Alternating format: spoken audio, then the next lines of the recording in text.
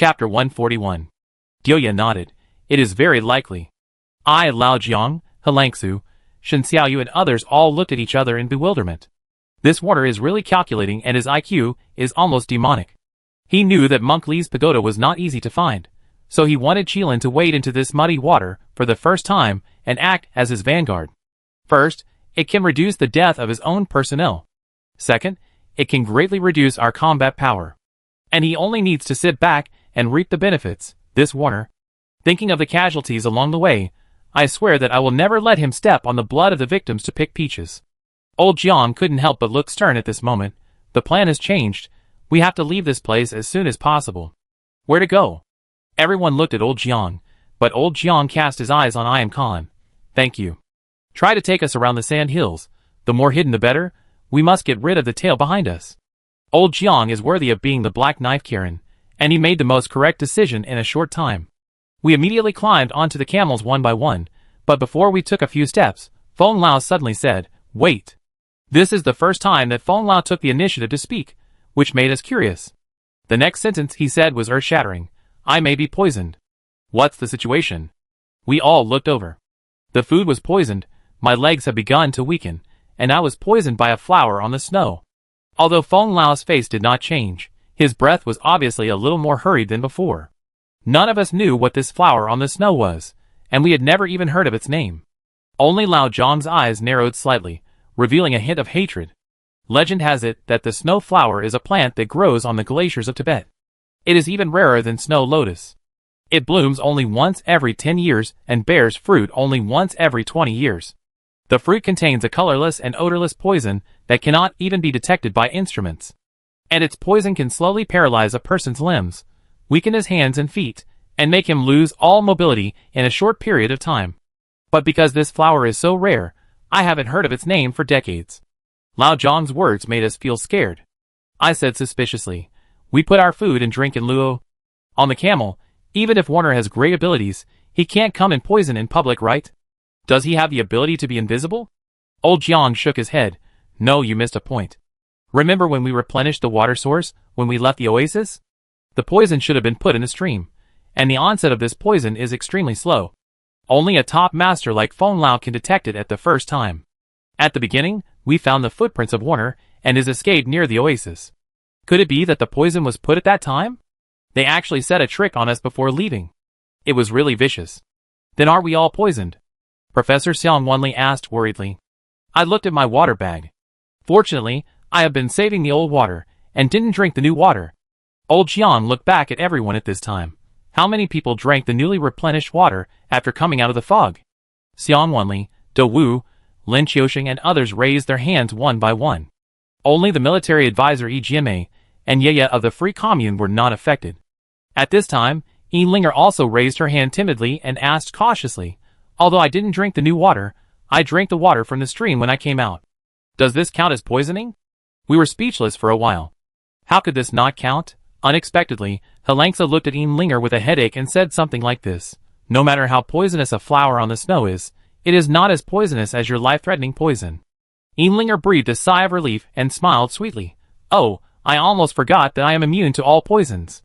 With this little episode, everyone was not as nervous as before. But just after talking about Yi Linger, Helangsu sighed immediately because she was also poisoned. The bald man also drank a lot of water. As for the eagle, the camel, the peacock, and the crow were all poisoned one by one. This result was hard for us to accept for a while, because we almost lost 80% of our combat power at once. The situation had reached a critical level. Fortunately, Lao Jiang had encountered many things, and he immediately changed the order for the third time. Don't leave. If anyone falls, water will come out in full force. Don't forget, he is staring at us with a telescope. But this is closer to the snake's nest. Guofei showed an expression that was difficult to describe. The overnight journey that night had originally made us far away from the snake's nest, but after stargazing and looking for tombs, we followed the Big Dipper all the way to the vicinity of the sand dune. Although it was not as close as the previous camping, the distance was not too far. If we encountered a rattlesnake foraging at night, I'm afraid it would be difficult to deal with. Lao Jiang insisted on setting up camp at the original location. After preparing everything, he used blankets to set up 2 new tents and repeatedly told us, remember, you must pretend that nothing has happened. Those who are suspected of being poisoned should go into the tents and wait for Linger to rescue them one by one. The others should take turns to stand guard outside. Then he looked at me. Li Jinglan, just chat loudly with Ye. You must chat happily, and it's best to laugh out loud for me, and spread it as far as possible. We must let Warner feel that we haven't drunk the poisonous water yet, and we still have enough manpower. He is a suspicious person, and he will definitely not dare to act rashly under vigilance. The night is dark, and the vast sky is covered with a deep blue night curtain.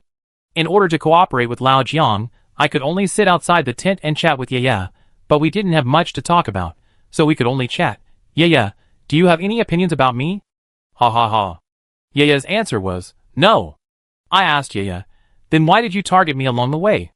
I saved you several times, ha ha ha. Ye angrily tore off a bunch of weeds and said, who told you to get together with that old guy? Can you save me without taking his jade pendant and ring? A greedy and lustful person. I spread my hands. I admit that I am greedy, but I don't admit that I am lustful. I have said countless times that I didn't touch your butt on the tram. Ye showed an indifferent expression. I know, it was your master who touched it. I was shocked at first, and then pointed at her and said, then you still. Realizing that my expression was wrong, I quickly laughed again to cover it up. Ye shrugged helplessly. Can you stop laughing? It's so fake. Come, and sit next to me. I won't eat you. I just think this willful and capricious young lady is extremely annoying, so I deliberately sat far away from her. But thinking of how many good things Deoya had given me, and seeing him hiding from his daughter all the way, he still cared about his daughter in every way. I couldn't help but want to say a few words for Deoya, so I sat next to Ye and said seriously, actually, Deoya cares about you very much. Ye said she was not surprised. I know. She even knew this? I asked her why she avoided Deoya like a snake or scorpion. Chapter 142. Under the night, Ye's figure was thin, and her thin lips uttered words that were colder than the coldest ice, because I will never, ever forgive him in this life. I was speechless. What did Ye do? Is there a misunderstanding? Ye pulled the corners of her mouth and smiled. Are you saying that it was a misunderstanding that he went to the northwest to rob tombs when my mother was close to giving birth and needed her husband's company the most? Or is it a misunderstanding that my mother took a lot of concubines after giving birth to me?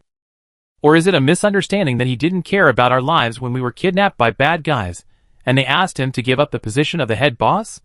Oh, I heard it clearly at that time. He said that my mother was old and ugly. How can I be as charming as a girl? As for me, I am just a girl, and he can give birth to 17 or 18 boys. I saw all these with my own eyes, and heard them with my own ears. How could there be any misunderstanding? I can't forgive any of these three things. Especially the last one. When my mother died in my arms, I told myself that from now on, I am no longer the daughter of Master Dia. My name is Shang Wanlanwe, and I have nothing to do with Zhou Shaman. I stared at Ye in a daze, not daring to believe that the Master Dia she knew was such a cold-blooded and ruthless person. From getting along with Master Diao, I can clearly feel his kindness and tolerance towards his subordinates, and his love for Ye. Otherwise, with Camel's big mouth, he would have been killed countless times. But Ye heard it with her own ears, and saw it with her own eyes, so it is difficult for there to be any misunderstanding. I was thinking about how to ease the atmosphere of the chat, but I caught a glimpse of the hazy silhouette in the tent with the corner of my right eye. I saw a golden poisonous insect spit out from the mouth of a pretty girl. This was Linger's natal poison, the golden silkworm. The golden silkworm grew wings at a speed visible to the naked eye, grew up little by little, and flew onto Feng Lao's body, as if to help him absorb the toxins in his body. Feng Lao, Helan Shui, Guangtou and others were able to suppress Shuishang Yizihua for the time being because of their superb internal skills, but Xiang Wanli and others were in trouble. They had collapsed in the tent, and couldn't even stand up.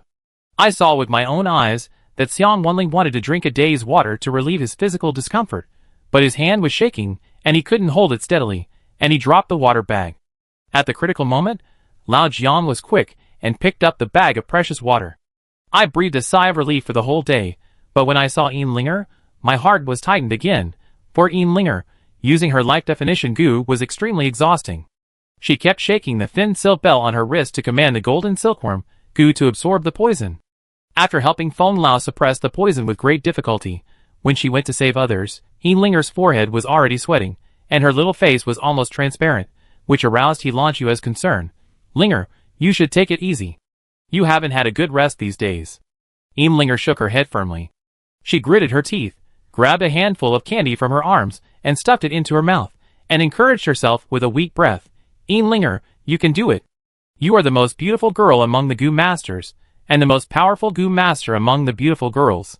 The hope of the whole team is on you, and you must not let everyone down. Come on, come on. Seeing this scene, Yaya and I felt a little sorry, but we couldn't help except confusing the enemy. After sucking 3 people, the golden silkworm turned from gold to black, and could only stop temporarily to use the method of drawing silk to expel the toxins in the body. Linger was also exhausted and panting. Lao Jiang walked out silently. He took out a cigarette and held it in his mouth, but did not light it. I saw anger, worry, and a trace of sadness between men in his eyes, and couldn't help asking, Master, what's wrong with you? Lao Jiang looked into the distance and replied to me with an inexplicable question. Do you know why I know Shuishang Yi Hua? Before I had time to think, he took the initiative to explain. When fighting with Warner, the boss was poisoned by this poison and his legs were disabled. I was shocked. So this is the case. I couldn't help but worry. What about Mr. Feng? Old Jiang waved his hand. Fortunately, Mr. Feng found out early, and no one was poisoned too deeply. Besides, Linger is here, so nothing will happen. But all the poisoned people will lose their fighting power within a day. This battle is getting harder and harder. I don't know how long it took, but as Linger in the tent breathed a sigh of relief, everyone's poison was finally cured.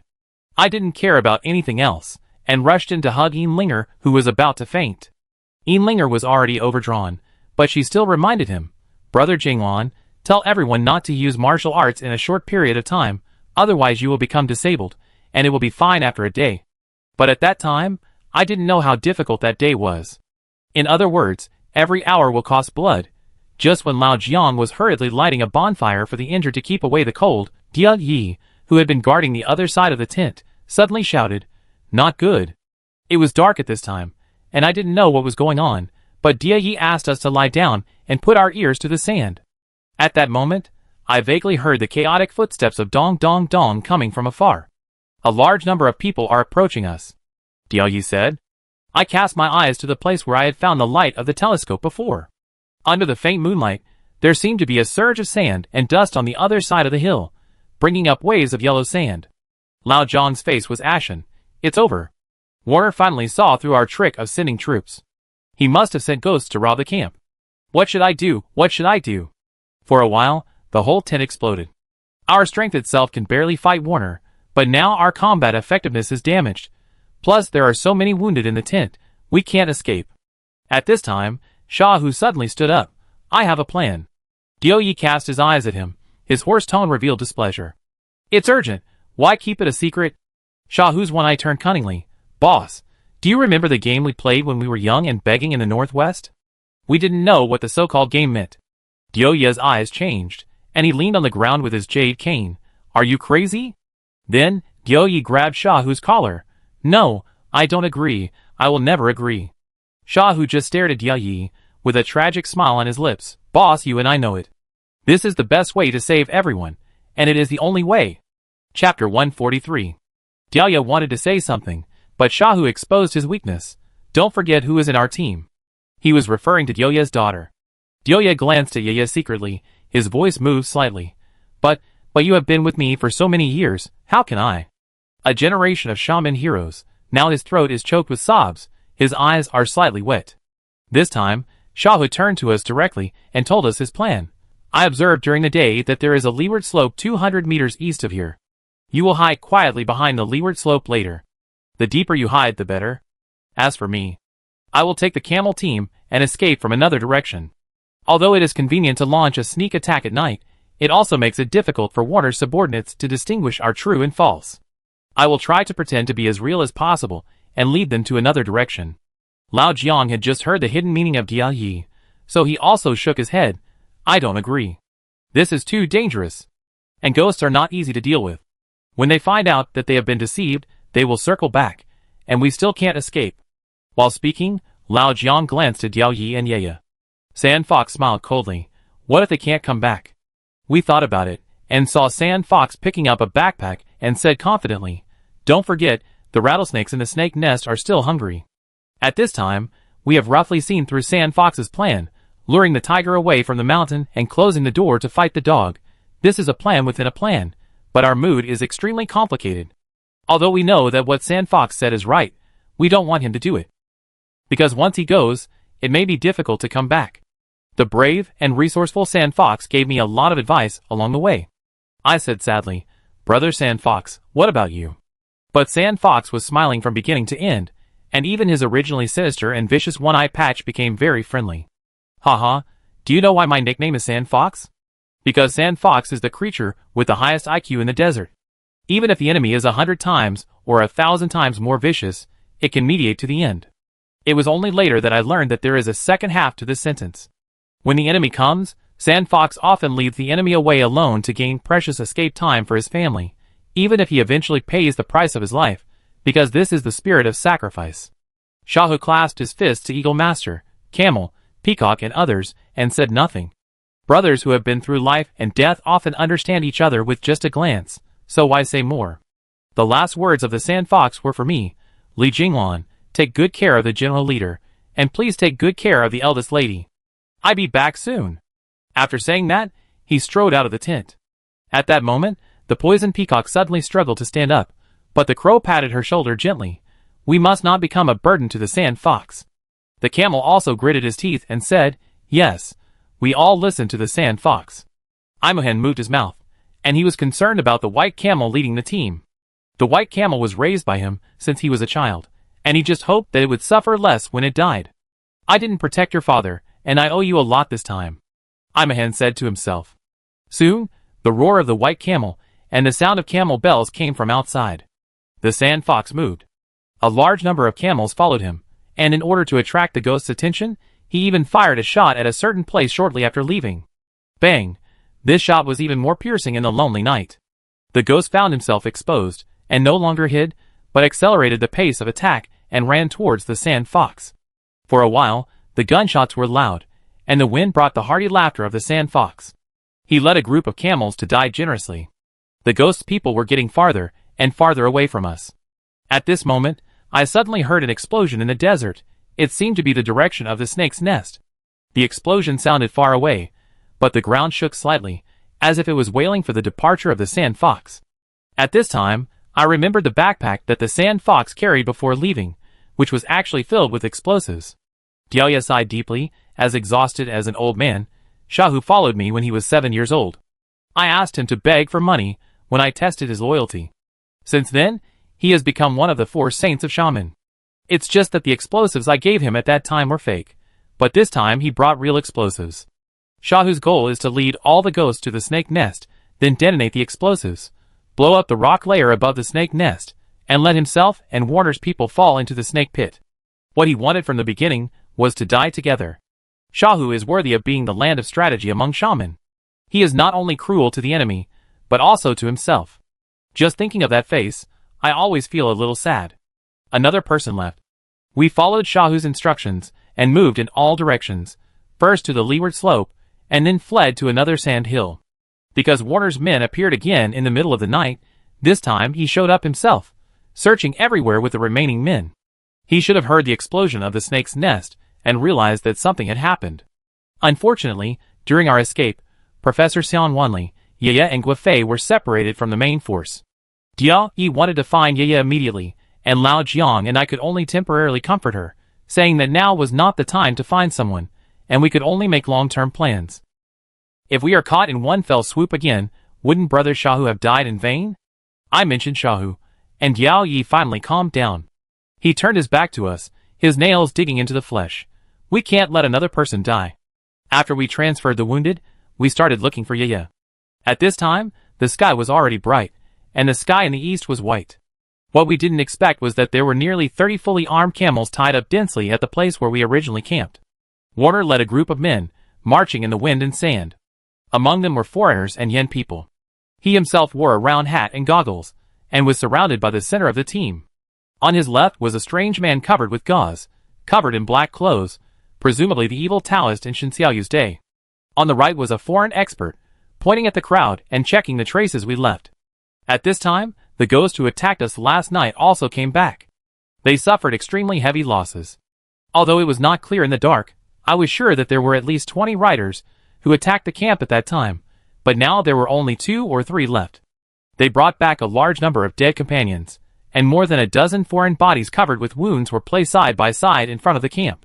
The people who carried them wore protective gloves, obviously for fear of being contaminated by snake venom. There was also a man in the team wearing a cowboy hat, with a beard, deep eyes, and a high nose, who was very eye-catching. He rode a desert pony and slowly approached.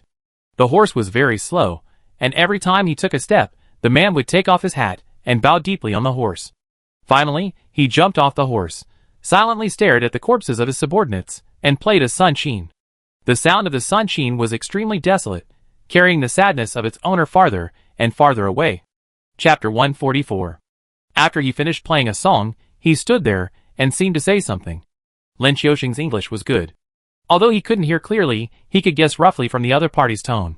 He seemed to be saying that many years ago, I brought you from the west to Ghost, and let you bid farewell to poverty and troubles, so that you don't have to ride horses to deliver letters every day, so that you are no longer insulted by the capitalist upper class, and you pick up revolvers to fight like a real cowboy. I said that if I take you out of your hometown, I will let you go back intact one by one. When you are old, I want each of you to own a luxurious manor, filled with red wine, raise turkeys, and hug your wife and children on Thanksgiving, recalling your own glorious life. But now, I feel like I am wrong. Lin Xiaoxing held a telescope, and he would translate every sentence the other party said for us. The next moment, the bearded man pulled out the golden revolver from his waist in milliseconds, and fired several shots into the sky. Revenge. More than a dozen cowboys behind him also fired into the sky, shouting loudly, Revenge. Shen Xiaoyu told me. He is the one I mentioned before, the #1 ghost killer, the fastest man in the world, Dante. The death of his companions made Dante extremely angry. Even from such a distance, I could feel the murderous aura emanating from his body. Isn't that Sand Fox? At this time, I saw one of Dante's men riding a camel forward, and the camel was actually dragging the body of Sand Fox. At this time, only half of Sand Fox's body was left, and everything below the waist was blown away, and there were many marks of being bitten by rattlesnakes on his body. But Dante did not let the Sand Fox go. He ordered his men to tie the corpse of the Sand Fox they picked up to the horse's tail with a rope, and he rode the horse and dragged it back and forth deliberately, venting his anger. We couldn't bear to watch it at all. Diu Ye's eyes were completely red. He clenched his fists and wished he could fly out and chop Dante right away. But the most important thing now is to find Ye and the others. We didn't want to stay here any longer, but we didn't expect the next scene to force us to retreat. At this time, Xiang Wanli, Ye, and Guifei appeared in the group of cowboys. They were all tied up and brought to Warner. Because Xiang Wanli and Guifei were poisoned at the time, Ye was helping them retreat, but when we gathered, we found that they disappeared. Unexpectedly, they all fell into Warner's hands. Several people were tied up and thrown to the ground. Guifei staggered to his feet, as if he wanted to scold Warner. As a result, there was only a bang, and Guifei was shot in the head by Dante, who was not satisfied, and blood splattered all over the ground. This scene scared us. Warner seemed a little surprised, and he scolded him unsatisfiedly, and Dante put away his gun. Of course, he was not kind, but wanted to keep Professor Xiang Wanli and Ye as hostages. Because they set up a camp on the spot, and wrote a line of huge letters on the sand in front of the camp. Hostage. Lin Xiaoxing explained. This means hostage, he wants us to see it. After doing all this, Warner calmly ordered his men to set up a table in front of the camp. There was also a bottle of red wine on the table. Warner opened it leisurely, poured himself a glass, and elegantly crossed his legs to taste it for a day. There was also an empty wine glass on the opposite side, as if waiting for someone. I asked Lao Jiang what this meant, and Lao Jiang frowned. The string of English is to let us know that the hostage is in his hands, and he is now sitting alone in front of the camp, actually waiting for us. Wait for us? What are you waiting for us to do? I asked. Lao Jiang spit out 2 words, negotiate. Now we are in a dilemma. Going to negotiate with Warner is like a sheep entering a tiger's day, but we absolutely cannot ignore Wanli and Ye.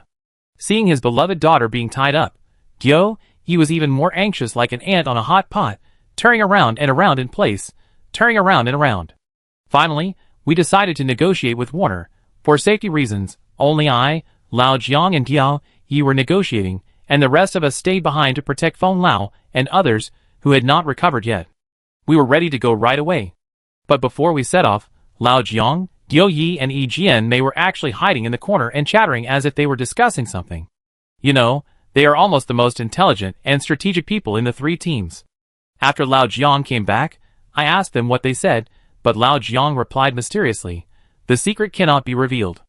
The 3 of us deliberately went down the sand slope in another direction. In order to let Warner see, Lao Jiang specially fired a newly replenished flare into the sky. Warner seemed to be a gentleman, nodded slightly to us, and then ordered his men to put away all their guns and wait for the arrival of the distinguished guests. "I didn't expect that we would meet in this way, Mr. Jiang." Warner snapped his fingers, and his men laid a goat leather mat for us. This foreigner seemed to want to show off his nobility everywhere. Old Jiang sat across from us without fear, meeting Warner's gaze. "Stop talking nonsense. How do you want to negotiate?" Warner poured us a glass of bright red wine and said, "I'm sorry. My men found an injured old man and a lost girl last night. I asked them how much they were worth, and they said they were worth a treasure map." Old Jiang sneered, shameless. At this moment, Xiang Wanli shouted from behind, "Mr. Jiang, don't worry about our lives. Don't let Warner get the treasure map. We are not afraid of sacrifice."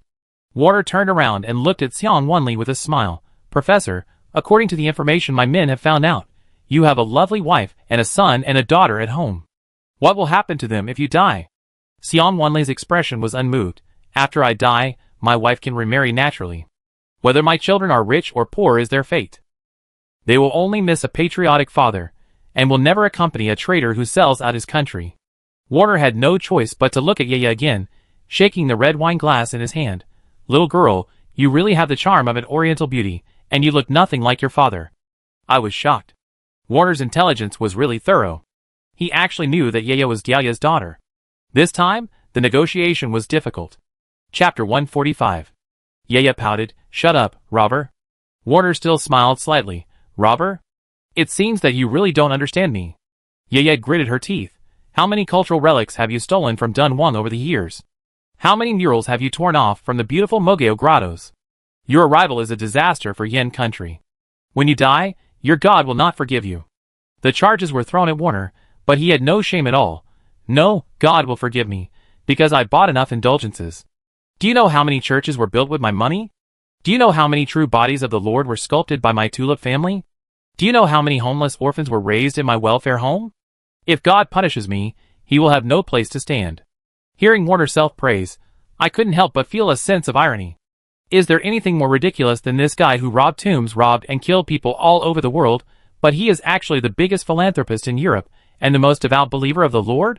Warner seemed to see the fluctuation of my expression. "Okay, I know you all hate me. Let me tell you a story." What surprised us was that the story he mentioned actually came from Dunhuang.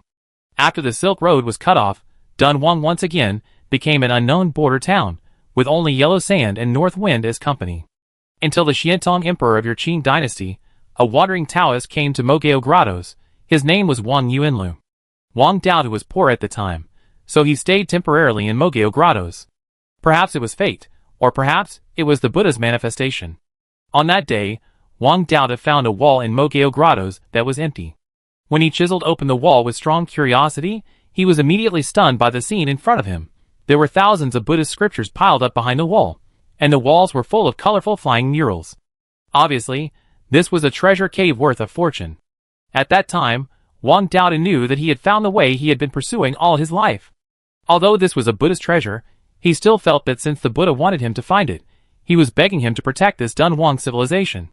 Even if he had to be displaced, even if he had to be looked down upon, even if he had to risk his life. Wang Daotu, who was quite patriotic, immediately rode a donkey, took 2 boxes of Buddhist scriptures, and rushed to Suzhou overnight.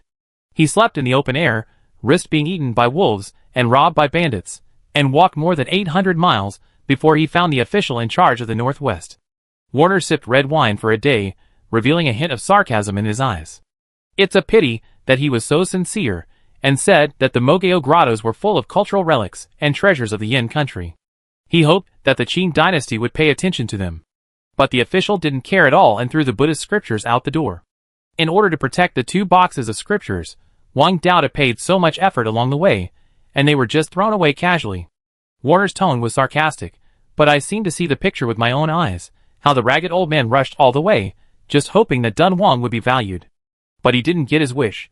Wang Daotu, who returned, waited hard, but never got a reply.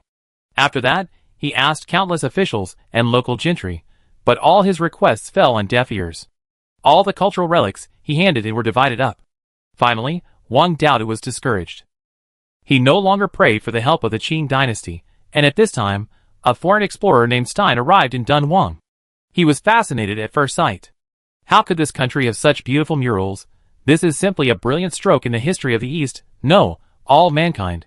Stein begged Wang Daodu to sell him a few paintings. Wang Daodu didn't want these things to flow into the hands of foreigners, but Stein threw out the most fatal temptation. He said that the murals he brought back would be treasured forever. He also promised to give Wang Daodu a lot of silver, and even send some workers to help him repair Mogao grottos. Wang Daodu compromised, but rejected Stein's last request, because he didn't want Mogao grottos to really fall into the hands of foreigners. Stein converted more silver into more silver, and gave it to Wang Daodu, and he returned happily with the murals. Wang Daodu also used silver to repair the Mogao grottos. He didn't want this valuable place to be destroyed in this generation. His greatest wish for the rest of his life was that the Mogao grottos could be protected, even with the help of the most despicable foreign forces. When the Dunhuang murals were introduced to Europe, they were published in countless books and pictorials, which made the whole of Europe boil over, and of course attracted our Tulip family. Tulip means protection, and our family has a belief, which is to protect all the human treasures in the world. At that time, the whole family unanimously confirmed that they would form the strongest expedition team in history to rush to Dunhuang, and get more murals and Buddhist scriptures at all costs. Wang Daodu couldn't stop us by himself, but we didn't kill him. When he was standing in front of the Mogao grottos, my father just knocked him out and tied him up until the cave was emptied. Because the Tulip family saw the spirit of protection in Wang Daodu. Many years later, my father heard that Wang Daodu had died. He didn't die of illness or old age, but was cursed to death by your ignorant compatriots. How ridiculous. Such a hero who guarded Mogao grottos all his life has become a traitor, and an unforgivable person in your mouths. Do you know? It was this traitor in your mouth who used the little money left by the Tulip family to guard more Buddhist caves that we didn't know about yet. The only thing he left behind was a small Taoist temple and ragged clothes. And you, haha. Warner laughed so hard that he lost his grace. Besides being cowardly and getting beaten, can you protect your own things? Hearing Warner's words, Xiang Wenli's face turned red, but he still raised his head stubbornly. History always has limitations, but it is undeniable that it was because he sold the murals overseas that the Mogao grottos were doomed. Wan didn't expect that before Warner spoke, the black-robed Daodu behind him actually walked over. Snap! He slapped Xiang Wenli with a cry, cold-blooded. Without him, Mogao grottos would never have survived until now. Without him, more cultural relics and murals would have been divided up. The Qing dynasty could not rely on him, and the current Republic of China could not rely on him even more. At this time, Ye shouted, "No, our professor has never belittled Wang Daodu. He has defended Wang Daodu's name in his papers many times before. Even if he accidentally attracted a large number of foreign explorers, he discovered the Dunhuang civilization, and it was he who protected the last light of Mogao grottos. He is a controversial guardian, but he is definitely not a traitor. It's just that our people's thoughts have not yet awakened, but it's only a matter of time. In the future, more and more people will give Wang Daodu a fair evaluation. The Free Commune is now guarding the Mogao grottos, and it is also a spiritual inheritance." Ye's words moved the black-clothed Daodu slightly. He looked at Xiang Wenli, as if he wanted to get confirmation from him. Chapter 146. Warner interrupted and asked the black-robed Taoist to retreat. In fact, this behavior is not only happening in your Yin country, but also in every corner of the world, Warner said. In ancient Maya, ancient Egypt, ancient India, and ancient Babylon, some locals were only obsessed with money, and some locals only wanted to grab more territory through war. They have forgotten that their ancestors were one of the best civilizations in the world, and the feet they stand on were once an ancient country with a long history. They don't care who gets those priceless cultural relics. There are only two endings for cultural relics in war-torn areas, either sell them or destroy them. I have seen an entire Quetzalcoatl palace blown up by cannons, and I have also seen the pharaoh's mask being sold to hawkers by ignorant people. Do you know how much it is worth? It's just a bag of flour. Warner smiled bitterly. Dear Professor Xiang Wenli, please ask yourself, if the first batch of foreign explorers had not taken away the murals of Dunhuang during the Qing dynasty, how many of these thousands of murals would be left today, and the scriptures would have rotted away without anyone watching over them? But it is precisely because of the first explorer Stein, and the later Tulip family, that you know there is a Mogao grottos in Dunhuang. You know that there are treasures abandoned by you in the museums of America, the sun never sets, and Great Britain. For many things, you only know how to cherish them after you lose them. Old Jiang said at this time, bandit logic. Water sighed. I know you won't understand me, but this is the mission of the Tulip family. Since my grandfather's generation, we no longer expect to be understood by others. Our mission is to save and protect the cultural relics that are about to be destroyed in every corner of the world, even at the cost of our lives. Several centuries later, when you see them lying safely in the museum, you will know who is right. Please remember that archaeology has no borders, and human civilization can be protected by anyone who wants to protect it. I finally couldn't help it and said sarcastically, don't package yourself as a savior. Archaeology has no borders, but archaeologists do. The treasures of our Yen country should be placed in the museums of Yen people, not yours. America, the sun never sets, or Great Britain. You have made yourself so great, well, let me ask you. If our country is able to protect these cultural relics in a few years, will you return our national treasures? I actually wanted to completely expose Water's hypocritical face, but I never expected that his answer really surprised me. Water's eyes were fascinated. If there is such a day, your people are proud of the history of 5,000 years, your country is able to defend its own treasures, and your nation rises again in the East, how do you know that I will not return it? I was stunned and thought that Water was setting a trap. But I never thought that this day would really come in the future. At this time, Lao Jiang suddenly stood up and swept away the red wine on the table with one hand. The black knife on his waist reflected a strong murderous intent in the sunlight. He questioned Warner, enough. Why do you insist on having this treasure map? You promised at the beginning that you would never set foot in Yin country again. Warner spread his hands. Sorry, I broke my promise. This trip to Dunhuang involves family secrets, so it is not convenient to disclose them to you. What I can tell you is that 15 years ago, my father brought the strongest Sino-US joint expedition team in history to this place, looking for something that could affect the rise and fall of the family. But he failed, leaving me and my mother behind, and he didn't even have time to leave a will. After that, the desert of the dead became the sad place of the Tulip family. I didn't want to reminisce, but then I accidentally got a clay statue, discovered the secret behind it about the 8 divisions of Buddhist dragons, and found the first guardian tomb, the tomb of the king of Western Qin. Water seemed to be trying to show his sincerity as much as possible. He told us that it was in that Western Qin tomb that he found the 13th-day golden coffin. Lao Jiang smiled disdainfully. Qilin knew about this a long time ago. I also know that an accident occurred when the coffin was opened that day. The coffins of the previous 12 days were filled with the bodies of cursed workers. Warner nodded and said in fluent Chinese, I am very clear about your powerful intelligence capabilities of Qilin, but do you know what was in the golden coffin on the 13th day? Lao Jiang and I looked at each other in surprise.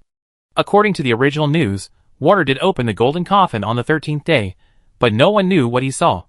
We only knew that the things in it made Warner's souls run away, and he fled the desert that day. My mind moved, and I looked at Warner in surprise.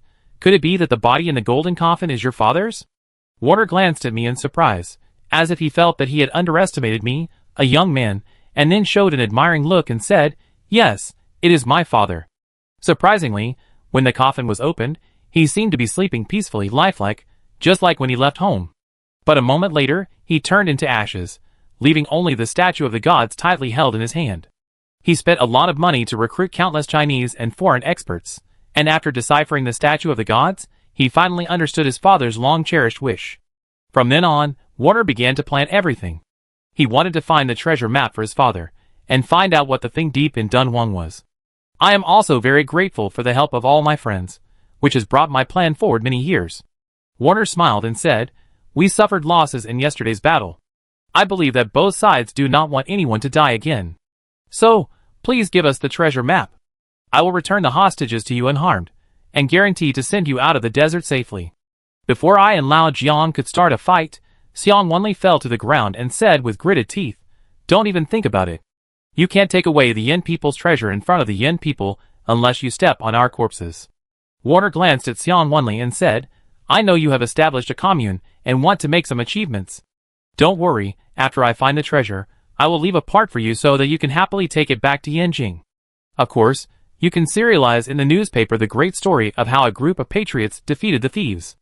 After the matter is done, I will return to Life's own country, and never set foot in Yin country again. Warner's words are full of sincerity. After all, they are now in the upper hand, and have two crucial hostages in their hands. But Lao Jiang and I can't nod no matter what, because Qilin's mission is to defend the national treasure. What if I say that I won't let you take even a brick from Dun Wang? Lao Jiang stared at Warner coldly, and the black knife was ready to be unsheathed at any time. Chapter 147. Warner's eyes gradually turned cold, and he said, "Then I will kill the two hostages behind me now, and then kill you. The others are poisoned. They should not be able to run far, right? Believe it or not, I will dig 3 feet into the ground, dig them all out, and let them end their lives one by one in the most painful way." I laughed. Old Fox finally revealed his true colors. Warner gave us one last chance and asked us, "Do you want to change?" "No." Lao Jiang and I answered in unison. However, at this moment, Guo Yi pulled out a pistol and pointed it directly at Lao Jiang's head, shouting with red eyes, "Change." After that, he took out the crucial treasure map from his arms. This scene caught Lao Jiang and I by surprise, because we never thought that we would be betrayed by our teammates, who had been through life and death all the way. But Dioya said with shaking hands, "I'm sorry. For Yaya, I can only do this." Warner couldn't hide his joy and couldn't help but applaud. "You are such a good father. I am almost moved to tears by your father-daughter love." Yaya's face showed determination, and she shouted to Dioya, "If you dare to change, I will die in front of you." Dioya staggered slightly, as if he was afraid that Yaya would do something stupid. Yaya continued to shout, "Do you think I can forgive you like this? No, I will only hate you more." "But how can Dad watch his daughter die?" Dioya's hands holding the gun were shaking violently. Yaya smiled sadly. "Didn't you watch your mother die like this? How come the cold-blooded and ruthless Zhou shaman always changed his mind? You don't want the colorful glass relic of Monk Le? But I heard that Qilin promised you that you can choose the first thing after entering the pagoda." Dioya's eyes were red, and the treasure map in his left hand was swaying from side to side. Warner was afraid that Dioya would regret it, so he hurriedly urged him to give the thing to him. Yaya had no intention of shutting up. She recalled the past and said, "When my mother gave birth to me, she had a difficult labor and heavy bleeding, but you were robbing tombs in the northwest. Don't you love these gold and silver treasures? Then you will go all the way to the end. When you needed your husband the most, you didn't stay with your mother, and she didn't blame you at all. Later, you took so many concubines, and your mother didn't say anything to you. You didn't go home, and your mother had to heat up the food again and again. In the end, you abandoned us and caused us to fall into the hands of our old enemy. The other party asked you to choose between your relatives and the head of the group, and you left without looking back. But my mother said, no regrets, because you are the best husband in the world, and she will marry you in the next life. She told me not to blame you. Many things are beyond my control, but how can I not blame you? I never want a father who is always the boss. I just want a harmonious and beautiful family. This silly woman just remembers the little bit of good in the past, loves you all her life, and waits for you all her life. When my mother was dying, she said that the man she loved was a hero. Do you want her to regret it? You can't sell out your country. You really can't sell out your country, please, please." Yaya shouted this paragraph heartbreakingly, and Yaya was already in tears, and he murmured the word Ningqing. This must be the name of Yaya's mother. I thought that Yaya would be persuaded by Yaya, but unexpectedly, the next moment, Yaya's eyes were sharp, and he threw the treasure map directly on Warner. "Do what you say. Let my daughter come back. Listen, if Shangwan Lanhua loses a hair, I will go to Shaman and never reconcile with you, and I will chase you to the end of the world." Warner made an okay gesture and said with satisfaction, "Deal." However, at this moment, Yaya was so angry that she fainted. Dioya couldn't help but clench his left hand into a fist. At that moment, I clearly heard him whisper, "I'm sorry." I sighed for a day. At this moment, Yaya was the most difficult. Fortunately, Warner kept his promise and ordered his men to cut the ropes on Xiang Wanli and Yaya, and then two rough cowboys pushed the two in front of us. Xiang Wanli was already disheartened, and Yaya had fainted from anger. Lao Jiang and I had no choice but to help them walk back. But at this moment, something strange happened. Dante behind Warner quickly pulled out the golden revolver from his waist and said in a broken Yin language, "Your deal is done, but our grudges have not been settled yet." After that, he suddenly fired a shot at the sand under our feet. With a bang, I thought to myself, this is over. Warner doesn't want us to leave alive at all. Lao Jiang stopped and turned his head meaningfully and said, "I knew that you foreigners don't keep your word. Do you really think I'm so stupid? You come here empty-handed without any tricks left? Do you know that I, Lao Jiang, can shoot a pistol in addition to my sword skills? I have a very powerful unique skill, called Deadly serial chi gun, whoever I hit will die. Do you want to try it? Dante pulled the reins on the horse's neck and laughed disdainfully. There is no one in the world who shoots faster than me. Lao Jiang groaned twice. You don't believe it, right? After that, he made a gun shape with his hand and pointed it at a cowboy who had just touched Kia. At this time, I was confused. I have followed Lao Jiang for so long. How could I not know what he could do? I have rarely used a gun, so how could he learn a deadly serial chi gun? I felt a little worried. First, I was angry with Warner, then with Diao Yi, and finally with Dante. Could Lao Jiang be so angry that he went insane? But then an incredible scene happened. With Lao Jiang's PIU, the vast desert was filled with a sound of thunder and lightning. There was a melodious sound of gunfire, and in full view of the crowd, the defenseless cowboy was shot in the head. He didn't even have time to shout, and his brains were all over the faces of the people behind him. We were stunned, and Warner's team was instantly in chaos. Dante looked at a nearby sand hill with a sinister look. He almost immediately found the real source of the gunfire, and judged that there was an extremely powerful sniper ambushing there. But Lao Jiang's nonsense was a set of words. He blew on his fingers and said, "Who will be the next one? Who wants to try my deadly serial chi gun?"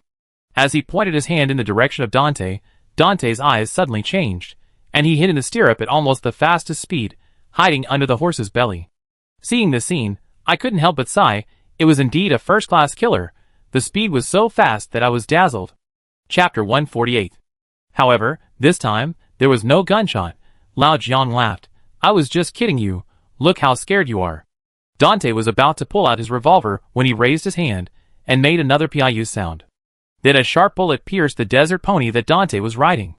Dante was thrown to the ground, and he rolled on the sand in a panic, shouting vigilantly, "Everyone, find cover, they have snipers."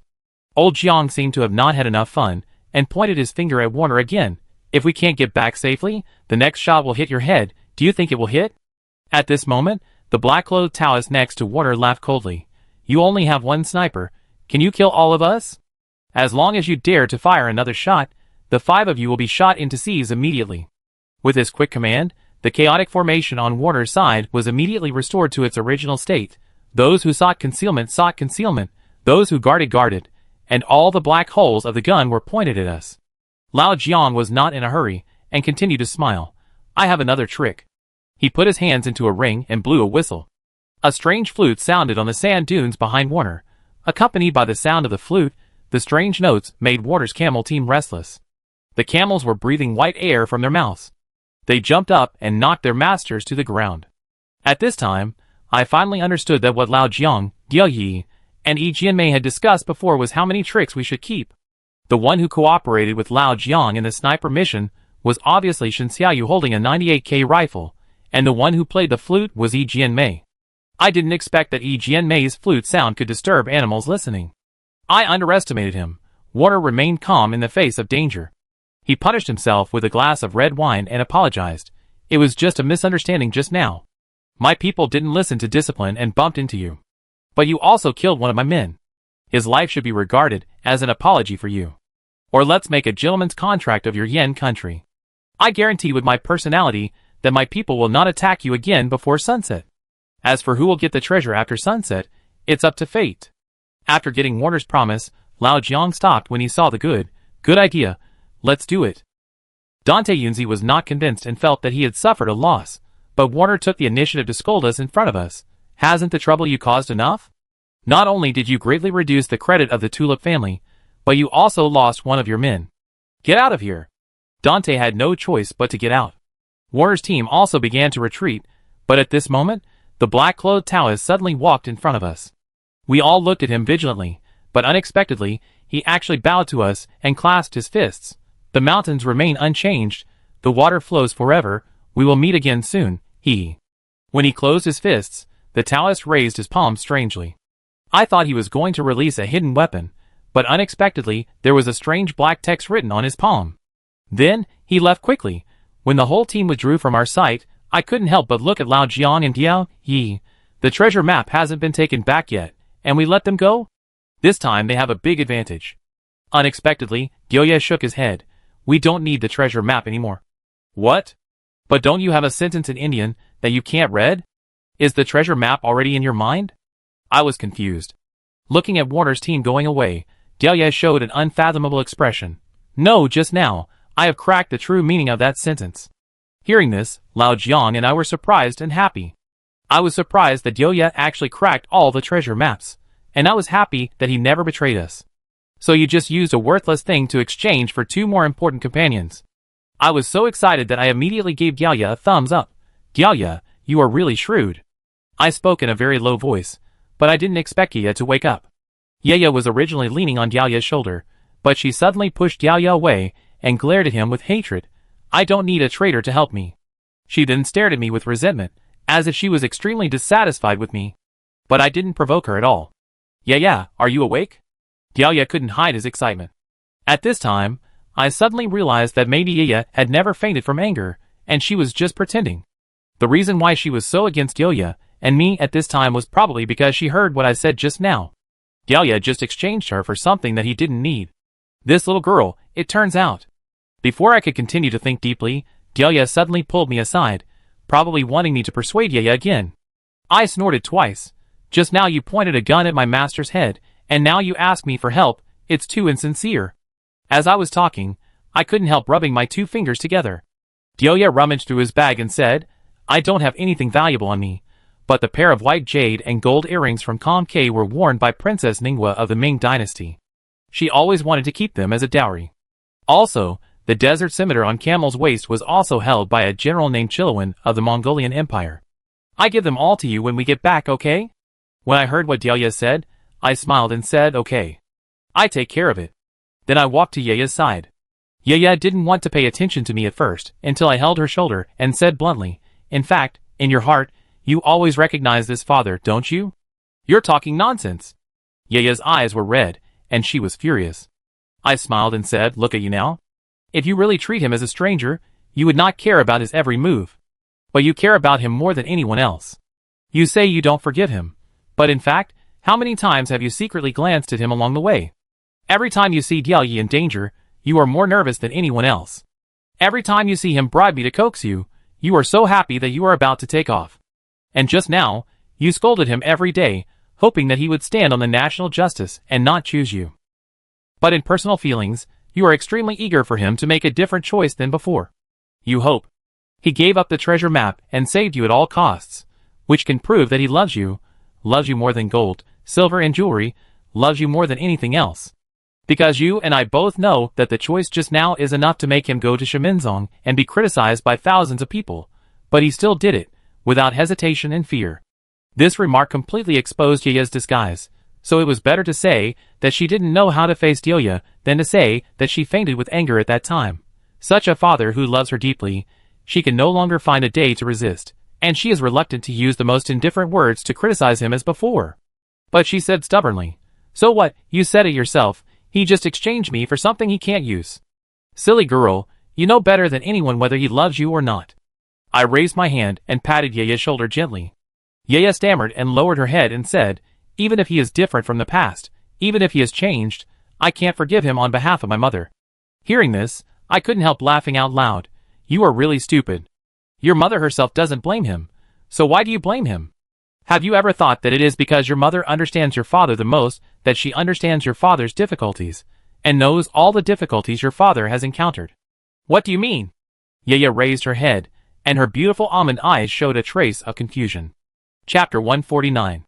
I mentioned the story of Lu Bang's father being captured by Xiang Yu, and told her that Lu Bang was even more cruel and indifferent at the time, and even laughed and said that if his father was cooked, he would give him a bowl of meat to eat. Do you think Lu Bang really doesn't care about his father? He just uses his indifference to confuse the enemy, making the enemy think that the hostages in his hands are useless, so that he can spare their lives. I remember you said that your father was not around when your mother gave birth. I think, if she really gave birth alone, you and your daughter would not have survived the difficult delivery. Your mother said she didn't blame your father, perhaps because she knew very well that although your father was not there, his men had been secretly protecting you and your daughter. As the head of the team, he can't show any weakness. So those concubines are nothing more than smoke bombs. If he is really lustful, how could he have only you as a daughter? Yeah, I know you are a very smart woman. You must have thought of all this, but you just don't want to believe it. Or you have believed it, but you are just unwilling to accept it. Hearing what I said, Yaya opened her mouth, but still didn't say anything. I sighed for a day.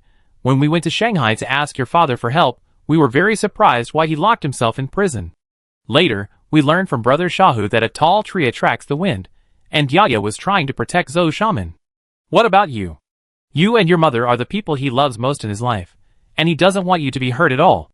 If Yoya is really a cold-blooded man who abandons his wife and children, how could he let your mother love him all her life, and have no complaints even if she died because of him?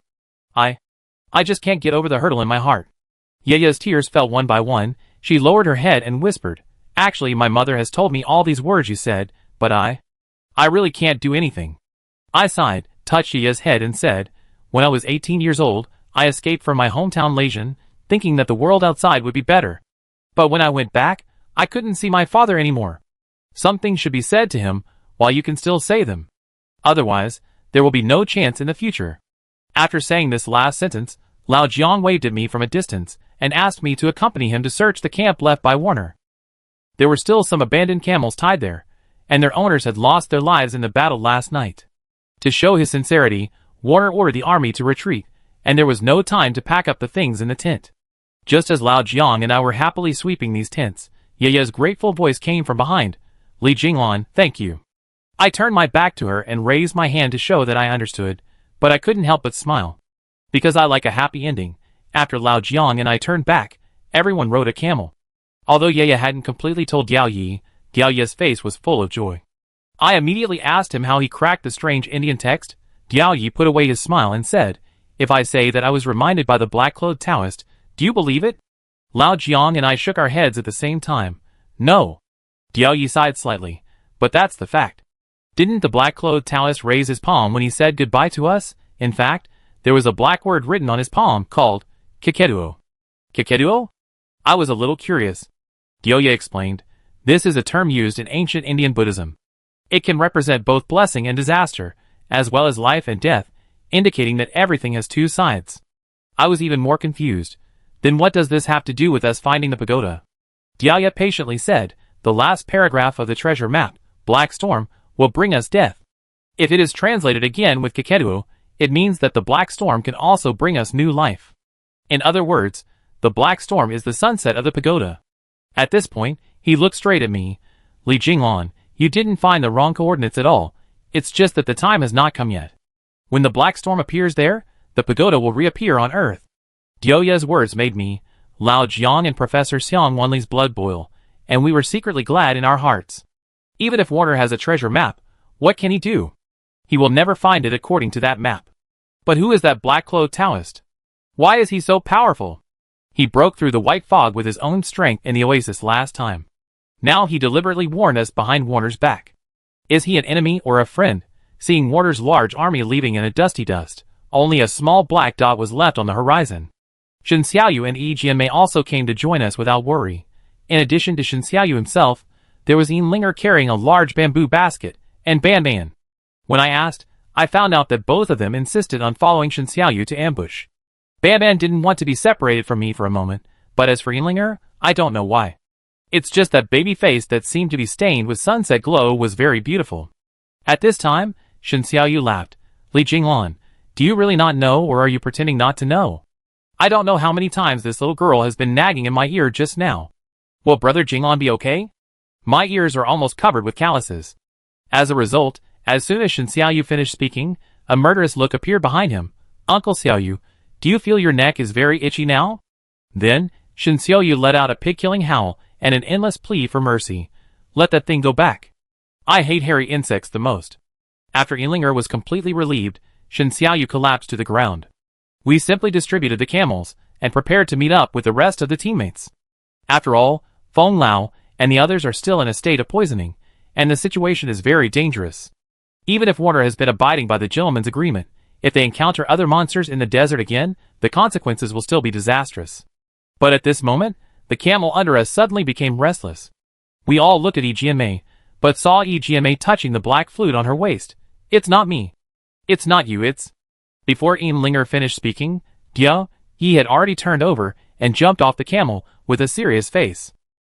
He grabbed a handful of yellow sand, put it under his nose and sniffed it hard, and then looked at the clouds on the horizon. The clouds that were originally endless turned into fish scales, and the edges of the fish scales were vaguely coated with a layer of black. Sandstorm, the sandstorm is coming. Diao Yi immediately returned to the camel and shouted to us. We must hurry to the point that Li Jinglan found before, otherwise it will be too late. Chapter 150. I asked, is it a black storm? Dioya breathed quickly, not sure, but if we wait until the next time it appears, we don't know when it will be. For now, we can only stop joining our teammates. After thinking it over again and again, Lao Jiang asked Yi Jianmei to inform the main force and protect them. Yi Jianmei is extremely smart. With him and Iangahan, who is proficient in desert survival, everyone should be able to survive this storm safely. Dioya asked Ye to go back with him, but Ye grabbed his arm for the first time, and a trace of determination flashed in her weak eyes. No, I want to go with you this time. Dioya gave me the feeling that he was petrified, staring at Ye blankly, unable to say a word. Before, Ye didn't even want to look at him, let alone touch him. This time, she took the initiative to grab his hand. Not only that, Ye also took off Dioya's mask and said with a smile, to be honest, this big-headed doll mask doesn't match your style at all. Dioya's weathered face finally appeared in front of us again, which also shows that Ye is willing to see him. He was so excited that tears were rolling in his eyes, and he responded helplessly, Okay. At this time, Yi Jianmei turned the camel and asked, Mr. Jiang, is there anything else I need to bring to everyone? Old Jiang said lightly, Old rules, if we haven't come back by this time tomorrow, you don't have to wait any longer. He paused, as if he had a fierce struggle in his heart. Wait! Tell Helangsu for me that in the future, I can no longer bring you the freshest handful of snow on Helan Peak on the winter solstice, and no one will secretly cut the plum blossoms you put on the windowsill. Hearing this, we all felt a little sad. Lao Jiang said this, so this trip might be more difficult than we imagined. Yi Jianmei looked at us one last time. Everyone, do you really have nothing else to say? No. What if you never come back? We laughed at the same time. Then you never come back. After that, we all pulled the reins in our hands and rushed towards the destination. At this time, the black clouds in the sky were overwhelming, and even the air had a little salty taste. The premonition of the end of the world became stronger and stronger. When we rode camels to the destination, we saw that the wind was whistling like a knife in the whole desert of the dead. The wind whirled around the point we had previously set with the Big Dipper. The whirlwind grew from small to large, and slowly formed a black tornado several dozen meters high. In the end, this huge tornado was like the pillar of the Buzhou mountain in the mythology of Yan State, and there was no end in sight. Wherever it passed, it swept away all the nearby sand and dead grass, and even the sun was completely blocked. It was magnificent and destructive. This is the power of nature, which can create everything and destroy everything. Is this the Black Storm? I asked blankly. Dioya narrowed his eyes. Wait and see, a miracle is about to happen. Everyone, look. Looking in the direction of Dioya's finger, sure enough, in the tornado that swept everything, I saw a scene that I would never believe in my life. There was a tall pagoda rising slowly from the quicksand. Yes, it was rising by itself.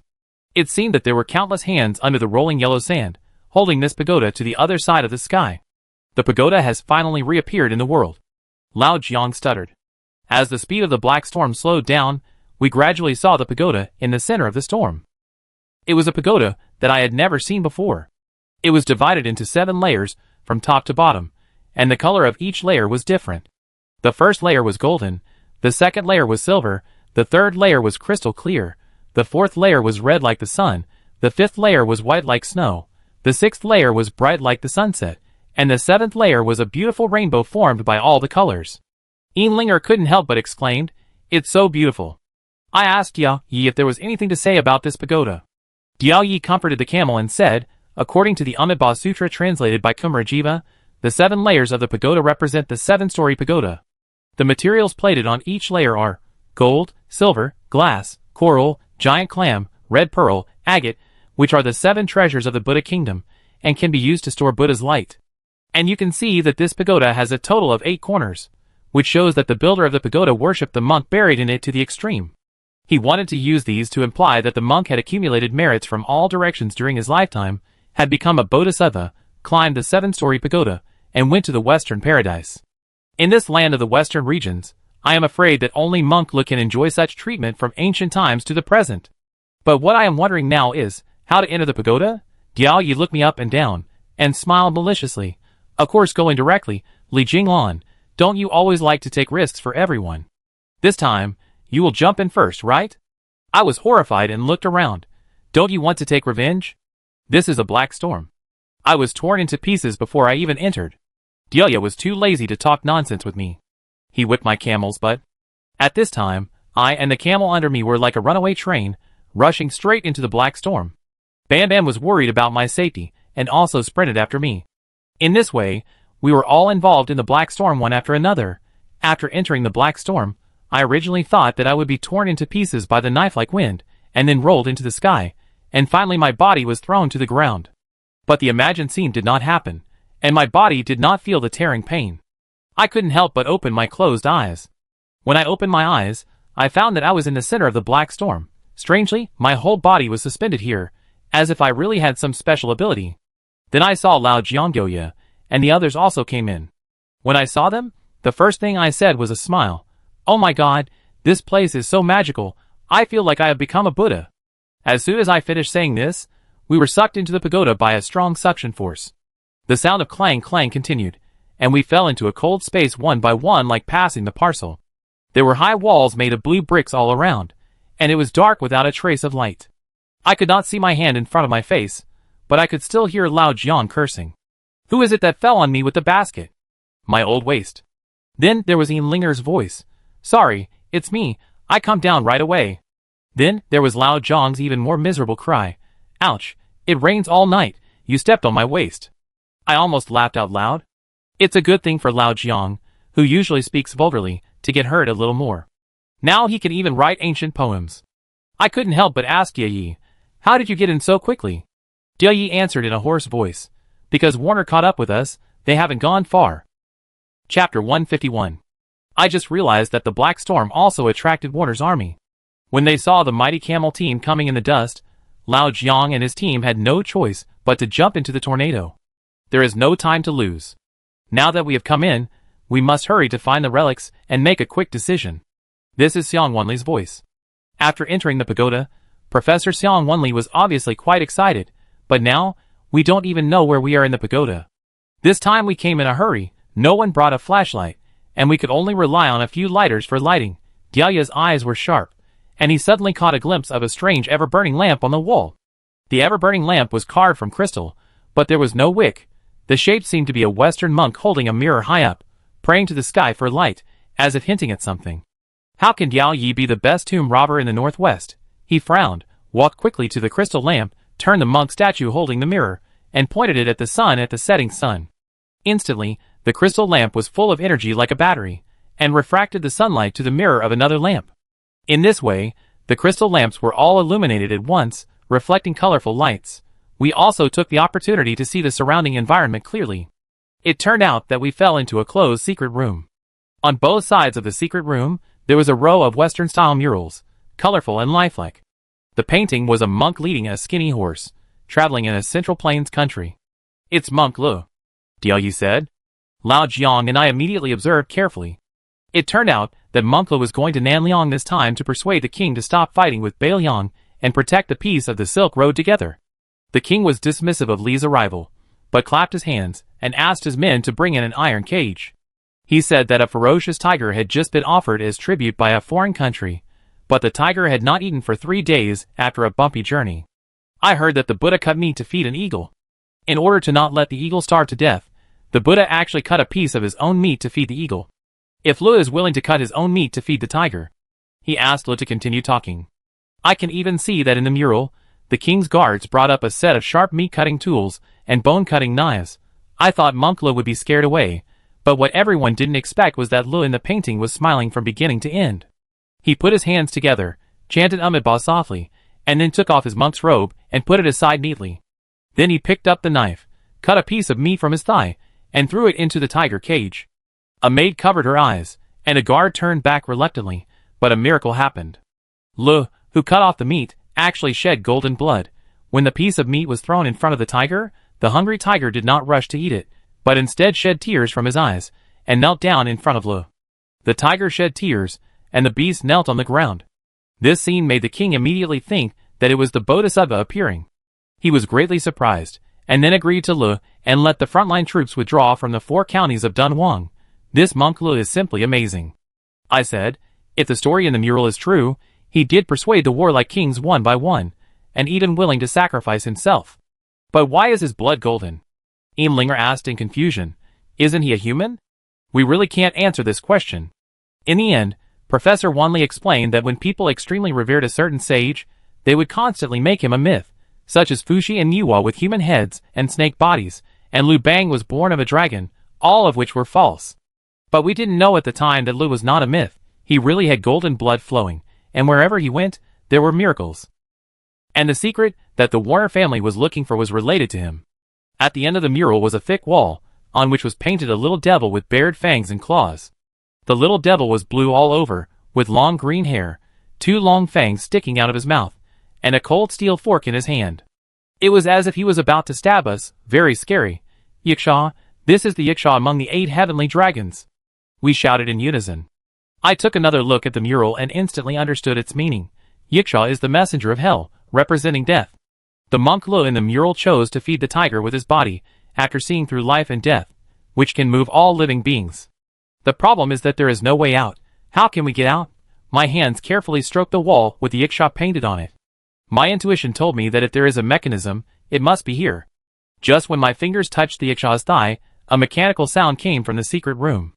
The row of bricks with the Yiksha's thigh painted on it all retracted, and in its place, a long stone platform stretched out. There was also a plate on the stone platform, and in the plate was a meat-carving knife, exactly the same as the knife in the mural. Imlinger was startled and covered her eyes and said, "Oh my God, it won't ask each of us to cut a piece of meat from our bodies, and put it on the plate before we can go out. This is too scary." Diao Yi narrowed his eyes and said, "It is really possible. If you don't have the determination to feed the tiger with your own body, how can you prove your piety to the relics?"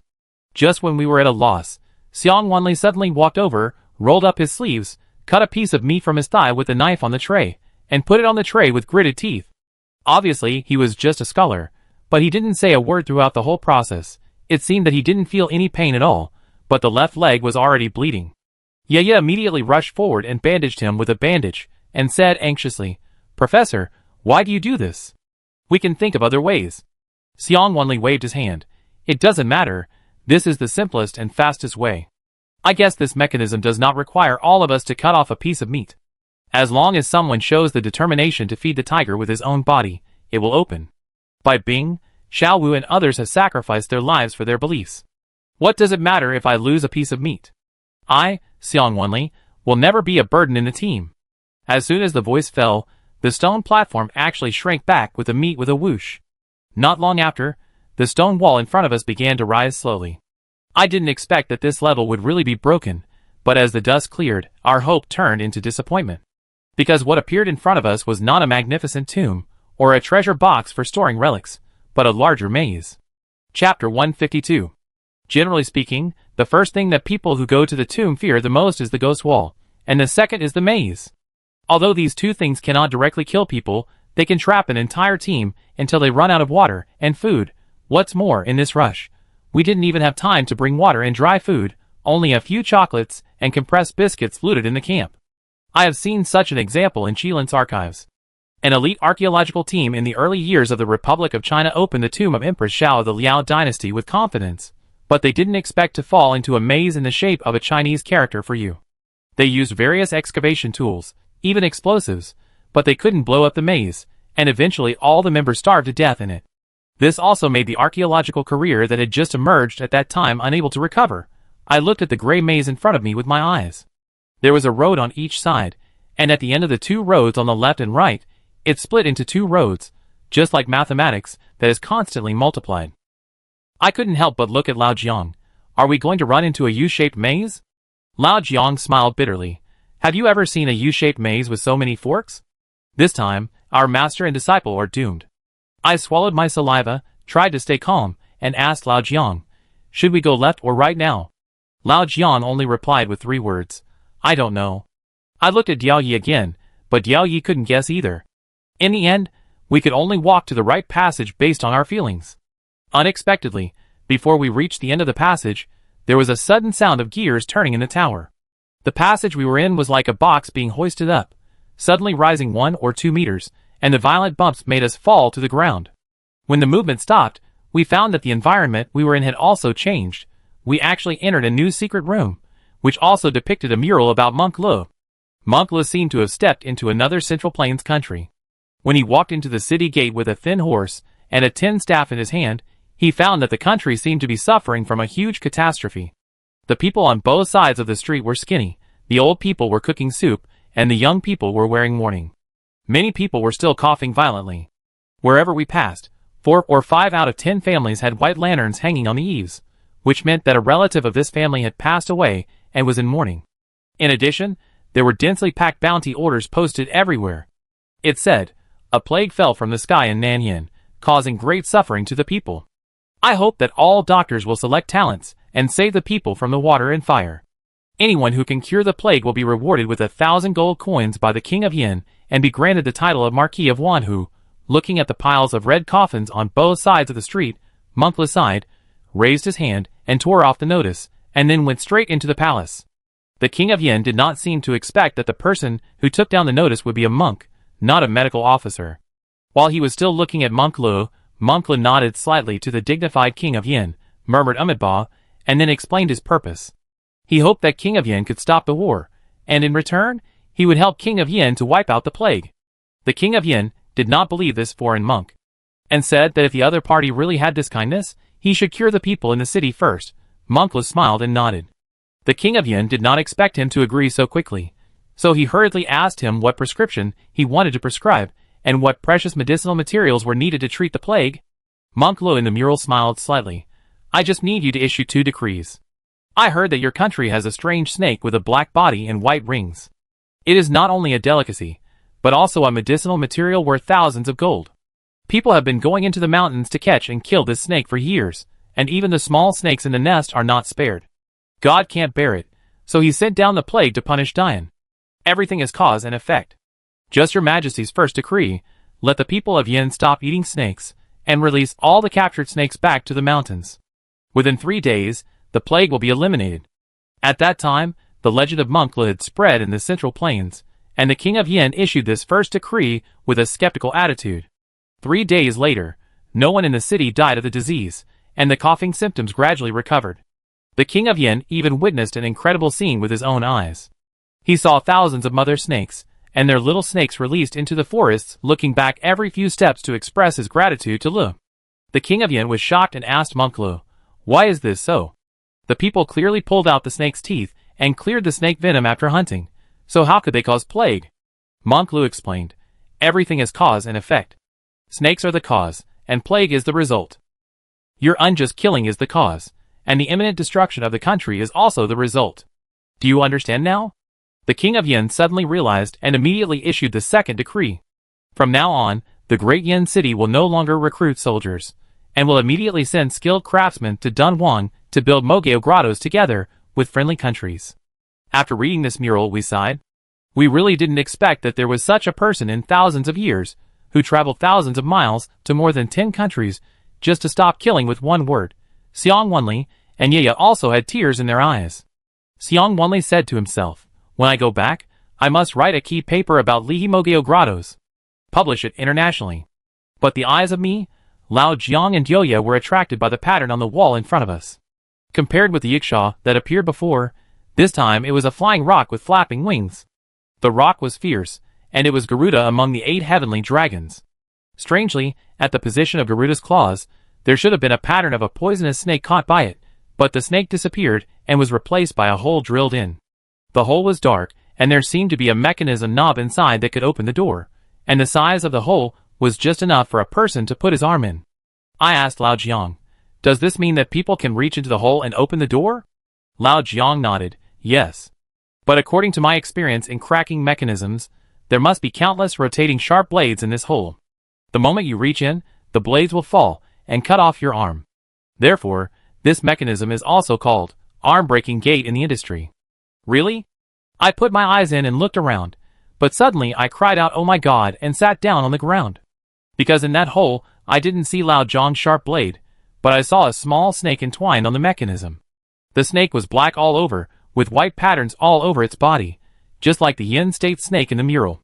But at this time it seemed to be in a dormant state, with its body entangled in the hole like a twist. If I reached in, wouldn't I be bitten and poisoned to death in an instant? Chapter 153. When I told Lao Jiang that there was a snake in the cave, Lao Jiang fell into deep thought. That's not right. Dia Yi also echoed. I don't think it's right either. After a while, the two of them seemed to have an epiphany at the same time, and looked at each other. In the end, Dia Yi spoke first. I didn't expect the mechanism in this pagoda to have such a deep meaning. It really caught me off guard. I asked Diao Yi what he meant. Diao Yi told me. Buddhism in ancient India believed that people suffer from birth. They divided life into 8 kinds of suffering, namely birth, aging, illness, death, love and separation, long-term resentment, failure to obtain, and inability to let go. It is said that the Buddha understood these 8 kinds of suffering under the Bodhi tree, and then he became a Buddha on the spot. Therefore, later Buddhism will determine whether a monk can understand the 8 sufferings of life as a prerequisite for whether he can achieve enlightenment. Li Jinglan, do you understand now? I shook my head, not quite understanding. Old Jiang continued. So far, we have entered 2 secret rooms. The first secret room represents Hiksha, which symbolizes death. The mural above actually expresses the determination of Monk Lu to face death and feed the tiger with his body for the peace of the western regions. And the representative of this secret room is Garuda, which symbolizes illness. The mural also describes the story of Monk Lu keeping the people of Yen away from the plague. The first level tells us that if we want to crack the mechanism, we must see through life and death. The second level should tell us that if we want to crack the mechanism, we must see through illness. That is to say, even if there is a snake in the hole, we have to put our hands in, because only in this way can we open the door. I was surprised and said, but the snake is poisonous. We don't have protective gloves or antidotes. If we are bitten for a day, we will definitely die. Let me do it. Xiang Wanli stepped forward and said with a fearless attitude, I am already very old. If I can pave the way for the younger generations before my life is burned out, it will be worth it. We all felt a little reluctant. Yayet even raised her hand. I will do it. I don't want to be a burden to the team. Let me help everyone. Dioya took a step forward and said sternly, Dad is still alive. When will it be my daughter's turn to take the lead? Yiling ran over. Can I go? Am I not immune to all poisons? Lao Jiang rejected Yinlinger's suggestion. The most. It is you who cannot be poisoned. When you helped Feng Lao and the others to solve the problem of Shueshang Yiji Hua, your life coup had been forced into a dormant state. If you are poisoned at this time, you will be in more pain than everyone else, and even gods cannot save you. Then let me do it.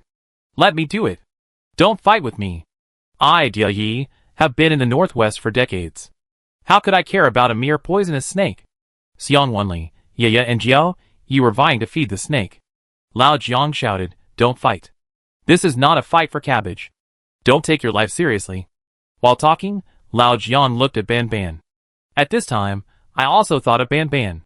After all, he had demonstrated his strong strength before. The bite of a rattlesnake was just a tickle for Ban Ban. How could he be afraid of a little snake that had been sleeping for 1,000 years? But I still gestured and asked for Ban Ban's opinion. Unexpectedly, Ban Ban didn't take it seriously at all. As long as it was my order, he wouldn't frown even if he had to fight against thousands of troops. As long as I wasn't injured, he could do whatever he wanted. I couldn't help but reach out my hands and hug Ban Ban tightly. It was great to have him around. After that, Ban Ban put his hand into the hole in full view of everyone, but the strange thing was that the snake didn't bite him until Ban Ban opened the lock. To be more precise, it didn't even move. We all breathed a sigh of relief, but we also found it incredible. Why is it like this? Lao Jiang suddenly slapped his head and was extremely excited. I know. In fact, each level of the mechanism here tests the heart of the challenger. We are all people who are willing to sacrifice our lives for our beliefs in order to obtain national treasures. But if we are tomb robbers, it will be different. Tomb robbers only have greed and selfishness in their eyes. At the first level, I guess none of them would be willing to cut off a piece of their own flesh to let others go. At the second level, they would not choose to poison themselves to help others. This is Li's test of us. Fortunately, we succeeded. I couldn't help asking Lao Jiang. Since the 8 dragons have their own meanings, are there 8 such spaces in this tower?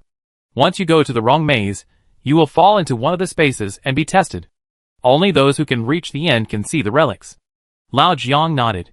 Yes, so this is not a U-shaped maze, but an octagonal maze. I roughly know how to get there. Lao Jiang showed an expression of joy that he could not hide. As soon as he finished speaking, the Garuda wall in front of him rumbled up, and a new maze came into view. We all looked at Lao Jiang, wanting to ask him how to take the next step. Lao Jiang's 5 fingers quickly counted. From now on, you all remember your steps. If you reach the end of the passage, and the total number of steps is an odd number, then go to the left. On the contrary, if it is an even number, then go to the right. We did as Lao Jiang said, and sure enough, we did not encounter a confined space this time. After turning 3 corners in a row, I even felt that I was walking up.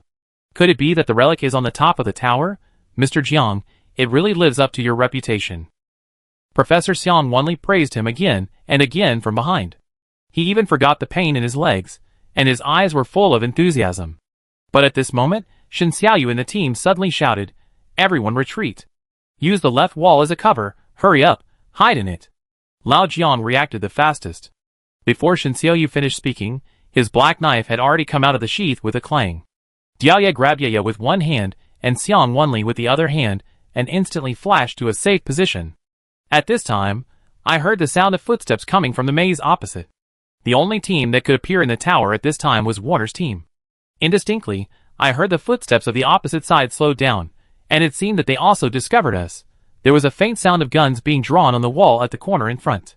Shen Xiaoyu also raised the 98K rifle at the first time, and pulled the bolt to load it neatly. As the first figure on the opposite side came out of the maze, both sides fired almost at the same time. It's a pity that Shen Xiaoyu's shooting skills were faster, and a bullet hit the forehead of the man wearing a cowboy hat in the distance. As the body fell to the ground, Warner's side immediately exploded. There were voices from Yen country shouting, "There are enemies!" There were also shouts in English, one after another. Chapter 154. Shen Xiaoyu took this opportunity to hide behind the wall, and put a few more yellow bullets into his rifle. Just as he was loading the bullets, a bullet hit the wall next to us with a swoosh. This bullet was extremely tricky, and almost crippled the hand that Shen Xiaoyu had just retracted. "It's that man. Dante!" Shen Xiaoyu said coldly. Shen Xiaoyu didn't seem to admit defeat. He suddenly jumped from the left maze to the right maze with the gun in his arms. In the few seconds when his body paused in the passage, the 98K fired 2 consecutive shots at the opposite side. Dante on the opposite side also had a telepathic connection. He held the golden revolver and fired several shots at Shen Xiaoyu. All the bullets from both sides missed, leaving only a few holes on the wall. Shen Xiaoyu was panting heavily after landing, as if this move consumed too much of his physical strength. Dante on the other side did not hide after landing, but pulled out a golden revolver from his waist, spinning the 2 guns in his hands. "My friend Qilin, you are the first person who forced me to use 2 guns. It turns out that my left hand has been resting for 3 years, waiting for you. It's a pity that it's always me who is standing today, not you." He said every word, and his unskilled Chinese was injected with an indomitable domineering and cat-and-mouse playfulness. Shen Xiaoyu seemed to be aroused by a blood, and replied, "Not necessarily." Then he fired at Dante again, and the 2 sides fired at each other. We can't intervene in their war at all, and the same is true for Warner. I don't know how many rounds the 2 sides fought, and they seem to have tried all of each other's tricks. The last trick. Suddenly, I saw Shen Xiaoyu move. He seemed to use the fastest speed in his life to discard the 98K and pull out 2 silver pistols from between his legs. His gun and Dante's golden revolver greeted each other's body at the same time. Bang bang bang. Bang bang bang. For a while, the silent pagoda was once again filled with gunfire, like a storm. When the gunfire stopped, I saw Shen Xiaoyu fell beside me, and blood stained the ground along his arm. He was injured. Shen Xiaoyu was shot in the chest and arm. But he was also a thoroughly ruthless person. He actually used a dagger to cut out the bullet embedded in the flesh, and then borrowed a lighter from me to burn the wound with fire. Throughout the whole process, he didn't say a word, and didn't cry out in pain. I asked him if he was okay. Shen Xiaoyu scolded me. "Try to take 2 shots, but you won't die." It can be said that Shen Xiaoyu is almost the best shooter among the Black Blade Kirin I have ever seen. Even he is not a match for Dante. How strong must the opponent be?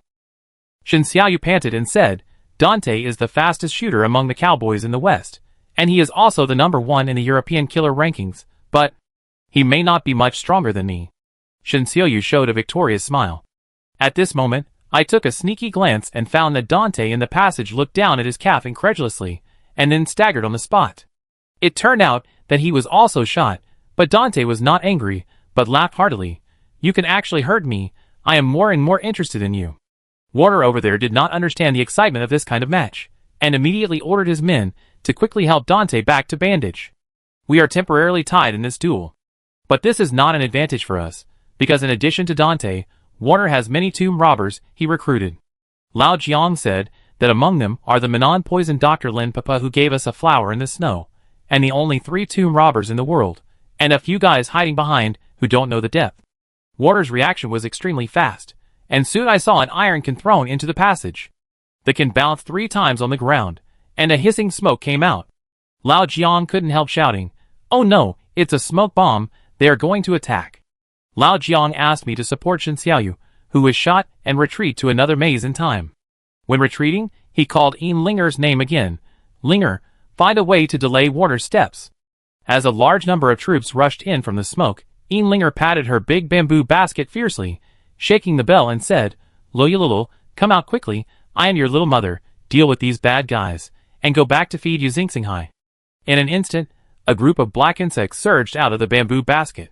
The bodies of those poisonous insects were black, but they had pairs of transparent wings like cicada wings, and there was a little white mark on their foreheads. They flapped their wings one by one, as if they had taken stimulants, and rushed to the other end of the passage. I supported Shen Xiaoyu and asked Yin Linger curiously, "What exactly is the Star Sea? Why do you use it to lure the poisonous insects every time?" Yin Linger told me, "That is a very delicious kind of honey in our Muzhong. I will make it for you when I go back." At this time, we didn't care to say so much. We quickly caught up with Lao Jiang. When running away, I heard intermittent curses from the other side. "What's up? Something is stinging me." "Bugs, it's bugs, a lot of bugs." Because Yin Linger never took action in front of the water team from beginning to end, they were trapped there by the sudden poisonous insects, and they were stung and cried for their parents for a while. The smoke bomb that was just thrown out actually provided us with cover at this time. Under the cover of the smoke, they couldn't catch our figures at all, and could only shoot randomly in the white fog. God bless them, their shots are missing. I prayed secretly in my heart. Everyone walked forward along the maze, while Lao Jiang led us around everywhere. After turning 7 or 49 corners, Lao Jiang suddenly stopped. I saw that the end of this passage was no longer a fork in the road, but a huge bright space. The whole space was like the fairyland of the Western paradise. The top above our heads was in the shape of a bucket, with a lifelike lotus painted in the center. The lotus was in a proud blooming posture, and each layer of petals held a pearl on the tip, which seemed to represent the Mani pearl in Buddhism. It was these pearls that emitted golden rays of light, lighting up everything around us. Surrounding the lotus picture were layers of colorful paintings, including Vajra power, flying goddesses, bodhisattvas and demon kings, which were the 24 gods. The entire dome seemed to imply the Western Buddhist kingdom, shining the land with Buddha's light. Looking down, the dome is supported by 4 crystal pillars that can be hugged by 2 people. On the crystal pillars, the 4 great Vajra figures are depicted with gold powder, some holding swords, some holding umbrellas, so majestic that people dare not look directly at them. The huge crystal stone pillars and the shining pearls on the dome complement each other, making me feel dazed for a moment, as if all the gods in the sky are lingering in front of me, all alive. Oh my God, what is this place?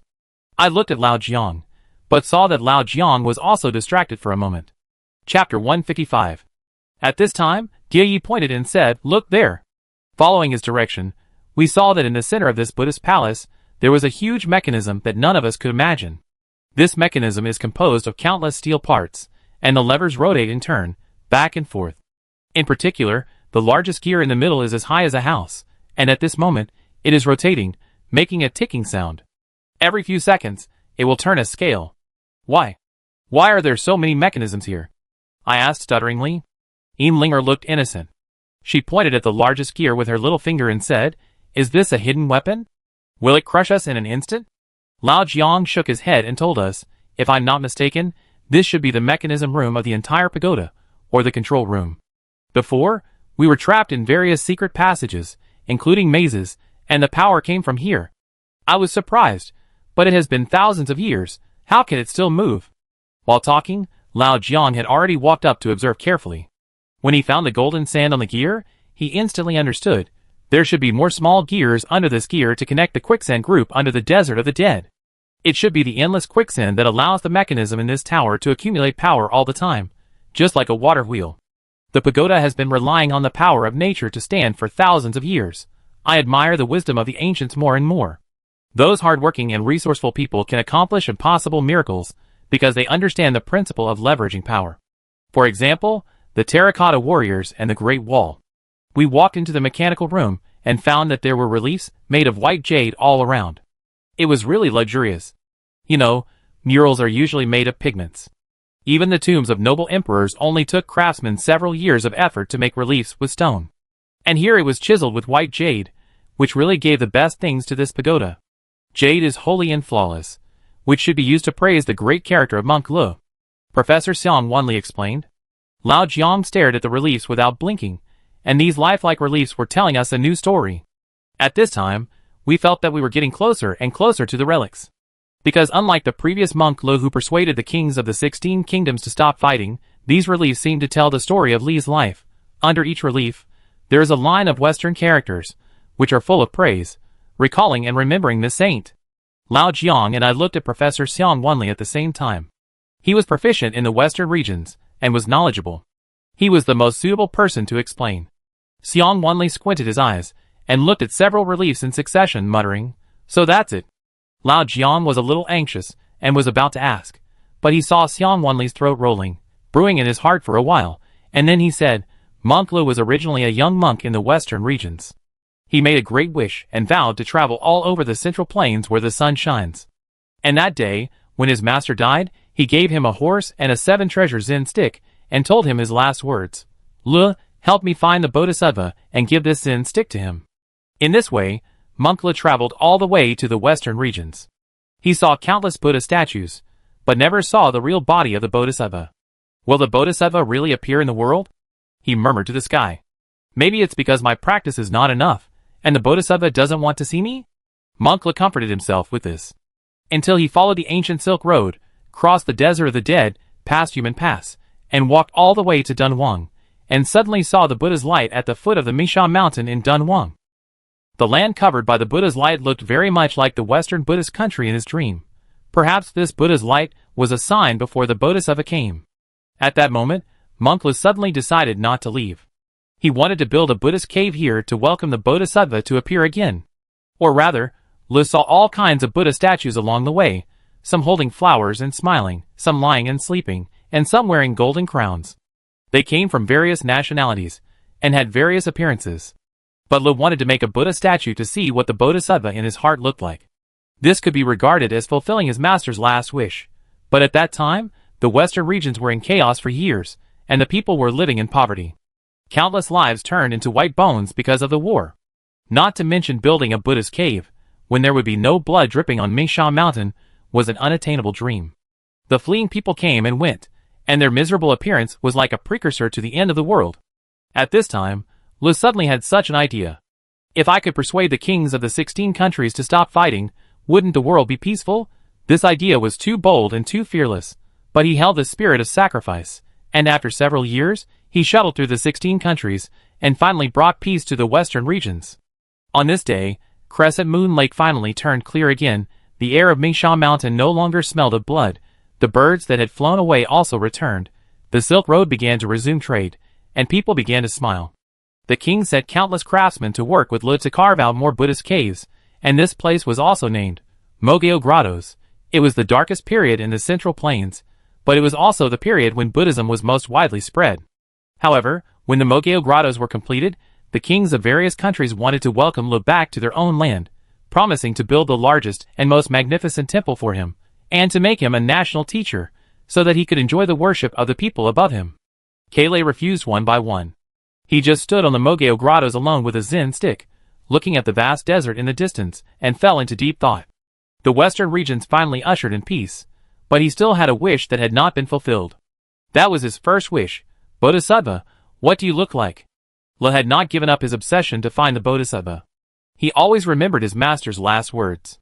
However, at this moment, a woman with a child walked by the foot of Misha Mountain. Seeing Lu standing on the Mogeo Grottos, the innocent little girl couldn't help but widen her eyes, and pulled the woman's sleeve and shouted, Mom, Mom, is that the Bodhisattva appearing? I seem to see the Bodhisattva. Following the child's gaze, the woman immediately showed an excited look. It turned out to be Lu. How could the people of the 16 kingdoms not know this great benefactor? The woman immediately told the child, "He is Monk Lu, and he is also the greatest bodhisattva in the hearts of our people. Without him, the western regions would not be peaceful, your father would not return home from the battlefield, and you would not be born. He led the dead souls to heaven early, he led us out of the sea of suffering, he thought of the common people, saved all living beings, and brought new life and hope." At that moment, the little girl seemed to understand something. She put her hands together in a proper manner, and kowed out to Lu 3 times.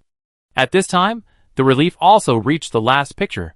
Chapter 156. The overall style of the painting has also changed completely. The originally flawless white Hittian jade has been luxuriously coated with layers of gold powder. It turned out that at the same time when the little girl knelt down, a beam of Buddha light rose to the sky in Mogeo grottos. Monk Lu suddenly realized. It turned out that the bodhisattva he had been looking for was himself. Carefully stroking the 7 treasure Zen stick in his hand, Li's heart became extremely peaceful. He thought of the hardships he had experienced when he passed through the desert of the dead, and also thought of what he saw and heard when he traveled through the 16 kingdoms, and the people's conversion to goodness to escape from the sea of suffering. Slowly, he sat cross-legged, smiled, and closed his eyes. On this day, Monk Lu passed away. No one dared to believe that a generation of legends had fallen like this. Everyone waited for Li's body for 3 days. After 3 days, Li's pulse still did not beat. In order to avoid decay, everyone could only hold a funeral for Lu. The kings of the 16 kingdoms all came to participate in the cremation of his body, and the people of the 16 kingdoms, without any organization, also hung a piece of white silk in front of every household. It was just strange that during the originally sad and solemn cremation ceremony, something incredible happened. After the fire, Lu did not produce a single ashes, and all his bones only condensed into a colorful glass relic. It was exactly the same as what was said in the Buddhist scriptures. I wish that in my next life, when I attain Bodhi, my body will be like glass, clear inside and out, pure and flawless. Lu became a Buddha, he really became a Buddha. Or, Lu was originally the incarnation of Buddha, and he came to the world to save all living beings and protect the peace of the western regions. After reading this story, we were all stunned and couldn't believe that music was even more magical than we imagined. Just as the relief depicts, I couldn't help but be shaken by Li's origin. With such divine power, his ashes burned into colorful relics. Maybe he is really the incarnation of Buddha. Xiang Wanli also said to himself, on this road to the western regions, there have been 2 monks who shocked the world and made ghosts weep. The first one was Xuanzang, who went to Nalanda to seek Buddhist scriptures, and the second one was Lu. Xuanzang brought Buddhist scriptures back to the Tang dynasty, and Lu not only spread Buddhism throughout the western regions, but also brought peace that all ethnic groups had longed for. Li's achievements are obviously far higher than Xuanzang's, but his name is only mentioned in a few strokes in history. It seems that someone doesn't want the world to know such a magical existence. Lao Jiang and I are more concerned about another question. Since the colorful glass relics have appeared in the murals, where is it? We searched the whole room and couldn't find a place to put the relics. It can even be said that in this mechanical room, except for the pearls on the dome, there is nothing particularly valuable. Didn't the kings of the 16 kingdoms bury their most precious treasures in the pagoda? It can't be that each country contributed a large gear, right? Finally, Lao Jiang and I both fixed our eyes on the gear mechanisms. Lao Jiang stroked his unshaven chin and said, since these mechanisms control the entire pagoda, there must be one that is related to the relics, right? But on the huge mechanism platform, I roughly counted and found that there were more than a dozen manual joysticks alone, not to mention other push-type mechanisms. If this is a trial and error, and a flurry of arrows flies over, wouldn't it mean that all of us are dead? We don't have time to calm down and study at the moment. After all, in this pagoda, besides us, there are also Warner's pursuers. I really hope that the group of poisonous insects released by Linger can bite Warner's head full of lumps, and it would be best if he could be poisoned to death, so that the country can be peaceful. But what you think is bad, just at this moment, I saw Linger sitting on the ground, shaking the thin silk bell in her hand, and calling Lulu's name all the time. But so far, we have been in for a while, but there is no response from the other end. Not even a poisonous insect flew back. Linger was obviously a little anxious. The speed of the bell was getting faster and faster, and she pinched the hand gestures, used her hands as trumpets, and shouted anxiously. At the end, Linger burst into tears, and her tears could not be stopped. I hurried forward to show concern. Don't cry, if there is any problem, we can find a solution together. Linger's body was shaking, and her whole face was broken. She wiped her tears and cried, Lulu are all dead, they can't come back. An ominous premonition suddenly spread in the team. Lao Zhang's hand holding the cigarette trembled slightly. Could it be Granny Lin's hand? I didn't expect that after more than 10 years of not seeing her, her poison skills have become stronger. I asked Lao Jiang what the origin of this Granny Lin was, and how could she even kill Yin Linger's poisonous insect? Lao Jiang sighed and said, "You don't know, Granny Lin is a poison doctor in the southern Fujian area. She is a family-renowned poison doctor, and can even use herself as a container for poison. This is similar to the poison masters in Yijiang. The previous flower on the snow was created by Granny Lin. Even a master of Feng Lao's level could be fooled by her. It can be seen that this person can really kill people invisibly. By the way, this Grandma Lin's trump card is not only the flower on the snow, but also the incense on the song. This incense can not only track the breath of living people, but also the nemesis of Miajiang goo worms. Linger's batch of goo worms must have been eliminated by this killer." Old Jiang panted and added, "If she really sacrificed the incense on the song, everyone must be careful, Warner will find us soon." At this time, Shen Xiaoyu looked around and sighed. "It's difficult, this place is too empty, it's not suitable for an ambush at all. All of you hide behind the mechanism, and act according to circumstances." After that, I saw Shen Xiaoyu walk out alone. I thought he was going to fight Warner alone to the last drop of blood, and I was so moved that my eyes were red. Looking at Shen Xiaoyu's resolute and proud back, I couldn't help but sigh, "Uncle Xiaoyu, you are so great." When Shen Xiaoyu heard this, he immediately turned around and said, Pooh, what are you thinking about? You two masters and apprentices are not dead, how can I bear to die? Stop cursing me, okay? I still want to go back and eat 3 big baskets of apples. I asked why you. Shen Xiaoyu ignored me and walked straight to the door. I saw him hide a grenade at the entrance to the sun, and dragged a fuse from the grenade, so that if someone tripped on the wire, it would explode. I finally understood that he was just going to bury a booby trap. This way, we can not only remind us, but also make Warner lose his troops. If Granny Lin foolishly chases after her with incense in her hand, and happens to run into the fire, it will be a big profit. Time passed by minute, and I could vaguely hear footsteps. Warner had indeed found this place. I seemed to hear a sinister voice. "Ji Min Jiu Zhuan, it's right here." This voice seemed to be made by the Taoist in black. Chapter 157. Then, the first unlucky guy appeared. It's a pity that he was not an important character, but a tomb robber from Yin country in Warner's team. With a whoosh, the fuse broke, and the grenade hanging in the corner exploded. The scattered steel balls in the grenade blew the unlucky guy beyond recognition. His companion behind him was not much better, and the lower half of his leg flew off. I looked at Shen Xiaoyu in surprise. The power of this grenade seems to be greater than I thought. Shen Xiaoyu smiled embarrassedly. Exclusive formula, double the damage to traitors. The explosion made Warner's team suddenly alert, and everyone retreated in unison, not daring to act rashly. The only one left in the passage was the guy with a broken leg, wailing, and he seemed to be asking for help. "Mr. Warner, save me, save me." But what greeted him was a burst of cold gunfire. Dante raised his hand and shot him to death. For people who have no use value, there is no point in living. This scene made us feel sympathetic. Warner was indeed cruel and ruthless. Before we could catch our breath, Warner's elegant voice came from outside the door. "Friends from Yen country, it's great to see you again. Thank you for the gift you gave me, but I will return it 1,000 times. I count to 3, and you put down your weapons obediently. I will still let you walk out of the desert alive as I said before. Otherwise, you will bear the consequences yourself."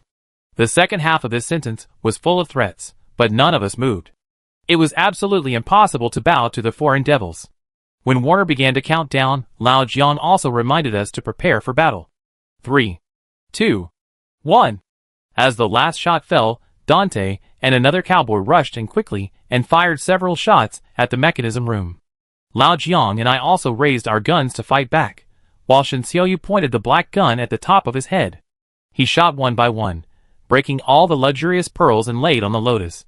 Because Lao Jiang had said before that these pearls were the source of light in the room. They shone on the crystal columns, and the 4 huge crystal columns indirectly illuminated the entire space. If the pearls were extinguished, the source of light would be cut off. Warner has more people, and we have fewer people. Under the cover of darkness, we will have a better chance of winning. As all the pearls were shattered, it became pitch dark everywhere, and Warner was also in a panic. Some of them wanted to light up the flashlight, but Shen Xiaoyu shot them dead with a bang. This actually made it easier for us. We just had to shoot at the lighted areas. In the melee, Dante's only remaining cowboy subordinate was also knocked to the ground by Lao Jiang and I, leaving only Dante's angry roar. Shen Xiaoyu sneered, "Daytime is your battlefield, and night is my world." Dante in the dark was indeed 10% inferior to Shen Xiaoyu, because Shen Xiaoyu had performed countless missions in Qilin. In addition to his good shooting skills, he also learned the unique skill of listening to sounds from many Black Knife Qilin. Dante only needed to move his feet, and a bullet would catch up with him, causing Dante, who had always been brave and forward, to become timid and dare not move at all. Lao Jiang shouted excitedly, "Shoot! Beat these foreign devils to a pulp." Even Xiang Wenli was inspired to fight, and he fired in the direction of the setting sun. "Give back all the humiliation we have suffered over the years to these powers." But after the battle lasted for more than a minute, we couldn't laugh anymore. With the jamming of Lao Jiang's pistol, I ran out of bullets, and Shen Xiaoyu had stopped shooting. Now it seemed that only Xiang Wenli had bullets in his gun. Lao Jiang and I shouted in shock, "Professor, stop shooting, save bullets." Xiang Wenli was still gritting his teeth and shouting, "Fight, fight to create a bright and clear world. It's great, it's great." With his shouts that were more confident than the last, the bullets in the gun were finally used up. Warner also waved his hand in the dark, and in an instant, all the remaining lighting facilities on his side were lit up, and the strong light from the setting sun turned the entire space into daylight again. Warner walked in surrounded by many masters, and he showed a gentle smile. "Warm-up time is over." Then he looked at this beautiful space and said regretfully, "The relief here is really beautiful. It is my fault for having one more bullet hole. Since you are unwilling to surrender, let both sides have a fair duel." At this time, I saw that the golden revolver in Dante's hand was also empty. He stared at Shen Xiaoyu with a grim smile, and pulled out a serrated paratrooper knife from his thigh with bloodthirsty eyes. "You should feel honored, because I will take your head away and put it together with the champion and runner-up of the killer list, soaked in a bottle of formalin. You are all my most precious trophies."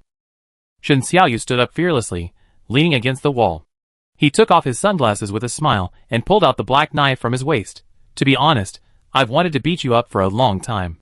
You're not good at it, but you're quite talkative." After saying that, he rushed forward, holding the knife in his backhand, and the whole person turned into a cold light and crashed into Dante. Dante turned the paratrooper knife fiercely, and had a close fight with Shen Xiaoyu. The two weapons collided, and violent sparks exploded instantly. Lao Jiang also drew out the black knife at this time, and I drew out the god-slaying dagger from my waist. Linger calmed the restless bamboo basket behind me, and Ban Ban followed me expressionlessly, and Yao He subconsciously protected Yaya and Xiang Wenli. As Warner clapped his hands, the rest of the people also filed in. The first one was an old woman with silver hair. She was only about 1.34 meters tall.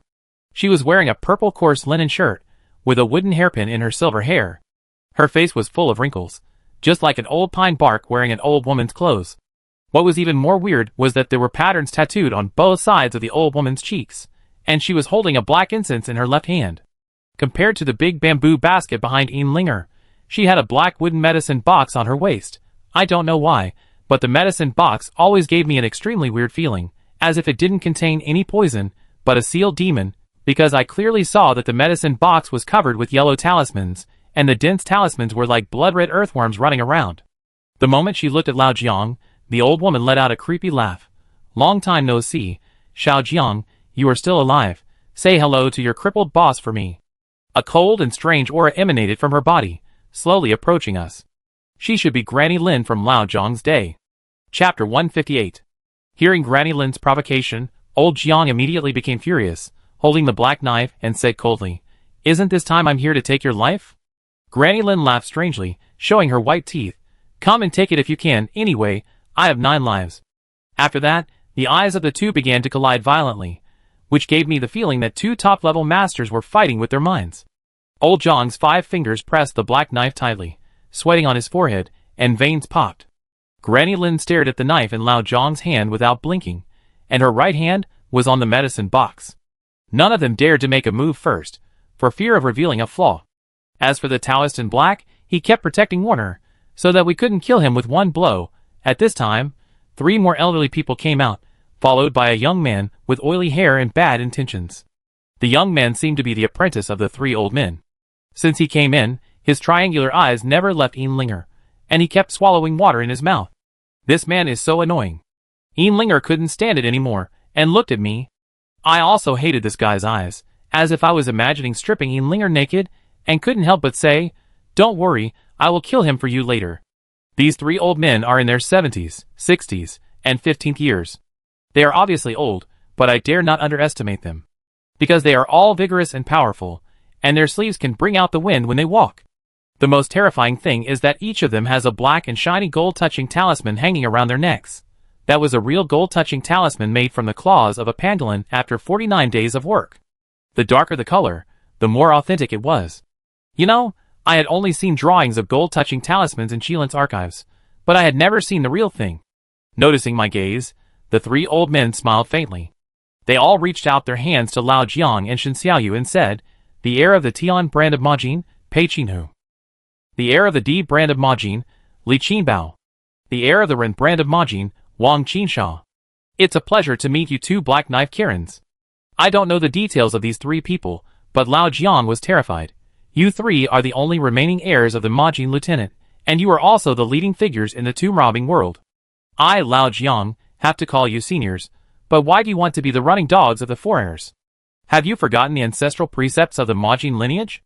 The faces of the three old men turned pale. After all, no one wanted to be labeled a traitor for no reason. The young man behind me grinned and said, "Can ancestral teachings be used to make a living? My three uncles are obviously heroes who know the times. They are helping foreign explorers to better protect national treasures. What do you know? A bunch of second-rate guys." This is the opposite of what he said. He is obviously the second-rate guy. Okay, I know that even if I lose the fight, I can't lose in words. I immediately scolded him fiercely. "I know etiquette, righteousness, integrity, unlike you who are disloyal, unfilial, unkind, and unjust." The three old men couldn't help but wonder, looking at each other, and said, "Why are we disloyal, unfilial, unkind, and unjust?" I sneered and looked at them. "You betrayed the nation, which is disloyalty. Let your ancestors bear the stigma of traitors, which is unfilial, harming compatriots, which is unkind, and violating the ancestral teachings of tomb grabbing is unjust. How about it? A traitorous lieutenant." The three old men were immediately mad at me. Where did this little monkey come from? He has such a powerful mouth. He makes me angry. I didn't get angry but laughed. Being able to piss off the enemy is also a unique skill. Didn't Zhuge Liang scold Wang Lang to death? I couldn't help but say with satisfaction, "I am a member of Qilin, Lao Jiang's new apprentice." One of the old men seemed to have not recovered yet, staring at Lao Jiang, full of murderous intent. "So you are Lao Jiang's apprentice. You and your master both jumped out of the same crack in the stone. I must make you die in this desert." The young man behind kept looking at Linger.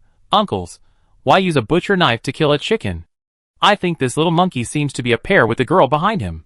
Let me kill his husband and take his wife. What do you think?" Linger cursed loudly. "Dream on." The young man laughed even more happily. "Wait until I enjoy you. Then I will enjoy the other beautiful lady next to you." Yaya couldn't help but curse him as a pervert. The young man smiled lewdly. "How do you know my name?" However, at this moment, the young man suddenly took the opportunity to rush towards me, trying to catch me off guard. Shameless. I gritted my teeth and shouted, and immediately pulled out the god-slaying dagger to fight with him. Yaya wanted to come forward to help me, but several other tomb-robbing masters attacked Xiang Wenli and Yaya, so he could only pull back and shouted, "Li Jinglan, protect yourself." Those tomb robbers who attacked me, I don't know their names, but I think they must be top-notch figures in the martial arts world. Because as soon as they made a move, it was like thousands of pear trees blooming at the same time in front of them. In an instant, countless hidden weapons and darts were thrown at Yaya and Xiang Wenli. There were at least a dozen kinds, big and small, all kinds, everything was available.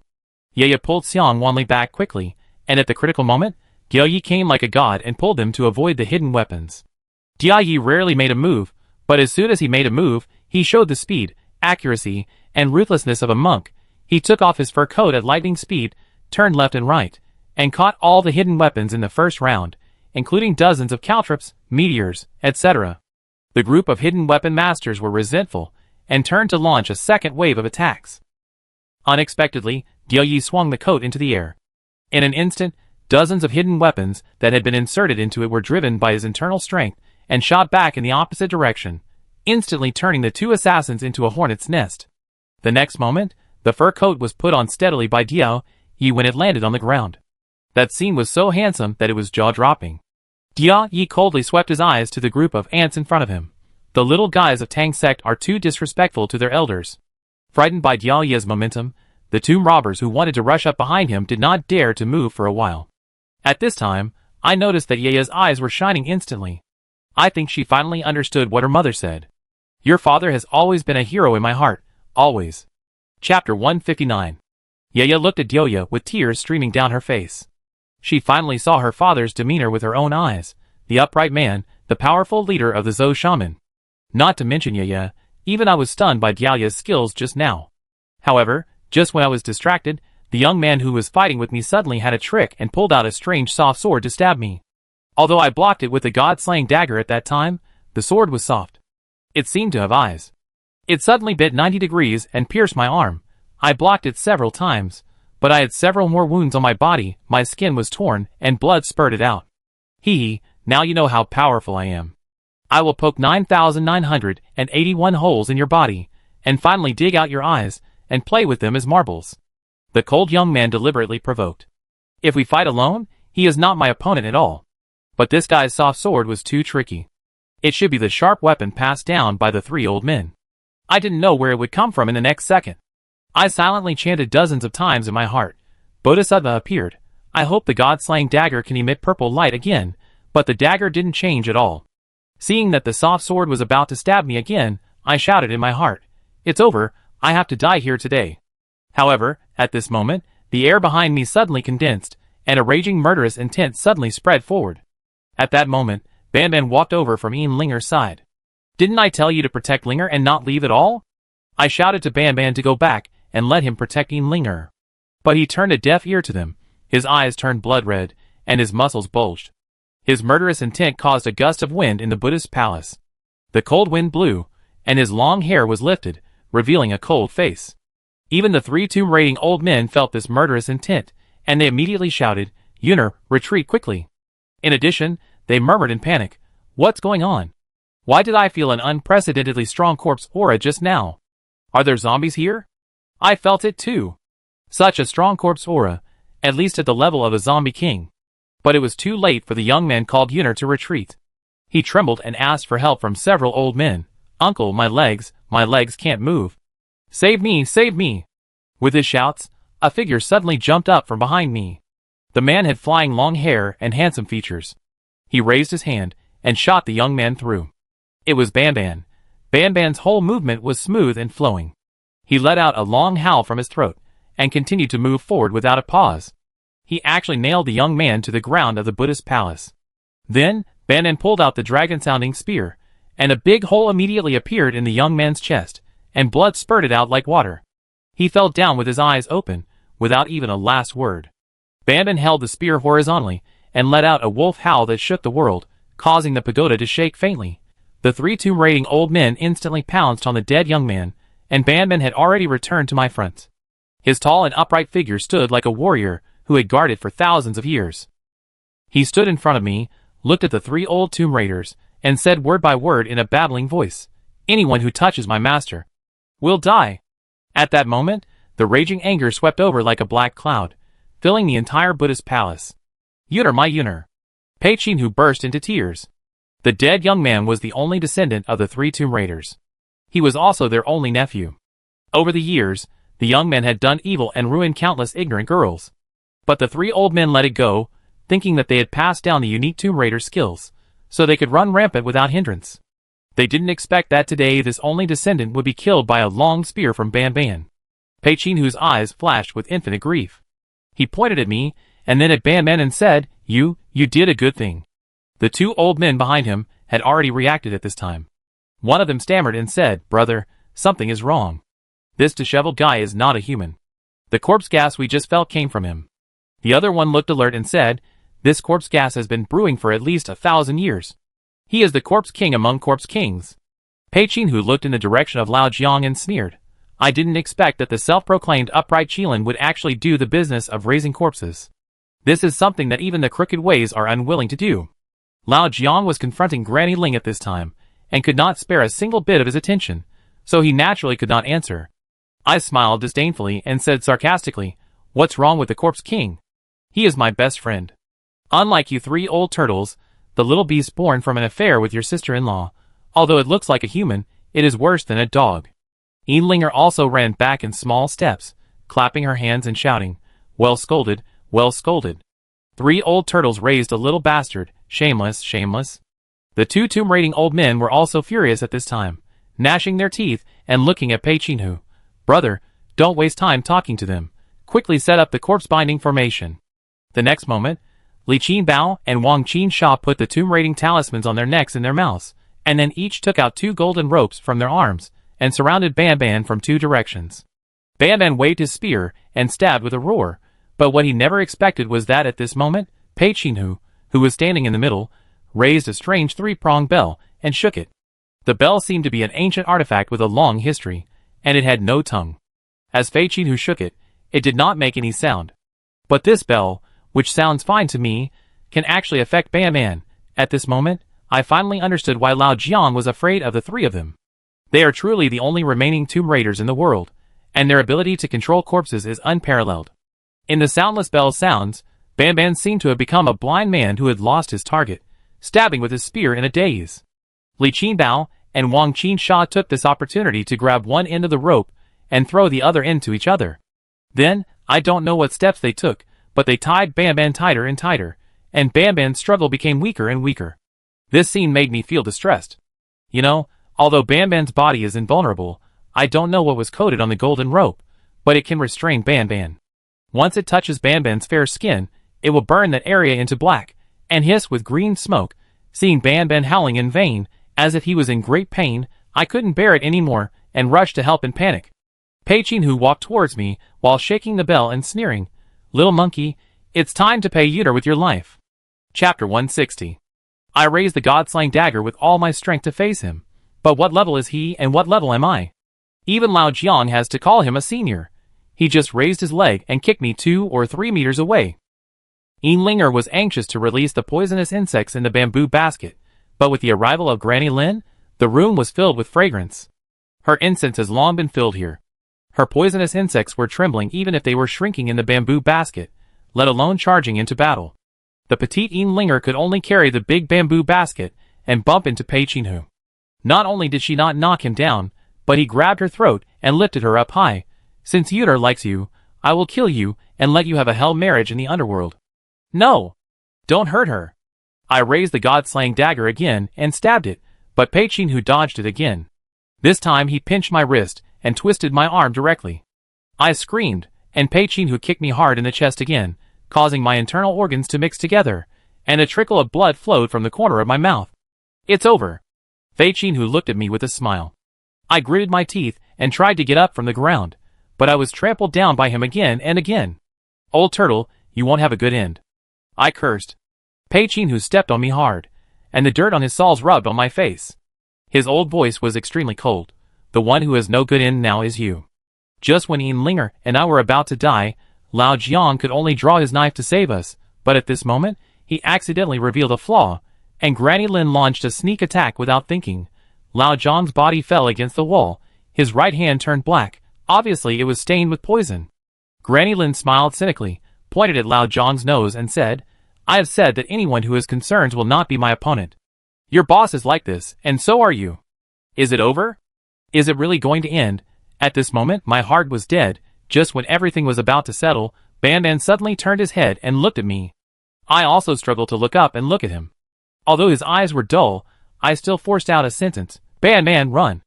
Ban Ban seemed to understand what I said, and a line of liquid slid from the corner of his eyes. Will the Corpse King cry? I don't know. I only know that at that moment, pictures emerged in my mind uncontrollably. When I opened the coffin in Inshu, I saw him for the first time, and he recognized me as his master. I taught him to eat, I taught him to read, and I bought him his first set of clothes. Unconsciously, I have treated him as a relative. In my heart, he has never been a terrifying, bloodthirsty zombie, but a docile and obedient little wolf. But what I didn't expect was that we had so many firsts. But when we went out together for the first time, I hurt him. "Ban Ban, I'm sorry, I didn't protect you."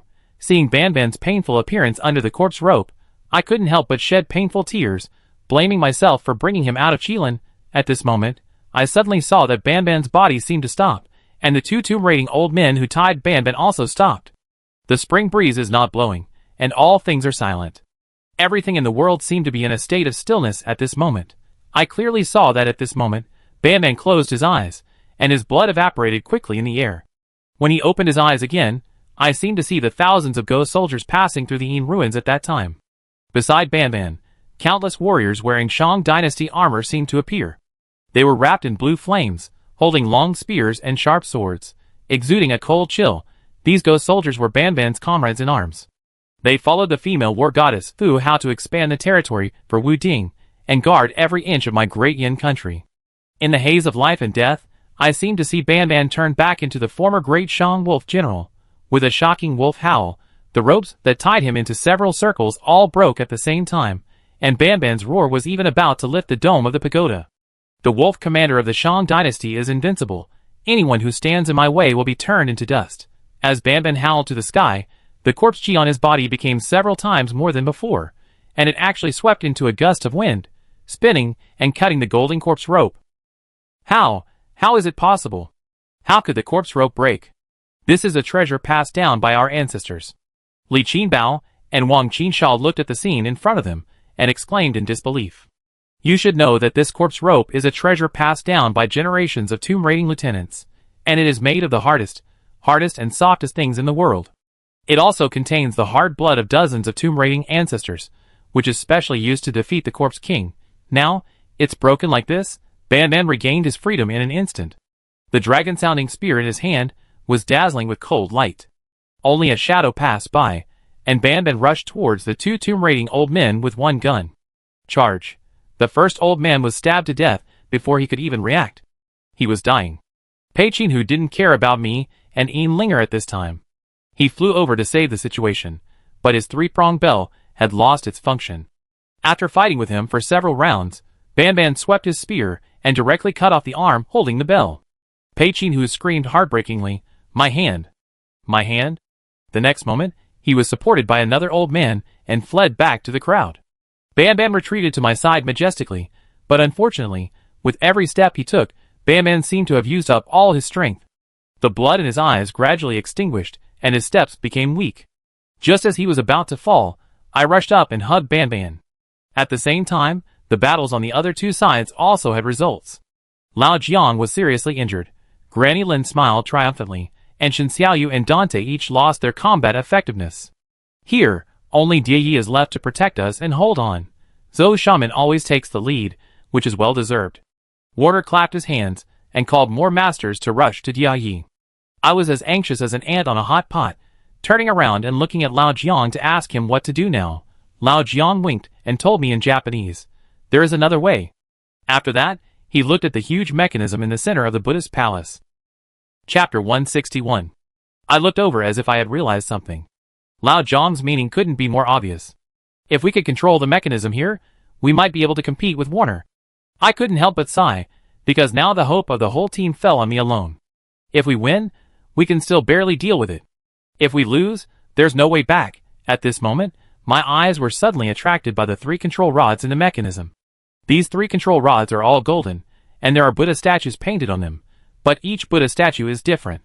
Although I don't know much about Buddhist culture, I vaguely know that the three Buddha statues should be Dipankara Buddha, Tathagata Buddha, and Maitreya Buddha.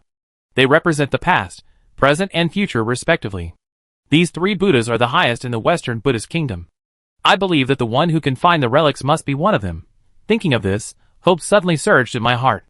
Just when I was stunned, Granny Lin and the others had retreated behind Warner and did not kill us all. At this time, Diu Yi was already sweating profusely. The cruel round-robin battle had almost exhausted his internal strength, and his face was pale and bloodless. Ye held Diu Yi's hand tightly, but Diu Yi comforted her that he was fine. At this time, the noble and elegant Warner walked over with a smile under the protection of several men. He looked at everyone present with a smile every step he took. Now the only one who still had the ability to fight was Die Yi. It was impossible for him to protect everyone in every corner, not to mention that he was already at the end of his strength. I can still fight. Die Yi supported himself and stood up, protecting Ye behind him. Warner waved his hand. Boss, I have always admired you. Although you refused my visit several times, and we failed to make friends, I don't want to become your mortal enemy. If you die of exhaustion here, Wouldn't the thousands of wanderers in the northwest be leaderless? Delia panted and sat on the ground with Yaya's support, trying to recover his vitality. At this time, Warner had walked to Xiang Wenli's side, and saw that Xiang Wenli was leaning against the wall at this time. His face was ashen. Although he had the protection of Galia, there were too many assassins, and he was unfortunately hit by 2 darts. In addition to the leg injury from the previous cut, the old man was in a very bad condition. Warner squatted down and stared at Xiang Wenli. Then he took off his gloves and ordered his subordinates to bandage Xiang Wenli's wounds immediately. Xiang Wenli snorted coldly and refused stubbornly. I will not accept the mercy of an international thief. Warner looked at Xiang Wenli dimly and said, in fact, I personally admire scholars like you very much, but I didn't expect that we would become enemies. To be honest, I am really curious. Why do you want to protect these so-called cultural relics? For it, you abandoned your life, abandoned your wife, and a group of young people to sacrifice their lives to realize a dream that can never be completed. Is it worth it? Even if you die now, no one in this world will remember you. Just like those people who died in obscurity before, is it worth it? Xiang Wenli supported his body with all his strength. He stood up with the help of the wall. He didn't seem to want to show his embarrassment in front of this international thief. He wanted to do his best to preserve his last bit of dignity. His voice was weak, but it was like a hammer, nailing everyone's heart. As long as there is still a compatriot who remembers me, it is worth it. I was born in front of millions of people, and I should die in front of millions of people. Really? Warner smiled sarcastically and shook his head. Do you know why my team and I can travel freely in the northwest this time? Xiang Wenli looked at Warner and said nothing. Warner winked, and his men immediately showed a colorful certificate in front of Xiang Wenli. It is because your officials issued all the passes for me, and it is because your compatriots served as guides and bodyguards for me. After speaking, Warner pointed his hand in the crowd one by one, introducing the names of these people to Xiang Wenli. When you shed your blood and sacrificed your lives, when you died in obscurity, where were your compatriots? They were living a life of drunkenness and debauchery. How many cultural relics have been turned into private collections by your officials? How many cultural relics have been sold abroad by them in exchange for beauties and luxury houses? They don't care about what national treasures are, just like the Mogeo grottos are still unattended now. Is this the belief you fight for? And is this the land you are willing to die for? Warner said disdainfully. This nation has long been terminally ill. Your compatriots, facing strong ships and powerful guns, only want to rush to open the country. It's hopeless. This nation was hopeless as early as the moment the Opium War started. No, to be more precise, the time has to move forward, Warner said. Instead of sticking to a nation without faith, it is better to open your eyes and embrace the new world with me. By the way, I forgot to tell you that I also have good friends in the Yanjing Cultural Relics Bureau. On the surface, they support your work, but behind the scenes, they call you an old man who is ignorant of the times. Xiang Wenli, now I ask you one more question. Is it worth it? Of course it is worth it.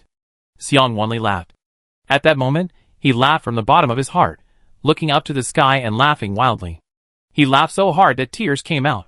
Warner was a little creepy by his laughter, and his men even asked Xiang Wenli what he was laughing at.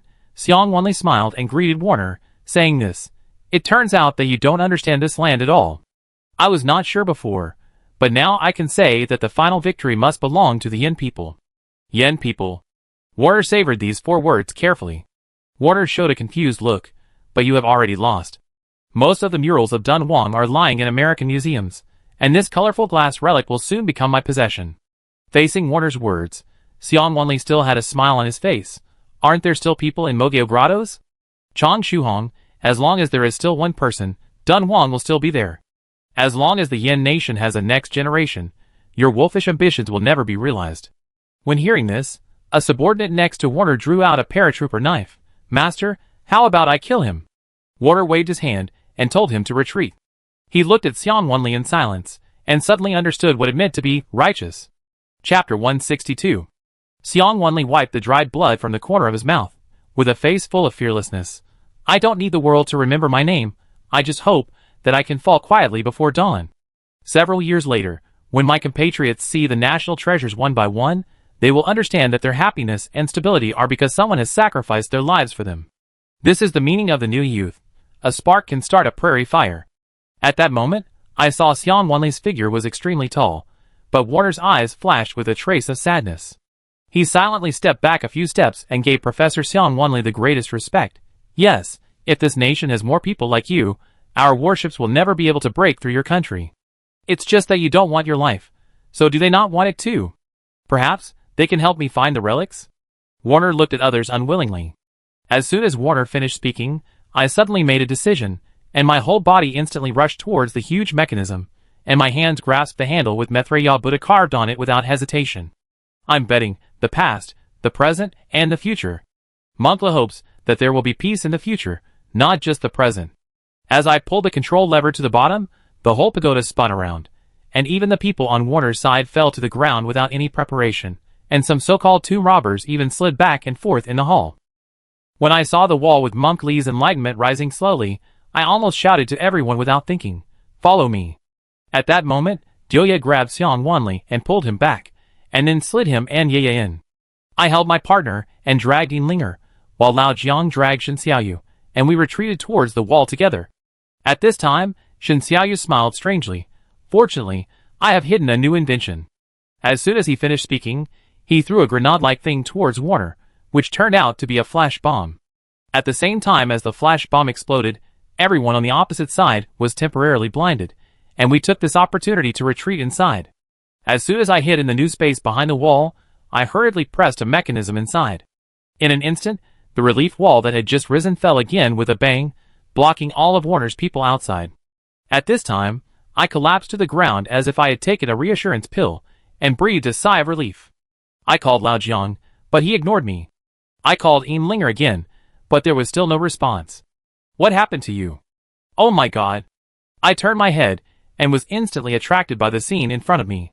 All words were lost, and I was just staring at the space in front of me in a daze. In the middle, there was a golden booth with a huge glass cover on it. In the transparent glass cover, there was a gorgeous and exquisite sandalwood incense box. The incense box was inlaid with various dazzling gems. At this time, I had no time to appreciate it. I just stared at the strange egg-sized stone in the incense box. This seems to be the legendary colorful glass relic. The color of the relic is really something I have never seen or heard of. If it is transparent, it is surrounded by a colorful halo of red, orange, yellow, green, cyan, blue, and purple. If it is colorful, we can clearly see the scene behind it through the relic. Look! Old Jiang pointed his finger. As we spoke, the colorful colored glaze relic of Monk was suddenly burst into 7 beams of light, and the light beams were like a mirage, allowing us to see a scene that could only be witnessed in fantasy, that is, the vast and endless ancient Silk Road. On the Silk Road, there are countless flying goddesses, dancing to the accompaniment. That is the piece that Lu was pursuing until his death. Found it, finally found it. Old Jiang couldn't help crying with joy. This is actually Li's relic. It really opened my eyes. This is Xiang Wanli's voice. Linger and I were also very surprised, because in addition to the relic, there were many Buddhist instruments piled up around the secret room, including ivory demon-slaying knives, golden lotus towers inlaid with red and green jade, shining auspicious knots, countless gold-made utensils, and the 7 treasure Zen staff that Li held when he was alive. In addition, there are also golden crowns inlaid with various rare treasures, and so on. Almost all the top treasures of the 16 kingdoms were buried here, which was the highest respect of the 16 kings for Li. I asked Lao Jiang, what should we do next? Diayi reminded us at this time. You seem to have forgotten something. Lao Jiang and I suddenly changed our expressions. Yes, we had promised Diayi that after entering the tomb, we would let him choose something first. At this time, Diayi's eyes were focused on the colorful glazed relics. It was self-evident that he wanted the relics. But if the relics were in his hands, what would be the meaning of our journey to the west this time? Lao Jiang sighed and waved his hand, and the meaning was self-evident. I was as anxious as an ant on a hot pot, but I also knew that he had helped a lot on this trip. If we don't keep our promise, what's the difference between us and those who cross the river and burn the bridge and betray their promises? Diayi smiled and rubbed his hands. Then let's do it ourselves. As soon as he finished speaking, he strode towards the relic, and only Xiang Wanli muttered to himself behind him. No, you can't. This belongs to the Yin country. I couldn't bear to turn my head away, but saw that the light in Ye's eyes disappeared, leaving only endless disappointment and even despair. After all, he was not the hero in his heart, but a living person with greed. Diayi lifted the glass cover, but just when his hand was about to touch the colorful glass relic, he suddenly stopped and called Ye's name. Ye turned her head away and ignored him on purpose. Diayi turned around and came to Ye. He suddenly reached out and pulled off a strand of Ye's hair, and announced on the spot, "This is the first thing I picked." At that moment, all of us were shocked, and Yaya looked at Deoya in disbelief. Deoya smiled and put the hair in his heart. "In my eyes, nothing is more precious than you. To me, you are my national treasure. Dad." At that moment, Yaya completely let go of all her grudges. She cried and threw herself into Deoya's arms. Deoya suddenly looked painful and cried out, "Ouch." Yaya shed tears of emotion, her face full of excitement and happiness. She patted his chest coquettishly. "You still think I'm too heavy?" Deoya shook his head and said solemnly, "I just waited for this moment, waited too long." The misunderstandings in the past were resolved at this moment. I think Yaya must have understood at this moment that the most important person to Deoya is her. Deoya wanted to take away not the priceless relics, but the precious family affection. He also protected the national treasure with his own actions. Chapter 163. But don't think I forgive you just like that. When you go back, you have to explain it to me piece by piece. I also want you to go with me to my mother's grave and tell her that we've reconciled. I think she'd be very happy. Listening to Yaya's chatterbox, I couldn't help but smile bitterly. I immediately locked the sandalwood box with the colorful glass relics with Lao Jiang and put it in my backpack. Because at this moment, we can clearly hear the movement coming from outside the door. Warner seemed to be looking for the mechanism of this door. Lao Jiang immediately called out to Diao Yi, who was affectionate with his daughter, "Come and help me." Diao Yi asked what help. Lao Jiang replied, "Listen to the wind." Lao Jiang believed that since this tower has set up various tests, it is obvious that there is always a way out. When it comes to the last secret room, where the relics are stored, there will definitely be a way to the outside world for the qualified person who takes the relics, which is in line with the Buddhist thought. Let's go around the wall and listen to the wind. The wall with the loudest wind behind it means that the wall is directly connected to the outside world. If we chisel it open, we can ride the black storm back to where we came from. Hearing Lao Jiang's words, I couldn't help but admire him. Lao Jiang is really smart. In this situation, he can still remain calm. However, before our plan started, we heard a rumbling sound from the wall of the afterlife. It turned out that Warner had found the mechanism. When the wall rose, I saw Warner's face that revealed confidence and cunning. On his left stood Granny Lin, on his right stood the Taoist priest in black, and behind him were a group of surviving tomb robbers. Looking at us, Warner actually chatted with the Taoist priest beside him. I said, "Let them live. Look, hasn't this solved the last trap for us?" After speaking, he glanced around and found that the relic had been taken away, and immediately set his eyes on me and Lao Jiang. Warner spread his palms to us and said with a smile, "Now, please give us the relic. Don't even think about it." 2 words came out from Lao Jiang's teeth. With Warner's order, the people behind him began to work in an orderly manner. The foreign expert was holding a camera to take pictures here, and the other tomb robbers were on both sides, watching us closely. "Are you sure we can win?" Lao Jiang held the black knife tightly.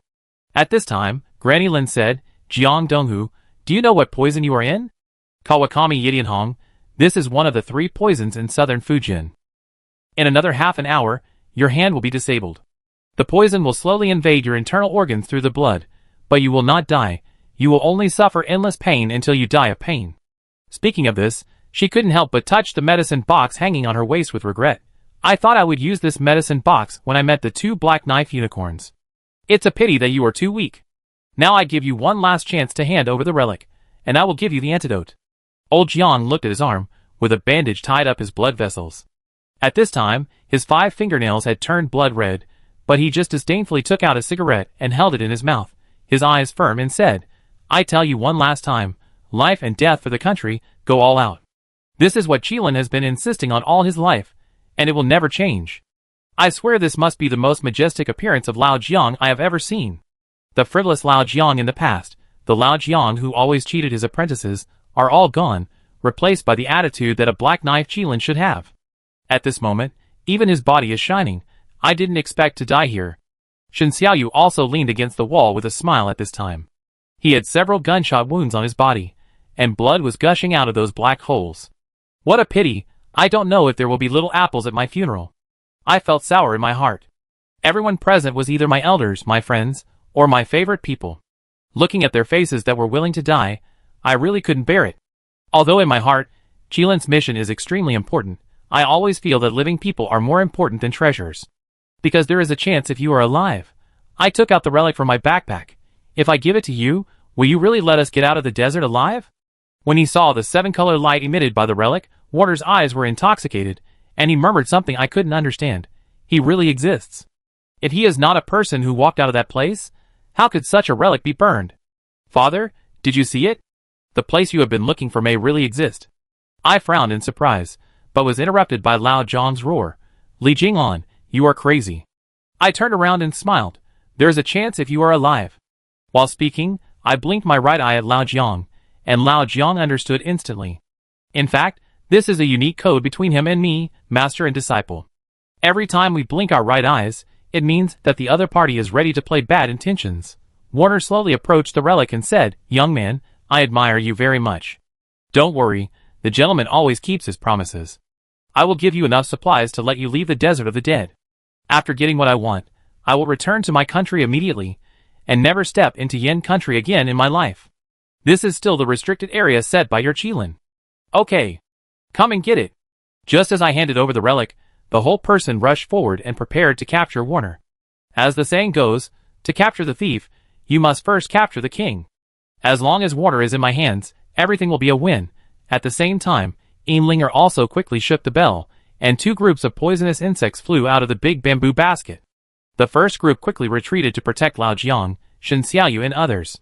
The second group attacked the tomb robbers on Warner's side at a very fast speed, catching them off guard. So my initial plan was to take them by surprise, because there was no scent of pine incense in this secret room, and Linger's poisonous insects had recovered to some extent, and even Lao Jiang didn't notice the whispers between Linger and me before. This plan was perfect, but an unexpected scene happened, and I didn't expect Warner to be a master. Just as I was about to press his shoulders, Warner's shoulders suddenly loosened, and he evaded my attack very lightly, and then he hit my chest with an iron mountain. At that moment, I quickly stuffed the relic back into my backpack, fearing that I would lose my wife and lose my troops. Just when I was about to be knocked away by Warner, my right hand unwillingly grabbed his clothes, and the two fists hit each other, but it was just a draw. I looked at Warner in shock. How do you know the kung fu of the Yin people? Warner smiled meaningfully. Every tomb robber present is my teacher.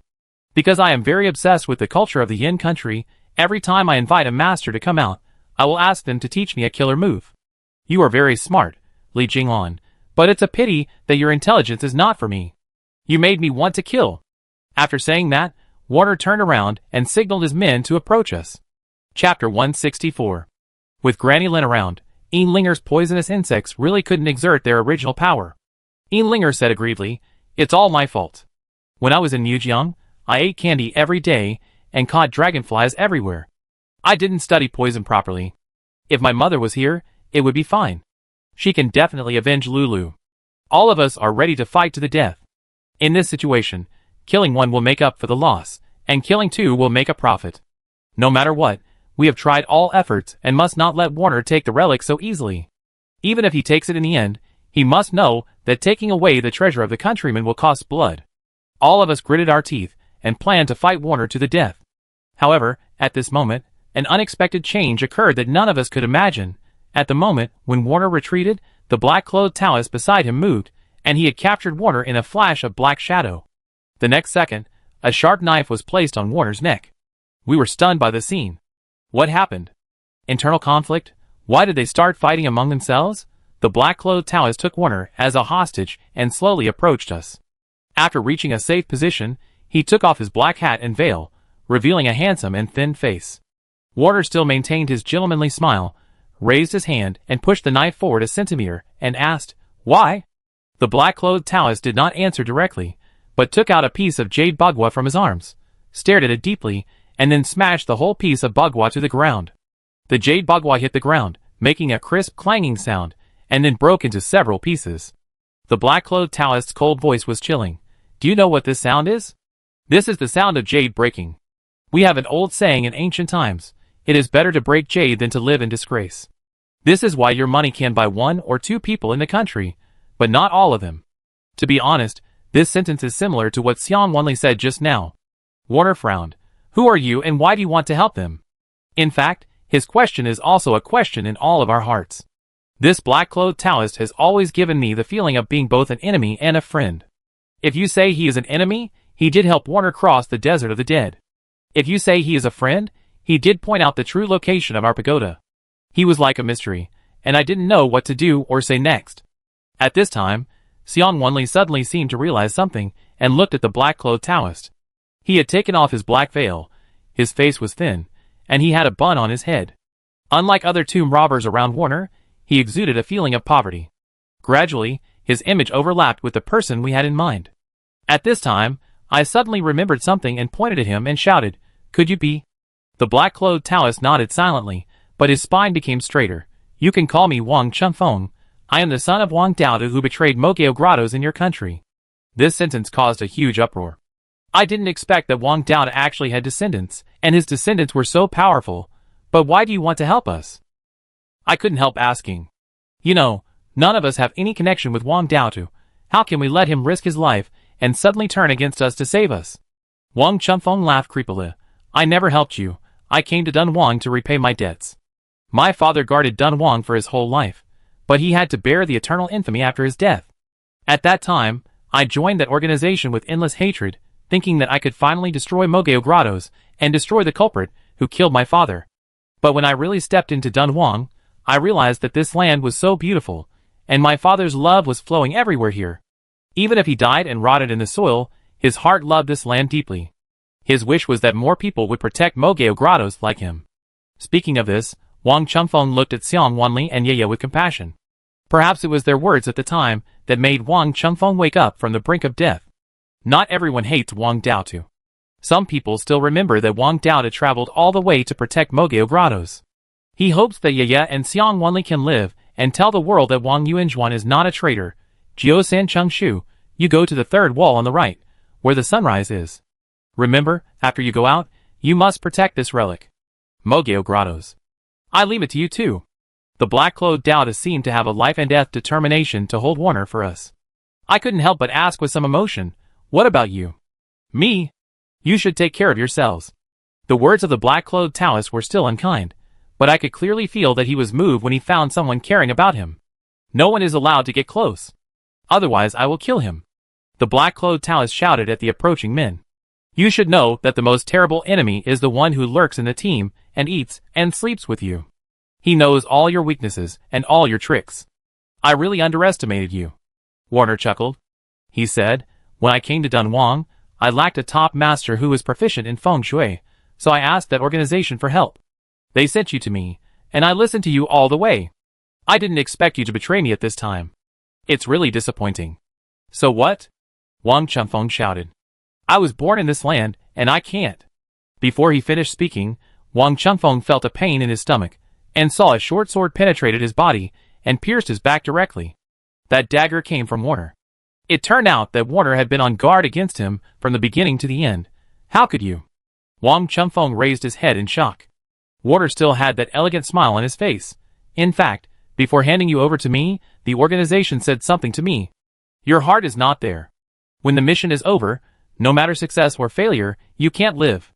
Therefore, I let you know the information of all the masters in the team, including all the items I carry, but I missed the only thing, this hidden sword." At this moment, I was completely convinced by Warner. My perfect plan plus Wang Chunfeng's sudden attack were all defeated by this cunning old fox. He was so well planned that he took all the variables into account. Warner is really more terrible than I thought. Can we really survive?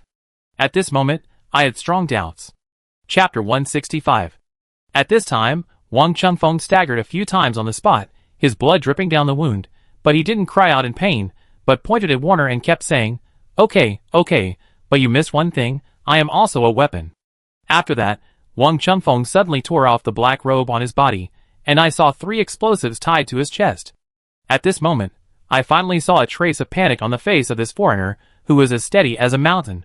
Warner's face changed drastically in an instant, and he retreated quickly, but Wang Chunfeng didn't rush towards him, but rushed towards the wall that was exposed. I covered my mouth in surprise, but tears rolled down my eyes.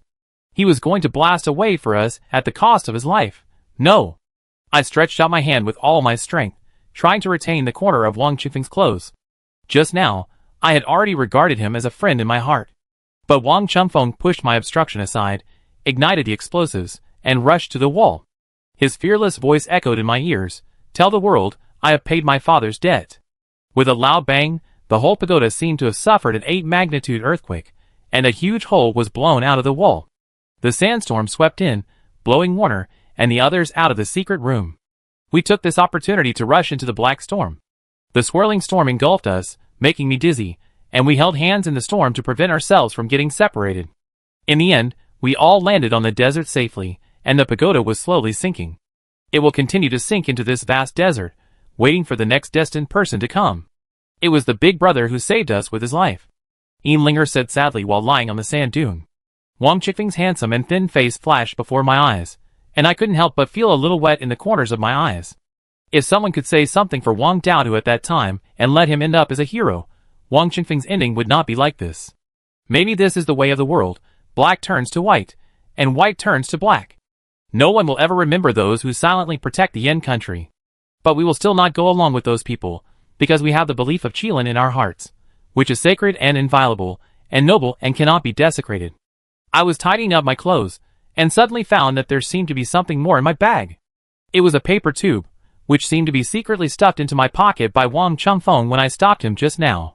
When I unfolded the words in the paper tube, my expression suddenly changed. Wang Qingfeng's handwriting was sloppy and messy. Li Jinglan, I come from it. It has noticed you. Be careful. I suddenly thought of the mysterious organization that appeared in Lei Town, the poisonous scorpion spy that plotted against us in Inshu. That's right, only they can train such powerful subordinates. I didn't expect that they also wanted to get involved in Dunhuang, but why did they target me? In an instant, my heart was full of ups and downs. Just then, I noticed that there were a few scattered camels not far away, leisurely eating haloxylon amidendrin. What surprised me was that there was actually a striking white camel among them. Look, is that white camel the one of Ayamu Khan? Shen Xiaoyu also noticed it at this time. Everyone couldn't help but wonder, what's going on? Didn't it die in the snake's nest? But we can't think so much now. We have to hurry up and rush to meet up with others, and then escape from this desert. With Warner's cunning, he can definitely leave the pagoda, I reminded everyone. But my crow mouth really came true. At the last moment when the pagoda sank, Warner and others actually escaped along the black storm. I noticed the two annoying old tomb raiders at a glance. Needless to say, this is all their credit. When he found us on the sand, Warner laughed again. I said that people who believe in God will not have bad luck. He waved his hand, and Granny Lin walked towards us with a figure-8 step, with an extremely sinister smile on her face. Today, use your flesh and blood to feed my day box. Who told Lord Warner to give you countless chances to live you? But they don't know how to cherish it. At this time, behind me came Warner's exhortation to Grandma Lin, Li Jinglan, and the little girl carrying a bamboo basket. Please stay alive for me.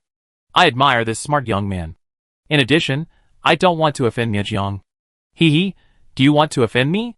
At this time, a sweet but murderous voice came from the desert, and then I saw two snow-white long legs standing in the wind and sand in front of us.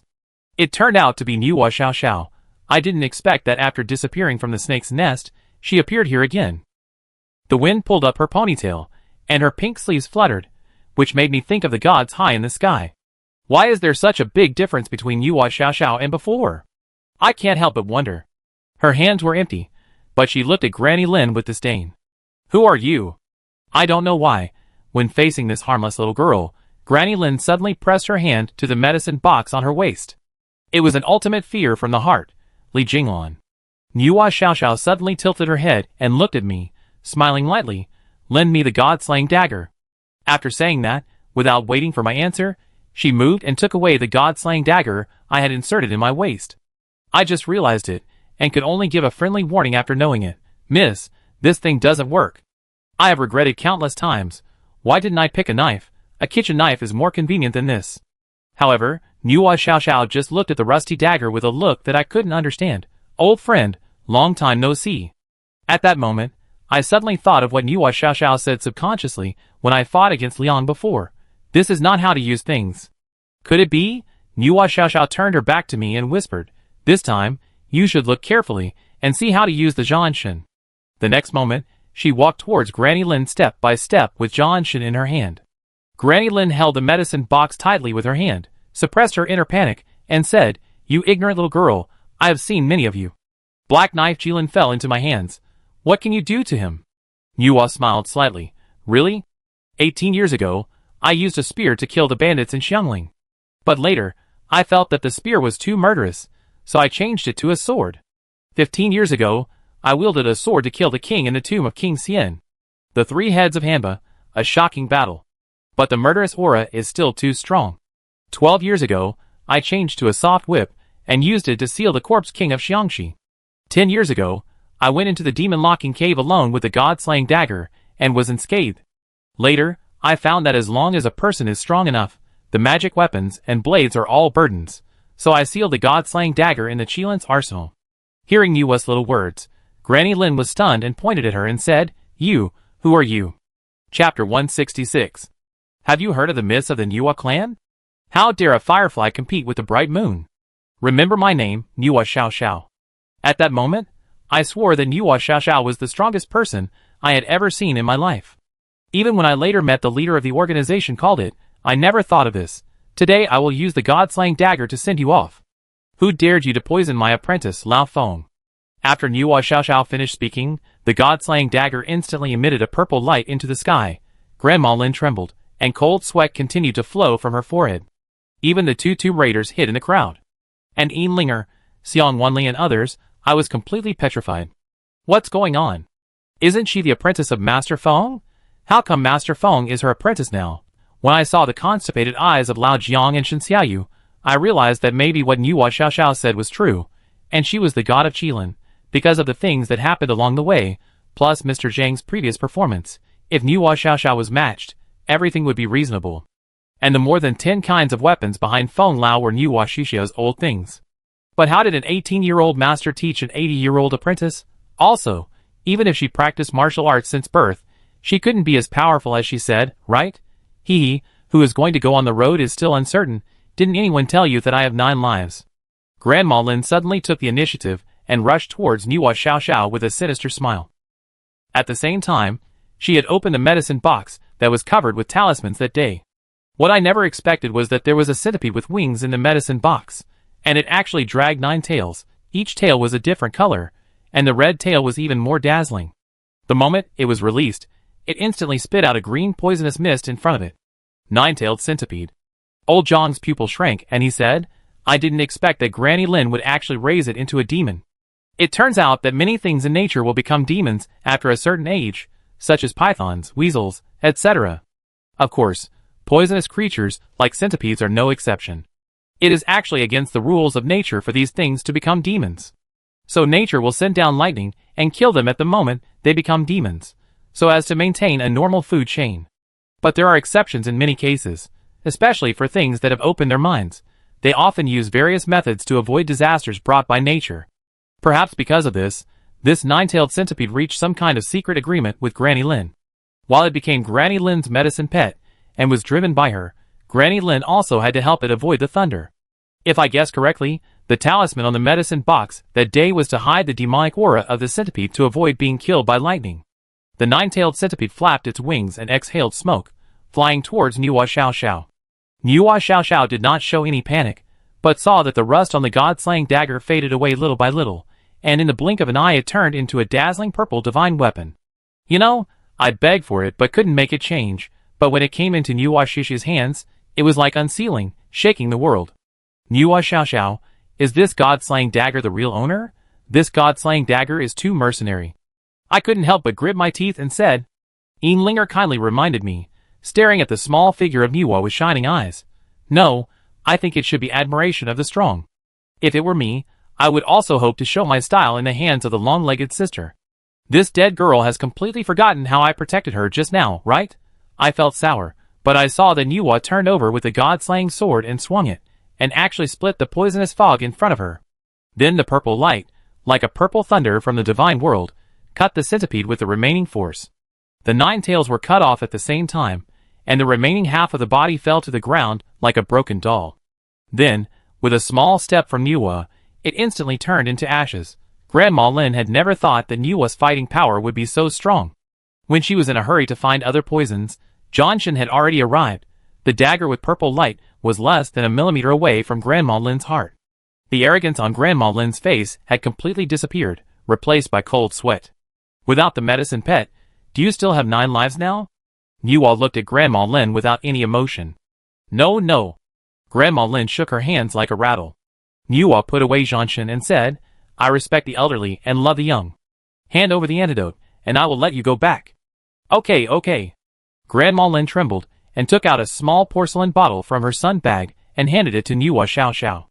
Nuwa's small face suddenly regained its bright smile. She ignored Warner and the others, and came over hopping and throwing the antidote to Lao Jiang. Then she stretched and said, finally, we can get out of the desert and go back to take a bath. Finally, Nuwa Xiao Xiao returned the God Slayer to me. I asked her, don't you want it anymore? It seems to be more effective in your hands. Nuwa Xiao Xiao laughed, I don't need any weapons. All weapons will only affect my speed. I just demonstrated it to you. Li Jinglan, have you learned it? Hearing this, I was ashamed. How can I learn it? There is an insurmountable gap in strength like a chasm. Where can I steal it? Warner wanted to make a move, but Granny Lin shook her head at him secretly, and every word she said was a remark to Nuwa. Xiao Xiao was terrified from the bottom of her heart. When the gods come, people and ghosts will avoid them. Warner looked at Nuwa Xiao Xiao with a look of disbelief. I didn't expect the legend to be true, father. Did you see it? The group of people that the Tulip family has been looking for really exists, so my trip is not in vain. At this time, I deliberately took out the relic and showed off proudly. Hey, Warner, do you still want the relic? Warner said, it's useless, I don't need it anymore. After that, he went in the opposite direction of us. Before leaving, he only left us this poem. There are many forks in life, you go to Xiaoxiang and I go to Qin.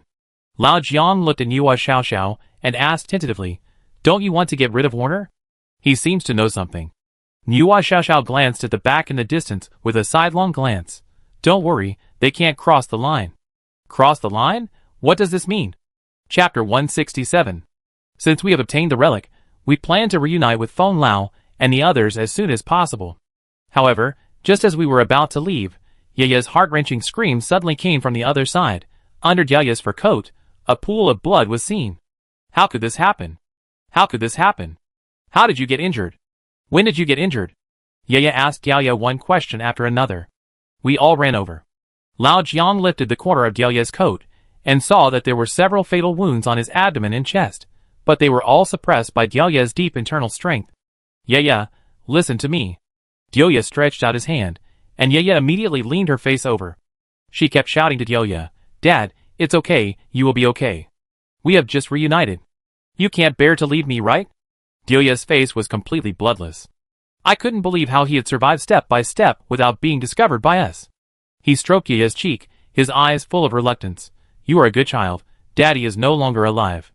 I, Gu Pingtian, have no regrets to hear you call me Daddy before I die. Yaya, there is a very important box under the photo of you, Ningqing and me in the old house. Open it, there is a token of the shaman. Whether you want to disband it or pass the position of the head to someone else, Daddy will do whatever you want.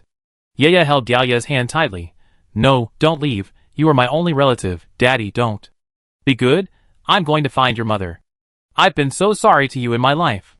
I owe her so much. I miss her so much. Yaya said this with a weak breath. He suddenly stretched his hand to the sky, as if he saw something. Ningqing, you are still as beautiful as when I first met you. At that moment, Yaya's hand fell. Yaya instantly let out a heart-wrenching cry. Dad! Dad! This hero finally unloaded the burden of being a monk and went to find the woman he loved most in his life. At this moment, Yaya finally believed that what her mother said was right. Her father has always been a loyal and affectionate good man. He has never fallen in love with someone else. I suggest that Yaya's body be buried where the pagoda disappeared. Yaya spent most of his life in the Northwest, and sleeping with the Northwest may be his greatest wish. No, I want to take him back and bury him with my mother. Yaya wiped her tears and showed a determined look. They didn't stay together for a long time when they were alive, but they can finally stay together after death. Anyway, we are about to set off. As long as we are fast enough, we should be able to transport Yaya's body back before it rots. After all, Camel, Crow and Peacock are still there. Soon, we met up with Feng Lao and others.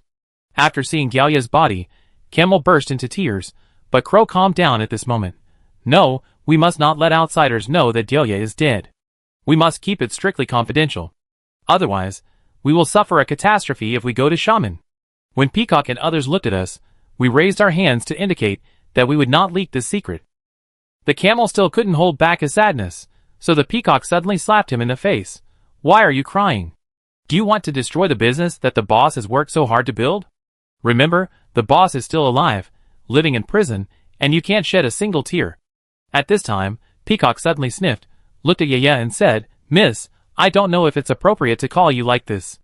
The chief has always had his reasons because—" Before Peacock finished speaking, Yaya interrupted him. I know everything, he loves me and my mother." Seeing that Yaya was about to cry out of breath again, I told Peacock and the others about what happened after entering the pagoda. The camel, the crow, and the peacock all knelt on one knee to Yaya. "It's great that you can forgive the chief. From today on, the 3 saints of Zosha are willing to serve the young lady without any complaints. They either received the life-saving grace of Gyoya, or grew up in the hands of Gyoya. The grace is as heavy as a mountain, so they regard Gyoya as both a father and a teacher. In this life, they are willing to die for Master Gyo, and willing to sacrifice their lives for the monks. Now that the person they swore allegiance to is gone, this kindness has been passed on to Master Gyao's daughter, Yaya." Thinking of Master Gyao's care for me along the way, I couldn't help but choke up. Without Master Gyao's guidance and help, we would never find the pagoda, and the relics would never be brought out so easily. Lao Jian also made a promise to Yaya and Camel. "Don't worry, you have helped Jilin so much. If you need it in the future, just tell me." Later, I don't know what method Conke and others used, but the news of Master Gyao's death really didn't spread from the world. Everyone even saw Master Gyao with their own eyes. Of course, this is all later. At this moment, I realized that Master Feng was being scolded next to him. At this time, he was really like a pitiful old apprentice in front of Niwa. I followed Niwa Xiao with grievance, enduring waves of scolding. "I told you not to drink. I told you not to make mistakes, but you were poisoned by someone else. Where can I put my face? After you go back, I will punish you not to drink for 3 months." Feng Lao immediately turned pale. "This is going to cost me my life." 1 month, okay? Okay. Then add another month, 4 months. Niwa Xiao said viciously. It is not so easy to get Feng Lao to quit drinking. The whole way was filled with his pleading and trying to bargain. We left the desert of the dead as quickly as possible. Looking back at this vast sea of sand, I don't know if this generation of us can see the prosperity of the Silk Road again. When we returned to Human Pass, it was time for us to say goodbye to Ayamu Khan. Unexpectedly, the white camel we met near the Black Storm was actually the leader camel raised by Ayamu Khan. The old woman was very excited that they could go back alive. When she saw the Z-bead brought back by Ayamu Khan, the old woman cried. They finally found their eldest son, but unfortunately, he had to stay in the desert forever. That night, Ayamu Khan and his old woman made red willow with skewers, ramen, roasted whole lamb and other delicacies for us to entertain us and express gratitude for everything we did. No, we should say we want to thank you. If you hadn't been our guide, we don't know how many times we would have died in the desert. Everyone raised their glasses to toast Ayamu Khan. As they talked, they somehow mentioned Zao, who had returned to the desert. The 2 old men immediately hugged each other and cried loudly. No matter how we persuaded him, he would not listen. I could not help but say, "Don't you have a second son? As long as he is there, there will be a new life. The story of the desert ship will be passed down forever." Ayamu Khan's expression was slightly better. After eating and drinking and having a good sleep, we finally arrived at Mogeo Grottoes. It was reasonable for us to come here. Maybe it was because of the black-robed Taoist. I want to take another look at Dunhuang for him, and take another look at this beautiful Mogeo Grottoes. Isn't this the place he was worried about in the end? Hearing that we really took back the colorful glazed relics, Chang Shuhong smiled like a child, holding our hands tightly, and kept saying, "It's saved, it's saved." Yes, Chang Shuhong knew that Dunhuang was saved at this moment. He will also stay and continue to defend this holy land in his heart. At the time of parting, I don't know if it was my own eyesight or an illusion, but I vaguely saw Chang Shuhong standing on the Mogeo Grottoes waiting to us, and there were several more figures on the left and right. It turned out to be Bai Bing, Xiaowu and others who had already sacrificed. And behind them, I actually saw more shadows. They were the members of the archaeological team who always accompanied Inshu, including Bai Shui, Qiu Xiuxiu, Lu Baoping and others. They all bid us farewell with spring breeze-like smiles. Even under a Buddha statue in Mogeo Grottoes, I also saw an old Taoist priest in his twilight years, sweeping the dust on the ground over and over again with a broom. Beside him stood a man in a black Taoist robe, and that man was Wang Chengfeng. He will accompany his father to protect Mogeo Grottoes.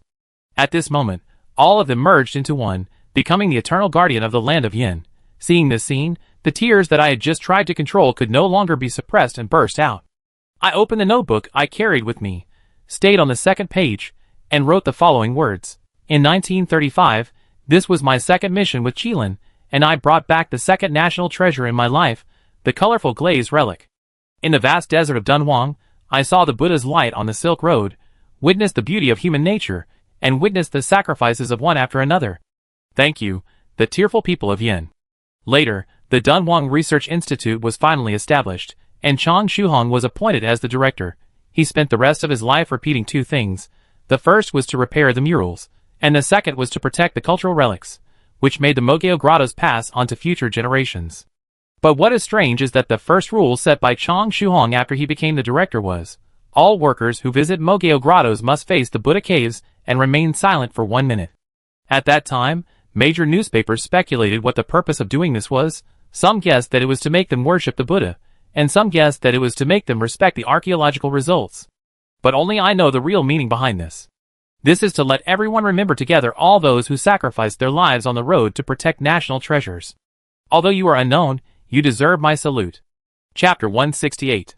The sky is high and the clouds are light. On the endless Gobi Desert, we bid farewell to Mogao grottos, and Nuwa Xiaoxiao and Feng Lao also bid farewell. Seeing them embark on another road, I couldn't help asking, you too, don't you want to go back to Qilin with us? No, Brother Jingwan, we have more important tasks to complete. Nuwa Xiaoxiao smiled. How important is it? I asked curiously. But Lao Jiang grabbed me hard from behind. Little bastard, this is not something you can know at your level. I could only say oh, and my eyes couldn't help but linger on Nuwa Xiaoxiao. At this moment, she has returned to the silly girl, completely unlike the master of the God Slayer just now. Who is this girl? The one who can make Black Knight Qilin call her, the one closest to God. Even her enemy Granny Lin used the phrase the gods descend, and the ghosts and humans avoid them to describe her. After seeing Nuwa Xiaoxiao, Warner stopped snatching the colorful colored glazed relics, and instead showed surprise, lamenting that the place his father had been searching for so hard really existed. Did Nuwa Xiaoxiao come from that place? Monk Lo too? I only felt more and more doubts in my heart, but unexpectedly, Nuwa Xiaoxiao suddenly called me.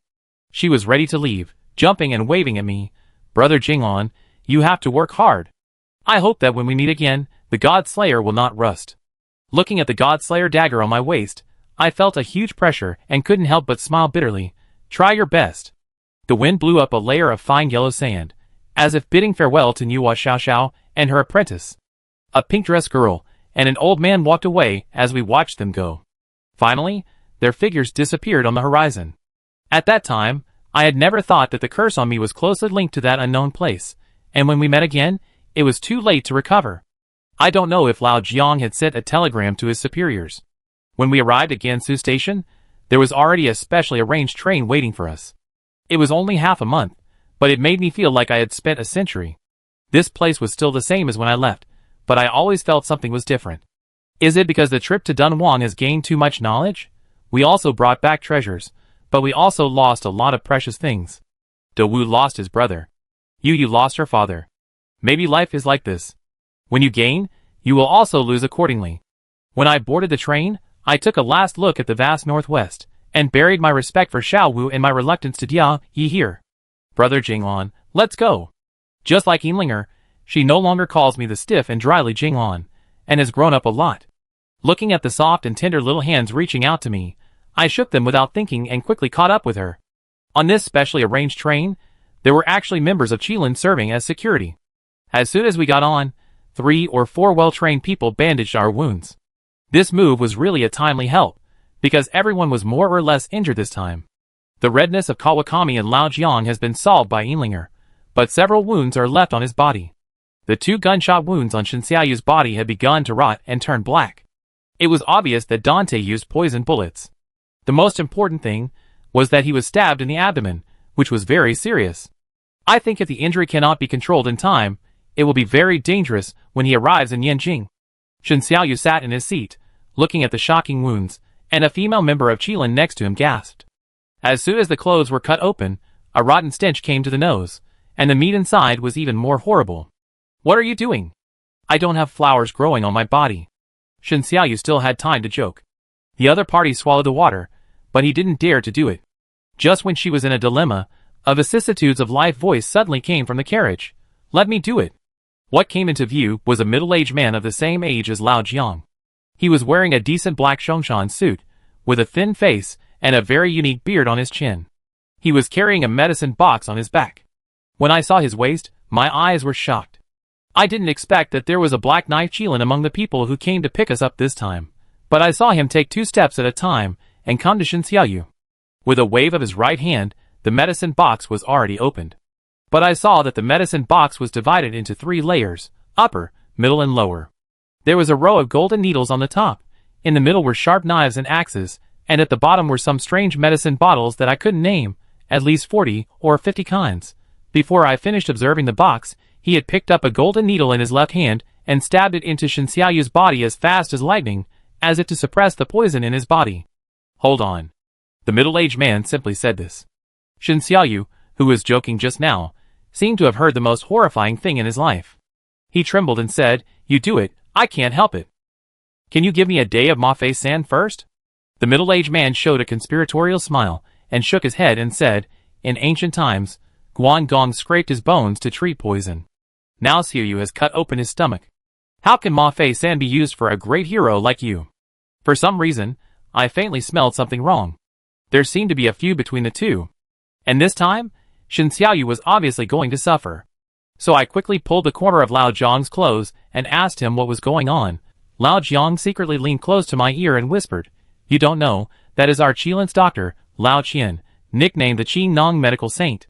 Lao Qian is a top-notch Chinese medicine practitioner in the world, and he has also learned Hua Tuo's Qi Nong book." I asked Lao Jiang, "Then he is very powerful?" Lao Jiang lowered his voice.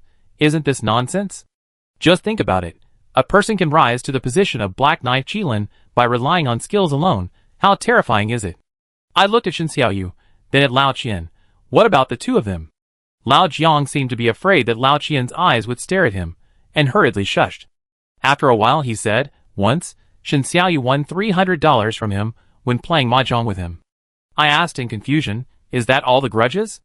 Lao Jiang snorted. Lao Qian has a special background. His parents died tragically when he was young because they had no money to see a doctor. After entering society, he was beaten to a pulp because he had no money. So he stole food and drink every day. Until he found the Qi Nong book left by Hua Tu in a tomb. So he has an extraordinary obsession with money. I scratched my chin, and always felt that something was missing. Lao Jiang saw that he couldn't stop me, so he could only tell me, "Forget it, I won't hide it from you." Shen Xiaoyu deserved it. He cheated in the mahjong game that time to win Lao Qian's salary. Lao Qian has been asking for these $300 for 3 years, but he hasn't gotten them back. Tell me, how much hatred and resentment do you have? Chapter 169. At the same time, I heard a heart-wrenching scream from the carriage. I looked over and didn't expect that this ruthless man Lao Qian would actually reach into Shen Xiaoyu's wound and sew up his intestines. Now I finally understood what Lao Jiang said. Lao Qian really values money. But Lao Qian had a pretext to teach Shen Xiaoyu a lesson. "Why are you screaming? This knife almost killed you, do you know? I have to sew up your intestines in a hurry, otherwise you will bump all the way, and your intestines will fall out." As soon as Lao Qian finished this sentence, he had already sewed up Shen Xiaoyu's wound like a magician. Next, he began to use a knife to remove the poisonous flesh outside Shen Xiaoyu's gunshot wound bit by bit, and complained loudly, "Why do you always burn the bleeding area with fire every time you get injured?" Old Qian was scolding Shen Xiaoyu like a child. Shen Xiaoyu stammered and looked away, not daring to look directly into Lao Qian's eyes, and said vaguely, "It was an emergency at that time." Lao Qian sneered, "Is it as urgent as when you cheated?" Shen Xiaoyu was also very stubborn, and was still arguing, "Can we not talk about money at this time? Talking about money hurts feelings." In response, Lao Qian just quietly sharpened his knife. "No. Talking about feelings hurts money. Money can cure all diseases, but no money can bury you in the earth. Don't you think this is the truth?" Then, the knife slid past, and there was another miserable wailing. This wailing sound was like a chisel hitting my heart, and it made my scalp numb, and I couldn't bear it. At this time, Shen Xiaoyu could no longer bear it. He screamed heartbreakingly, "I will pay you back, with interest. You should have said it earlier." Old Qian took back the knife in an instant, and finally showed a kind and benevolent smile. Shen Xiaoyu's first gunshot wound ended with a cry of begging for mercy. And Old Qian soon set his eyes on Shen Xiaoyu's second gunshot wound. "Brother, you don't need to do anything here." Shen Xiaoyu's forehead was covered with hot sweat, fearing that he would experience the cruelty just now again. Unexpectedly, Old Qian just spit out 6 words. Sit still. Strangely, this time Old Qian stopped sharpening the knife and cutting the meat, but applied a green ointment on Shen Xiaoyu's wound. What's going on? Shen Xiaoyu's eyes widened in surprise. Lao Qian explained with a smile. There is one treatment for people who owe me money, and another treatment for people who don't owe me money. Don't worry, I use Ma Fei San and Sheng Ji Gao. Not only will you not feel any pain, but you won't have any scars afterwards. I looked at the wounds on my body, thinking of Shen Xiaoyu's miserable condition just now, and couldn't help but grab Lao Jiang. Master, you don't owe him money, do you? Lao Jiang shook his head repeatedly. No. This time Shen Xiaoyu really didn't cry out in pain, but instead chatted with Lao Qian with great interest. It seems that the medicine worked. After curing Shen Xiaoyu, Lao Qian went to treat the wounds of Professor Xiang Wenli and others, and finally came to us. Luckily, Lao Jiang and I only suffered some skin injuries, which were not serious. Lao Qian sprinkled some medicine powder on our wounds. The powder was light blue and felt cold when sprinkled on. In an instant, I didn't feel any pain. What worries me most is Ban Ban, who is still in a semi-comatose state. He woke up once, but soon fainted again. When I looked at Lao Qian for help, Lao Qian subconsciously used his hand to feel Ban Ban's pulse, then stared at me in surprise. Shocked me. How come this person has no pulse? I was vague. That. For a while, I couldn't find the right words to explain Ban Ban's origin, but Lao Jiang whispered something in Lao Qian's ear. Lao Qian's pupils grew bigger and bigger, and finally shrank suddenly, revealing a hint of excitement. I have treated people and animals, but I have never treated zombies. Your solution is too challenging. Then, there was a burst of laughter. When we get back, let me look through ancient books, and I will definitely find a way. I looked at Lao Jiang, and then at Lao Qian, but won't this take too long? To be honest, Ban Ban risked his life to save me several times, and I have already regarded him as my closest partner in my heart, not to mention that he was injured for me this time. I was really worried about waiting like this. Lao Qian patted my shoulder and reassured me. According to my observation, he just lost a lot of corpse energy, and he needs to recover just like you. As long as you don't wake him up again, and ask him if he's okay, it will be the biggest help. But, there's no but. If you worry too much, you will be confused. Go away. I was sent by Lao Qian to sit opposite. Lao Qian sat next to Ban Ban with great interest. He seemed very curious about Ban Ban's existence, and asked me all kinds of questions along the way. People who don't know the truth probably thought that we hit it off right away, and became close friends regardless of age difference. When he learned that Ban Ban could actually speak, write, and even have some human emotions, he could stuff an egg into his mouth. He asked in surprise, could it be that the meat thief who stole the meat in the Qilin canteen before was this corpse? I nodded. It's shocking to me. Old Qian stared at Ban Ban with shining eyes, looking left and right, as if he was standing in front of a living specimen. I secretly pulled Lao Jiang's sleeve and asked in a low voice, is Lao Qian like this usually? Lao Jiang shook his head and told me, Lao Qian is usually a very serious person. Except for winning money in mahjong, he rarely shows such an expression. I guess he finally encountered a strange story that he dared not even think about in his life? No, it might be more appropriate to describe it as a challenge. In short, Ban Ban has a dedicated doctor in the future. I looked at Lao Qian, who was still playing with Ban Ban, thinking that if Ban Ban was not in a coma, Lao Qian would have been reincarnated several times. We rested for 3 days, and 3 nights with the sound of the whistle. This trip to the desert drained our physical strength. The people of the Free Commune sat together, with the 3 saints of shaman. Yaya kept looking out the window, and didn't speak. At this time, she had lost the arrogance when she first met, and no longer had that domineering feeling. Perhaps, even if she had said that she didn't recognize Diao Yi before, she had implicitly acquiesced to the identity of the eldest lady of shaman. But the man who had been silently protecting her was gone. The father who had been protecting her from wind and rain was gone. Sheng Wanlanwei grew up overnight, because from now on, she had to open up the sky by herself. Chapter 170. I didn't know how to comfort Yaya, so I could only lean against the window, swaying as the train moved. Yinling also became less talkative, holding a large bamboo basket, and singing meow nursery rhymes in a low voice, as if remembering Lulu's sacrifice, and as if comforting other insects in the bamboo basket. Old Qian lit a very strange incense in the carriage. This incense was different from the poisonous incense used by Granny Lin. It seemed to have a strong sleep-inducing effect, which made me feel that my wounds were not so painful, and my body's spirit was recovering rapidly. Later, from Lao Zhang's words, I learned that this incense was actually made by Lao Qian using dozens of precious medicinal materials. Normally, he would not even let others smell it for a day, which shows how much he loves me and Ban Ban. In this regard, Lao Jiang said, for a miser like this, where the money is, you can see where his heart is. One late night, the train finally arrived in Yanjing. Because we were carrying the national treasure of the seven-colored glazed relic, we had no way to send it to Professor Wanli. Before leaving, I looked at Yaya deeply, wanting to say something but not knowing where to start. I only know that when we parted, Yaya did not follow the free commune, but disappeared in another direction with Luotua and others. At that time, I didn't have time to think too much. With our mission in hand, we set off non-stop to the Qilin headquarters. It was still the dark four-story lonely building, standing in the vast wilderness, like a cold tombstone without words, quietly waiting for our return. The Langsu accompanied Inlinger to settle Ban Ban, while Lao Jiang and I went straight to the 4th floor to meet our mission. We didn't turn on the lights when we entered, but we could clearly see the figure sitting in the main seat. The cold moonlight shone through the window onto the leader of the Kirin, giving him a sense of loneliness. Lao Jiang turned on the lights and began to report to the other party about our experiences along the way to the west. The leader of the Kirin did not turn around, but the stenographer hiding in the dark quickly recorded the various dangers we encountered. Lao Jiang and I carefully described every monster and every mechanism we encountered.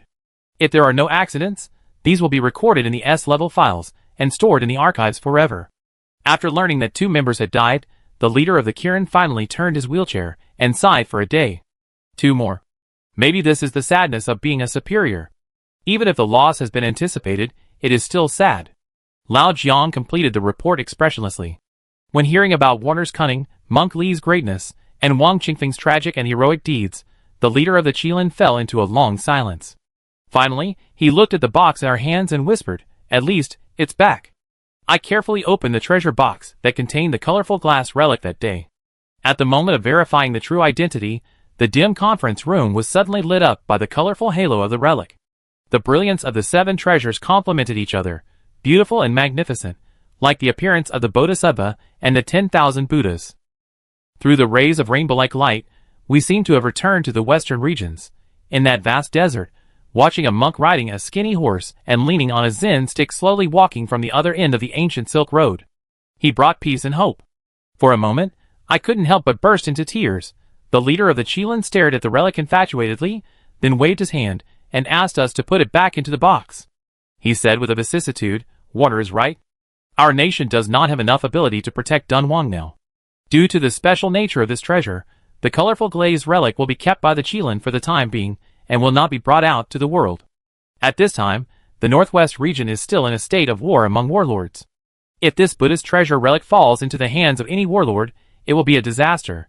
When the situation stabilizes, I will personally deliver this colorful glazed relic to the local museum. I guess this is what Monkla wants to see, right? On the day when peace is restored, the colorful glazed relic will once again shine on this land." In the following days, the ironclad 4-man team of me, Lao Jiang, Helan Shui, and Yin Linger were given a long vacation. First of all, there was no important task. Secondly, we were injured this time, and Lao Qian made us drink a kind of stinking soup every day, and repeatedly warned us that we were not allowed to take any more work if we did not drink it for more than a month. However, his care for us was just a matter of convenience. Lao Qian was most concerned about Ban Ban. He came to the dormitory almost every 3 days, under the pretext of checking my recovery, but in fact he was lying on Ban Ban's body, observing his blood flow and checking his various vital signs, which made me doubt whether Ban Ban was alive. But Ban Ban did not get better. Apart from being drowsy, he rarely woke up. This made me doubt the ability of Lao Qian, the miracle doctor. This lasted for a whole week. One early morning, when I was still dreaming about Zhou Gong, Lao Qian suddenly rushed into my dormitory, pulled me up from the bed, pointed at the ancient bamboo slips in his hand, and shouted happily, "Ban Ban, there is a way to save him." I asked him in a daze what the way was. Lao Qian touched his well-trimmed goat beard and said, "Dig a pit and bury the body." What? Hearing this, I suddenly sat up from the bed. It was midnight. Lao Jiang carried a hoe in one hand and an iron hook in the other, and I carried Ban Ban on my back and sneaked out of Qilin behind Lao Qian. The suburbs of Peking were pitch black, and there was almost no light except for the full moon hanging high in the sky. The chilly wind blew on my body, which reminded me of a sentence. On a dark and windy night, It is time to kill and rob. Old Qian, what on earth must you do in the middle of the night? When I thought about being woken up by old Qian in the early morning, but still having to stay up in the middle of the night, I was so angry. Old Qian walked slowly in front with his hands behind his back. Why are you in such a hurry? Can I, the Black Knife Karen, rob you of your male beauty? If I have to rob you, I will rob the one on your back. Hearing this, I couldn't help but stop and tighten my crotch for Ban Ban. Old Jiang waved his hand nonchalantly. He is kidding you. Everyone in Kirin knows that old Qian is only interested in money. Let alone the big Zongzi. Even if the peerless beauty took off all her clothes and put it in front of old Qian, he would only say, girl, your blood circulation is not smooth. It seems that this old Qian has some strange past. Soon we came to a deserted hill, and old Qian pointed to a place with the brightest moonlight. It was gloomy there, and there was a faint mist coming out from the ground. It's here. After saying that, Lao Qian asked Lao Jiang to dig 1 meter deep. Lao Jiang didn't say much, and he dug a big pit in no time, sweating profusely. At this time, Lao Qian pointed at me and said, you throw Ban Ban in. What's going on? Is this big pit used to bury Ban Ban? Chapter 171. I was originally looking forward to the show, but I suddenly panicked. I pointed at the dark pit and looked at my companion behind me. Are you trying to cure the disease, or bury him alive? In response, Lao Qian just replied, do you still want that big Zongzi to breathe? In desperation, I could only do as Lao Qian ordered, but as soon as I put my companion in, he ordered to fill it with soil. I was reluctant and pointed at Lao Qian's nose and said angrily, aren't you taking the corpse lightly? Lao Qian didn't know where he pulled out a small willow branch and held it in his mouth, chewing it with relish. He glanced at me coldly and said, you are young and ignorant. Your little companion is. Inshu has been buried for thousands of years, so it must have died a long time ago. Corpses are different from people. People will die in a few minutes after being buried in the soil, but corpses buried in the soil can continuously absorb the yin energy in the area of dozens of miles. The place I chose is the best hole near Qilin. There is moonlight above and a cemetery below. It is the most suitable place to raise corpses. If you want the big Zongzi to be like a frostbitten eggplant all day long, you can get it from where you come and carry it there. If you trust me, do it quickly. What great things can a young man achieve if he hesitates? Although Lao Qian's words are not very pleasant to hear, they do make sense, and there is no other way at the moment. As the saying goes, don't use a person you doubt, and don't doubt a person you use. Since I asked Lao Qian for help at the beginning, it's meaningless to be suspicious now. I immediately picked up the shovel and sprinkled handfuls of soil, which soon covered Ban Ban's body. In the end, even his wild and unruly face could no longer be seen. After everything was done, Lao Qian took out a 30-centimeter long miniature tree from the mysterious sack behind him. He quickly planted the tree on Ban Ban's grave. What are you doing? I was curious. What are you doing? Lao Qian also inserted the willow branch in his mouth into the soil and explained, have you heard that peaches nourish people, apricots hurt people, and people are buried under plum trees? When this tree sprouts and bears fruit, you can dig out the big Zongzi and keep it for you. A lively Ban Ban. Okay, you can go back to sleep. Lao Qian clapped his hands and returned along the original route. On the way, he reminded me to water Ban Ban every 7 days. I took out my notebook and asked Lao Qian if there was anything else to pay attention to. Lao Qian said there was nothing, only watering. When we went back, it was still dark. Lao Jiang looked at his watch and told me not to sleep and to change into a solemn dress. I take you to a place in an hour. At this time, he put away his usual cynicism and showed a rare seriousness on his face. I asked, where? Lao Jiang only said, a place you have never been to. After returning, I turned over all my clothes and found the gray Zhongshan suit that was exclusive to Yinlin. After dressing up, I applied some oil to my hair in front of the mirror. After a while, I looked decent. After a while, there was a knock on the door of the dormitory. When I opened the door, it was Lao Jiang. Today, he was dressed very coldly, all black from head to toe, and holding a bunch of white flowers in his hand. It was a bunch of fresh white chrysanthemums, often used for mourning and remembrance. According to historical records, it was also selected as a flower dedicated to Pope Saint Mark of Rome. Among all the popes of all dynasties, Saint Mark is recognized as the most noble person. From then on, white chrysanthemum had a flower language, sacred and noble, guarding the peace of the world. I went downstairs with Lao Jiang and found that Helan Shui and Yin Linger were waiting for us at the door. Helan Shui was also wearing a pure black hanfu, with an elegant bun, revealing her snow-white neck, and she was also holding a bunch of white flowers in her hands. Linger was wearing a dark green short-sleeve skirt, without any lively colors on her body, and she didn't jump when she walked, as if she knew something. When I came to the two of them, I wanted to ask what day it was today. Lao Jiang waved his hand directly. Get in the car first. The weather was not good today. A small fog fell early, covering the suburbs of Peking. Lao Jiang is a good driver. He drove steadily in the driver's seat, and soon drove us around Qilin, and came to a distant mountain facing Qilin. This mountain is rolling and undulating. From a distance, there is a hint of indigo in the clouds, which is very beautiful. Normally, the fog gets thicker as you go up the mountain, but as the sun rises, the fog dissipates, and only a hint of moisture comes into the air. When the sun comes out, the fog will dissipate. I don't know why, this sentence popped up in my mind. We walked on this unknown mountain with 1 foot deep and 1 foot shallow, and a long-lost fragrance of green grass came to our faces, making my mind clearer and clearer.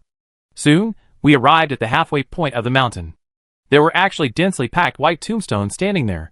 Lao Jiang and Helan Shui did not stop, but continued to walk forward with white flowers in their hands. Linger and I looked around curiously, but at this moment, we suddenly discovered something incredible. All the tombstones here have only 2 lines of words. The first line is the name of the deceased, and the second line is their birth and death years. The most surprising thing is that the people who died under the hundreds of tombstones were all called Yanhua. I was so surprised that I couldn't speak, but Lao Jiang said calmly, "Remember when we were in Dunhuang, you asked me why I was so cold-blooded and didn't show any emotion when I saw my companions leaving? That's because I've gotten used to it." I suddenly thought of what Lao Jiang said to me at that time, and Lao Jiang repeated it again in a sonorous and powerful voice.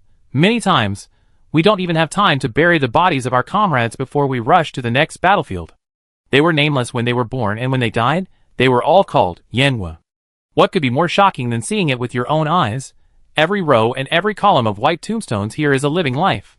They are all around, smiling and watching us, the younger generation. All of them are called Yanhua. Yanhua, 1900 to 1927. Yanhua, 1885 to 1910. Yanhua, 1870 to 1931.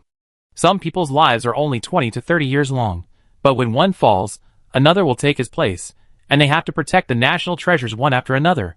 Dedicate life and death to the country, and go all out. In a trance, I seem to see countless hands swearing to Qilin. They will fight to the last moment, to the last person, and there is a tombstone here that belongs to me, Lao Jiang, Helan Shui, and Linger. At this moment, what I feel is not fear, but a sense of belonging to life, an indescribable satisfaction, as if I have finally found the meaning of my existence after a lifetime. Chapter 172. At this time, Lao Jiang's voice suddenly interrupted me. He pointed to the 2 tombstones on the top and said, "Look, Baldi and Shen Xiaoyu have been here." Under the 2 brand new tombstones, there was a bunch of chrysanthemums, and in addition to the chrysanthemums, there was also a golden badge. Could it be? I looked at Lao Jiang fiercely. Lao Jiang nodded slowly. "We can't bring back Fei Dao and Xiao Qi who died in Dunhuang. But their badges were brought back, and their souls were also brought back, all called Yin Country." Linger and I were immediately shocked and bowed deeply to the densely packed tombstones in front of us, although I don't know what they looked like when they were alive, and I don't even know their names. But they are all my predecessors, and they are the backbone of the Yin Country nation. It is their sacrifice that saved countless Yin Country treasures. It's just strange that the flowers in Lao Jiang and Helan Shui's hands are not dedicated to Xiao Qi and Fei Dao. They walked up along the cemetery, and came to the leftmost tombstone in the 3rd row. They bent down together, and put down the flowers without saying a word. I had a vague guess, but I was hesitant to speak. Lao Jiang seemed to see my doubts, and took the initiative to say, "This is Lao Wu's, the one who died in Yinshu 10 years ago." Him? I got the answer I wanted, but I didn't know how to continue. At this time, Helan Shui suddenly turned to me, and her cold face was stained with a hint of sadness. "Child, thank you for keeping the secret between the 3 of us." I understood what Helan Shui meant. She should mean that after returning from Yinshu, I didn't tell others that Lao Wu was still alive and joined the mysterious organization. Facing the white tombstone, Lao Jiang's expression became very complicated. He stroked the tombstone gently, with self-blame, regret, and irreparable regret in his tone. "How many times have I hoped you were still alive, but how many times have I hoped you were dead? I hope we are not enemies when we meet again." That day, Lao Jiang spoke very little, and his mood was obviously bad. I accompanied him to eat mutton hot pot at Donglishan for several hours, but he didn't touch it all day, just kept drinking, trying to numb himself. Maybe only when you are drunk, all troubles will disappear. I don't know what kind of friendship is there between Lao Jiang, Helangsu and Lao Wu. It should be as heavy as that between me and Yin Linger. But what happened to make them turn against each other? Brothers who lived and died together became enemies, who are now fighting to the death. I thought everything was calm for the time being, but when I helped the drunk Lao Jiang back to Qilin, I actually found a condolence letter sent by the postman. This condolence note was written by Xiang Wenli himself, inviting us to attend the funeral of Yaya, Xiaowu, and Guifei in the name of the Free Commune one day later. Yeah, my eyelids jumped when I saw the word Shangwanlanwe. What's going on? Didn't she return to Yanjing with us alive? How could she die? Could it be someone with the same name? That's not right. It clearly says that she died in the Dunhuang Desert to protect cultural relics. I was going to find Lao Jiang right away to ask what was going on. But he was very drunk at the moment, so I had to carry him back to rest. The next day, Lao Jiang and I met at breakfast. Unlike last night when he was drunk, Lao Jiang was full of energy at this moment, and there was no trace of his previous melancholy. I handed over the condolence card directly, and asked him what happened while drinking porridge. Lao Jiang replied naturally, "Those who sacrificed were young talents of the Free Commune, and this memorial service must be held." I'm not talking about this, I'm asking why he had died out of nowhere. I couldn't help but said anxiously. Lao Jiang bit the fried dough sticks calmly, without any surprise. No problem, have you forgotten that Yaya was buried in the pagoda, and her body was not intact? What? I was stunned and said, what about Diaoyi? Diaoyi was also at the scene at that time, and he cried so heartbroken, alas. It was really a white-haired person sending off a black-haired person. Lao Jiang's words made me doubt whether I went to Dunhuang with him. Why do I have the impression that Diaoyi sacrificed and Yaya came back alive? I went to find Yin Linger later. Her memory was similar to mine, which made me wonder if Lao Jiang was hiding something from me. However, Lao Jiang kept telling me a riddle. It seemed that the truth would only be revealed on that day. Time flew by, and the day of the memorial service came in a blink of an eye. The memorial service was held by the Free Commune at Yenqing University. Lao Jiang and I arrived half an hour early. The hall was filled with wreaths, either solemn white, quiet yellow, or solemn black. These three colors constructed this worrying memorial service. There were 4 black and white photos hanging in the middle. The first one was by Bing, who had died before. Bai Bing, wearing glasses, looked like a scholar, but there was a firm and unquenchable light in his eyes. The second one was Shang Wanlanwe. She was wearing a blue school uniform, with short hair and a beautiful smile. The third one was Shiwu, who was full of vigor and had a military temperament. The fourth one was Guifei, who was plain-looking, but also a rare good young man. The 2 sides of the hall were filled with people from all walks of life, including scholars, celebrities, and people from newspapers. When they saw me and Lao Jiang, who were dressed simply, everyone was stunned for no reason. To them, we were 2 faces that could not be reborn. Not to mention seeing the real people. Even the news headlines of protecting Dunhuang cultural relics and defeating water did not mention us at all. Except for Xiang Wanli and Yi Jiamiai, no one knew us. They whispered about our identities, wondering if we were relatives of the deceased. Lao Jiang had participated in many big events. He looked normal, and handed the elegiac couplet in his hand to Xiang Wanli respectfully. Professor Xiang Wanli also took it with both hands, with an extremely solemn expression, and said loudly, "The distinguished guest Qilin sent a condolence. The glory shines on the sun and the moon, and the blood recommends Xianyuan." The audience immediately boiled up, and suddenly realized something and whispered something. It can be seen that Qilin has a very high reputation among the people. Xiang Wanli did not forget to explain to everyone. Mr. Jiang and brother Jinglan went with us to Dunhuang this time. It was all thanks to them that Warner returned with defeat. There, we witnessed the sacrifice of our companions with our own eyes, and we also realized more and more how difficult it is to protect cultural relics. Today, is Warner the only one who covets the treasures of Yin State? No, there are many tigers, leopards, jackals, and wolves. They not only want to plunder our national treasures and crush our dignity, but also want to split up the Yin State nation with a history of 5,000 years. We will not let them succeed, because we are the new youth, the newest and hottest blood of this nation. Professor Xiang Wanli's impassioned speech instantly attracted a series of photos from newspaper reporters.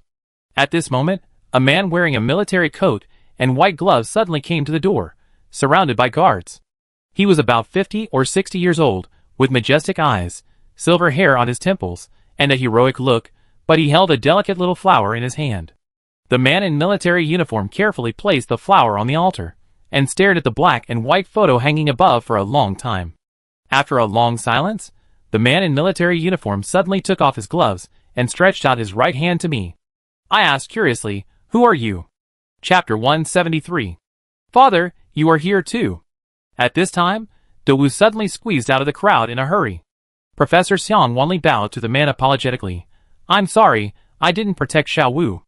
It turned out that the man in front of me was Xiao Wu's father, Wu Chengyang, the warlord of the Anhui faction. After Xiang Wanli's reminder, I immediately found that his outline was indeed a bit similar to Xiao Wu. Wu Chengyang helped Xiang Wanli up and said, "Professor, you must not do this. From the moment he became a member of the Wu family, my son will have such a day sooner or later." Wu Chengyang's gestures have a kind of open-mindedness. No wonder Xiao Wu dared to sacrifice. This spirit must be inherited from the family, right? It's just a pity. I couldn't help looking at the black and white photo. Wu Chengyang appeared in front of me again. This time I took the initiative to extend my hand and shook his hand tightly. Wu Chengyang's sonorous words came to my ears. "Young man, thank you for fighting side by side with my son until the last moment. I have 2 questions for you. You go ahead." I put on a humble attitude of a younger generation. "Is my son brave?" When I heard this question, I answered almost without thinking, "The bravest of the 3 armies." Xiao Wu's father flashed a trace of relief. "Then will my son be buried?" My eyes were filled with tears. "Forever in Yin country." Speaking of this, my voice was slightly choked, and I couldn't help but add, "Uncle Wu, Xiao Wu sacrificed himself in the ancient tomb to save everyone. He died very bravely, and he is definitely not the coward he was before." "Yeah." Xiao Wu's father nodded and smiled with satisfaction. "This is our Wu family's son. The Japanese invaders are fighting again, and I can't stay in Yanjing for long. Young man, it is Xiao Wu's honor to have a friend like you. Goodbye, everyone. I go first." Wu Chengyang bowed slightly to the people from all walks of life in the hall, and then ran towards the sunrise. His figure was as tall and majestic as when he came in. Poor father, even if his beloved son sacrificed, he could only squeeze out a moment of grief. The days of running around were just to see his son for the last time, and after seeing him, he had to continue to rush to the front line. After Wu Chengyang left, many students came to the morning hall to offer flowers. I watched all this quietly, with indescribable feelings in my heart. And at this moment, a person who I didn't expect came late. That person turned out to be Diao Yi. He was still wearing a fur coat, leaning on a jade cane in his hand, and came slowly. The hideous and terrifying scar on his face became clearer and clearer. Oh my god, how is this possible? Am I seeing things? I rubbed my eyes vigorously, and saw that behind Master Diao, there were 3 shaman saints, Camel, Peacock and Crow. Camel asked the headmaster loudly, "I will bring back the ashes of the eldest lady later. Do you think it should be placed in a gold box or a Tian jade? Is this a haunted place in broad daylight?" I saw Master Diao bleed to the last drop of blood, and I helped carry the body back. How can he come back to life? And yeah, when we parted, she waved to me and said we would see each other again. The scene in front of me was like a thunderbolt in the flat ground, which made me dumbfounded. Just when I was about to ask, Lao Jiang grabbed me, and I could only watch Master Diao present a golden chrysanthemum, and then touch Yaya's photo with tears in my eyes. Xiang Wanli's voice followed. "When the distinguished guest leaves shaman, he always brings his head to Dia Yi. I send you a couplet. My beloved daughter will be separated from me forever. The autumn wind makes the crane cry, and the dead trees mourn." Diao Yi cried very sadly, and the sadness of losing a loved one could not be faked. He stood there in pain, reluctant to leave. Xiang Wanli could only keep trying to persuade Diao Yi to think more positively. At this time, I couldn't believe that the scene in front of me was real. Everyone seemed to have collective amnesia, thinking that Diao Yi was still alive and Yaya was dead. I even tried to use my eyes to see the flaws on this Yaya's face, but his nose, mouth, and even the scar were exactly the same as Diao Yi's. Who is he? Could it be? I made a bold guess. Lao Jiang just gave me a warning look and told me not to care. According to the process of the memorial service, Xiang Wanli should give a speech to all the guests today. Xiang Wanli is worthy of being a top professor in the industry. Although he has not fully recovered, every word he said is sonorous and powerful. He vividly told many stories about Dunhuang and Mogao grottos, hoping to attract the attention of all sectors of society, and call on everyone to work together to protect the precious heritage left by our ancestors. When he said that thousands of murals in Dunhuang had been stolen by foreign explorers, there were regrets from the audience. When he said that we had thwarted Warner's conspiracy this time, there was thunderous applause from the audience. At this moment, a reporter in the audience suddenly stood up and asked, "Professor, in your opinion, what is the significance of protecting Mogao grottos?" Xiang Wanli answered almost without thinking, "Yinhua will not die, Dunhuang will not die." His words once again ignited the common hatred of the crowd off the field, and the thunderous applause was mixed with the cheers of a group of passionate young people. "I want to go to Dunhuang and protect Mogao grottos with Mr. Chang Shuhong. Count me in. I think today's events will definitely be reported in the newspapers, right? More people will be liberated in their thoughts, and more people will rush to the northwest." At this time, another reporter stood up, and just when he wanted to ask a question, EGMA suddenly walked to Xiang Wanli's side. He whispered something in Xiang Wanli's ear, and his expression became more and more anxious. This was the first time I caught the word panic on EGMA's face. Something happened. Lao Jiang and I looked at each other. Sure enough, Xiang Wanli over there also widened his eyes, and showed an incredible expression. Now, a strange atmosphere suddenly enveloped the place.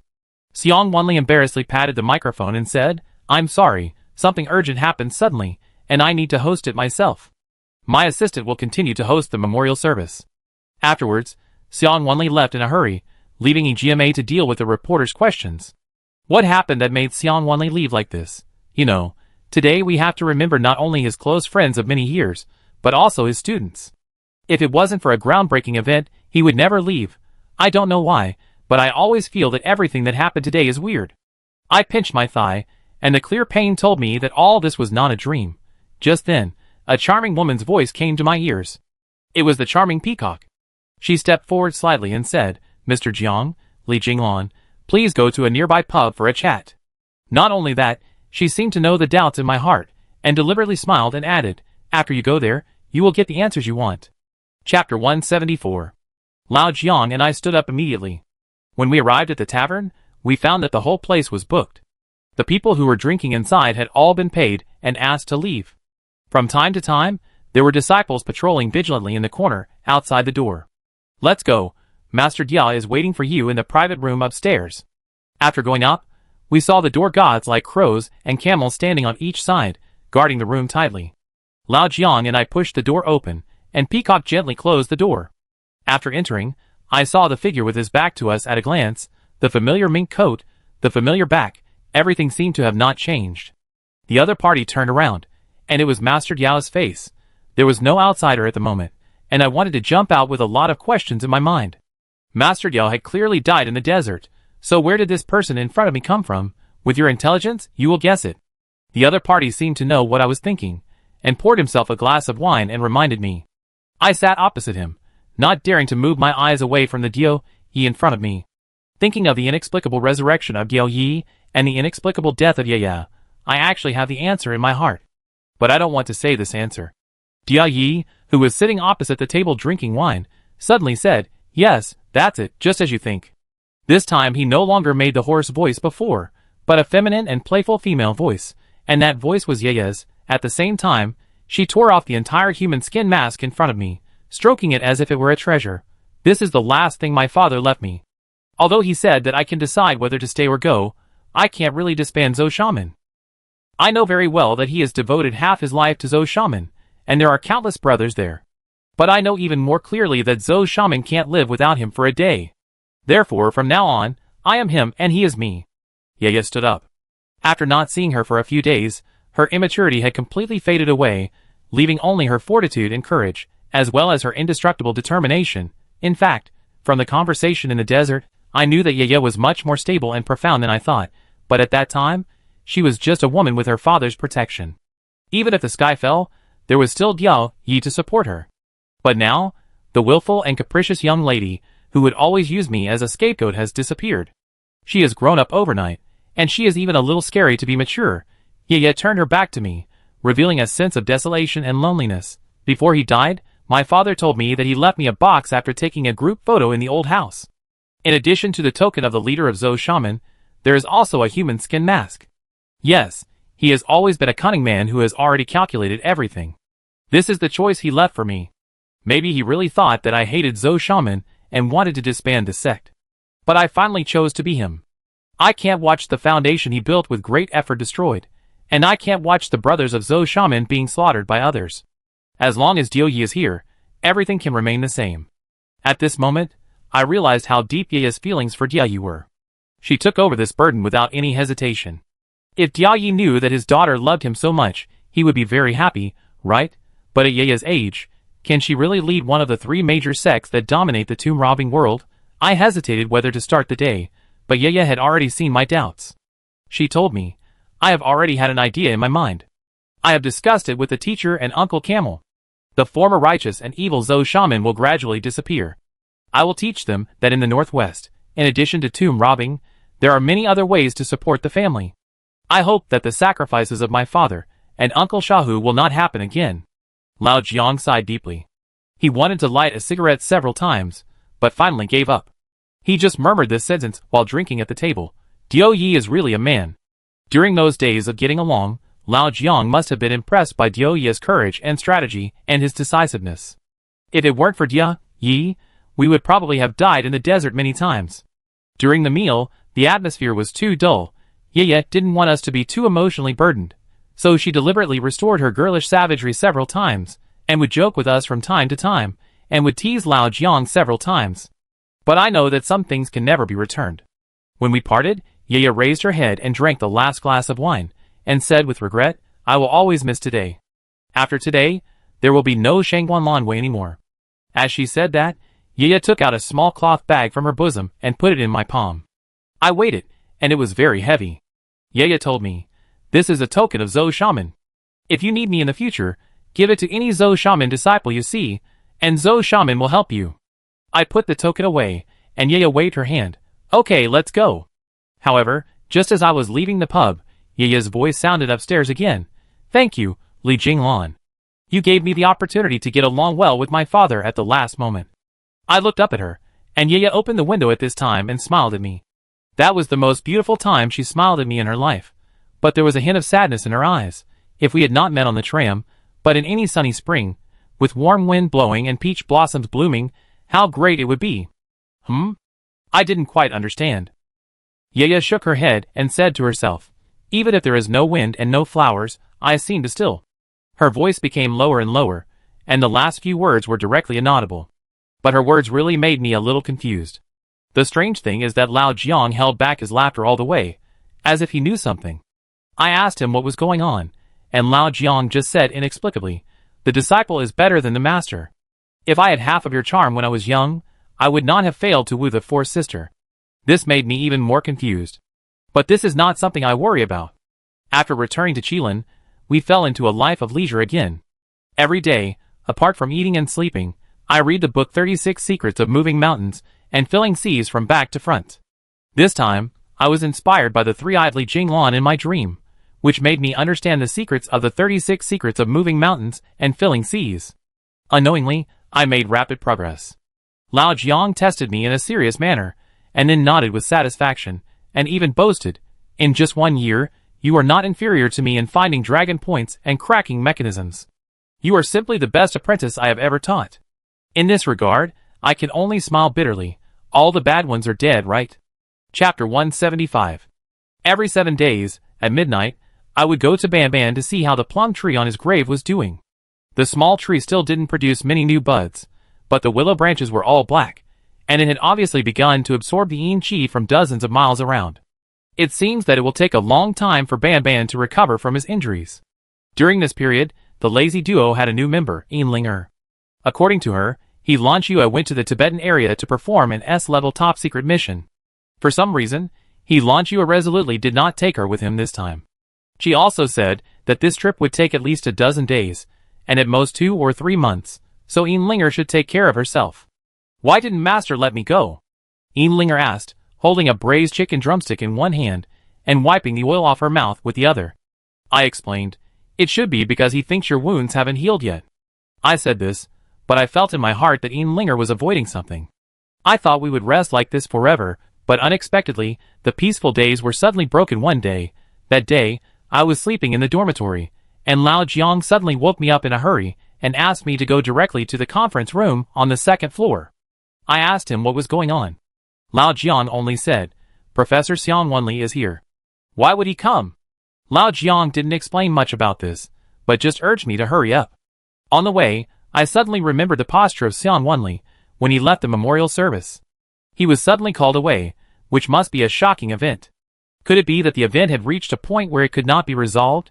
After arriving at the conference hall, I saw Professor Xiang Wenli at first sight. He was wearing a neat Zhongshan suit, but this time, there was a new face with him. He was an old scholar in a long robe. He was very old, but he was in very good spirits. The most noticeable thing was his gray beard, which was dragged all the way to his chest, which made him look quite immortal. Who is this? Lao Jiang and I looked over at the same time.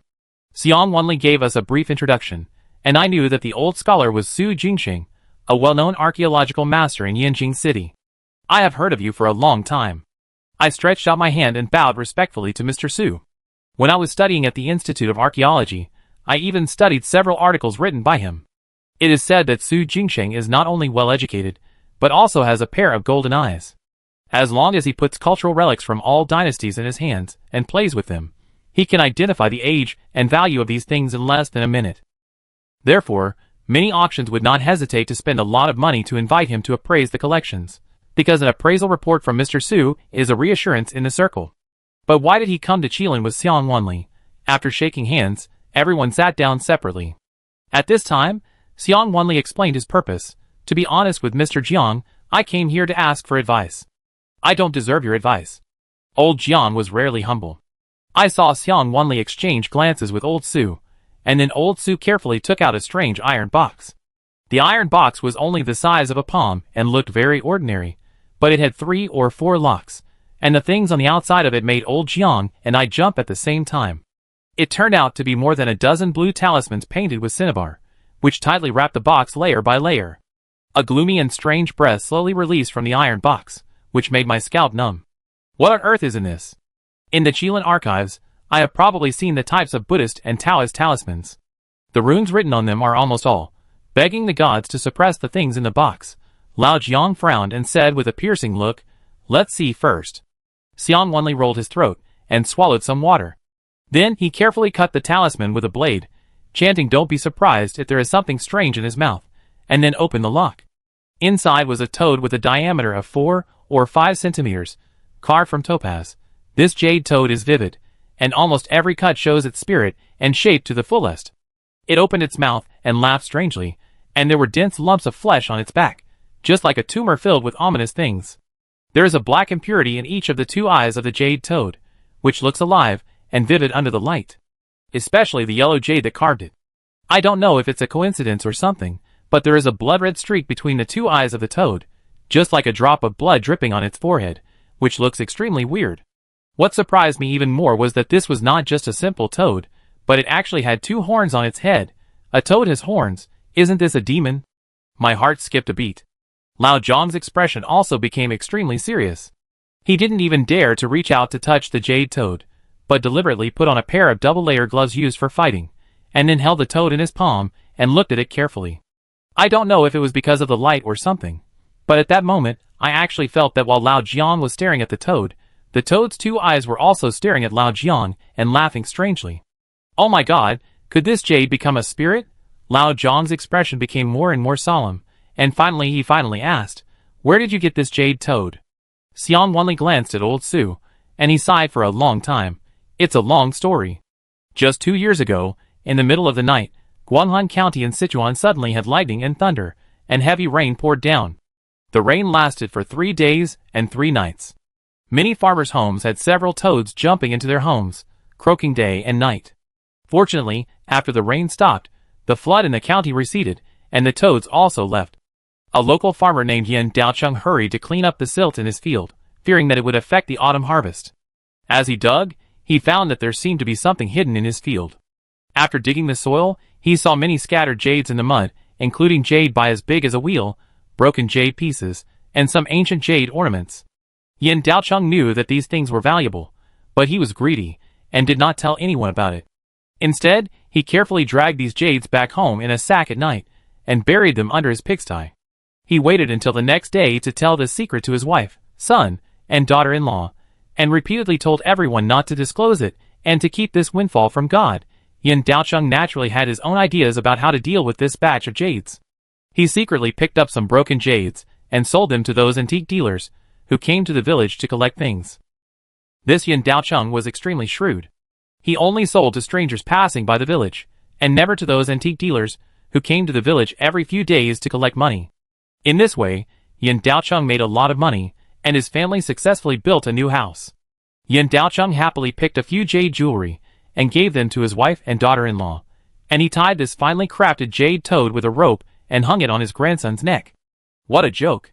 Hearing this, Lao Jiang could no longer control himself, and suddenly stood up with a dark face. This is not something that a living person can wear. It is a dead jade for worshipping the dead, and it is generally used to bury the owner of the tomb.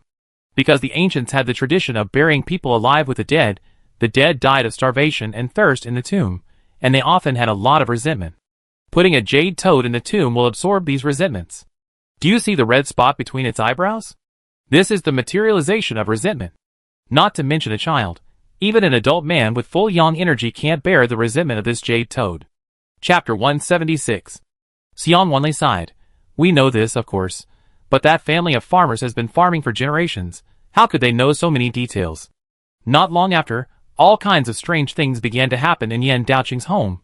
For example, in the middle of the night, when the old man came out to urinate, he suddenly saw a man wearing a bronze mask standing in the yard. For example, his daughter-in-law often heard some whispering voices, all in an incomprehensible language. In the end, his family didn't even dare to drink the water from the well. The water was obviously clear and sweet, but they sometimes had hallucinations, and saw a bucket of blood, and even reflected all kinds of dark and strange faces on it. When Yin Daocheng's family was about to be driven crazy, his grandson began to cry loudly every night, looking terrified, as if he had seen something terrifying. After finally finding a doctor to see the doctor, the other party only said that the child was in shock, and it turned out that no matter how many medicines he took, it didn't get better. Until one day, when changing the child's diaper, Yin Daocheng's daughter-in-law suddenly found a small piece of toad skin on the child's leg.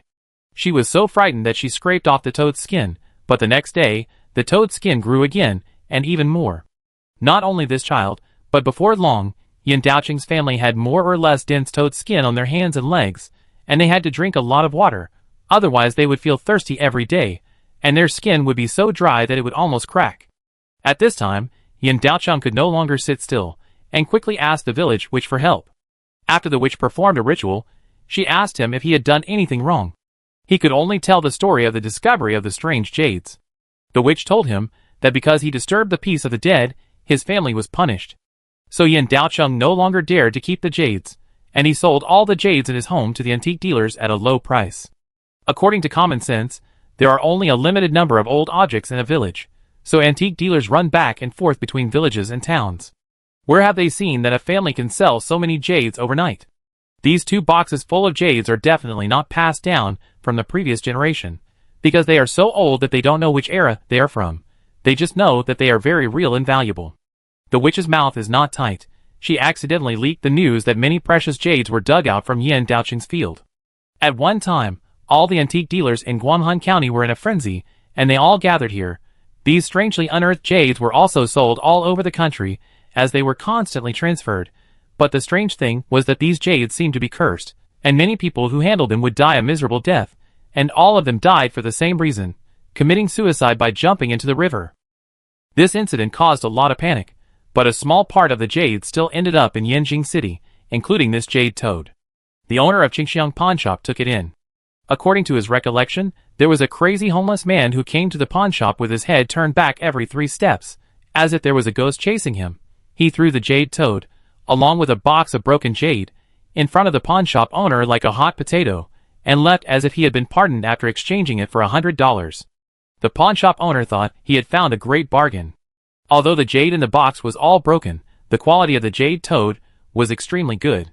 He thought he could sell it for several times the price, but he didn't expect that it was this jade toad that brought a disaster to his whole family.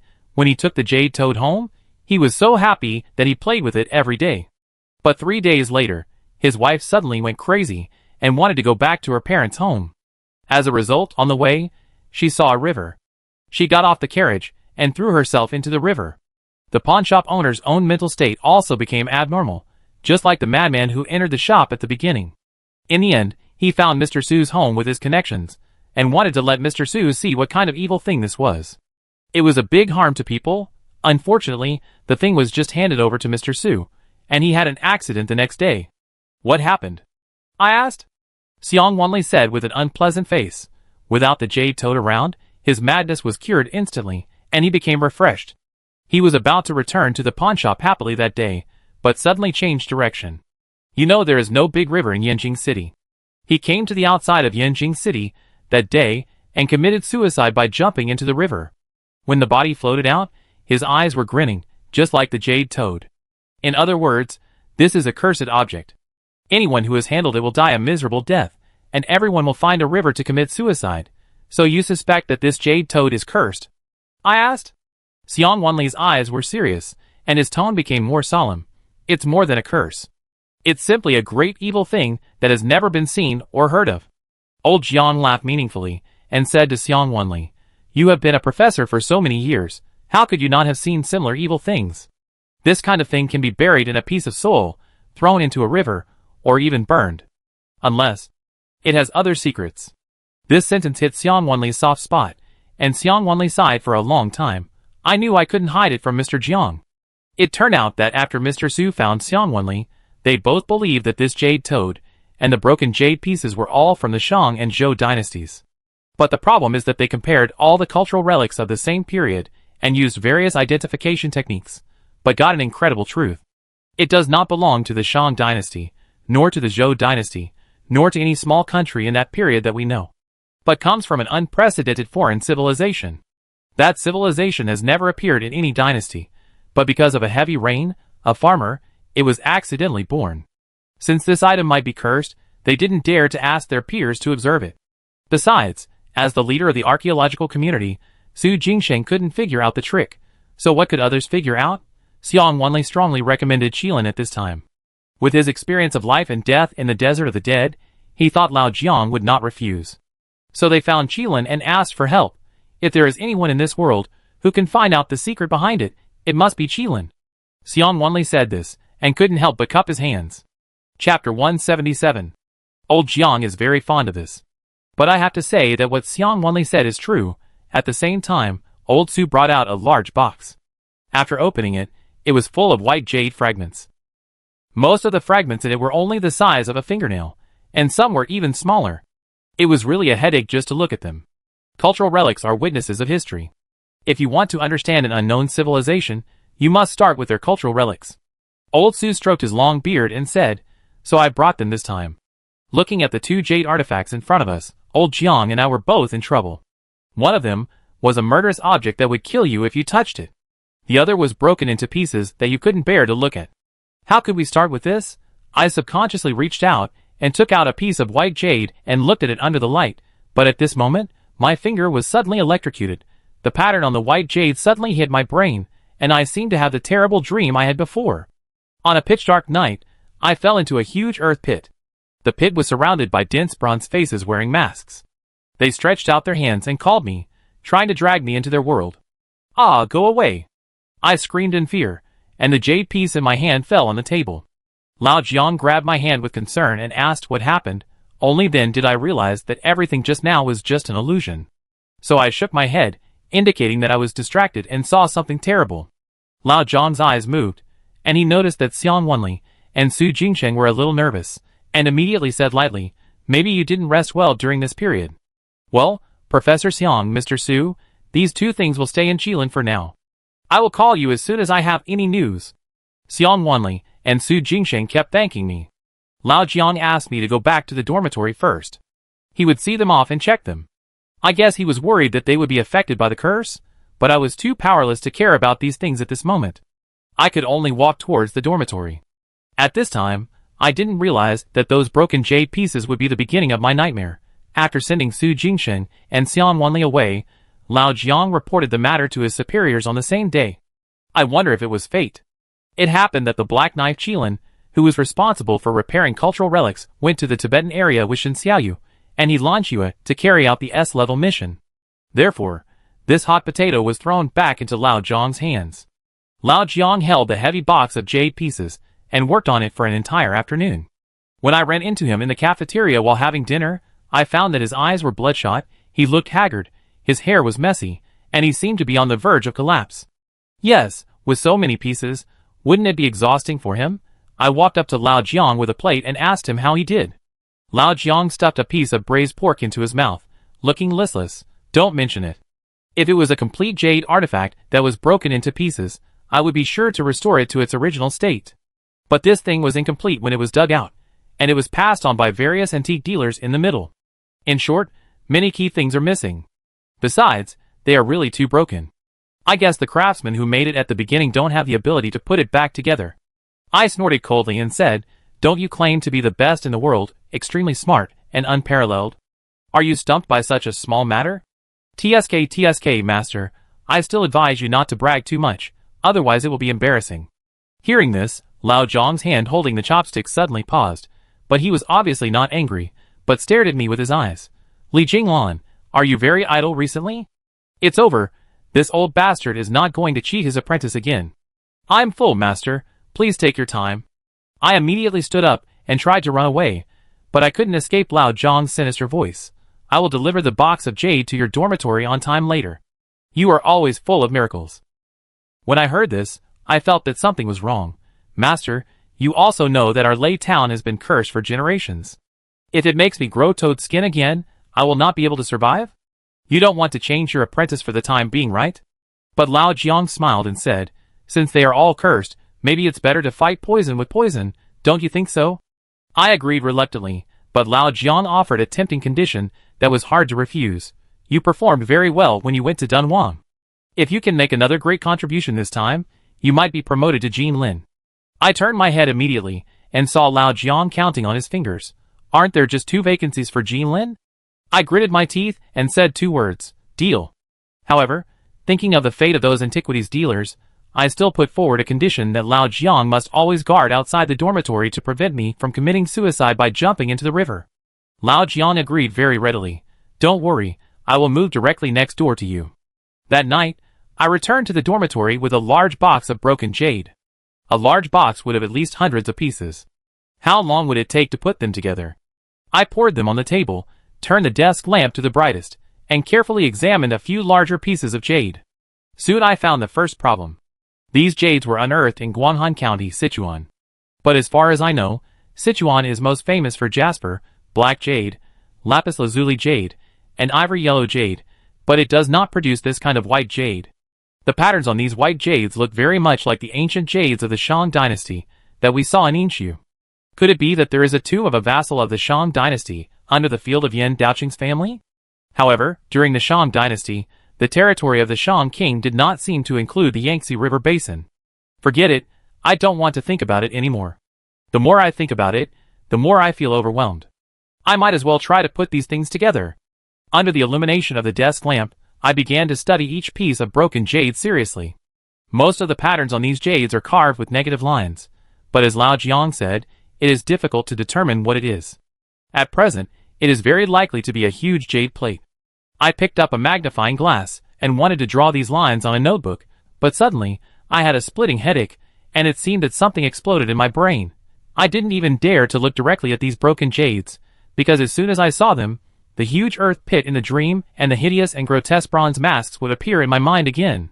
Maybe I didn't rest well. I was ready to calm down and continue my research. But a strange scene appeared. When I stood by the window to see the scenery in the distance, the bronze mask appeared in front of me again. The mask was square, the nose was triangular, and the eyes almost occupied half of the face. Especially there was a huge hole in the middle of its forehead, as if it had a third eye. Fear grew in my heart instantly, and I quickly looked away, but the bronze mask was reflected in the water cup. I even wanted to wash my face to wake myself up, but the water droplets were also inlaid with bronze masks. They were like evil spirits, invading my dormitory like a tide, surrounding me tightly. Face after face squeezed me in the middle, making it hard for me to breathe. Chapter 178. I rushed to the bed, like I was fleeing from the disaster, and covered myself with the quilt. As a result, as soon as I closed my eyes, all the intaglio patterns I had seen with the magnifying glass before appeared in my brain at once. Those patterns intertwined and woven, and finally formed a strange face. The face was square, with protruding eyes, and it was a bronze mask. It kept smiling at me, approaching little by little, and finally the mask was directly stuck to my face. I scratched it with my fingernails and hands, and tried everything but couldn't tear it off. I even wanted to cut it with a knife, but even if I cut my skin and bled, the bronze mask would follow me tightly as if it grew in my flesh. Oh my God, what should I do? At this time, I couldn't stand it anymore. I rushed out of the dormitory in panic, wanting to ask for help from everyone, asking for help from Lao Jiang, asking for help from Linger, asking for help from Lao Xiaodu. But I found that each of their faces had turned into bronze masks, just like in the nightmare, reaching out to me and calling, Li Jinglan, Li Jinglan. They all wanted to catch me, and finally I struggled and screamed to climb to the 4th floor, trying to find the leader of Qilin. In the darkness, his figure had his back to me. Save me! What is this on my face? Please help me tear it off. However, the moment he turned around, I suddenly found that he was also wearing a bronze mask on his face, and said in the same voice as mine, This is your face. Li Jinglan, you can't escape. Come find me. This is your fate. I suddenly opened my eyes, and it turned out that everything just now was just a dream. But I knew very well that I couldn't sleep today, because the dream was more terrifying than reality. I immediately closed the box of jade tightly and stuffed it into the closet, then, as if asking for help from my ancestors, I tightly grasped the book 36 Secrets of Moving Mountains and Filling Seas, and kept reciting it silently, as if this could distract the fear in my heart. But no matter how I controlled it, there was always a voice in my heart. Where did these jades come from? Why did it affect me like this? For the next 2 days, I didn't leave the dormitory, and was imprisoned by the bronze monster dream. But I couldn't sleep, and as soon as I closed my eyes, I saw the terrible scene in the dream. I couldn't sleep. I even felt terrified when I saw anything wet like a madman. I threw the cup, kettle, and even the wash basin out of the window. But the bronze masks in my mind were like plasters that I couldn't get rid of. They kept calling my name, Li Jinglan. Li Jinglan, go to the Yangtze River, which is our source, and the end of the nightmare. At this moment, I couldn't control myself anymore. My body seemed to be possessed by a demon. I stood up like a puppet and opened the door. I want to find the Yangtze River. Only when I see the Yangtze River can I be free. This thought has been controlling me. Apart from that, I can't think of anything else. It seems that my body no longer belongs to me. I don't know if it felt my abnormality, but the big tiger who was walking back and forth in the dormitory suddenly had all his hair exploded. He stood in front of me with a fierce look, and kept making low roars, as if he had encountered an unprecedented enemy. Who? Who? At this moment, the door next door opened. A pungent smell of tobacco filled the air. I don't know why, but when I smelled the smell of tobacco, my originally muddled brain suddenly woke up, and a familiar face gradually appeared in front of me. It was Lao Jiang with a serious face. What were you doing just now? Lao Jiang frowned and spoke in a serious tone. I answered blankly, I don't know. Hey, why am I in the corridor? Dahu, why are you here too? When I found myself in a strange place, I was confused. Lao Jiang said gloomily, it sensed the death energy in you. If it weren't for this little guy, you would probably be in danger today. After saying that, he took out a silver needle and directly pierced my thumb. I was about to scream in pain, but I saw that the blood squeezed out was actually black. Of course, except for the first drop of blood, the rest of the blood was normal bright red. Lao Jiang glanced and said, look, I caught this dead spirit. I swallowed my water in fear and asked, what if you were not caught? Lao Jiang was still in a joking mood at this time. Then you will play mahjong with those drowned antiquities dealers. Let's go back to the dormitory. Lao Jiang grabbed me and walked towards the dormitory. On the way back, I couldn't help but tell Lao Jiang, I suspect that those broken jades are from the same place as the jade unearthed from Yinshu, but try not to touch them, it's too weird. In order not to see them, I stuffed them into the cabinet. But then, I was shocked by the scene in front of me and opened my mouth wide, because I clearly saw that the box containing the jade that day was placed on the desk. The box was empty, and the jade pieces inside were neatly laid out on the table. They were actually pieced into a strange circular pattern. Even the missing parts and patterns that Lao Jiang mentioned before were all filled in with pencils. Seeing this picture, I was shocked and waved my hands repeatedly, saying, it's not me who pieced it together, how can I do this? Lao Jiang glanced at me in confusion, touched his chin and said, but I have been guarding next door. No one has entered your room in the past 2 days, and you haven't gone out either. But it's really not me who pieced it together. I swear. After saying that, I raised 3 fingers. Lao Jiang exhaled a day of smoke and said, I know, it was the thing attached to you that pieced it together. Facing the strange jade ring on the table, Lao Jiang took a photo without saying a word, and then found professional tools to make a copy. After that, we began to look at this strange object seriously. The center of the disc seems to be a sun radiating infinite light, and in the 4 directions of the sun, there is a flying bird with its wings spread, as if it is carrying the sun to rise into the sky and illuminate everything. Lao Jiang narrowed his eyes, and concluded in one day, this is the sun god bird ring. I was a little curious. How do you know this bird is a divine bird? What if I said it was a sparrow? Lao Jiang pointed to the claws of each bird and smiled slightly. Didn't you notice? Normal birds only have 2 claws, but these birds have 3 claws. In addition to the normal 2 feet, there is another foot extending from its abdomen. What is this? This is the golden crow in the mythology of Yin State. Chapter 179. In ancient times, humans were very superstitious. They believed that all the magical natural forces were created by gods. At that time, people saw birds rise when the sun rises and birds rest when the sun sets. They believed that birds carried the sun to the sky at sunrise, and carried the sun back to the sea at sunset. There is also a poem that says, the golden crow first flew from the bottom of the sea, and the red light scattered the blue clouds. Over time, the golden crow became the representative of the sun. This should be a country with the sun as a totem, because this sun god bird ring was offered to the gods in sacrifice. A hint of excitement appeared on Lao Jiang's face. But, looking at the sun god bird ring, I hesitated. Say whatever you think. Lao Jiang spoke directly. I swallowed the water and said, we can now determine that these jade artifacts were unearthed between the Shang dynasty and the Zhou dynasty. But as far as I know, no tribe at that time believed in the sun, and the Shang king at that time advocated, the black bird was destined by heaven, and gave birth to the Shang dynasty. How could they allow other tribes to believe in anything other than the black bird? This is simply rebellion. Lao Jiang seemed to have anticipated my thoughts and said, that's why Professor Xiang Wanli said that this is an unknown civilization.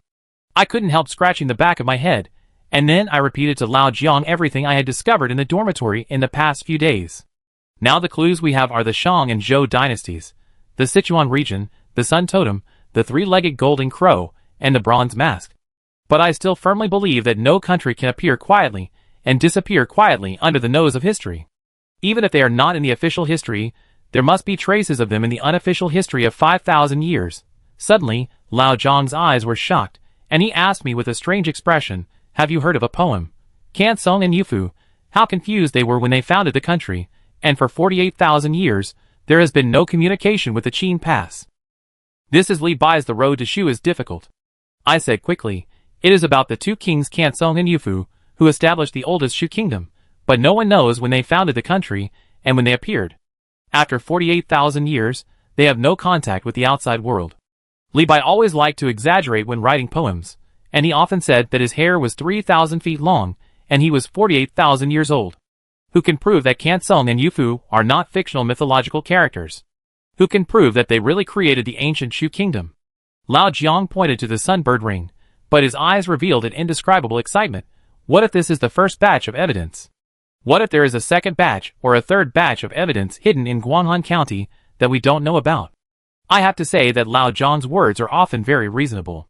After being reminded by him, I couldn't help but get a little excited. Since ancient times, there have been very few countries established in Shu, and there is even less trace of those in the Shang and Zhou dynasties. At that time, Lao Jiang and I split up. I was responsible for tracking down all related clues in Qilin's archives, and Lao Jiang went to find Xiang Wanli and Su Lao. At that time, we just wanted to test the waters. But I never expected that there would actually be a lost kingdom, which slowly emerged from the water along with the sunbird ring. Oh, wait a minute. Lao Jiang suddenly called me from behind. He caught up with me, and put a mysterious badge in my hand. The badge was all black, and it turned out to be a unicorn carved from a whole piece of black jade. The unicorn stretched its neck and howled, and its 4 claws soared into the clouds, as if it was alive. Could this be? Before I could ask, Lao Jiang said, if there is no clue you need in the archives room on the 2nd floor, go to the confidential archives on the 4th floor. If mortals stop you, show them this badge. I guessed right. This is the badge of the legendary Black Knife Unicorn.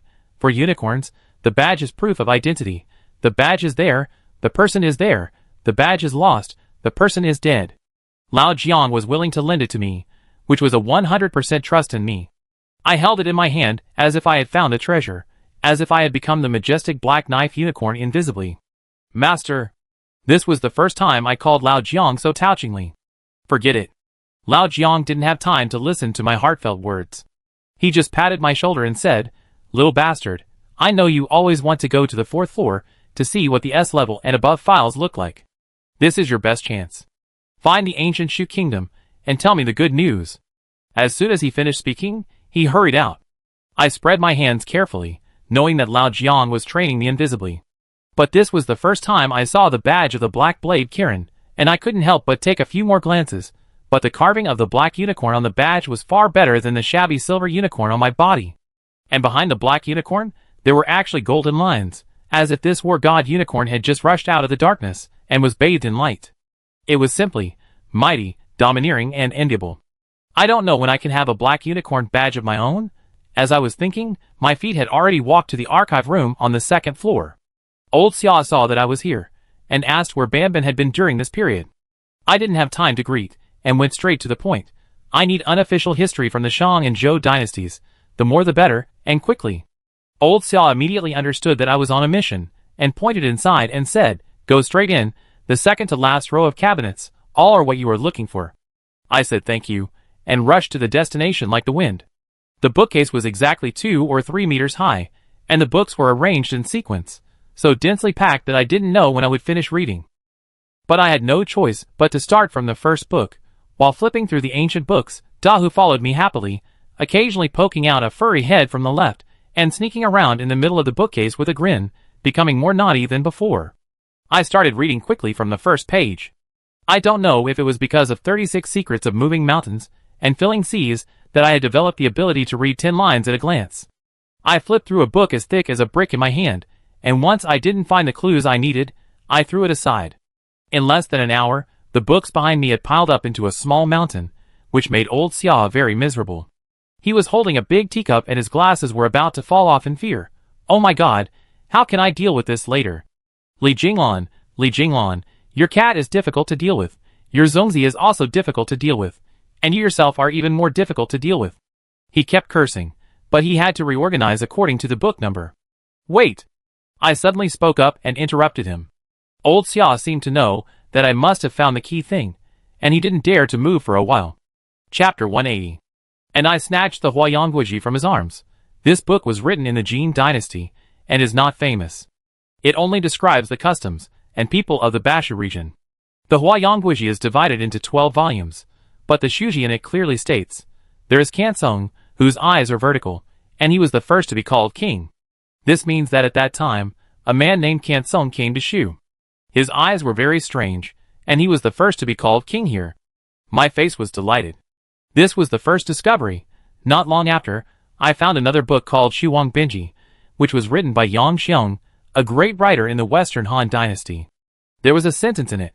The first king of Shu was named Kansong, the next generation was named Baiguan, and the latter was named Yufu. These 3 generations were hundreds of years old, all of them were deified and immortal, and their people also followed the king. The general meaning of this sentence is that the first king of the ancient Shu kingdom was called Kansong, and its next successor was called Baiguan, and the later was called Yufu. These 3 kings lived for hundreds of years, and finally turned into gods, immortal, and many people in the ancient Shu kingdom followed them to the place of gods. Seeing this, I was shocked. How could there be people who lived for hundreds of years? Should it be the same exaggeration as the difficult road to Shu? This added a bit of mystery to the already confusing ancient Shu kingdom, and I wanted to find more things. But after I flipped through the entire bookcase, except for these 2 books, all other classics did not mention the ancient Shu kingdom or Kansong, as if this country only existed in mythology. I touched the black knife unicorn badge in my day bag, and finally decided to step into the 4th floor. As expected, the 4th floor is heavily guarded 24 hours a day. As soon as I got out of the elevator, I was stopped by 2 Qilin guards. One had a square face, the other had a round face. They wore sunglasses and were serious. Just looking at them, I felt an invisible pressure in my heart. I could only explain with a red face that it was Lao Jiang who allowed me to come in to look for the documents, and showed the black knife Qilin badge. After confirming that everything was correct, they let me go. But they told me with a warning, due to the confidentiality principle within the organization, you only have 1 hour. Remember, no matter whether you can find anything or not, you must come out immediately when the time is up. I curled my lips, and it was not up to me to wait and go in. As if knowing what I was thinking, the square-faced guard said, "Don't be clever. If you still don't show any signs of coming out at 58 minutes, I will use force." This actually took the time to deal with me into account. There was no other way. I could only try to use Lao Zhang's face to fight for more. "Can you give me half an hour more?" I greeted him with a smile. But the square-faced guard in front of him looked at his watch sternly. "You have wasted 1 minute, and now there are 57 minutes left. You can't do that." I was instantly anxious. I not only have to crack the secret of the ancient Shu kingdom, but I also have to save people. 56 minutes and 50 seconds. Damn, you are so cruel. I glared at him fiercely, snatched the key, and rushed to the archives like the wind. It seems that whether I can find something in this hour or not, I can only leave it to fate. It's just strange that in addition to a key, he actually gave me a route map. What's going on? This archive is just a small library, not a mountain. It turns out that I am still too young. When I opened the door of the archive, I finally understood the meaning of this route map. The floor was covered with wooden boards, and the surroundings were empty. Only in the center was there a huge circular revolving bookshelf. It can be seen that this core archive, in addition to being heavily guarded, also has some anti-theft traps on the ground. I can only follow the route map to walk to the bookshelf, otherwise I don't know whether I will be greeted by ground-sinking spikes or crossbow arrows. An archive is made like a treasure room, and the place where the treasure is placed is even more thrilling. Soon, I followed the instructions on the route map, and came to the revolving bookshelf. Each row of bookshelves here is marked with the age of the archives, including Xia, Shang, Zhou, Qin and Han, 3 kingdoms, Jin, southern and northern dynasties, and so on. I almost thoughtlessly rotated the bookshelf to the Xia, Shang and Zhou dynasties, and searched carefully from top to bottom. It was almost all top-secret notes, left by the Black Blade Kirin of past dynasties, when they were on missions.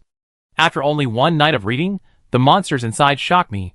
Oh my god, there is an ancient tomb of the Shang dynasty, which was buried in the shell of a 1,000-year-old turtle.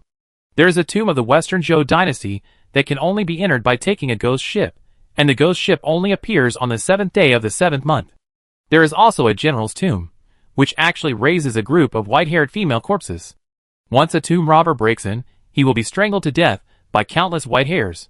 The more I read, the more shocked I am, and the more fascinated I am.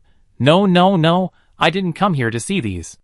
I took a long breath, suppressed my curiosity, and repeatedly reminded myself that I was looking for traces of the ancient Shu kingdom, and could not continue to waste time on these exciting tomb-robbing clips. But after searching for a long time, I found a very frustrating fact. The footprints of the Black Knife Kirin rarely set foot in the Sichuan Shu area, as if Sichuan during the Shang dynasty was really a barren land with no human habitation. With half an hour left, I was almost going crazy. My hands turned faster and faster, and my eyes became more and more sore and swollen. Oh my god, please God! Let the clues appear quickly. Just when I was at a loss, I suddenly glanced at the last file, Inshu. There were 2 names below, Jiang Donghu and Helangsu. A clue found on the Sun-Bird ring before also activated my brain instantly. I remember that I was curious at the time. There was no white jade in Sichuan, but this Sun-Bird ring was made of white jade. In that era, the white jade mines were almost all within the sphere of influence of the Shang dynasty, and the texture of this white jade is almost exactly the same as the jade we saw in the tomb of King Wuding of the Shang dynasty. If so, will there be any records about the ancient Shu kingdom in Inshu? I immediately pulled out the file, and I could still remember the monsters and mechanisms I encountered before. At the back was a thick stack of oracle bones, which were intercepted by Lao Jiang and I from Chinese medicine shops and tomb robbers when we first went to Inshu. I remember that they almost used these precious oracle bones as dragon bones for medicine. I immediately read these oracle bones quickly, and when I read the one that recorded King Wuding of the Shang dynasty's conquest of the 4 directions, I suddenly saw a divination, the witch sent the king's army to Shu. It probably means that the witch at that time sent a group of elite king's army to Shu. It seems to be carrying out a confidential mission, but it didn't say what it was. I guess it should be a war. But it also did not mention the purpose of the royal army's attack on Shu. The final hexagram only had 2 words: great misfortune. Chapter 181. The record ends here. But I quickly copied this sentence into my notebook, as if I had found a treasure. If there is any evidence to prove that the ancient Shu kingdom really existed, it must be the oracle bone inscriptions of Inshu from the same period, and this oracle bone inscription has told me from the side that the ancient Shu kingdom and Kansong not only existed, but also very likely broke out a world-shaking war with the Shang dynasty army at that time. And the result of this war is undoubtedly that the ancient Shu kingdom won. Otherwise, it is impossible that the result would not be written in the oracle bone inscription. I almost ran out of the archives, and I couldn't stop smiling. This surprised the two guards. They thought I stole something, and searched me up and down 3 times before letting me go downstairs. At this time, I kept looking at the watch, wondering why Lao Jiang hadn't come back yet. Didn't he go to deliver the rubbing of the sun god bird ring to Professor Xiangwenli? It's been a few hours, and it's time to crawl back. What happened? Could this bastard master have offended someone with his bad mouth and died outside? As I was cursing, a girl from the intelligence department on the first floor called me over to answer the phone, saying that it was Lao Jiang who called me. I ran over, and just as the call was connected, Lao Jiang said to me, "Take the sun bird ring and the jade toad, as well as a black briefcase in your next-door dormitory, and meet me at Yinqing University." Hearing his serious tone, I couldn't help but feel a little nervous, and hurriedly said, "I have found a lot of clues here. What happened to you? Is there an accident?" "It's a big accident." Lao Jiang's next words fell like thunder. "Xiang Wenli and old Su are possessed by evil spirits, and one is missing." When I arrived at Yinqing University, I found that it was a holiday today. You know, this is my first time to visit the Yinqing University campus. I have always heard that this is a place for the enlightenment of contemporary youth, but I didn't know that the environment is so beautiful. It is adjacent to the old Summer Palace in the north and the Summer Palace in the west. It has both the grandeur of the royal gardens and the beautiful scenery of the Jiangnan mountains and rivers. Walking through the green tree corridor, I heard the birdsong and the fragrance of flowers. But I really don't have time to appreciate the scenery at the moment. I ran and finally came to the teaching building designated by Lao Jiang. When I went in, I saw Lao Jiang sitting in an empty classroom, smoking non-stop. On the desk beside him, Xiang Wenli, whose life or death was unknown, was lying, with his hands and feet tied tightly with hemp ropes. I don't know whether Xiang Wenli is dead or alive. His whole body was lying on his back, but his eyes were staring straight, with the whites of his eyes turned out, like a big toad with its belly facing up, and there was a faint smile on the corner of his mouth. It was the first time I saw him look like this. The old professor, who was usually serious and earnest, was inexplicably funny and cute at this moment. "Have you brought all the things?" Seeing that my eyes were almost glued to Xiang Wenli, Lao Jiang couldn't help coughing. I immediately handed over the briefcase. "It's all here." Then I asked, "What happened to Professor Xiang Wenli? Why was he still tied up?" Lao Jiang sighed for a long time. "He has been in contact with the jade for too long, so he is also cursed." "Haven't we done the preventive work?" Lao Jiang's brows were locked tightly. "No, he is more serious than you. When I sent the 2 elders away, I specially released a drop of black blood from their thumbs, and gave each of them a string of 5 emperor's coins, and told them to stay at home honestly for a month, just in case something unexpected happened." Unexpectedly, Xiang Wenli and Su Jingsheng became more and more disobedient as they got older, and they were both very anxious and wanted to crack the secret of the jade. After returning, they symbolically rested for 2 days, and then they felt that everything was fine, so they agreed to go to the library of Yinqing University to continue investigating the origins of these jades. Unexpectedly, while investigating, the 2 were possessed by evil again. Fortunately, Lao Jiang arrived in time, but he only found Xiang Wenli. At that time, Professor Xiang Wenli was like a wild beast rushing around in the teaching building, scaring off several guards. Fortunately, Lao Jiang appeared in time, but it took a lot of effort to tie him up. That thing is much more powerful than I thought. Speaking of this, Lao Jiang smiled bitterly, and took out the string of 5 emperor's coins from Xiang Wenli's day bag. I saw that the original bronze 5 emperor's coins were now covered with a layer of black dirt, and not even a little light could be seen. You know, the 5 emperor's coins are taken from the 5 prosperous periods of the Qing dynasty. They are the most circulated in the hands of the people, and contain the yang energy of tens of thousands of people. They are almost the nemesis of the evil things in the world, but they can't resist the things in the jade. And even Lao Jiang's unique bloodletting technique is useless. What is this thing? How can it be so scary? I couldn't help but take a deep breath, and at this moment, Xiang Wenli woke up. He began to twist his body frantically again, trying to break free from the dense ropes. His eyes were red, and he laughed hoarsely in his throat. He stared at me, as if he wanted to eat me alive. I couldn't help but shudder. Is Professor Xiang possessed by a ghost? Old Jiang shook his head. No, it's death energy, enough to affect the death energy of the living. Suddenly, a trace of horror flashed at old Jiang's eyes. The pit where the jade was dug out in Guanghan County can't be an ancient tomb. No one would create such a strong death energy in their own tomb. My heart skipped a beat. What is that? Old Jiang replied. The sealed place. That is where the ancient Shu kingdom sealed some terrible existence. There is no time to lose. Now that Xian Wenli is under control, we have to find Old Su. If it's any later, Old Su will be in danger. Old Jiang picked up a silver needle in his right hand and stabbed it towards Wenli's forehead.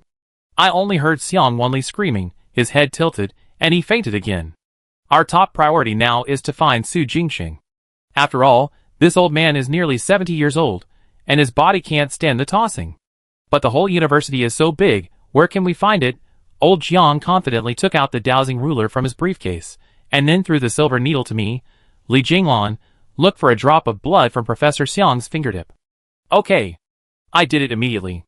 The drop of blood flowed along the dowsing ruler like a black bead, and then broke into stars. At this moment, I suddenly realized that old Jiang wanted to use the magnetic field to find dead air with dead air, but the dowsing ruler swooshed, and the arrow trembled and pointed to the south. We rushed out of the classroom, and put a note next to Xian Wenli before leaving to prevent anyone from moving around. On the way, the two of us followed the dowsing ruler, and after a lot of twists and turns, we actually came to the girls' dormitory area. Why did Mr. Su come here? What if he was controlled by that thing, taking off his clothes and dancing at the same time? Wouldn't his half-life of wisdom be ruined? Chapter 182. Old Jiang directly scolded me. Stop talking nonsense, follow me. Unexpectedly, the dragon-seeking ruler actually pointed to a pond of reeds deep in the dormitory, and there was a small pavilion beside the pond. The plaque of the pavilion was engraved with Wang Jiang Pavilion. There was also a black stone tablet next to it, with the three characters Wang Jiangting carved on it in a flamboyant manner. Old Jiang frowned immediately, and said to himself, Strange, there is no river in Yanjing. But it seems. It is said that there is a pond in Yanjing that was once connected to the river. Could it be here? No, go to the water to rescue people. A series of 3 sentences directly scared me. You know, all the dead who had come into contact with this jade before had an extraordinary obsession with the river. Well, old Su not just. We ran along the willow trees beside the pond and finally saw Su Jingxing's figure, and hope suddenly ignited in our hearts. But his behavior was indescribably weird.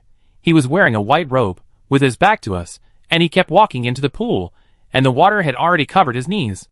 I immediately shouted, Su Lao, come back quickly. He is possessed, and can't hear you. Lao Jiang is a man of action, and he immediately took off his coat, and was about to go into the water to save people. However, at this moment, Su Lao stopped walking in, as if he finally heard my voice. He turned his face mechanically, and the next scene was extremely terrifying. There was no Lao Jiang in his eyes, only me, and his deep black pupils stared at me. Then he grinned a little and laughed. The Yangtze River is the end of the nightmare. After saying that, he pointed a finger at me. You can't escape. The next second, Mr. Su fainted in the water, and that sentence kept echoing in my mind. You can't escape. The tone of the sentence was exactly the same as the bronze mask in the dream. I was stunned and stood there for a long time. When Lao Jiang pulled Mr. Su out of the water, he noticed my abnormality and shouted my name loudly. Li Jinglan, why don't you come? Lao Jiang was desperately doing CPR for Mr. Su. Fortunately, we arrived in time, and he didn't choke on much water. But when Mr. Su was squeezed in the chest and spit out a few days of water, he suddenly grabbed my wrist.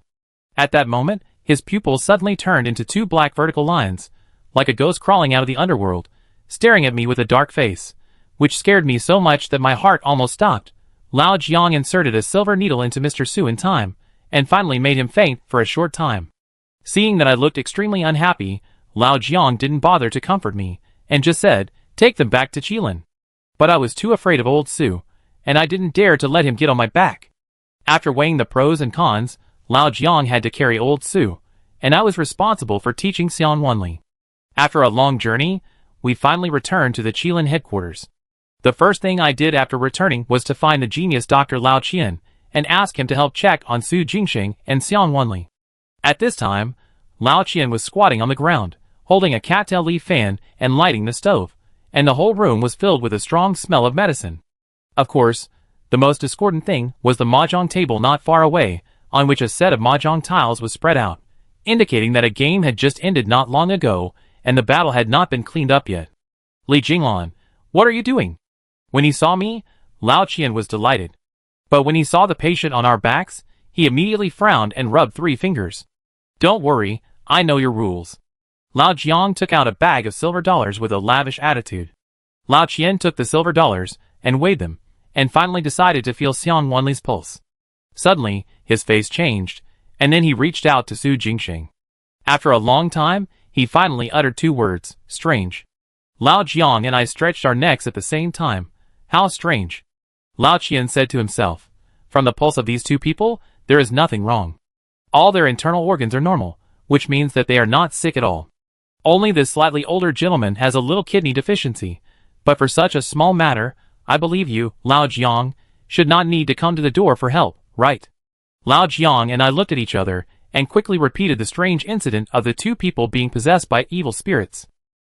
After listening, Lao Qian immediately took out the medicine box of that day, took out 2 silver needles from the first row, and inserted them into the Baihui acupoints on the top of Su Jingsheng and Xiang Wanli's heads respectively. After a while, he slowly pulled out the needle. The needle body of the silver needle did not change, but a trace of black air was faintly hanging on the tip of the needle. However, after contacting the air, the black air quickly disappeared. Old Qian stared at the needle and smiled. Interesting, they actually have that thing in their bodies. What is it? I couldn't help but step forward and ask. While wiping the silver needle, Old Qian praised me. Young man, you really make me look at you in a new light. In just 1 month, you have shown me 2 strange things. Your life is really interesting. To this, I really want to say, this fun is for you. Do you want it? But Lao Qian did not give me a chance to open his mouth. He turned his head and looked at Lao Jiang, and said seriously, there is a demon living in the bodies of these 2 patients. It is usually hidden, so the pulse cannot be taken, but once a certain time comes, it will continue to send signals to the host, causing the disease to break out and control the host to do what it wants. This is also the reason why the 2 people still got sick even though you squeezed out the dead air before. This thing is very smart. It deliberately tricked you, making you mistakenly think that it has been solved, and then suddenly gave you a big surprise. Hearing this, Lao Jiang was ashamed and asked Lao Qian if he had a solution. Lao Qian shook his head. If this thing is dead, I have 100 ways to deal with it, but the problem is that it is not only alive, but also a demon that has lived for thousands of years. Fortunately, this demon seems. I just want to do things, not kill people, otherwise the 2 people would have died long ago. I asked bitterly. So can we just let the 2 people continue to go crazy? Old Qian glanced at Old Jiang, who seemed to know Old Qian's character very well, and reluctantly took out the left day bag again. That's all for today, you think of a way. After successfully blackmailing Old Jiang, Old Qian proposed a compromise. I could only use soup medicine to temporarily suppress the demon in the 2 people, but if you want to completely break it, you must find the root of this thing. I thought that Old Jiang gave too little money, so I could only contribute my own money, but Old Qian didn't take it, but said seriously, my medical skills are limited. This is a curse. How can I solve it? At this time, he suddenly mentioned a patient of his before. The patient picked up a jade shoe, which was an antique from the late Qin dynasty, and kept it. As a result, from that day on, he seemed to have changed like a different person. Not only did he always speak in a strange woman's voice, but he also dressed himself like a girl from Jiangnan. Especially in the middle of the night, he would wear a cheongsam to solicit customers on the street. But the problem was that he was a grown man, so the group of prostitutes thought they had seen a ghost. The timid ones were scared away, and the brave ones beat him up directly. His family had no choice but to tie him up, but in the middle of the night, he sang Huangmei tune in a woman's miserable voice, and said that he would go to the appointment on the 7th day of the 7th month. That voice was as miserable as it could be, and it almost tortured the whole family crazy. Fortunately, his family had some complicated relatives with Lao Qian, so they asked Lao Qian for help. Chapter 183. Old Qian saw that he was cursed, and said that the person who tied the bell must be found to solve the problem. He not only had to find the shoe, but also find out what happened to the owner of the shoe. As a result, the jade shoe had been sold to someone else. Old Qian prescribed some medicine to temporarily suppress the curse for the patient, but the medicine could only last for a month, and the matter had to be completely settled before the 7th day of the 7th month. Because the 7th day of the 7th month was the day he would die. However, Qilin suddenly encountered an urgent matter at that time, and old Qian had to go there in person. When he came back, he found out that the patient had died. He really thought he had both, but he didn't expect it to be a few days late. Before he died, the man was covered with scratches all over his body, without a single piece of good skin, and on his left foot.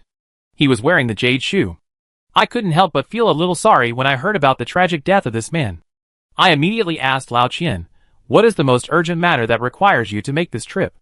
Lao Jiang winked at me and whispered, "Why do you think the boss can save his life?" At that moment, I suddenly realized that it was Lao Qian who had cured the poison of the flower on the snow. "Then I leave it to you, Mr. Su and Professor Xiang." I bowed solemnly to Lao Qian, but Lao Qian said that whether their lives could be saved ultimately depended on whether Lao Jiang and I could find the root of the curse. The so-called root of the curse, in fact, I already knew it, which was the source of the Yangtze River. After leaving Lao Qian, Lao Jiang and I were a little depressed. In order to ease the atmosphere, I explained to Lao Jiang everything I found in the archives. Unexpectedly, Lao Jiang's brows not only did not relax, but tightened. "Why is it scary?" I asked in confusion. Lao Jiang's face was gloomy and almost dripping with water. Think about it. 5,000 years, so many eyes, so many mouths, but we only know that there is an ancient Shu kingdom, and the king of the ancient Shu kingdom is called Kansong, and we don't know anything else. Isn't this scary? Remember, the unknown is the most terrifying. What's more, how elite was the Shang dynasty army during the Wu Ding period? They mastered the most advanced bronze ware in the world at that time, but they failed in the case of a sneak attack on the ancient Shu kingdom. Such a place really dare not even think about. At this time, I also got goosebumps on my back, and felt a cool breeze blowing on my head. At this time, Lao Jiang told me a new piece of news. Qilin's intelligence department just sent a message that a large number of tomb robbers from all over the country have gathered in Guanghan County. If we leave it alone, not only will countless precious cultural relics be lost, but I don't know how many lives will be lost. More importantly, it is not a simple mechanism to kill people, but a terrible chain curse. The tomb robbers stole the jade was transferred to the hands of collectors, and the collectors gave it to countless friends to watch. Once the curse breaks out, it is simply a terrible virus. It will be too late to deal with it at that time. What's more, Lao Qian also said that if the source of the curse is not found, Xiang Wanli and Su Lao can't save it. He was trying his best to persuade himself that this matter has reached an imminent point, and he was also persuading me to join in. I used to be brave, but this time I couldn't help but worry. "Master, do you think I should stay in Qilin and drink Lao Qian's medicine? After all, I was cursed before. Although you helped me force out the dead air, it is only a temporary solution. Look at Su Lao and Professor Xiang. To be honest, I not only touched the jade toad, but I also put together the sun bird ring by accident. In addition, two people who were cursed in a row seemed to have something to say to me, which always made me feel that I was the next unlucky person to be cursed. However, what I never expected was that Lao Jiang suddenly showed me a strange smile. Don't worry, you can't die, it won't let you die." At that time, I didn't understand what Lao Jiang said, and he didn't explain it, but told me to rest early and left.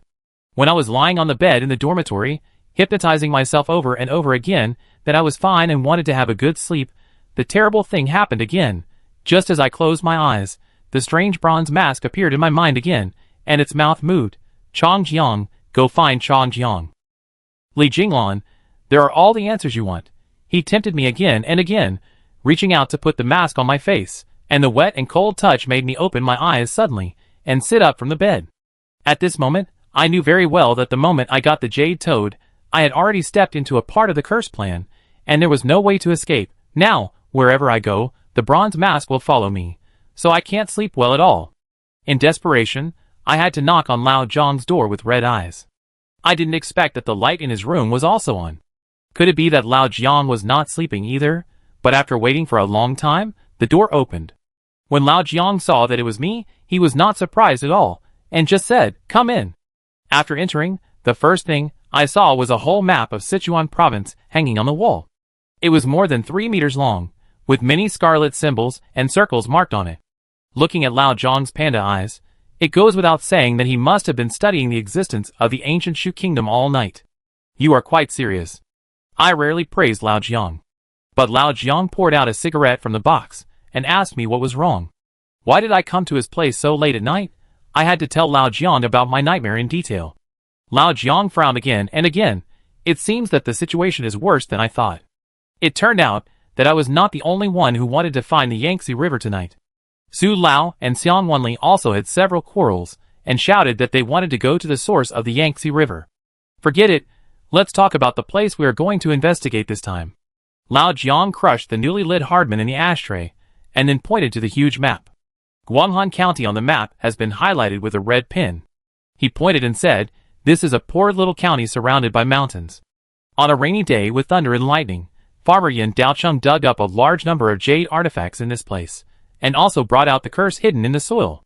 The intelligence department checked many times, and found that this place has another name because of 3 raised hills, Sangsingui. My eyes lit up when I heard the name Sangsingui. Lao Jiang continued, "There is also a river next to it, called Moon Bay." After speaking, he pointed and asked, "Do you think Sangsingui and Moon Bay look like a crescent moon wrapping up 3 stars? At this moment, I suddenly realized that a feng shui situation of 3 stars and a moon has been formed here. If you like it, please click to urge for more. Chapter 184. In fact, the 3 stars accompanying the moon originated from the rare star map in ancient times, which refers to the lower right side of the moon, with 3 stars, 1 red, 1 white and 1 yellow. Red represents fire, white represents morning, and yellow mostly represents earth, so it forms a life and death situation. Whenever the 3 stars accompanying the moon appear, if not a saint is born, then an evil demon is born. In short, it is a life and death situation. The tombs of kings, princes, generals and ministers are mostly feng shui treasures, either hoping that the dynasty will be forever safe, or hoping that their descendants will be in theft, and they will never use such an extreme hole. Therefore, the feng shui of 3 stars accompanying the moon is rarely seen. Unexpectedly, the village where Yin Daocheng lives is between the 2. At this time, Lao Jiangkai said, "Do you know? Pingliangzi village where Yin Daocheng lives was renamed in the 3rd year of the Republic of China. It also had an ancient name before, called Sanqing village." In other words, the feng shui situation of 3 stars accompanying the moon was not something they stumbled into by accident, but was originally one of them. I didn't interrupt and motioned Lao Jiang to continue. Lao Jiang made a bold guess. "I now suspect that Sangsingui is not a tomb complex of the ancient Shu kingdom, but a place where the ancient Shu people used to worship. They are not worshipping for good weather or a good harvest next year, but suppressing a terrifying thing underground.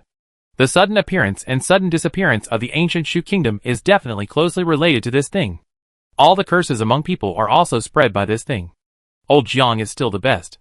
Lao Jiang lived up to his name and pointed out the key to the problem in one sentence. He almost thought the same thing as I did.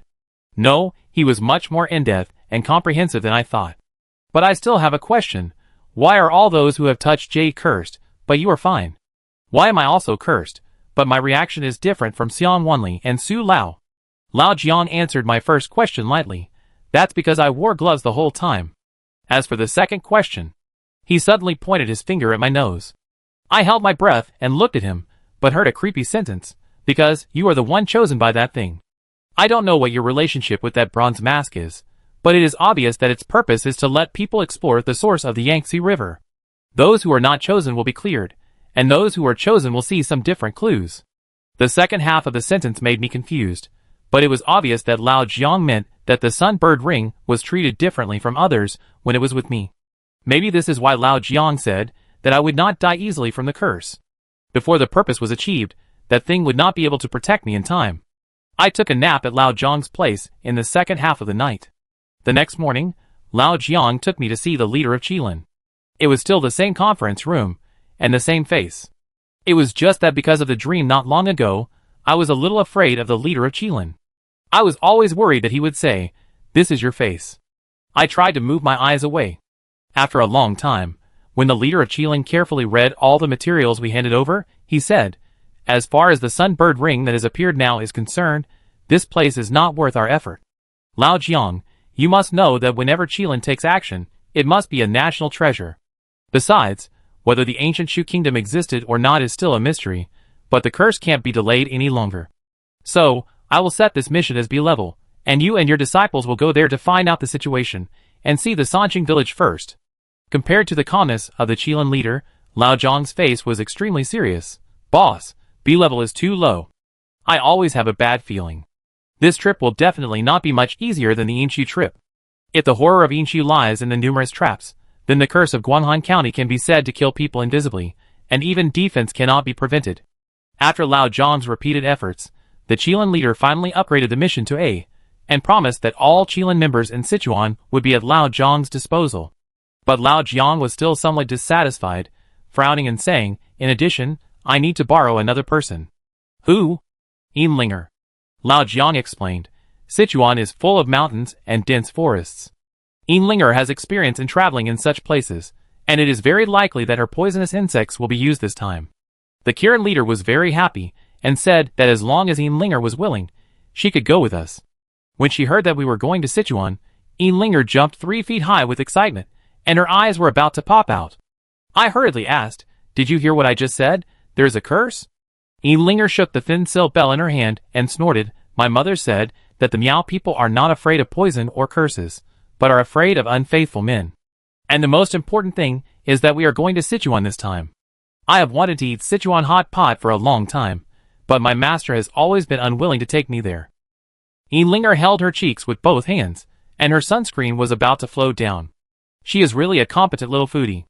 Old Jiang was so rich that he said it was no problem. He easily bribed Linger with the condition of providing food and accommodation along the way. I kindly reminded him to remember to bring enough money, because no one would pay for him this time. Before leaving, we went to see Xiang Wanli and Su Jingsheng again. Old Qian was indeed modest. Except for the illness at night, the two looked much better during the day. It was even a blessing in disguise. Even Su's kidney deficiency was cured by old Qian, which made him feel that Chinese medicine was profound, and he could also get up late. When Xiang Wanli learned that we were going to Guanghan County, he repeatedly said that he wanted to go, but was directly put under house arrest by old Qian. In desperation, he had to struggle to put on his coat and wrote a letter to us. He grabbed my hand and said solemnly, "Little brother, the current situation in Sichuan is much more complicated than you think. Not only are the mountains and forests dangerous, but there are also warlords and bandits. I happen to know the president of the university there, Gu Weian.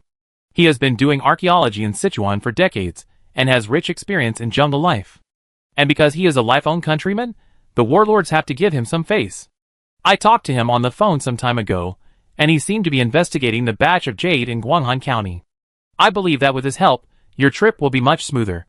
When I heard the word life-owned countryman, the sinister and cunning warder immediately appeared in front of me, and I couldn't help frowning. Xiang Wanli smiled and explained, "Wei Han is different from those thieves who plundered Yan's treasures. He truly loves Yan's culture. He has been a pilot, a zoologist, and an archaeologist. In the end, he not only sold his property and donated it to Sichuan University, but also dedicated half of his life to this place. Believe me, there are good and bad people, but Wei Han is definitely a trustworthy friend. He is a lovely and interesting old man. You will definitely like him after you meet him." With Xiang Wanli's promise, I am looking forward to this Gu Wei Han. For the upright Professor Xiang to praise him so much, the other party must be no ordinary person. Chapter 185. We packed our bags that day and set off for Sichuan. Sichuan is known as the land of abundance. It is rich in resources, home to many ethnic groups, and has the national treasure panda. But because of the isolation of the mountains and the changeable climate, transportation here is extremely inconvenient. We changed several buses along the way, and finally arrived in Chengdu. As soon as Lao Jiang landed, he grabbed passers-by and asked, "Excuse me, how do I get to West China University?" After finally asking for directions, Linger pouted and reminded him, "Uncle Jiang, don't forget what you promised me. When Master comes back and sees that I'm hungry and thin, I wonder if I will betray you." Lao Jiang immediately smiled and said, "Let's go and eat hot pot." We had an authentic Sichuan hot pot in a street alley. I had heard of the reputation of Sichuan hot pot a long time ago, so when the waiter asked us how spicy we wanted, Lao Jiang and I both chose mild spicy. However, when the hot pot was served, I was struck by lightning. Compared with the copper pot hot pot I had in old Beijing, it was like heaven and hell. The hot pot in front of me was full of red oil, and it was covered with long and pointed peppers. Just smelling the smell made me tremble all over. Lao Jiang grabbed the waiter's arm and confirmed again and again, "Did you serve us the wrong dish? Is it really slightly spicy?" "Of course it is slightly spicy. Look at the table behind you. That one is normally spicy." I turned my head and saw that it was not hot pot, but peppers. Lao Jiang looked ugly. Linger asked him what was wrong, and Lao Jiang said his butt hurt. I looked around with my chopsticks, but I couldn't put them down. Linger was very adaptable, and put meat in one plate after another. Poor me and Lao Jiang, we were hungry all the way, and we could only watch Linger eat meat continuously. She was not picky, beef, mutton, tripe, duck intestines, and small liver, stuffing them into her mouth without paying, fanning her mouth while eating. So spicy, so satisfying. Lao Jiang and I were greedy and envious. As Linger burped, she touched her round belly, and said that she was full. Lao Jiang and I handed her a tissue and water, and after serving this little ancestor, we could finally leave this hell, and go to West China University. We came to the reception desk, and a female teacher in her 30s received us. When we handed over the letter of introduction written by Xiang Wenli and stamped with his personal seal, the other party said with regret, "You are looking for the principal? What a coincidence, he has been missing for a week. What's going on? Is there such a coincidence in the world that a living person disappeared just when we were looking for him?" Lao Jiang and I both had a flash of vigilance in our hearts, and Linger asked heartlessly, "Your principal is missing, aren't you worried?" The female teacher did not have much worried expression. She smiled and said, "You don't know that the principal has disappeared more than once or twice. Although he is the head of a school, he can only come to school a few times in a year. Many students don't even know that the principal is a foreigner after graduation." Ah! The three of us were a little surprised. The female teacher laughed and continued, "He likes adventure, plants, and insects, but he doesn't like staying in the office. He would appear in all the dangerous places in Sichuan, such as the primeval forests and various excavation sites." It can be heard that the female teacher admires Gu Weihan very much, and she also cited various examples. I didn't expect that Gu Weihan was much more powerful than we imagined. Over the years, he has discovered hundreds of new species of animals, plants and insects in Sichuan, more than a dozen of which have been authorized by international organizations and named by him.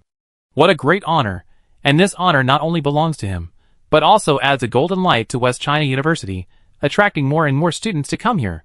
When mentioning Gu Weihan, the female teacher couldn't hide her pride, which made me change my view of his identity as a lifelong countryman. However, the female teacher suddenly changed the subject. The principal's disappearance this time is a bit strange. Strange? What's strange? Lao Jiang asked immediately. The female teacher was reluctant to say it at first, but when she thought that we were introduced by Xiang Wenli, she stopped hiding it. Before the principal leaves, he will tell us where he is going and ask us to prepare things. But this time he disappeared without a word. Lao Jiang frowned, looked at me and said, "Can you take us to his office?" This time the female teacher refused very straightforwardly. She said that the principal's office is a relatively confidential place. Generally, even they rarely enter, let alone take outsiders to visit. How can we be considered outsiders? Professor Xiang has a life and death friendship with us, and he is the best confidant of your principal. In a moment, we will be good friends with the principal. My fallacy successfully made the female teacher's pupils tremble, but she folded her arms and made a defensive gesture. "How about we let Professor Xiang call you?" Lao Jiang pulled Xiang Wenli out very neatly. Then he used the phone at the reception desk to communicate with the operator, and said he wanted to find Xiang Wenli. Xiang Wenli was well taken care of by Lao Qian. When he heard that we were in trouble, he immediately explained to the female teacher. After hearing that Gu Weihan was missing, Xiang Wenli's tone became extremely serious. Weihan always likes to take risks alone, but this time is different. I suspect he has gone to that place. If you trust Xiang, let these friends go in and check it out. I guarantee with my life that they will not touch Weihan's things. Once this high hat was put on, the female teacher had no reason to refuse. In addition, Xiang Wenli and Gu Weihan were indeed very close, so the female teacher made an exception for him, and took us to the principal's office after finding the key. Gu Weihan's office really opened my eyes. Everything that caught my eye was green. Not only were there many green plants that I couldn't name, but there were also various animal skeleton specimens on the cabinets on both sides, just like a biological laboratory. The only desk was a little normal, with a glass for drinking water and a photo frame. In the photo, Gu Weihan was abroad at the time, wearing a pilot's small leather hat, with an old two-wing propeller plane behind him, and a very cute foreign boy in his arms. His eyebrows and eyes were 70% similar to Gu Weihan, and he should be his son. Of course, these are not the most important. The most important thing is that I saw a stack of white paper on his desk. Those white papers were scattered, and there were many bronze mask patterns scribbled on them. When I saw this picture, my whole scalp almost exploded.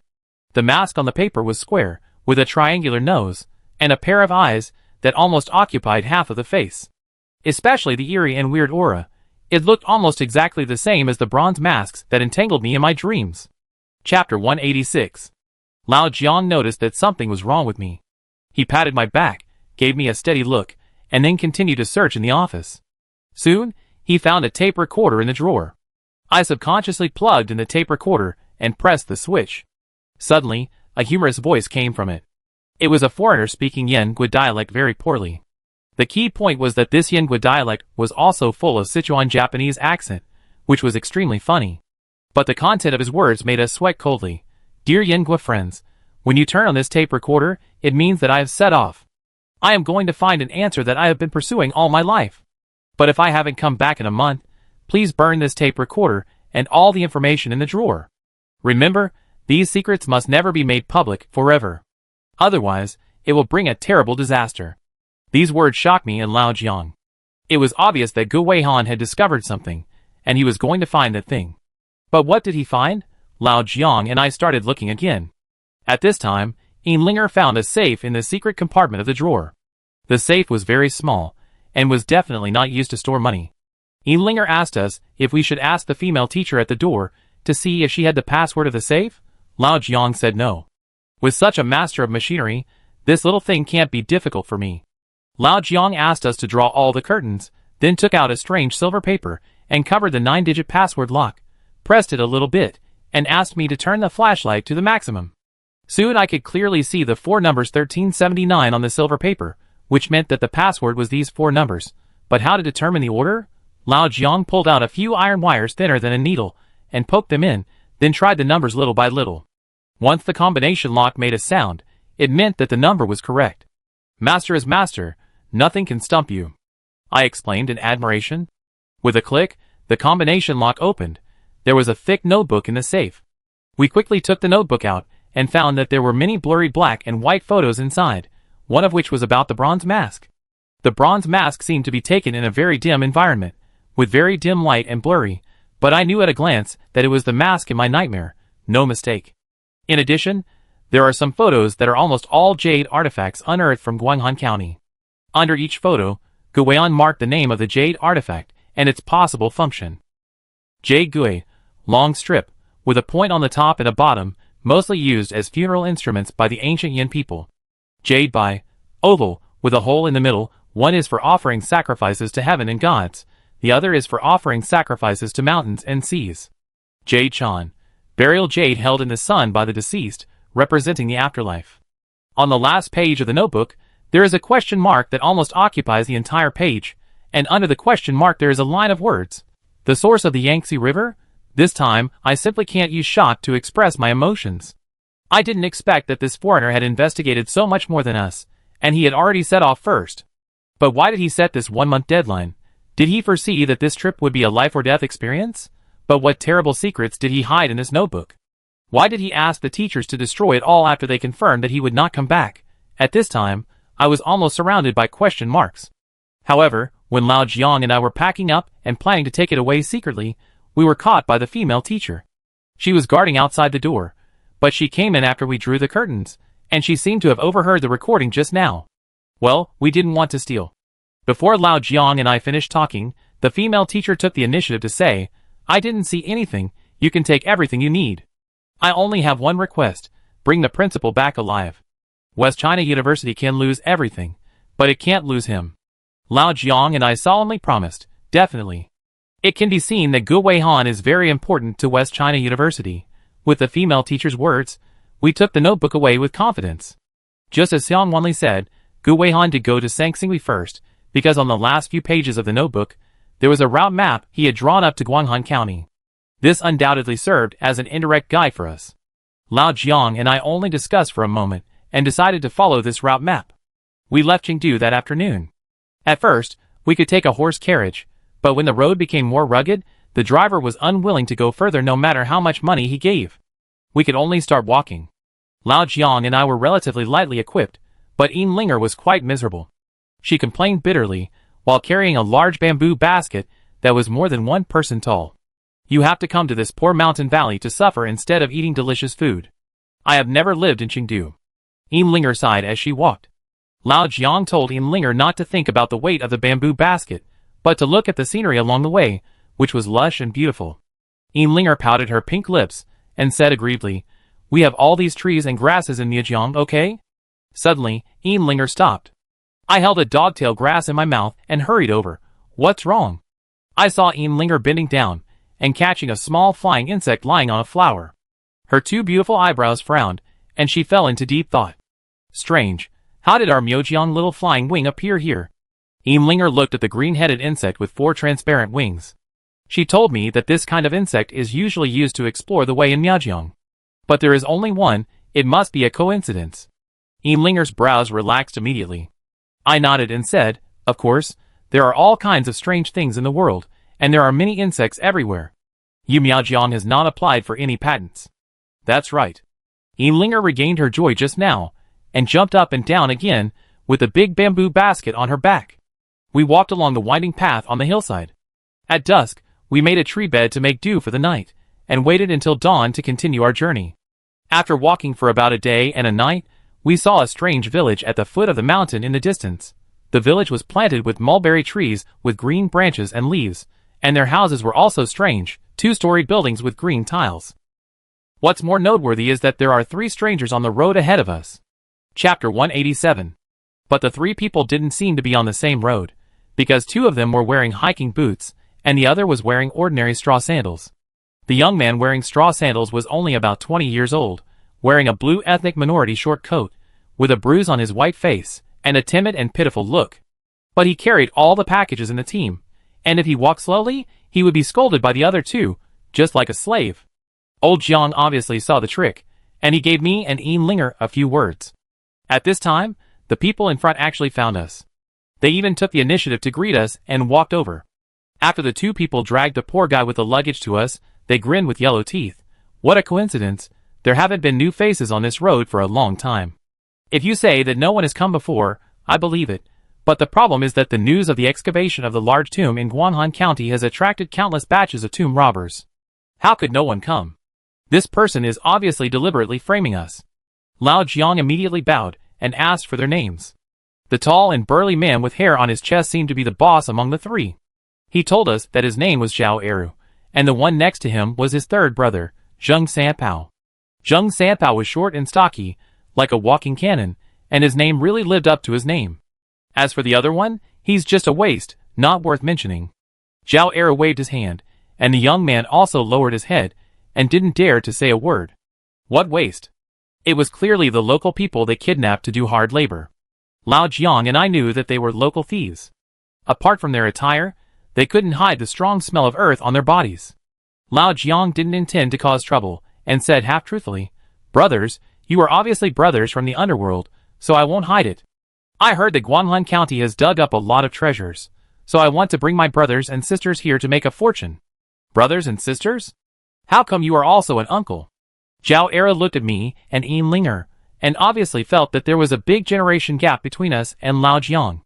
Lao Jiang gritted his teeth and explained, "Looks old, I have been anxious since I was a child, and I am actually just over 30 this year."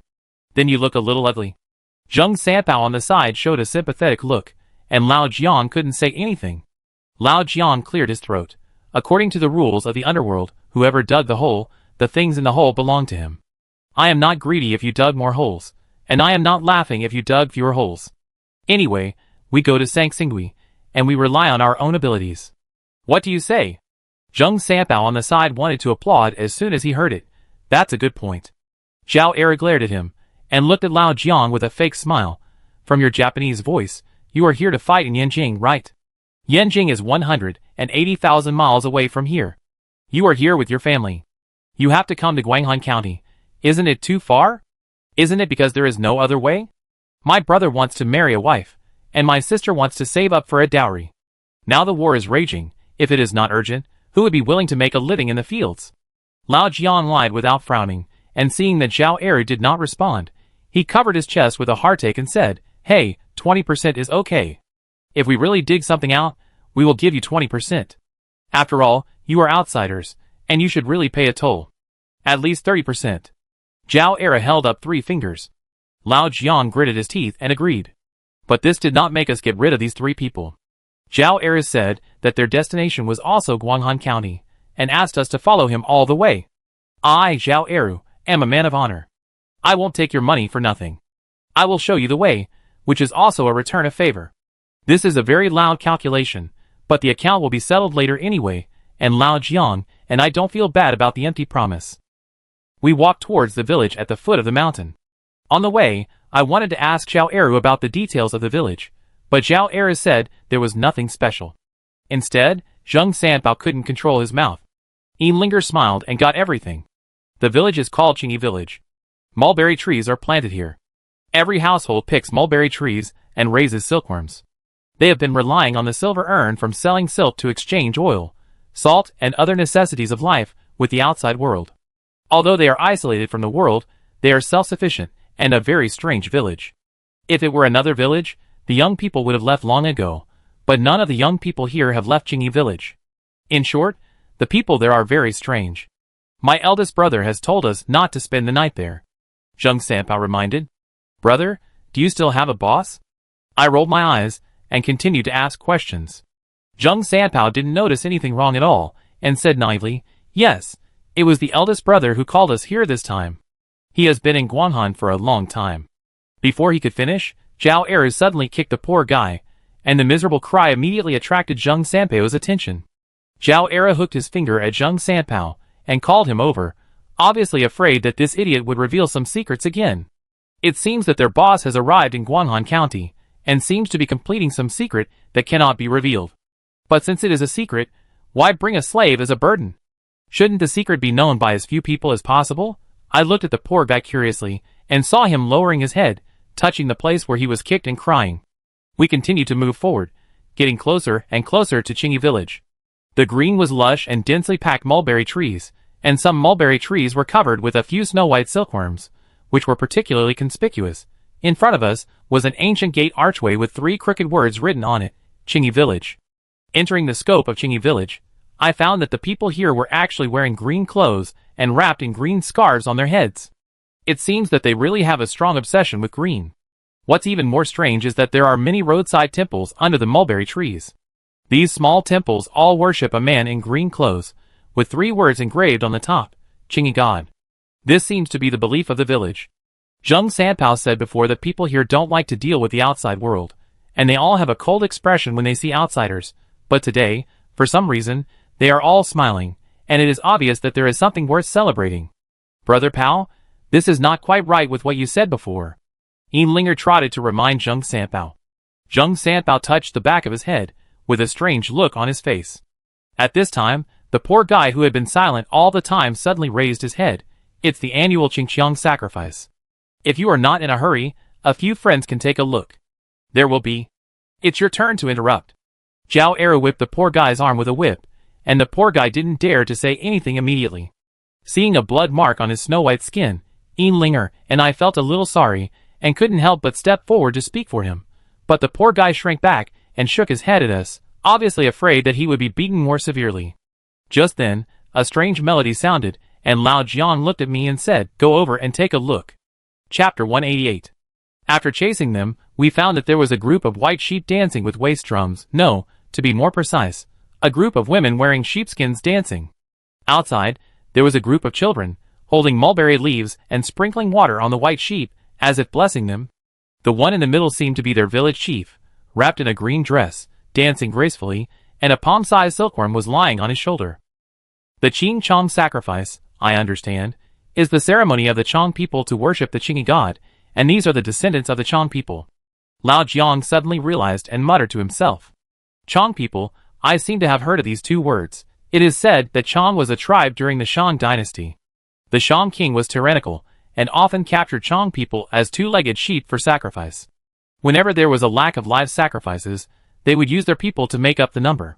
Therefore, the Chong people hated the Shang dynasty, and finally joined King Wu of Zhou together with more than a dozen tribes, and defeated Shang together. This is the famous King Wu defeated Zhou in history. That is to say, the demise of Shang dynasty was inseparable from Chong people. To be more precise, it was its tyranny that laid the groundwork for its own demise. Qingyi God is the god of silkworms and mulberry trees worshipped by the people of Yin State, and is also the god of faith of this generation. At that time, Chong people should have hoped that Qingyi God could protect them, So there was this pious Qingqiang sacrifice. No wonder people here plant mulberry trees and wear mulberry clothes. It's like this. And this belief has lasted for nearly 1,000 years. At this moment, I can't help but be impressed by the power of faith of Qingyi village.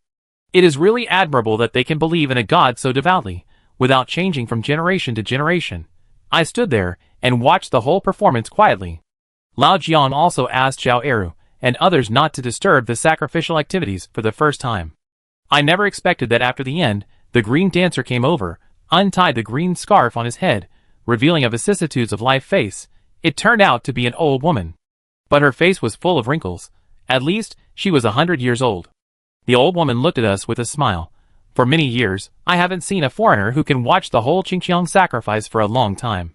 Today, the green god made an exception to bless you three, and I will follow the words of the god, and give each of you a word. The old woman looked at Lao Jiang, and the silkworm on her shoulder also squirmed, as if speaking, you, in the near future, will meet the person you want to see most and are most afraid to see in this life. Your husband has come to see you. Whether it is a blessing or a curse depends on your own luck. This sentence is for Linger. As for the last time she looked at me, the silkworm on her shoulder stopped moving, and the old woman stared at me in surprise. Young man, you are so strange, I can't see through you. But I believe that your ending should be good. The old woman said this last sentence in a vague way, and turned to leave. I couldn't help asking. The people next to you also watched the Qingqiang sacrifice. Don't you give them some advice? Them? I never tell fortunes for the dead. The old woman showed a cold smile, which made me tremble subconsciously. Dead people? Could it be that Zhao Eru and Zheng Sanpao will soon have an accident? My intuition tells me that this Qingyi village is not simple. The village chief is even more mysterious. Zhao Eru obviously didn't believe what the other party said, and cursed at the old woman's back. Damn old woman, dare to curse your second master. If I wasn't afraid of causing trouble and delaying my eldest brother's work, I would let you rest in peace today. Although the words were harsh enough, the voice couldn't be lowered, obviously because he was afraid of offending Qingyi village. Zheng Sanpao was afraid of being heard by others, so he pulled Zhao Eru and kept persuading him. Second brother, keep your voice down. After all, this is someone else's territory. Zhao Eru was angry, and whipped the poor guy with a whip. He couldn't dodge in time, and a bloody wound appeared on his face immediately. Ah! This scream made me gasp. The poor guy shrank behind the luggage, and buried his head even lower. I looked at Lao Jiang and found that his eyebrows were tightly knitted, as if he was still trapped in the prophecy left by the old woman just now, unable to extricate himself. Who else could make Lao Jiang want to see but dare not see except Lao Wu, the Black Blade Kirin who once sacrificed himself in Yinshu, but came back to life, joined a mysterious organization, and opposed us everywhere. It can be said that Lao Wu is Lao Jiang's heart not, but what makes me curious is that Linger was also shocked by the old woman's words. Her husband came to see her. Linger is not even 18 years old. When did she have a husband? Why haven't I heard her mention it? To be honest, when I heard the word husband just now, my heart did skip a beat, but then I thought it was impossible. Linger is a person who can't keep secrets. If she really has a husband, she would have let me know long ago. How could it be? But her fleeting shock made me believe that the old woman's words were 3 points credible. Why did Linger join Chilan as a Mian native? Did she escape? Why did she change her attitude after I saved her, fearing that I would become her Kamani? And I always feel that whenever a crisis occurs, her reaction is very calm and composed, which is completely different from her usual nervousness. Whenever someone is injured, she will rescue them regardless of life and death, which is completely different from the gloating in the sun. How can a person show two completely opposite personalities, unless what she always wants to show us is just a naive Linger? Remember, people from Miao are not easy to mess with, and women from Miao are even more elusive. Lao Jiang's words are still vivid in my mind. I seem to have figured it all out, but I dare not think about it any further. I just feel that Linger's back is getting more and more difficult to see through. You three didn't really believe the old woman's lies, did you? At this time, Zheng Sanpao's honest voice sounded in my ears. He said to me, "Little brother, I have seen many fortune-telling scammers like this. What do you mean by wanting to meet, but not daring to meet? You are deliberately talking nonsense. How can a person not have a guilty conscience in this life? If there is a guilty conscience, there must be someone you dare not meet. As for you, aren't all young girls interested in marriage? But this old woman is obviously not capable enough. How can she have a husband at such a young age? If I were to say, you should change it to a sweetheart. You will meet your sweetheart? Are you looking forward to it now? Hee hee, little girl, among the vast sea of people, you can meet a simple sweetheart like me. Don't you think it's fate? Seeing Jing Sanpei's shy and blushing smile, I felt that he was putting himself in his shoes. However, Lao Jiang and Yin Linger's expressions recovered a little. Zhao Eru was not interested in these things, and directly urged us to continue on our way. Lao Jiang wanted to stay in Qingyi village for one night, and Yin Linger touched her belly, and said she was hungry, but Zhao Eru rejected the proposal. Didn't I say before that we can't stay in this village? Chapter 189. But Lao Jiang said that he was exhausted from the journey, and even if he couldn't sleep, he could at least eat something in the village. I knew that his real intention was not to drink, but to find out more from the old woman, so I firmly stood on Lao Jiang's side. Zhao Eru and Zheng Sanpao had no way to deal with us, so they had to stay together. They also said that we didn't look like tomb robbers at all, we were too naive, we had no defense, and we liked to listen to nonsense. If we hadn't met these two kind people, we wouldn't know how we died. Lao Jiang and I just smiled and didn't say anything. Qingyi village was not very xenophobic, and the old woman had a good impression of us. When she heard that we wanted to stay for dinner, she not only didn't charge us, but also warmly entertained us. But as soon as I sat on the table, I was stunned. Why is the tea here green, and even the rice is green? The green rice balls made me lose my appetite. The old woman's daughter smiled and explained, "This is a specialty of our Qingyi village. It is made of mulberry leaves pounded into juice, paired with brown sugar and glutinous rice, and made into a green ball. It can not only relieve heat, but also clear heat." It turned out to be a specialty. I tried to take one and tasted it for a day. Although it felt a little astringent at first, it tasted sweet after swallowing. It was delicious from the second day. Lao Jiang and Yin Linger saw that I had no problem eating it, so they joined in. But Zhao Eru and Zheng Sanpao were very vigilant. After not touching it for a day, the young man stretched out his dirty hand and wiped it on his short coat, as if he wanted to eat it. I took one and wanted to give it to him, but Zhao Eru stopped me with a look, and said with a fake smile, "We are not hungry." The young man's shoulders immediately drooped. After the other dishes came, Lao Jiang and I looked at each other. A plate of stir-fried vegetables, a plate of cold vegetables, and a plate of vegetable soup. This place is really more simple than a Buddhist temple. Why not change the name to Qingqing Village? I feel that this name is more suitable for it. During the meal, Lao Jiang tried to ask the old woman for some useful clues in a roundabout way, but the old woman held a bowl and replied, "Don't talk when eating and don't talk when sleeping." That is to ask Lao Jiang to shut up. After a meal, a lot of vegetables were stuffed, but no useful words were found. Zhao Eru and Zheng Sanpao did not sit at the table, and did not eat anything. They only ate the sesame cakes they brought with them for a few days. When they saw that we had finished eating, they immediately urged us to leave. Lao Jiang was a little unwilling, and then the old woman finally said, "Are you going to Sanqing village?" When he heard the word Sanqing village, Lao Jiang's eyes immediately lit up, which clearly showed that the old woman was an insider. The old woman stood up to see us off, and the silkworm on her shoulder opened its eyes at the same time. Those two small eyes revealed an indescribable emptiness, as if there was an invisible abyss hidden inside. "I see that you two get along well, so I kindly advise you to go around the forest in front if you want to survive," the old woman said. Old Zhang's eyes moved and asked, "Is there something wrong with that forest?" The old woman told us, "In the past 2 years, many new faces have passed through our village, but none of them came back. Do you know why? The forest in front is called a foreign land. Foreign lands do not welcome outsiders. A guest dies in a foreign land is a word from your central plains. You should understand it, right?"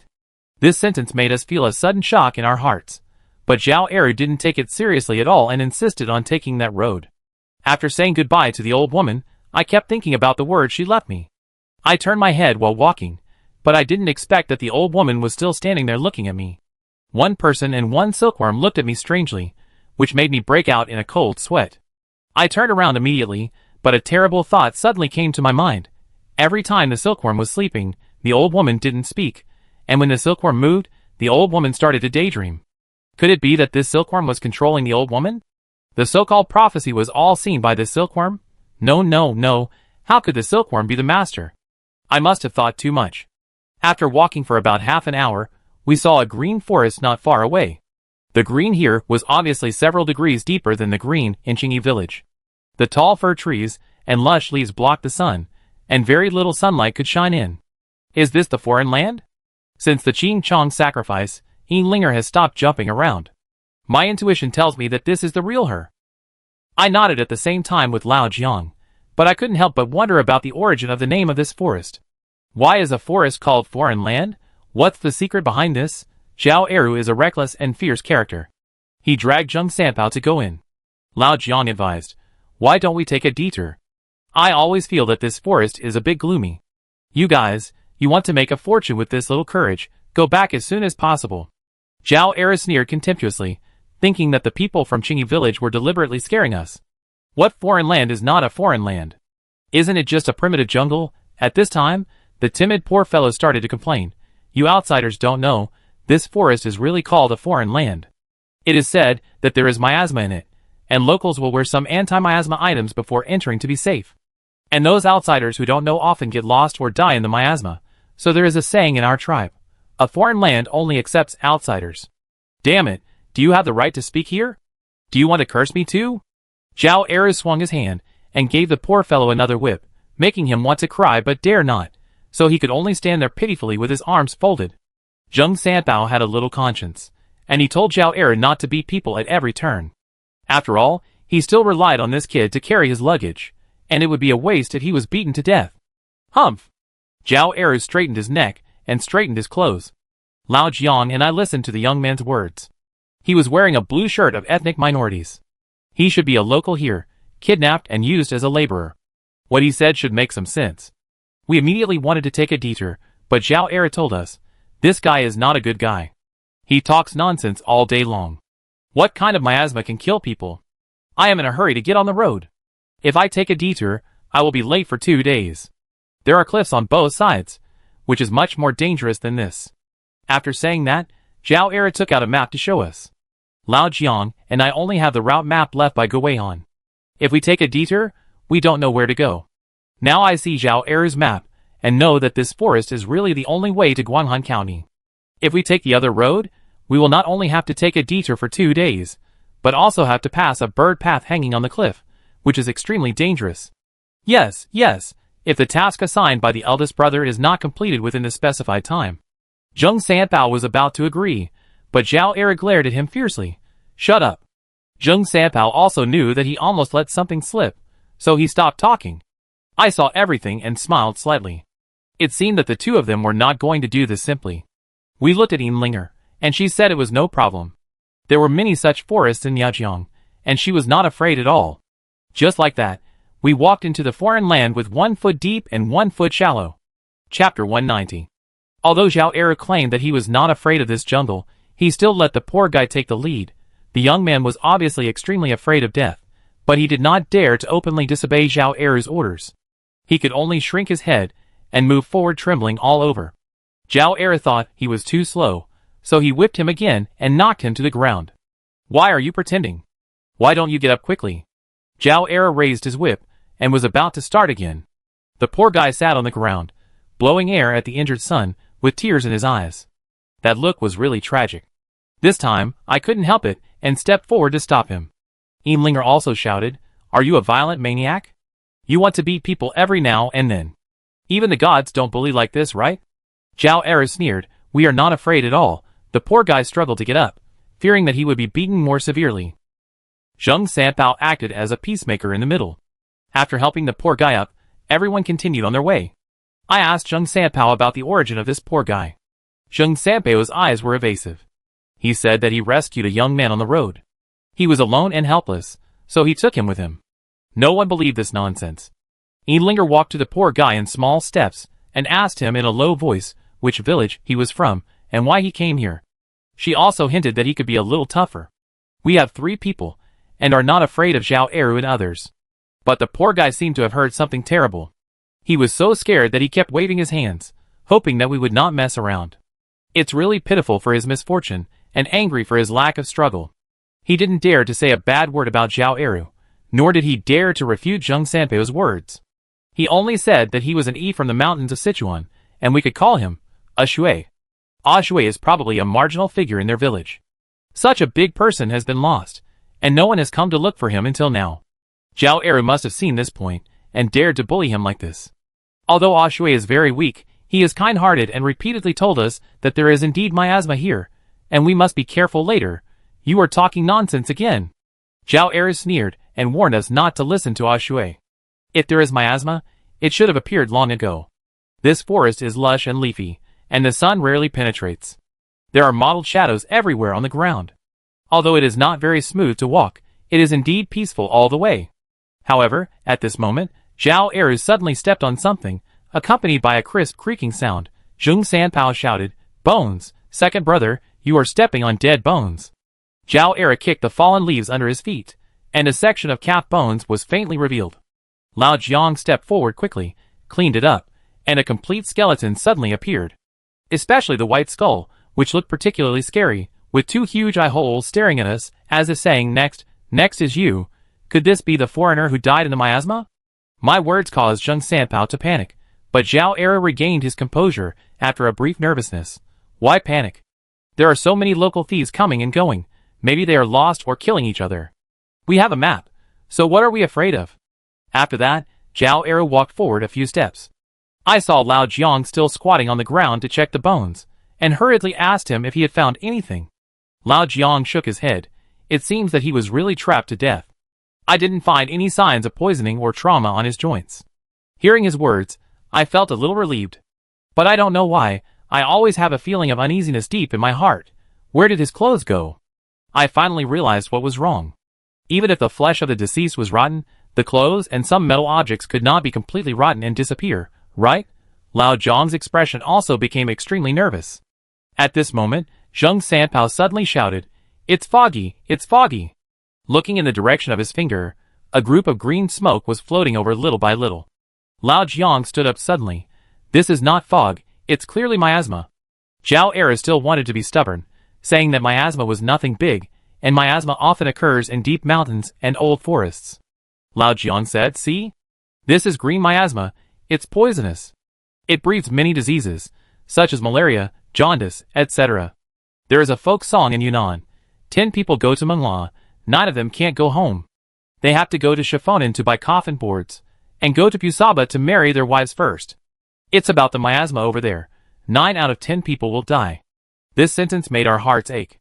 Zhao Er was still unwilling to give up, saying how could there be miasma here, and then he looked at Shui, implying that he was the one who did it. Shui had been with us just now. This person, apart from being a minority, didn't know any evil magic at all, so how could he have such a great ability?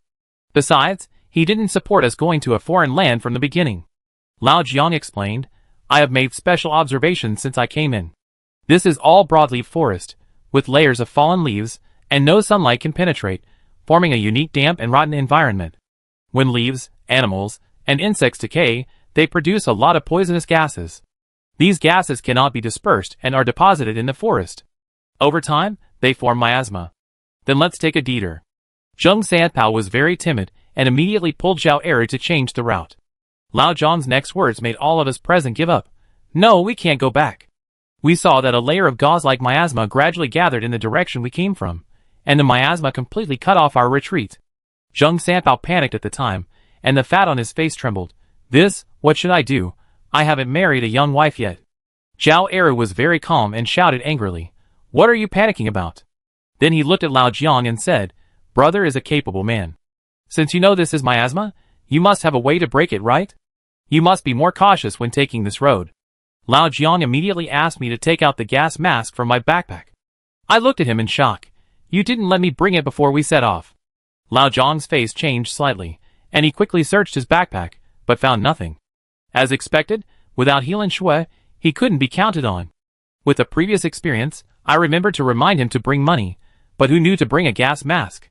I was really hurt by this forgetful master, Linger, and I stared at Lao Jiang with resentment. Although Linger was not afraid of poison, she might get malaria. "Don't worry, there is one last way. You are still boys, right? Tear a piece of cloth from your body, sprinkle some boy urine on your nose, and you can resist it for a while." I have to say that Lao Jiang's method is a bit harsh, but for the sake of survival, we can't care so much. Lao Jiang and I hurried to the side to relieve ourselves, while Zhao Er and Zheng Sanpao ordered Shui to urinate more, as they planned to borrow Shui's urine. Linger blushed and yelled, asking us to go further away, further away. When Lao Jiang and I came back, we found Linger still standing there with her face covered, and couldn't help asking, why didn't you go to pee? I can't pee. Linger's face was as red as a big apple. Chapter 191. Seeing the green miasma coming after us, I immediately tore off my diaper and covered Linger's face, pulling her to run for her life. Linger was about to cry. I don't want this, you are bad. This method can only solve the problem temporarily.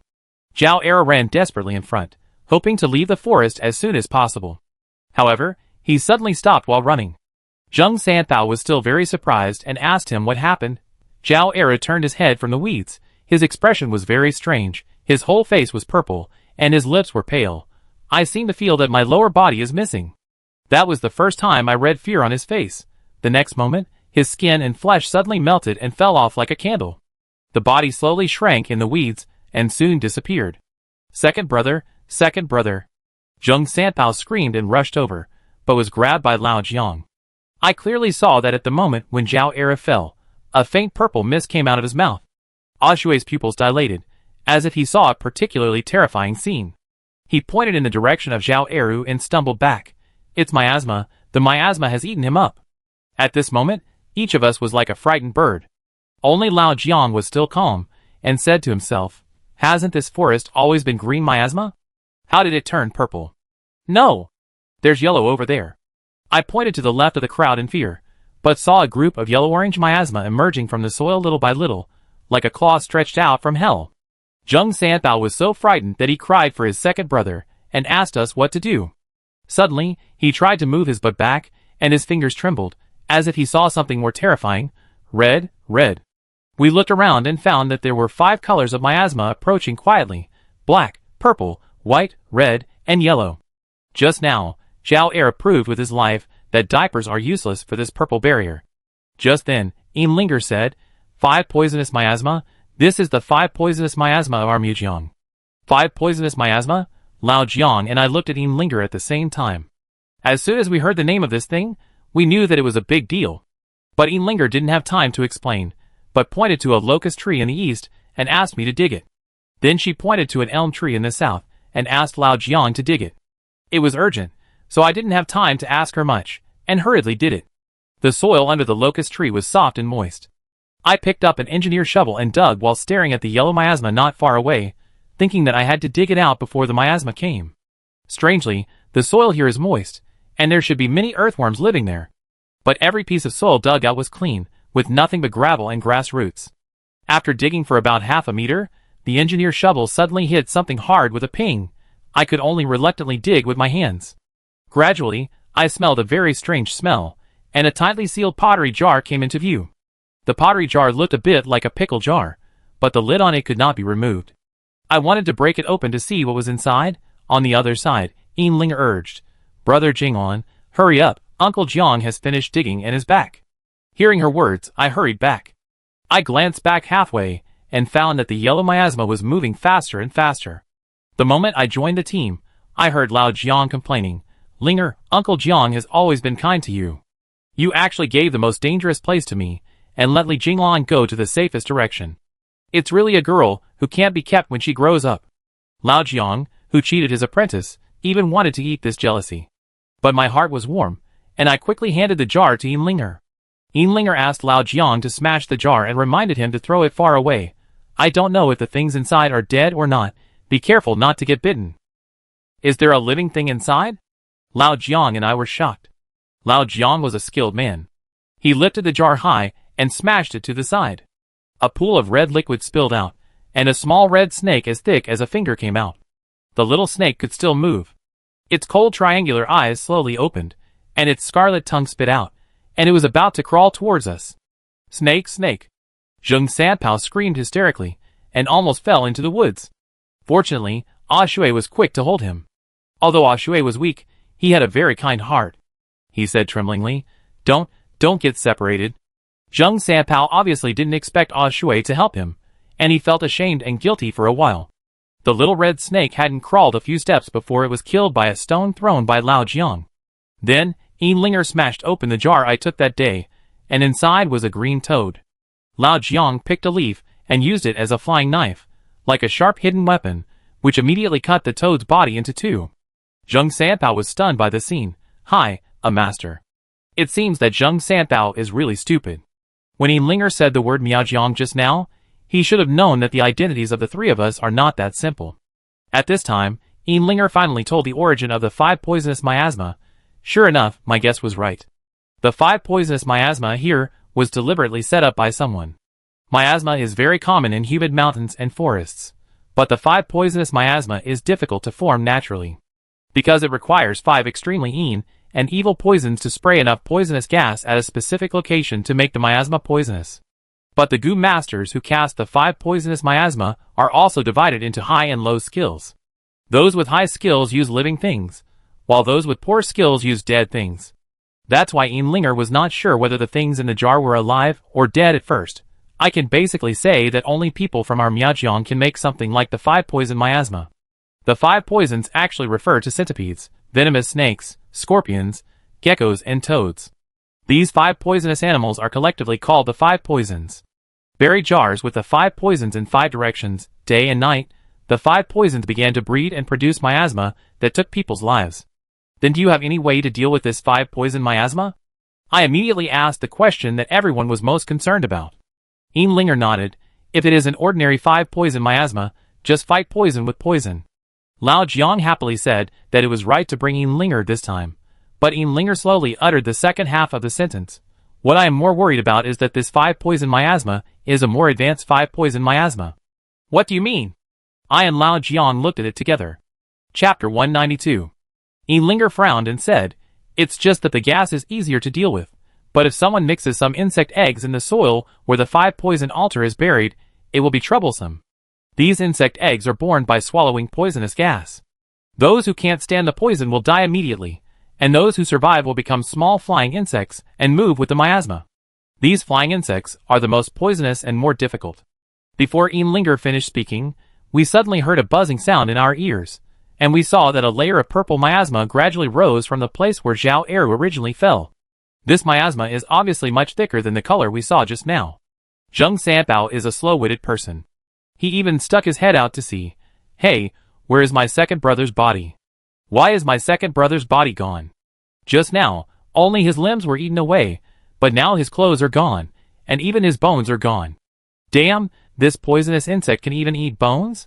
No wonder there was no movement for so long. It turned out to be gnawing bones. If we get tricked, I'm afraid even Qilin won't know where we died. You should think of a way quickly. I immediately looked at Yinlinger. Yinlinger suddenly pushed me. You and Uncle Lao Jiang go first, I cover you. But, no buts, there are so many poisonous insects behind me, they are the same kind anyway, they won't. It's over, run quickly. As she spoke, Yinlinger's tone immediately became urgent, pulling us forward. Shui and Zheng Sanbao also ran to catch up. Yinlinger regarded the poisonous insects in the bamboo basket as good friends, and was reluctant to let them go out to fight, just throwing various powders behind to delay the pace of the miasma. I didn't feel it just now, but now looking at the miasma, I always feel that there are some colorful little bugs flying back and forth. No wonder it moves. It turns out that this miasma is alive. I ran forward with all my strength, and suddenly remembered the small flying wings I saw when I first entered the mountain. At that time, Yinlinger said that they were used by the Miao people to explore the road. Because we only saw one, we all thought it was a coincidence. Now the 5 poison miasma has appeared in this forest, which means that in addition to Yinlinger, there are other people from Miao. Is the other party an enemy or a friend? Those who can use such a cruel method to harm passers-by must not be good people. Originally thought that we could leave the foreign land before dark, but unexpectedly encountered miasma first, and then the 5 poison miasma appeared. After such a delay, I guess we will all die in this forest, especially the light in this forest is dim. Before dusk, it is already pitch black all around, and we can only move forward in the dark. From time to time on the road, Zheng Sanbao's voice could be heard crying for his parents. What on earth is this place, mother? I'm afraid of the dark. The kind-hearted Shui comforted him, but Zheng Sanbao still said, why didn't you stop us from entering the forest? My second brother died, and you compensated him. Shui had a hard time saying that he had said from the beginning that this forest would kill outsiders. But you didn't say that the miasma was colorful. Zheng Sanbao was still blaming Shui. Shui was also innocent, but compared to when Zhao Eru was still there, and he didn't dare to say a word, he now dared to defend himself a little. But I don't know, and the tribe has never encountered miasma of various colors. As we were running, We suddenly found a light ahead, and the 5 poisonous miasma was attracted by the light and stopped chasing us. Something was strange, so we bravely approached and found that there was a bonfire burning. The 5 poisonous miasma surrounded the bonfire, and countless insects were densely swirling under the flames, looking both ferocious and terrifying. Is there someone here? Who else lit the fire? I looked at Lao Jiang. Lao Jiang was already searching everywhere. He was a veteran and immediately found a cave nearby. But the cave was sealed by wet soil, and there was no light inside, so there should be no one. No, this soil is newly built. Lao Jiang insisted that there was something strange inside, and he directly dug a hole with an engineer's shovel. However, at this moment, a burst of gunfire rang out, and whistling bullets shot out through the hole. Bang! Luckily, Lao Jiang was quick to push me to the ground. Otherwise, even if I wasn't hit, I would have been shocked in the ears. Who are you? At first it was a fluent English sentence, followed by a broken Chinese with Sichuan dialect. Which idiot? This voice was familiar and special, and the missing Gu Weihan immediately appeared in front of me. But judging from the speed and accuracy of his shooting just now, this person is very defensive. Lao Jiang's brain turned faster than mine, and he immediately threw out the name of Professor Xiang Wanli. We are friends of Professor Xiang, and we came to see you. Here is his letter of introduction. You can tell by looking at the handwriting. After that, Lao Jiang stuffed the letter into the hole. Obviously, Lao Jiang and I were thinking the same thing, knowing that the person inside was most likely Gu Weihan. Zheng Sanpao was very surprised and asked curiously who was inside. He also asked who Xiang Wanli was. Do you need a letter of introduction to rob tombs these days? You people in Yanjing are really particular. The sound of a lighter came from inside, and I knew that it was Gu Weihan reading a letter. But after a while, Shui suddenly grabbed my sleeve in panic. Miasma is coming. Obviously, the group of insects heard the movement here, and were leaving the campfire little by little. Fortunately, a voice came from the cave soon. It's dangerous outside, come in first. He opened the cave a little wider, so we were able to crawl in one by one, but before we could say a few words, the other party scolded us to seal the cave quickly if we didn't want to die.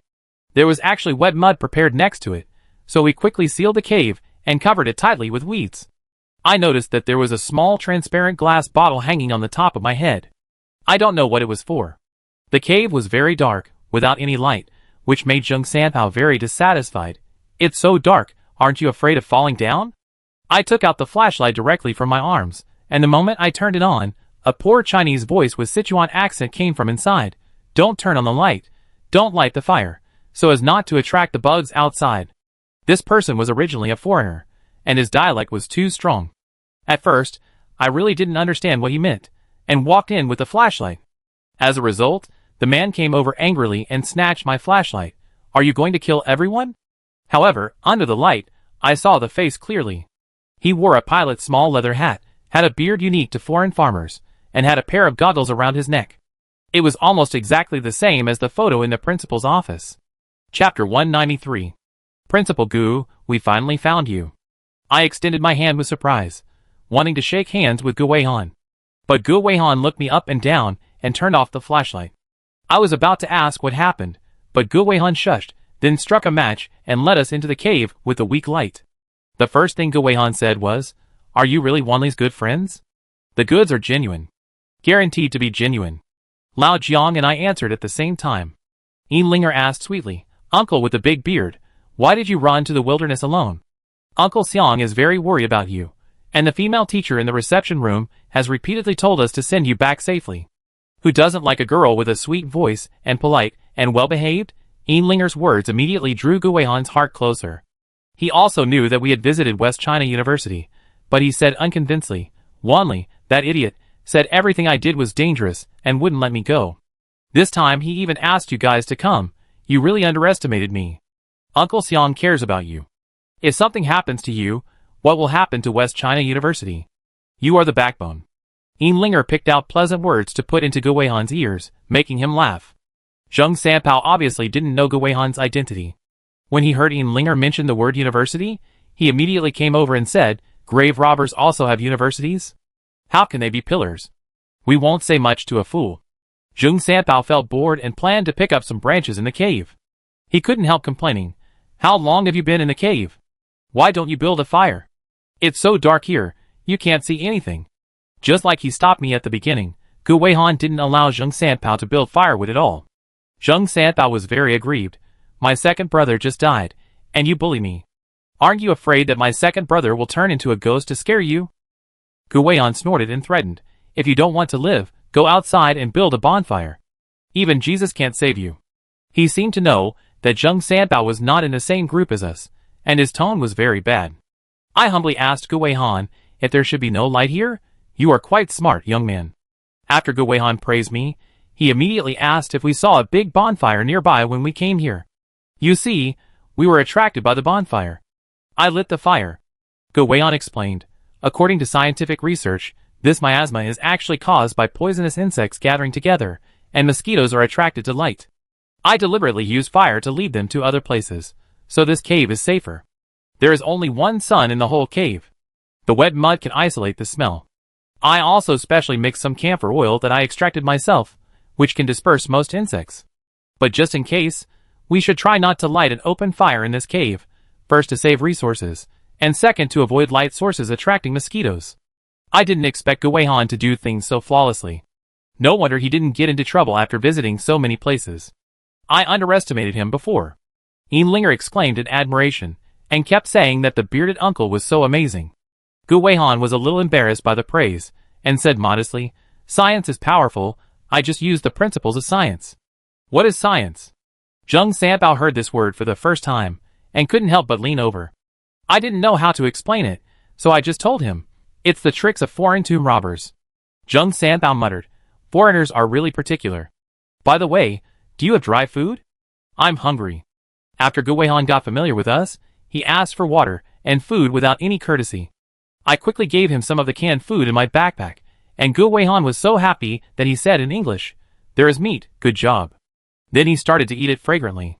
The way he ate it up looked like he hadn't eaten or drunk for a few days. Lao Jiang immediately asked him how many days he had been in this cave. Gu Weihan sighed and said, I was trapped here the day before yesterday. In fact, I have walked through this forest before, and it was not like this before. There was only green miasma, which I could deal with the gas mask and camphor oil I wore. However, I never expected that strange poisonous miasma of various colors would float up this time. At that time, I realized that something was wrong and fled here in time. Hearing this, Zheng Sanpao couldn't help but applaud and said with conviction, is this the power of science? I also want to worship foreign masters in the future. Gu Weihan ignored him, and asked me for another box of canned food. Lao Jiang continued to ask, if you hadn't met us, would you have been hiding in this cave? Gu Weihan replied, no, I'm waiting for a timely rain. According to his experience, the nemesis of any miasma in the world is rain. When rain falls, the miasma that has floated out will return to the ground, and then you can get out safely. Be patient, and don't worry, it will rain the day after tomorrow at the latest. Gu Weihan was very excited, chattering and pulling us, saying, I've been talking to the cave for a while, it's so boring, let's chat together, time will pass quickly. I couldn't help but get curious, how do you know it will rain in 2 days? Gu Weihan patted his chest proudly. In this area of Sichuan, the amount of precipitation in which forest has been engraved in my mind. When you came in, did you see the glass bottle hanging on the cave? That's a little invention I made. Whether it's sunny, cloudy, or rainy tomorrow, the chemical reagents in the glass bottle will change. At first, I was very curious why there was a glass bottle hanging on the cave, and Linger clapped her hands excitedly. When I came in, I found that it seemed to be frosted inside, with beautiful frost flowers. I didn't expect Linger to observe more carefully than me. Maybe this is the real her? I thought secretly in my heart. Gu Weihan said happily, frost flowers mean it's going to rain soon. I guess the rain will come earlier than I thought. This scene really shocked me. Not only did Gu Weihan survive the 5 poisonous miasma alone, he also knew all kinds of strange science. I couldn't help but ask him questions, thinking that I could use this time to learn his skills. Chapter 194. Gu Weihan is also a chatterbox. He generously fulfilled his duties as the president of a university. I have been running around these years, and I have seen fewer and fewer students. In fact, I also have a lot of knowledge that I want to share with you. I am from the Yanqing School of Archaeology. Although I am an archaeology student, I have always been yearning for West China University. I first made the relationship closer, and then we chatted back and forth, as if we had become friends regardless of age. Lao Jiang had no opinion on this. He knew that I was always eager to learn, and would not miss any opportunity to learn. After becoming the president of West China University, more and more people advised him not to go out and let him concentrate on being an educator. Gu Weihan couldn't help but stand up, his eyes sparkling as he said, "Do you know who my idol is? It's Columbus and Magellan. I have the gene of adventure in my blood, and no one can stop me from going to the next place. Beautiful Sichuan, there are more new things waiting for me to discover, record, and tell the world." Although he was in darkness, Gu Weihan's eyes burst out with an unusually bright light, like a bright star, a dazzling gem. "Now I finally understand what Professor Xiang Wanli said. You can't help but like Gu Weihan when you see him. Although he is a foreigner, although he likes adventure, he is completely different from explorers like Warner." After the adventure, Gu Weihan made his discoveries in various places public to let everyone know. "Oh, there is such a place worth studying. Oh, there is such an insect." His exploration was to discover every piece of nature, every nation, and every civilization. But Warner was for plunder. No wonder Xiang Wanli regarded Gu Weihan as a confidant and regarded Warner as an enemy who could never sit together in his life. I admired Gu Weihan more and more, and couldn't help asking, "So the whole Sichuan is in your heart? Will you return to China in the future?"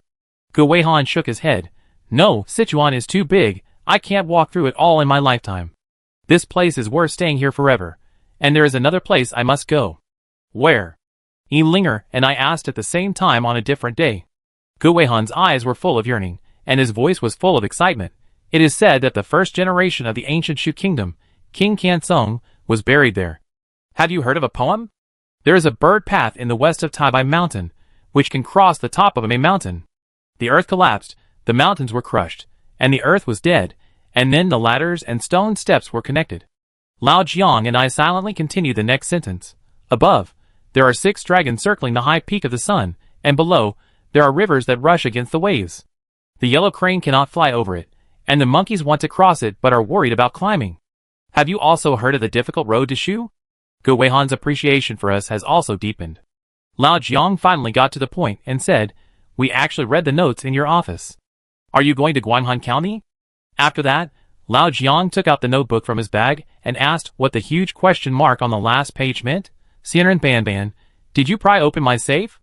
Gu Weihan couldn't help but widen his eyes, as if he was irritated by us, and he pulled out the revolver from his waist. But his eyes glanced at Zheng Sanpao, Shui and others, as if to hint that there were outsiders here.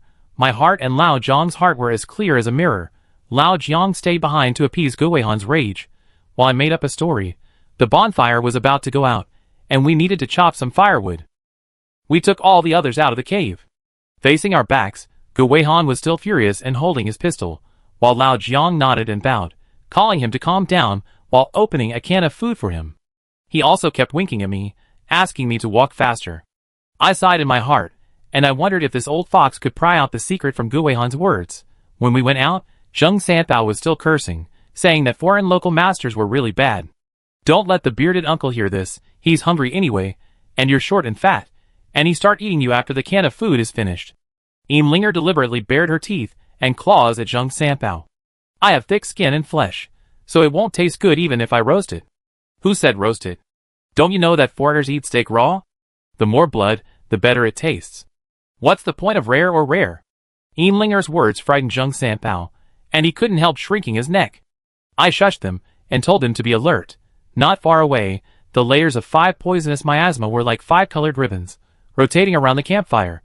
An unlucky mouse happened to pass by, and in an instant it squeaked twice and melted into a pool of blood, which frightened everyone. I asked everyone to find something to burn near the cave. Shui was very obedient and crouched down to pick up branches, but Zheng Sanpao was unwilling and wanted to act like a boss. I sneered and said, "Now we are all on the same boat. If you don't do anything, don't even think about entering the cave later." Zheng Sanpao is a simpleton who looks strong, but is weak inside. He lowered his head and started working immediately after hearing this. I naturally don't let women say such vulgar words. I only told Linger to monitor the movement of the 5 poisonous miasma at all times. Linger was happy to command us to go east and west at one moment. When the time was almost up, I led everyone back to the cave and sealed it with wet mud again. I was just about to quietly ask Lao Jiang how he was, but I saw that his face was ashen and his eyebrows were twisted into a character. There were only Lao Jiang and Gu Weihan in the cave just now. I don't know what Lao Jiang asked specifically, but it must be a big secret, and this secret may be so big that even Lao Jiang, who is the Black Knife Karen, can't accept it for a while. Lao Jiang didn't tell me a word, and I didn't ask again. I guess he will start when the time is right. That night, we all had our own thoughts and slept a not-so-peaceful sleep. The next morning, Gu Weihan took back the glass bottle that was placed in the cave. He turned on the flashlight as an exception and observed the frost inside. "Uncle with the big beard, how is it? Will it rain tomorrow?" Linger took the initiative to approach with a cute smile. While chewing on compressed biscuits, Gu Weihan said in Sichuan dialect, "It should rain today, wait. No later than 9 o'clock in the evening." No wonder Gu Weihan became the president of a university.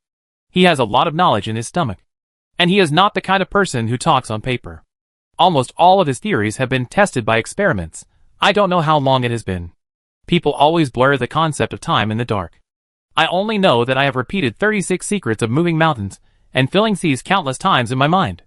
Zheng Sanpeo's snoring sounded like a drum. I don't know whether to say that he is careless or too easy to trust others. He is surrounded by people who are not his own people. Can he sleep so soundly? This little fat guy is really not suitable for tomb robbing. As I was thinking, I suddenly closed my eyes in exhaustion. But at this moment, someone suddenly stood up. Was it the noise coming from Lao Jiang? No, it was Gu Weihan. Chapter 195.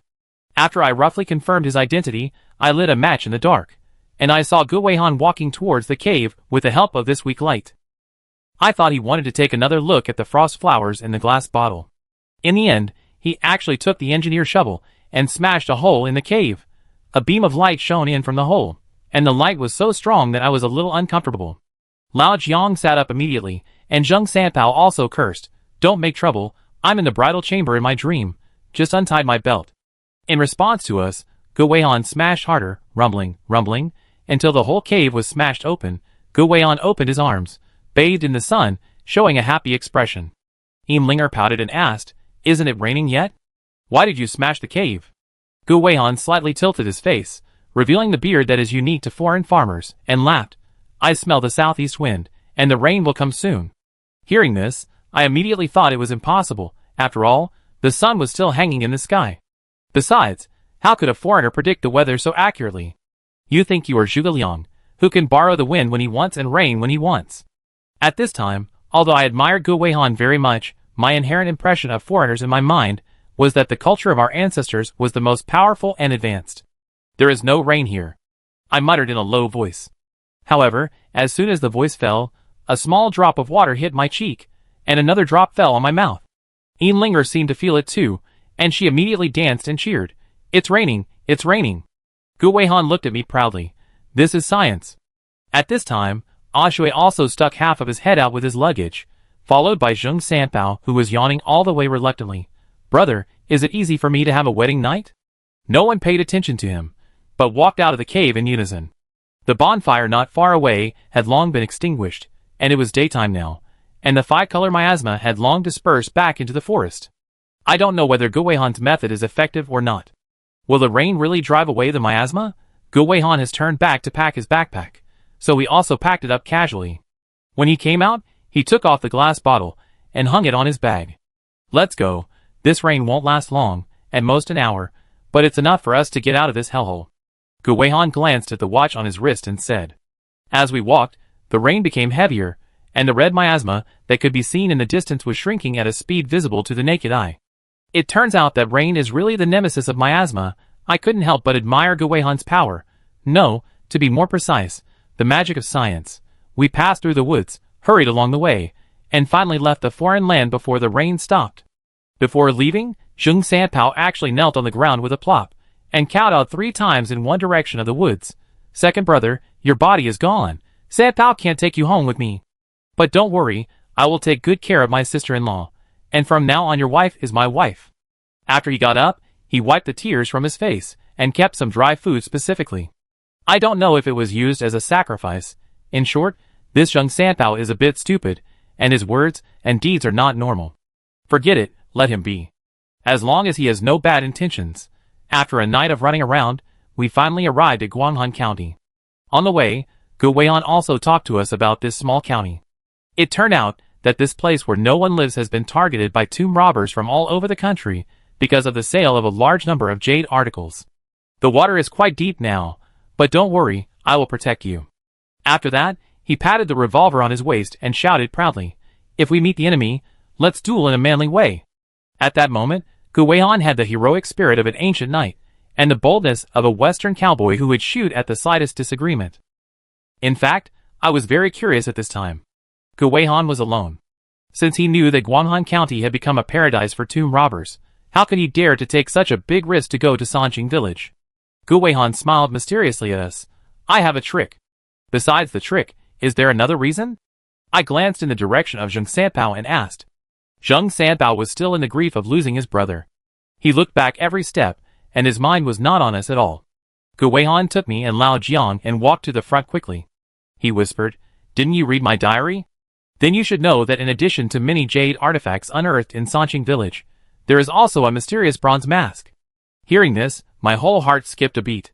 The mask is what I am most concerned about now, so I quickly asked, "Was the bronze mask also dug out by Yan Daoqing's family? Where is it now?" Gu Weihan shook his head. "No, it was dug out by one of my assistants." After the news of the jadeware came out, his assistant Lin Liangyu rushed to Sanqing village without stopping. Lin Liangyu was an excellent archaeologist and was very obsessed with the Basha culture that Gu Weihan was studying. So he often accompanied him on adventures and recorded a lot of precious information. This time, when he guessed that there might be a big tomb under Sanqing village, he immediately contacted Gu Weihan. However, Gu Weihan was looking for an insect in the mountains at that time and could not come back for a while, so he had to let Lin Liangyu wait for a while. Lin Liangyu was impatient, and he was afraid that if he went too late, the things would fall into the hands of tomb robbers. Not willing to wait for a moment, he took all the necessary tools and rushed to Sanqing village in a hurry. All the first-hand photos were sent to me by Liangyu, but he disappeared inexplicably. Speaking of this, Gu Weihan couldn't help but sigh for a day.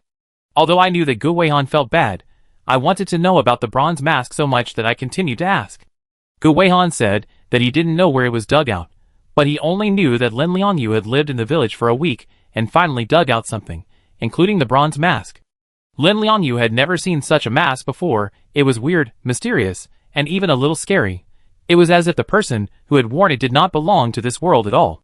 That night, Lin Liangyu asked someone to bring all the photos he had taken back to West China University, and Gu Weihan happened to return at this time. After seeing the photos, Gu Weihan was very excited, especially the bronze mask, which aroused his unprecedented curiosity. He could almost conclude that there was a huge civilization buried under Sanqing village. This civilization was brilliant and dazzling, and the story behind it must be amazing. At that time, he suppressed his excitement and immediately began to study it. But gradually, he found that the craftsmanship of the bronze mask seemed to be in the Shang and Zhou dynasties, but there was no country in Sichuan during the Shang and Zhou dynasties. Later, he called Xiang Wenli to ask for advice. Unexpectedly, Xiang Wenli also learned about Guanghan County, and even told Gu Weihan that the things in Sanqing village must not be touched. Those jades seemed to carry a terrible curse. Chapter 196. At that time, Gu Weihan thought that it was bad. Lin Liangyu was still in Sanqing village.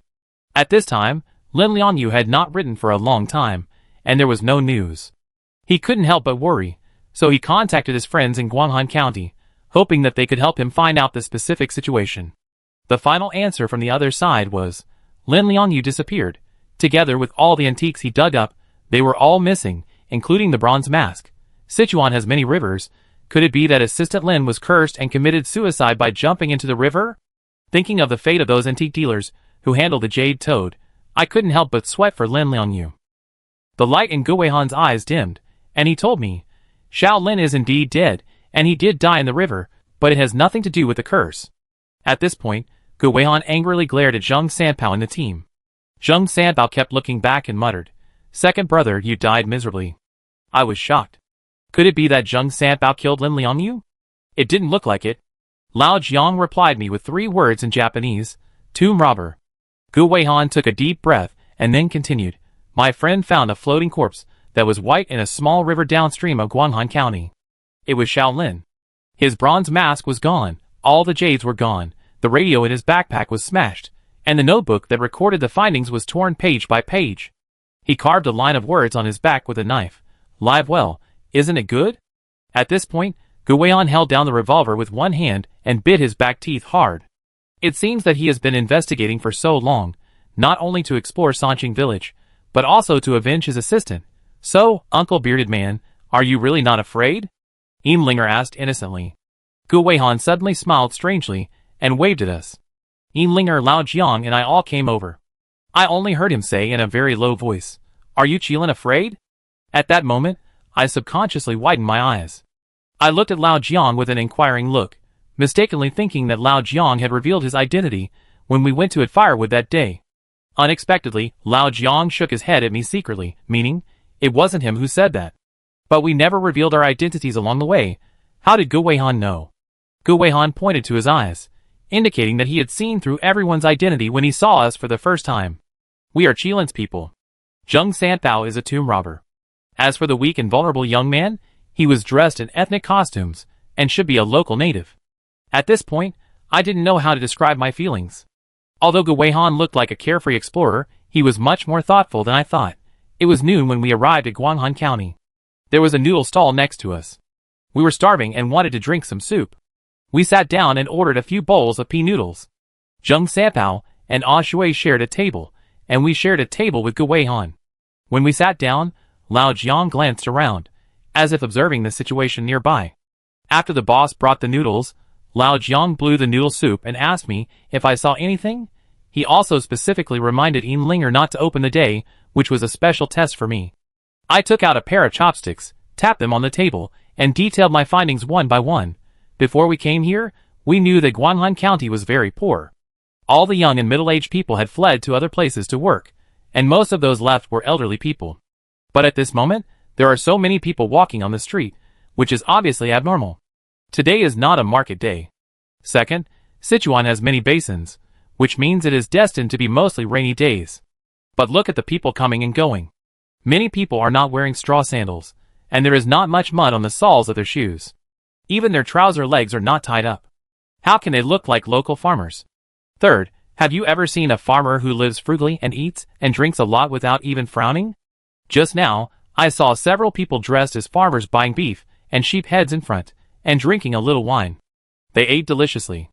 Lao Jiang didn't say yes or no, but just sighed and said, the situation in Sanqing village may be worse than we imagined. Yes, if the county is like this, the destination must not be much better. At this time, Gu Weihan, who had eaten 2 large bowls of noodles in one day, suddenly stood up and said, my friends, I have something urgent to do and need to leave for a while. Seeing him leaving alone, Lao Jiang and I were a little worried and wanted to accompany him. Gu Weihan touched the gun on his waist and refused firmly, no, you guys stay here and wait for me. After that, he turned and left. What exactly did he need to do alone? I couldn't help but get curious. After Gu Weihan left, Zheng Sanpao suddenly came over with a bowl and asked, where did that foreigner go? We spread our hands to indicate that the other party seemed to have something urgent to do. That's even better. Brothers, don't wait for him. Let's go directly to Pingliangzi village. Zheng Sanpao is indeed just a small shrimp, and he only knows the current name of Sanqing village. While eating pea noodles, he comforted us. Don't worry, when we get to Pingliangzi village, we will all be our own people. I will say a few good words to my eldest brother, and give you more funerary objects. Foreigners have guns in their hands, and they may rob each other, so it's better for us to get away as soon as possible. Although Zheng Sanpao was persuading, his chopsticks never stopped for a moment. I was about to refuse immediately, but Lao Jiang's eyes turned, and he suddenly tried to get close to Zheng Sanpao. He even ordered a bowl of beef noodles for him, and asked the waiter to double the beef. Look at you, you are so polite. Zheng Sanpao's mouth was full of smiles. Old Jiang asked directly, is Pingliangzi village our territory? Yes. Zheng Sanpao answered stupidly, my second brother and I came here specifically to seek refuge with the eldest brother, and this kid was kidnapped by the eldest brother. The kid was Ah Shui. However, Zhao Era probably reminded Zheng Sanpao that kidnapping was not honorable, so Zheng Sanpao quickly swallowed his words back halfway through. He smiled innocently and said, since you saved me, I won't treat you badly. We are all family members there, and we have everything to eat and drink. You don't have to share 20% of the treasures you dig up. Well no, I guess you still have to share 10%.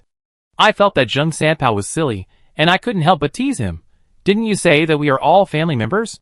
Why do we have to share the things dug up by family members? You are just too young. Zheng Sanpao looked like he was disappointed with his son. If you want to rob tombs, you must first learn to be a good person.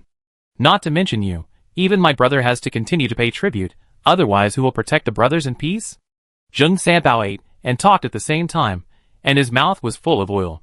He wiped it with his sleeves without any manners. Chapter 197. I looked Zheng Sanpao up and down. He was a man without any scheming or tricks. Could he be the third brother of the tomb-robbing gang entrenched in Sanqing village? He didn't look like him at all.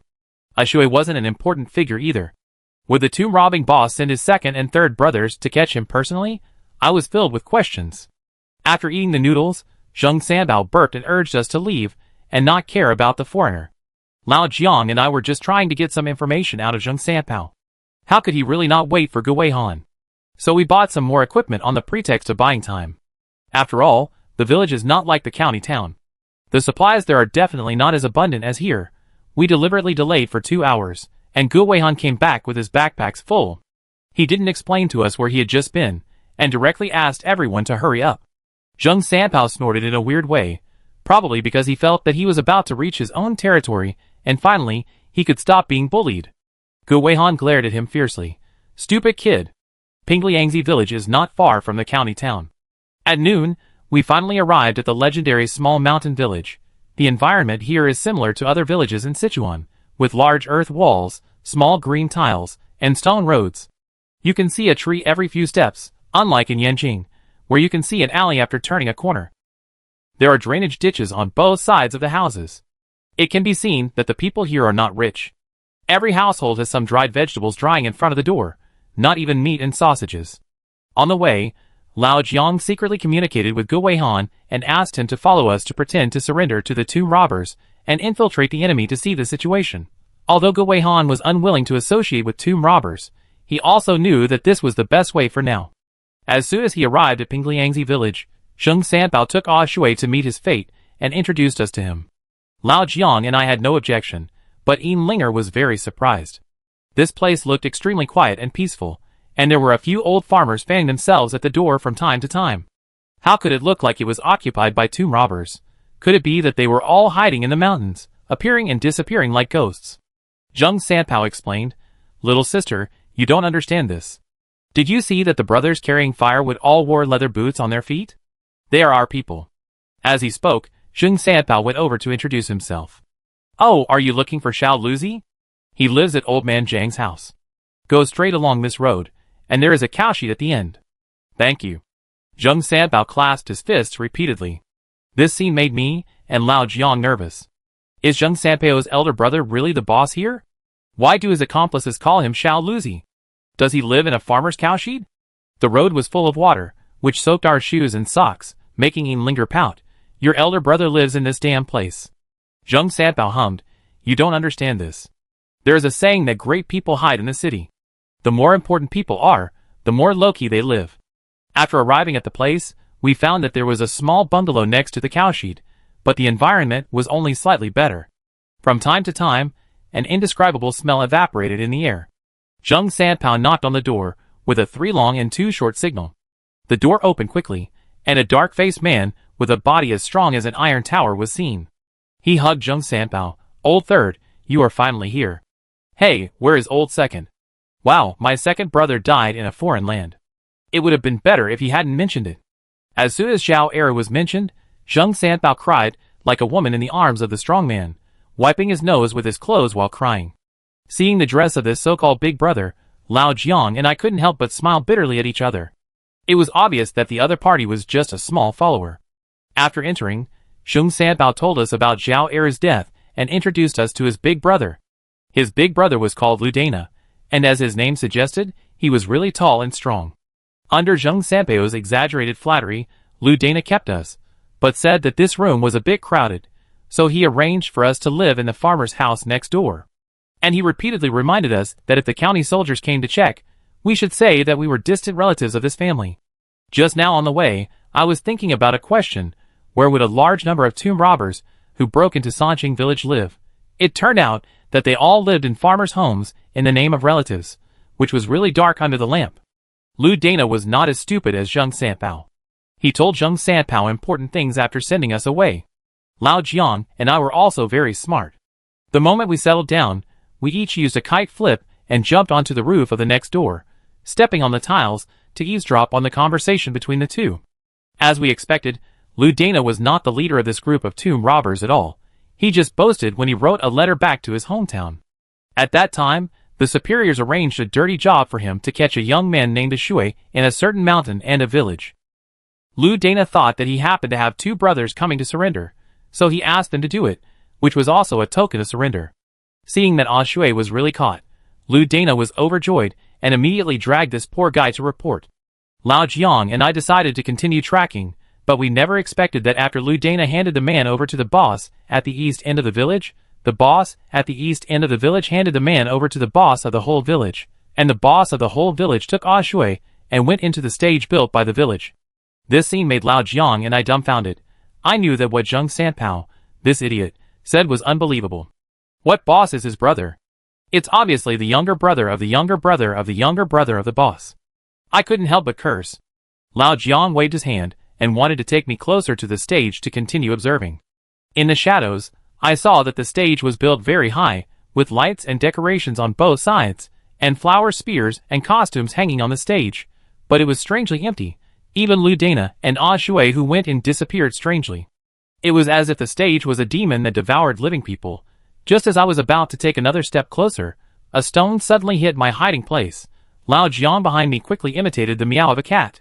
The next moment, a black cat happened to run out, which dispelled my suspicion. When there were no more stones flying over there, we fled back to the house in cold sweat. On the way back, I couldn't help but worry. Their real boss seems to have some skills. Lao Jiang's brows never relaxed. He said to himself, "No. The other party may not be just tomb robbers, they should be the legendary." But as early as the late Qin dynasty, that group of people were annihilated by my master. How could they appear here again? Lao Jiang's tone was full of doubt. Who exactly is that group of people in the legend? What grudge do they have with Lao Jiang's master? The only thing I can be sure of is that Lao Jiang is full of fear of that group of people. Chapter 198. Along the way, none of us spoke. After finally sneaking back to the room, Lao Jiang slammed the door shut and bolted it. He then lit a cigarette and put it in his mouth. I rarely see Lao Jiang so nervous, and he immediately asked in confusion, "Master, is the situation very difficult?" "More than difficult. If they really came, this mission is considered low to be rated as A-level." Lao Jiang replied. I wanted to ask what the special thing about the stage was. What was the identity of that group of people, but Lao Jiang only replied me 4 words. West Sichuan evil ghosts. Okay, let's go eat. Master knows you have a lot of questions. When it is really confirmed that it is them, he will let you break the casserole to get to the bottom of it.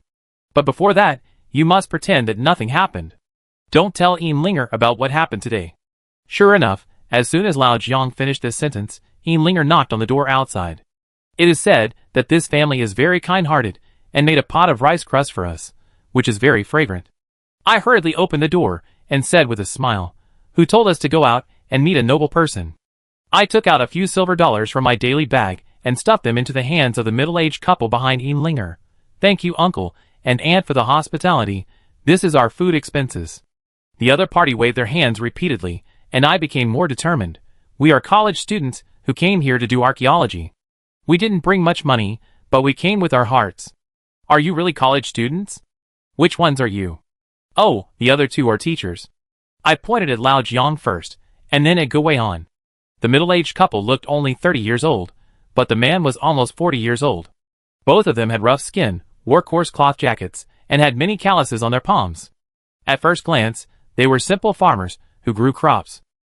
But they were very wary of us, asking us if we were introduced by the neighbor, and how could we be college students. It seemed that they knew Liu Dana's identity as a tomb robber. Linger smiled lightly at this time and explained in a soft and sticky tone, "Uncle and aunt, we got lost in the woods, and we just happened to be with that fat brother, so we could walk to the village safely. Girls are easy to please, not to mention such a cute girl." The couple's faces were obviously not as nervous as before, but nodded and said, "So that's it." They warmly invited us to eat, and I secretly gestured to Lao Jiang, and then followed the couple away. People here eat in the yard, a wooden table, with dust and bird droppings on it. The woman took out a piece of cloth and wiped it casually, and the man went in to serve the food. He brought out a large pot of rice and a few side dishes. After traveling so long, everyone was actually a little hungry. They waited for the dishes to be served with great anticipation, but their appetites disappeared instantly. There was only a small dish of fried chili peppers, and a small dish of pickled vegetables, which was even worse than the Qingqing meal they had in Qingyi village. The woman took 2 bowls of rice, and went to the other side of the house, probably to deliver food to her children, while the man stayed. The few of us took a little rice symbolically, and the most important thing at the moment was to inquire about the news. Lao Jiang tentatively asked the man, "Brother, have many outsiders come recently?" The fat family who came into the village with us didn't seem to be from Sichuan either. The man must have been told, and immediately replied, "You are talking about Brother Lu. He came to seek refuge with his relatives." Lao Jiang took out a cigarette, handed it to the man, and said with a smile, "Is Brother Lu really related to the neighbor? When he arranged us here, he also told us that we were your relatives when we went out." The man had never smoked a cigarette before, and he was a little greedy, but he still said hard, "I don't smoke." Lao Jiang smiled and lit it for him, and then lit one for himself, puffing smoke, and said, "This is a good thing. Even the foreign teachers in the university like it. You try it." "Are you really from the university?" The man smoked for a day like Lao Jiang. Gu Weihan immediately cleared his throat, blurted out a sentence in English, and then said in Sichuan dialect, "If you don't believe me, you can go to the county to ask. We are all from West China University." At this moment, Gu Weihan's foreign identity played a certain role.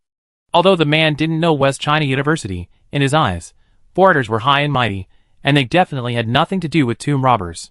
Old Jiang pressed the issue. "Brother, is there anyone selling alcohol here? I go out and buy some liquor tonight, and we have fun." The man was a greedy person, and although he couldn't tell us anything directly, he still said in a roundabout way, "In the past year, many people have come to our village to visit relatives, cousins from this family, cousins from that family, uncles next door, etc. Except for the holidays, there is no peace all year round. This is completely contrary to the time for visiting relatives." In other words, he was secretly telling us that the new faces who came to visit relatives all had ulterior motives. "Uncle, to be honest, I'm working on an archaeological project recently. I heard that an old man named Yin in our village dug up some jade artifacts before, and we are quite interested in it at university. I wonder if we can find him to learn more about it." As I was talking, I took out a few more silver dollars and stuffed them into the man's day bag. The man seemed to have a deep grudge against Yin Daocheng and slapped the table. "It's all because of this damn thing, making the whole village restless." "You can't say that. The unearthed items are all cultural relics. Maybe they can make the village famous in history." I forced a fake smile, took out a few more silver dollars, and asked him if it would be convenient for him to tell us where Yin Daocheng's home is. It's mainly a school task.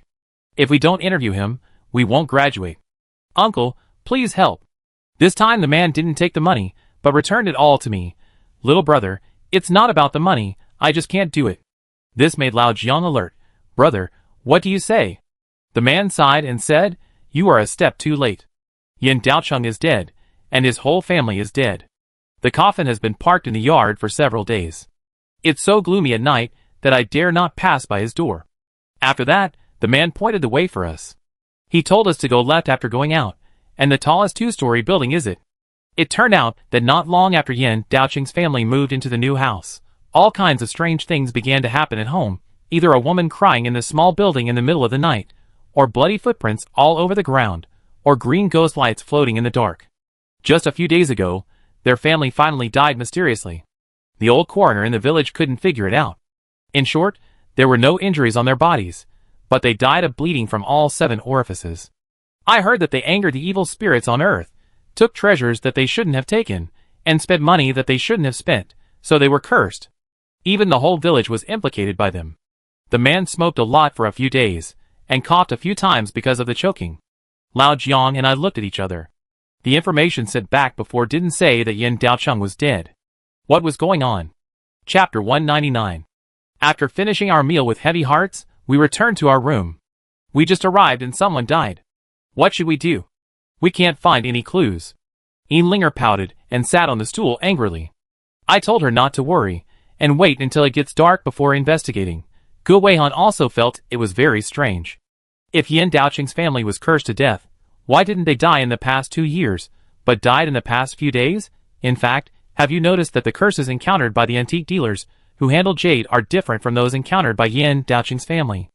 Those people were looking for the Yangtze River and jumped into the water to commit suicide. Yan Daoqing's relatives grew strange toad skins, as if they were deliberately torturing them, but they were never killed. I analyzed.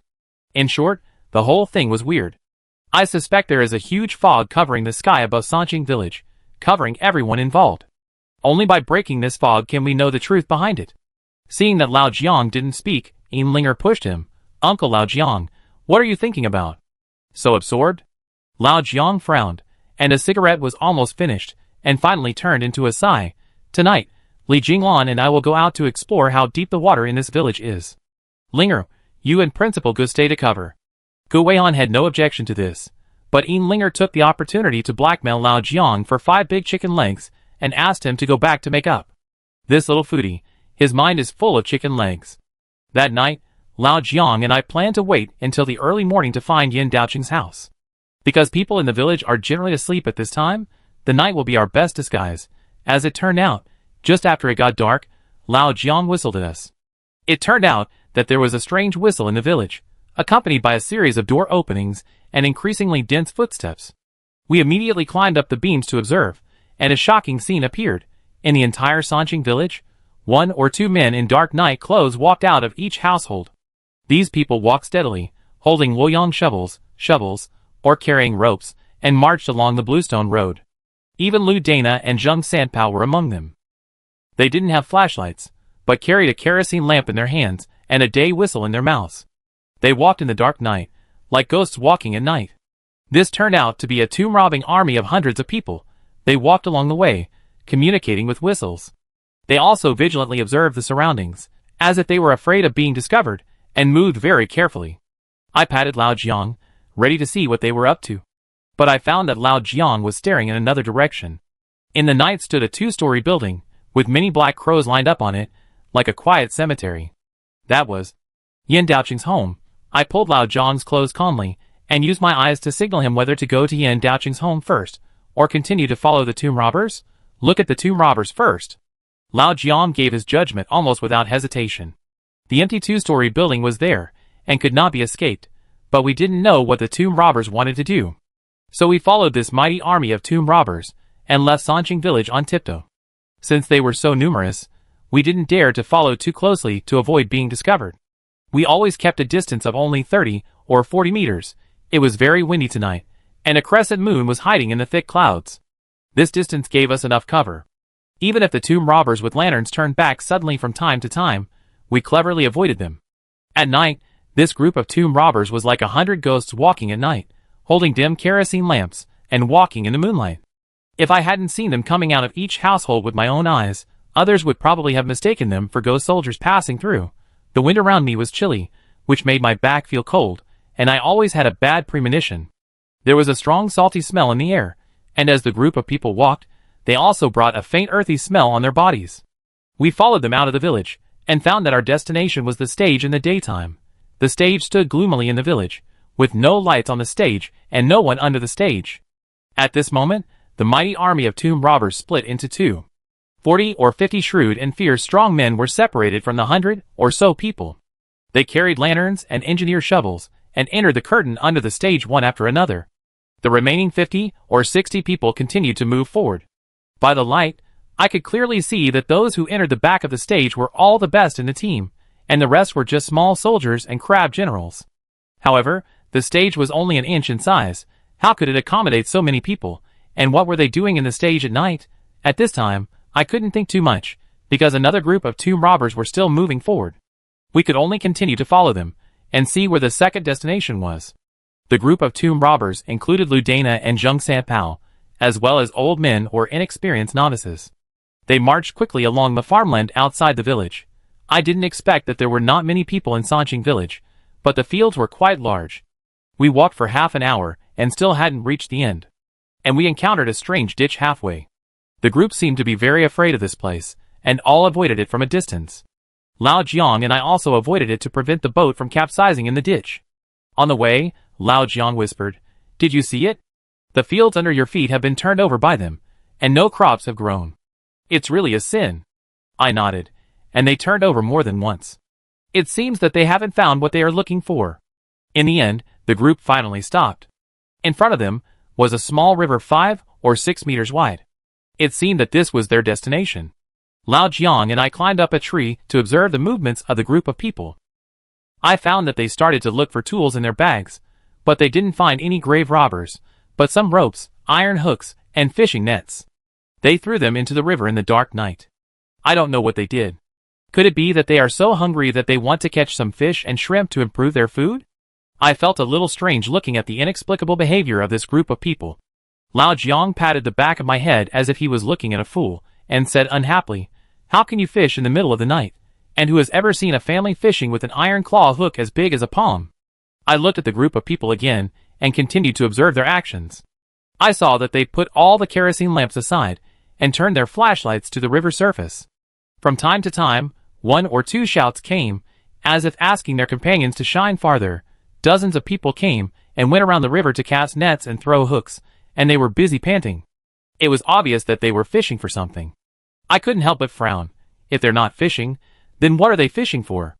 At this time, Lao Jiang suddenly showed a mysterious smile, and he whispered in my ear, "If I say they are fishing for corpses, would you believe it?" Chapter 200. Rescue the body? My eyes widened suddenly. Old Jiang seemed to be used to all this. He tightened his clothes and explained, "When I was young, I worked in Tianjin for a while. At that time, I saw many corpse rescue teams. They were just like now.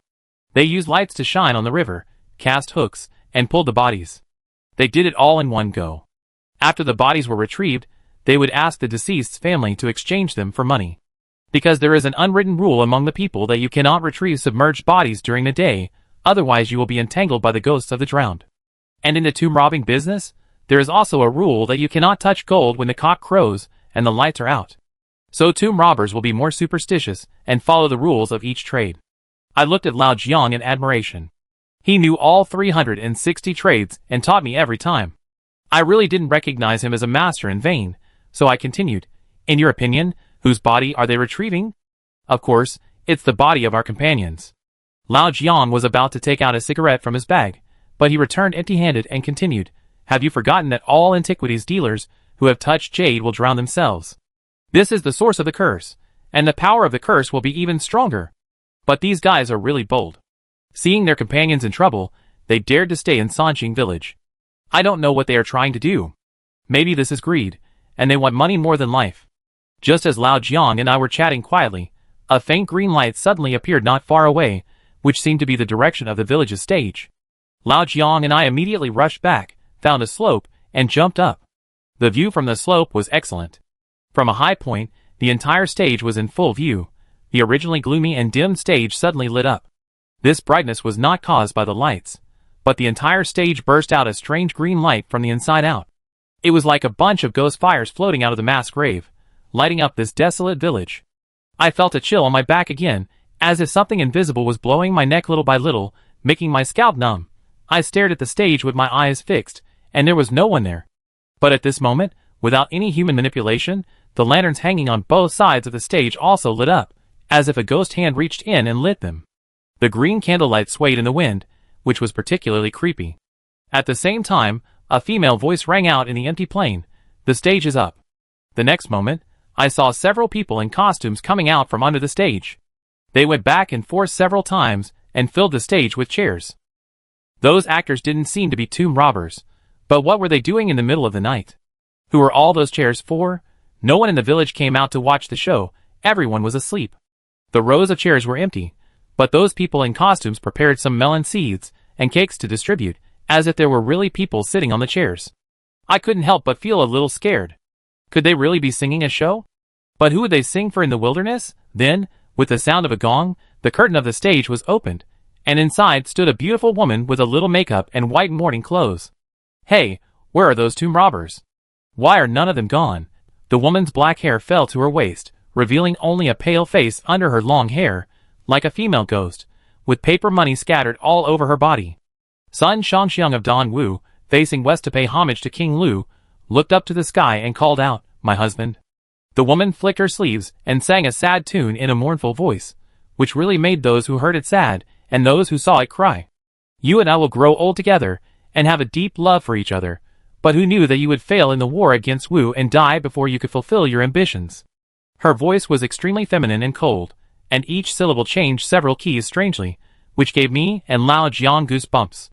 But I knew that she should be singing the classic song Three Sacrifices to the River in Sichuan opera. Three Sacrifices to the River tells the story of Liu Bei in the Three Kingdoms period, who led an army to attack Wu in revenge for his dead brothers Guan Yu and Zhang Fei, but was defeated and died of illness in Baidi City. His wife Sun Shangxiang came to the Yangtze River to pay tribute to her deceased husband after hearing the news. At the end of the story, the grief-stricken Sun Shangxiang also jumped into the river and died. This piece of music is extremely sad and tests the skills of the actors. It is said to be one of the banned pieces in Sichuan opera. There was once an actor who sang too much and really imagined himself as Sun Shangxiang, jumped off the stage, and broke his neck. Another actor also invested too much emotion and immersed himself in the piece of music, and finally hanged himself with his own sleeves. In short, if you are not a particularly ruthless person, you can't get out of this piece of music, but if you are not a particularly affectionate person, you can't perform the moving and lingering eternal love in the piece of music. Wait, 3 sacrifices to the river? Throw oneself into the river to commit suicide? I suddenly had an idea and connected these clues with the antique dealers, who were cursed and committed suicide by jumping into the river. Is there any deep meaning behind singing this song in this place? Looking at the beautiful woman on the stage still singing emotionally, her voice was gentle and sad, and it really brought the leading actress of Dongwu County, who had just lost her husband, to life. But there was still no one in the audience, not a single person. This play seemed to be sung for herself. Just when I wanted to ask a question, Lao Jiang hushed me. I know what you want to ask. What I can tell you is that this play is not sung for the living, they are singing for the ghosts. Don't think that only the living like to listen to the play, ghosts like it more. This sentence came out of Lao Jiang's gloomy mouth, which made me shudder immediately. It turns out that when a play begins, people from all directions will come to listen. 1 direction is for humans, 3 directions are for ghosts, and 4 directions are for gods. So many troops will perform for ghosts at night after performing during the day, for fear of causing dissatisfaction from ghosts and foxes. These are the rules of Sichuan opera. However, the most important thing at the moment is not to care about who this play is for, but to find out why these actors are here. There must be a motive for performing late at night. After all, Ah Shui, who was kidnapped back to the village before, was taken to the stage and never came out again. Today, these 40 or 52 robbing elites also got into the curtain of the stage, and as a result, they disappeared mysteriously like a magic trick. There must be something wrong with this stage. I asked Lao Jiang. You said, a group of living people disappeared in the blink of an eye. Where could they hide? It's really weird. Lao Jiang's eyes suddenly changed, and asked me to repeat what I just said. I wondered, I really saw a ghost. Lao Jiang shook his head. No, the last sentence. I thought about it and answered, a group of living people disappeared in the blink of an eye. Where could they hide? Lao Jiang smiled with sudden enlightenment. Yes, this is the key to solving the puzzle. The stage is only that big. How can people build a pagoda? Chapter 201.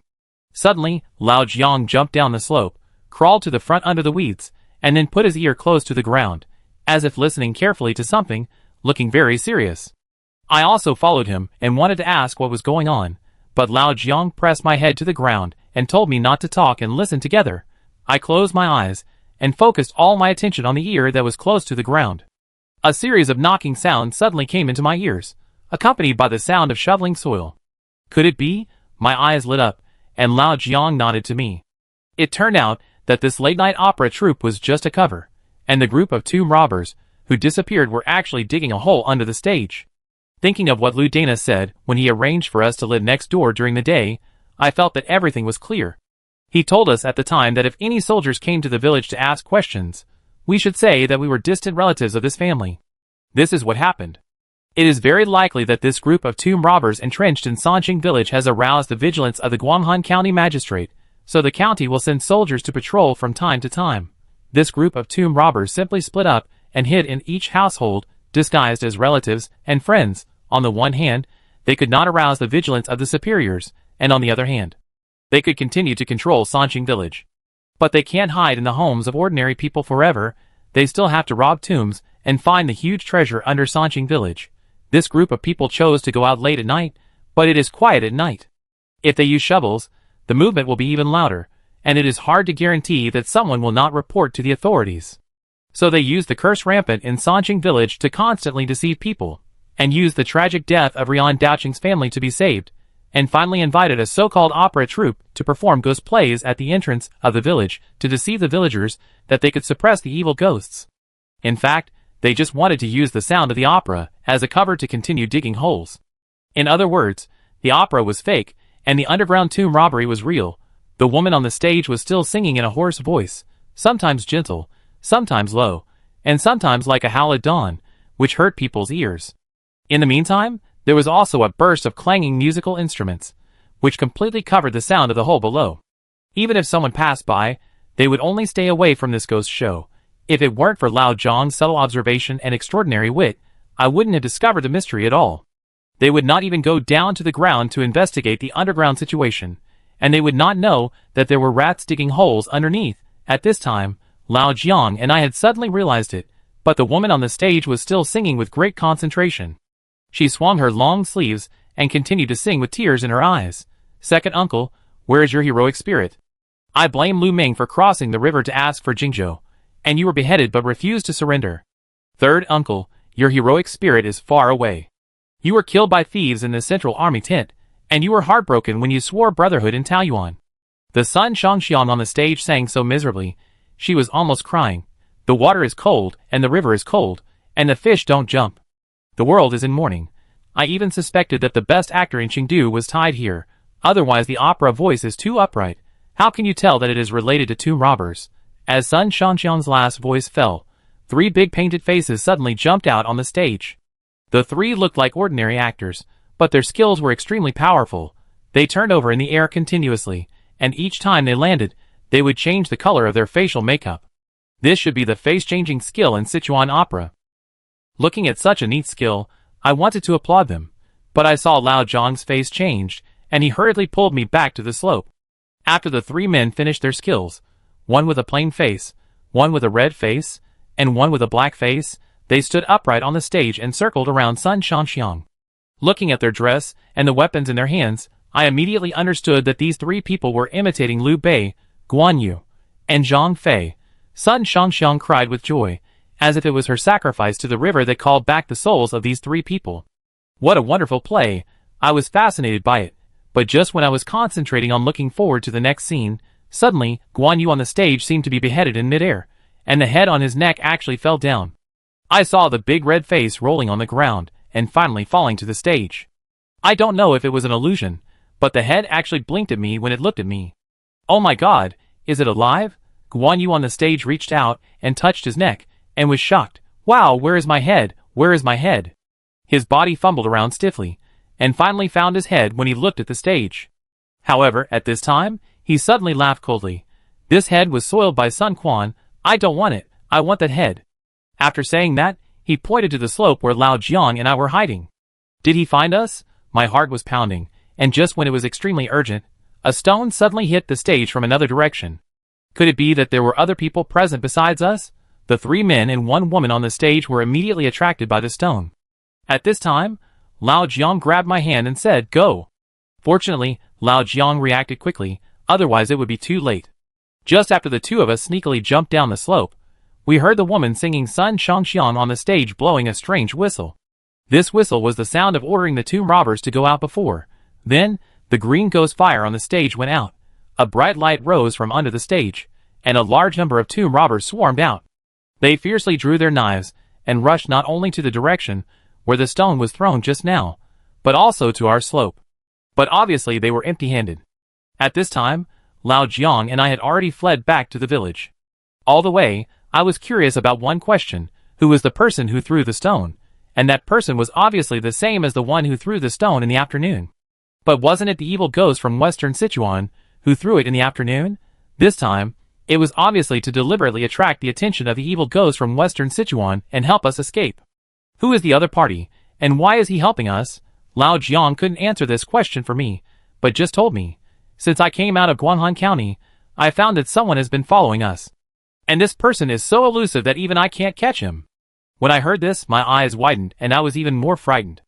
After Lao Jiang and I went back, we carefully climbed over the wall and entered the yard, and prepared to go back to the room to tell Gu Weihan and Yin Linger about today's discovery. However, we never expected that when we turned around, we bumped into the person in front of us. The other party was the husband of the middle-aged couple. I saw him holding a kerosene lamp, and his face under the lamp seemed to be smiling, and his eyes were staring at us. The shadow of the branch and his shadow were entangled, and I was almost scared to death. Chapter 202. I stared at him in a daze, unable to say a word. But Lao Jiang calmly said, "What a coincidence." The middle-aged man grinned, revealing his yellow teeth. "Yes, what a coincidence, you also get up at night to pee?" Lao Jiang and I were slightly stunned, and then nodded repeatedly. The middle-aged man looked us up and down meaningfully. "Why are two grown men peeing so carefully? If I hadn't brought a light, I would have bumped into you." Fortunately, I was quick-witted this time and pretended to be a coward. I was scared, so I dragged the teacher with me. "That's right, it's dark here at night, and there are ghosts. It's not as good as outside." The middle-aged man smiled and suddenly pointed to the left. "But the toilet is over there, you just went the wrong way." Yes. I was really confused after sleeping. I pulled Lao Jiang and hurried towards the toilet. However, just as we were leaving, the man called us. "Why are there so much mud on your feet?" My heart skipped a beat. To be honest, even though I was almost discovered by tomb robbers just now, I was not so nervous. But at this moment, facing this rural man, my heart was in a knot, as if he had seen through us. I looked at Lao Jiang silently again, and Lao Jiang's face was obviously not good either. However, at this moment, the man's hoarse voice sounded behind me again. "Take off your shoes, and put them by the door later. I will help you wash them. Otherwise, the house will be full of mud, and your wife will scold you again." I was about to say no, but Lao Jiang turned around and smiled. "Then I trouble you, brother." The two parties parted in the night. To avoid alerting the enemy, we went to the toilet. When we came out, we found that the man had disappeared, so we knocked on the door. When she saw us coming back, Enlinger smiled and looked left and right, fearing that I was hurt. Gu Weihan was tinkering with a little invention beside him, and said, "This little girl was so noisy all night, chattering and asking me if you were in danger? Don't mention it, there is something strange in Sanqing village at night." Lao Jiang stared out the window and scanned around. After confirming that no one was eavesdropping, he told everyone about his discovery tonight. Gu Weihan was a smart man.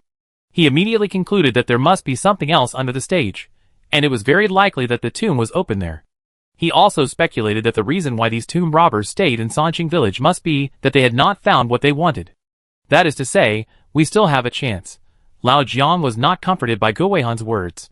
He was still smoking, his eyebrows were tightly knitted into a lock, and he was obviously worried. I asked Lao Jiang what was wrong and why he looked so depressed. Lao Jiang took a long breath and exhaled a thick white smoke. After scanning everyone, his eyes finally fell on me. "Li Jinglan, haven't you always been curious about the identity of that group of opera troops? Now I can be 100% sure that they are the evil ghosts in western Sichuan, and it is very likely that all of them have arrived at Sanqing village." This is the second time I heard Lao Jiang mention this name.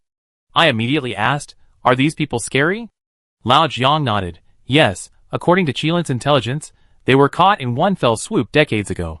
But I didn't expect that the spring breeze would blow again, and they would show up again in Sichuan, and in Sanqing village." The Sichuan Western evil ghosts were first established in the late Qing dynasty, and were mainly active in Sichuan and Xiangxi. On the surface, they were a wandering opera troupe, but in fact they were a group of ruthless tomb robbers. Everywhere this group of people went, they would inquire about the local celebrity tombs, and then take the opportunity of holding red and white wine banquets to dig holes and rob tombs in secret. In order to prevent the news from leaking out, they would often kill all the locals after getting the treasure, from 80-year-old women to crying babies. Even pregnant women were not spared. Therefore, let alone serious people, even their peers in the tomb-robbing world disdained to associate with them, and call them evil ghosts. There is a saying circulating in the market: when you meet an evil ghost at midnight, no one will stay, young or old, even the king of hell, and beheaded if encountered. This shows how cruel the evil ghosts in western Sichuan are, Lao Jiang told us. The facial makeup worn by the evil ghosts in western Sichuan also has its own rules. When they talk to you in a friendly manner, they show a plain face. When they are angry, they show a black face. And when they kill people, they show a red face. His words made me break out in a cold sweat. What he found on me last night was not a red guangong face, and he was determined to kill me at that time. I felt like I was being targeted, and there was a little ghost blowing cold air on the back of my neck, so I immediately discussed with Lao Jiang that I must pretend to stay at home the next day. Because the group of tomb robbers will definitely conduct a large search of the whole village. But will this couple report us? If it doesn't work, should we give this couple? I made a gesture of moving a knife. But I regretted it as soon as I said it, and even wondered if such a vicious plan came out of my mouth. Linger suddenly widened her eyes, covered her mouth, and said, Uncle and Aunt are very good to us. They shouldn't betray us. She looked at Lao Jiang, who was rarely angry at me, and warned with a serious face, Li Jinglan, remember, Qilin will never hurt innocent people, no matter when. Even Gu Weihan frowned, no longer kind to me before. Child, if we kill innocent people, what's the difference between us and these tomb robbers? God said that a person often becomes a devil because of a difference in thought. I opened my mouth and wanted to defend myself, but I felt that any explanation in words was pale now. Fortunately, Linger secretly pulled me with her little hand under the table, and the soft little hand gave me some comfort. For a moment, the darkness deep in my heart slowly faded away. After a while, a figure suddenly appeared at the door. It was the middle-aged man. He took my and Lao Jiang's shoes and left. At that moment, my heart was in my throat again, for fear that he would take this evidence to inform on others. Lao Jiang looked indifferent and asked me to calm down. After a while, the man came back with 2 pairs of shoes in his hands. After he left, Lao Jiang and I opened the door a little and carried the shoes in.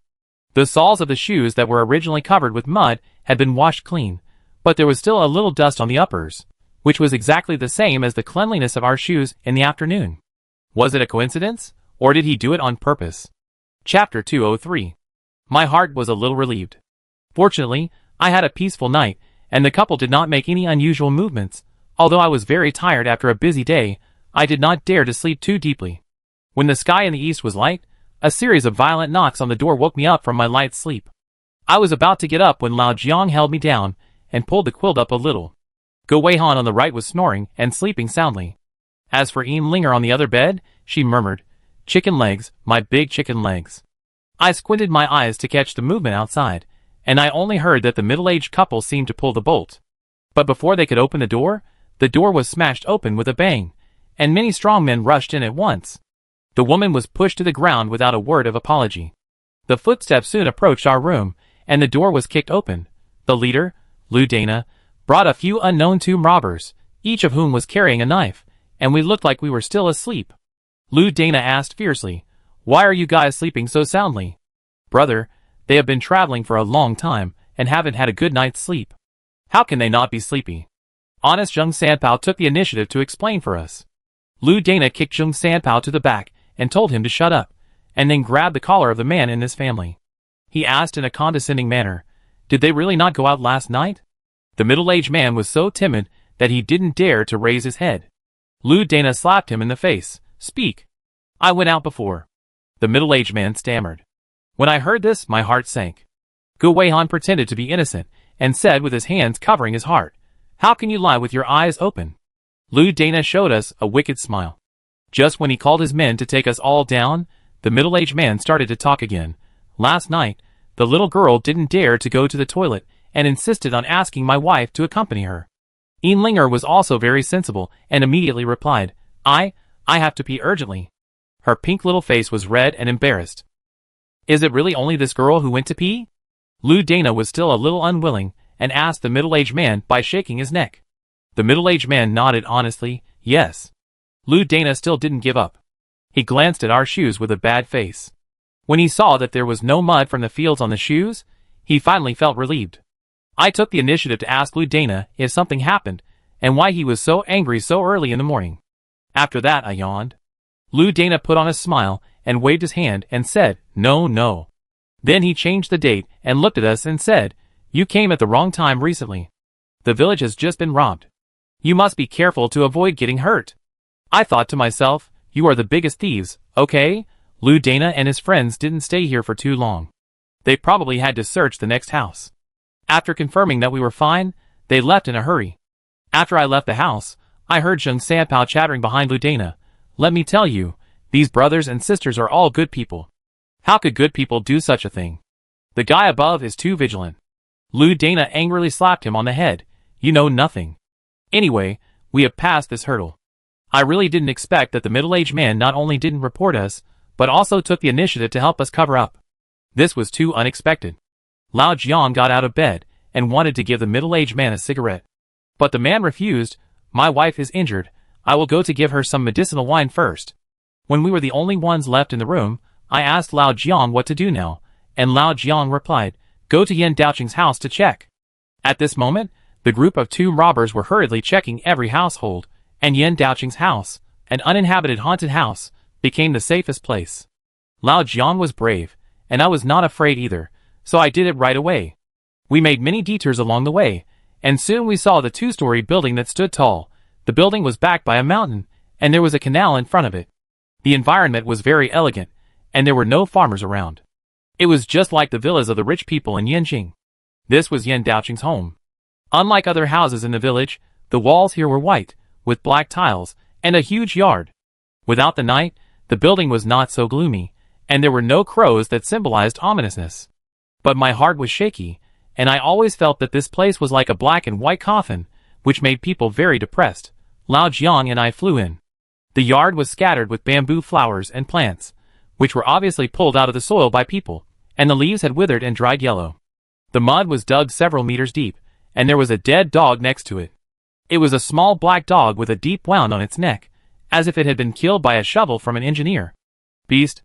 They didn't even let the dog go. Seeing this, I was sure that the 2 robbers had come and turned Yan Daoqing's house upside down, digging up everything they could. Lao Jiang and I turned our eyes to the building. There was a huge white paper pasted at the entrance with one word written on it: funeral. We slowly walked into the hall, and the dark coffins on the 4 sides suddenly came into view, emitting a biting chill, as if 4 people who had died were sitting there looking at us coldly. I took a step back slightly, trying to relieve the discomfort. But the words of the middle-aged man popped up in my mind. Dead. Yan Daoqing's family is all dead. Similar to the yard outside, the building was also turned upside down, and all kinds of pots and pans were smashed into a mess. Lao Jiang said to himself, "These people didn't even let their family go even after they died. They must be trying to get something out of them." I sighed deeply. It's a pity that we are a step too late. But Lao Jiang's eyes were stern and he said, "Not necessarily." Then he cast his eyes on the dark coffin in front of him. Looking at the coffin that exuded a rotten smell, I swallowed my water and stammered, "Do you want to?" Lao Jiang didn't hesitate for a moment, and directly replied me with 2 words, "Open the coffin." After that, he threw me a shovel and asked me to pry open the coffin. You dare to order him to do the job. A cool breeze blew over, and the hair on my back stood up. This was originally someone else's territory. Besides, opening a coffin was an extremely immoral thing. How could I be willing to do it? Lao Jiang took out the 2 vacancies of Jean Lin to tempt me. In desperation, I had to take the engineer's shovel tremblingly, randomly selected the coffin in the middle, and began to pry open the coffin lid. This coffin was sealed tightly, and the 4 corners were nailed shut. The nails were thick and long, and the nail heads were white, revealing a ghost face vaguely. It turned out that they used soul-sealing nails. Chapter 204. In folk culture, most people do not use black coffins for burial, but red coffins, which symbolize a peaceful death. Black coffins are reserved for people who die unexpectedly. But even if someone died accidentally, the soul-sealing nail would not be used, because this nail would firmly nail the soul of the deceased in the coffin, leaving the other party with no chance to reincarnate. If there is no deep hatred or no ability, the soul-sealing nail cannot be used. This makes me more suspicious of the death of Yan Daoqing's family. Even if the villagers hate him to the bone, the hatred will disappear after the person dies. As for using the soul-sealing nail to trap them in the haunted house forever, old Jiang reminded me, how can the villagers here understand such vicious and strange arts? In my opinion, Yan Daoqing's death should be related to the evil ghosts in western Sichuan, and this soul-sealing nail is their masterpiece. What are you doing? Keep prying. Old Jiang really has the nerve to urge me. He was smoking leisurely there, leaving me, a weak, pitiful and helpless apprentice, to take risks in front. I couldn't help spitting for a whole day, but I still had to continue to pry the coffin open. Although it was broad daylight, the house was too gloomy. From time to time, there was a gust of wind crying, which scared me so much that I kept repeating, "Don't blame me if there is anything strange. Whether you have become monsters or ghosts, don't look for me. Please look for the one smoking behind me." He asked me to open the coffin. I was just the one who was coerced. When the last soul-sealing nail was taken out by me, I inserted the engineer's shovel into a corner, and with a click, the coffin was pried open by me. However, what I never expected was that there was no corpse inside, but a group of slimy green toads. The dense lumps of flesh rose and fell with my breathing, which was extremely ugly and emitted a foul smell that almost suffocated me. I bent down and began to vomit. Lao Jiang obviously smelled the smell. He covered his nose and moved closer. When he saw the toads, his face became serious. This time, Lao Jiang was not idle again. He pried open the coffins for the remaining days with me. As a result, it was full of toad corpses. I endured the nausea and helped him restore the coffin lid, asking, "What's going on? People turn into toads after death?" I heard before that Yan Daoqing's family grew toad skin on their thighs and arms, but I didn't expect that they could actually turn into toads. Lao Jiang patted the back of my head and said, "Are you stupid because of the stench? Even if they are covered with toad skin, their bodies will not change much, let alone become little toads. It's not Yan Daoqing's family that is imprisoned here. They are very likely still alive." Lao Jiang's words woke me up. I immediately understood that the 4-day coffin in this building is very likely to be deliberately concealed in order to hide the truth. In other words, this 4-day coffin is indeed the masterpiece of the evil ghost in Western Sichuan. But where is Yan Daoqing's family now? I said to myself. Lao Jiang's eyes lit up. Seeing his expression, I suddenly said, "Is it also on the stage?" You know, Shui was brought into the stage. If Yan Daoqing's family is still alive, they are probably imprisoned there. Lao Jiang's brows never showed any signs of relaxation. Before coming here, we thought of thousands of possibilities, but we didn't think of this possibility. We thought that the mystery of Sanqing village was almost solved, but now we find that the fog is covering one layer after another, and there are still many things we don't know. In order to avoid exposing our tracks, Lao Jiang and I restored everything to its original state before leaving. On the way, we also saw the group of 2 robbers with knives. They were still checking every household, and it was estimated that they would not be able to finish their work in a day. After returning, it happened to be dinner time. When the middle-aged man saw us walk out of the house, he immediately asked his wife to buy some roast chicken and white wine, saying that he wanted to drink a pot with us today. Drink more, drink more. The wife lifted his ear. If you drink more, you will have no money to buy rice next month. Isn't this catching up with the distinguished guests? Faced with the middle-aged man's plea for mercy, his wife could only do as he was told. Seeing his wife being sent away, the middle-aged man closed the door cautiously, and then looked at us. "Friends, have a cigarette." Lao Jiang and I looked at each other, and Lao Jiang handed over a Hardman, and lit it for the middle-aged man. After exhaling a day of milky white smoke, the middle-aged man asked the first question in a shocking way. "You watched the stage for several hours last night, right? What did you find?" I was shocked and jumped out. "You know everything?" "No, I know it now." The middle-aged man suddenly smiled. I looked at Lao Jiang in surprise. The other party was too experienced. He was actually cheating me just now, but Lao Jiang held my hand and signaled me to stay put. The middle-aged man looked me up and down and said, "You are really not students. Those 2 should come out too. Your tails are exposed." The middle-aged man held a cigarette and looked into the room with a smile. Knowing that they were exposed, Gu Weihan and Yin Linger had to come out. When everyone gathered around the table, Lao Jiang said, "Brother, you helped us last night and helped us again today. I believe you will not report us, right?" Of course, from the moment I stepped into the door, I knew that you and those 2 robbers were not the same kind of people. Hearing this, we didn't hesitate, and Lao Jiang immediately revealed his identity. As the eldest brother said, "We are indeed not the same kind of people as those 2 robbers. We are people who protect national treasures." The middle-aged man waved his hand and interrupted.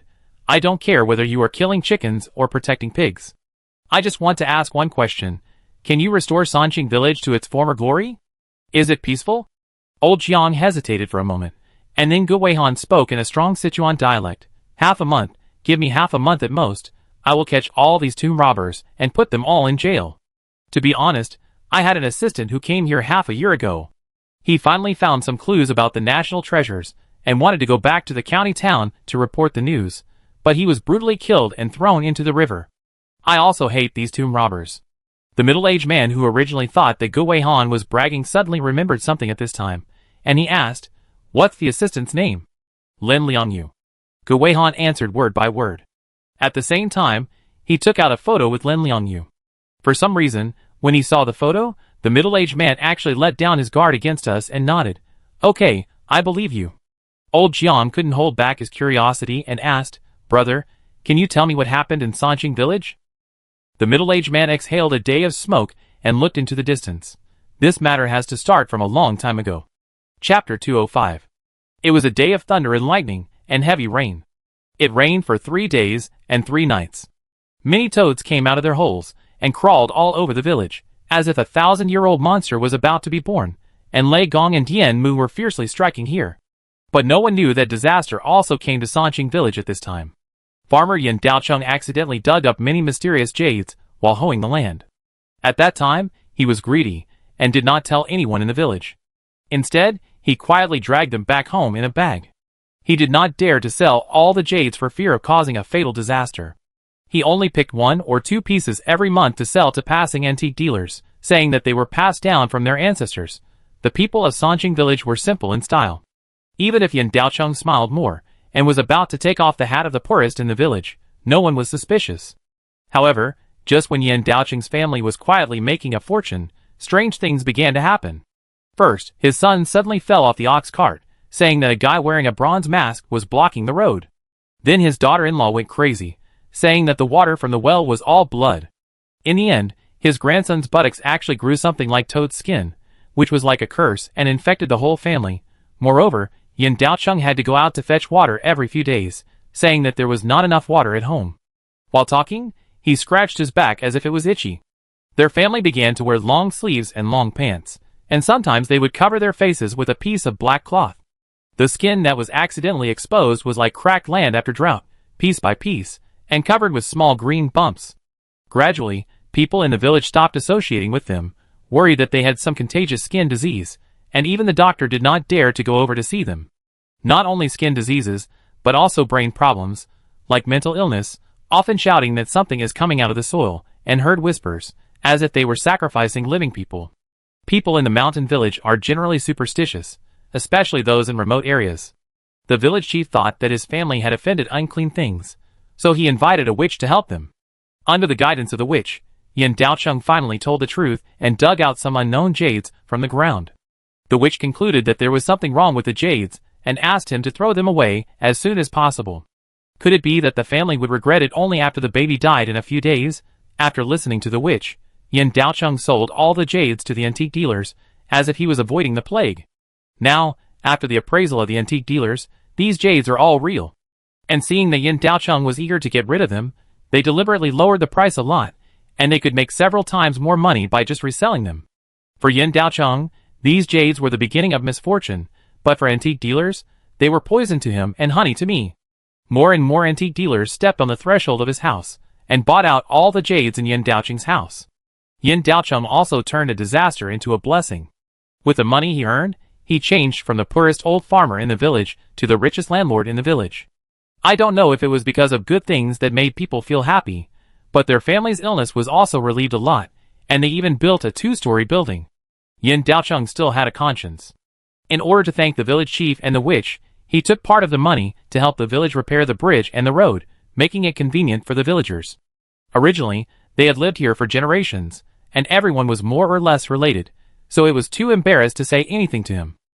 Yin Daocheng's family was getting better, but the nightmare began.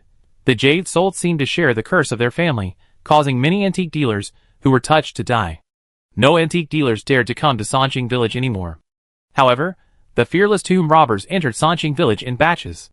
Because they had something to ask for, they were respectful to the villagers at first, and gave them some money in exchange for the qualification to dig in the fields outside. After a while, many people dug and dug without much gain, and gradually lost their patience. Even if they could occasionally dig out 1 or 2 jades, they were found to have committed suicide by jumping into the river before they left the village to exchange for money. Not only the tomb robbers, but also the villagers in the village began to die one after another. Thinking of the fate of the antique dealers, the tomb robbers began to suspect that the curse was contagious, and finally knew to be afraid and wanted to leave the village. But it was too late to leave at this time. The middle-aged man had finished his cigarette, and Lao Jiang quickly handed him another one. He then continued, "That night, I heard a strange whistle, and then I found that several mysterious people I had never seen before entered the village. As these people entered the village, the tomb robbers, who had originally planned to leave, suddenly changed their minds and stayed.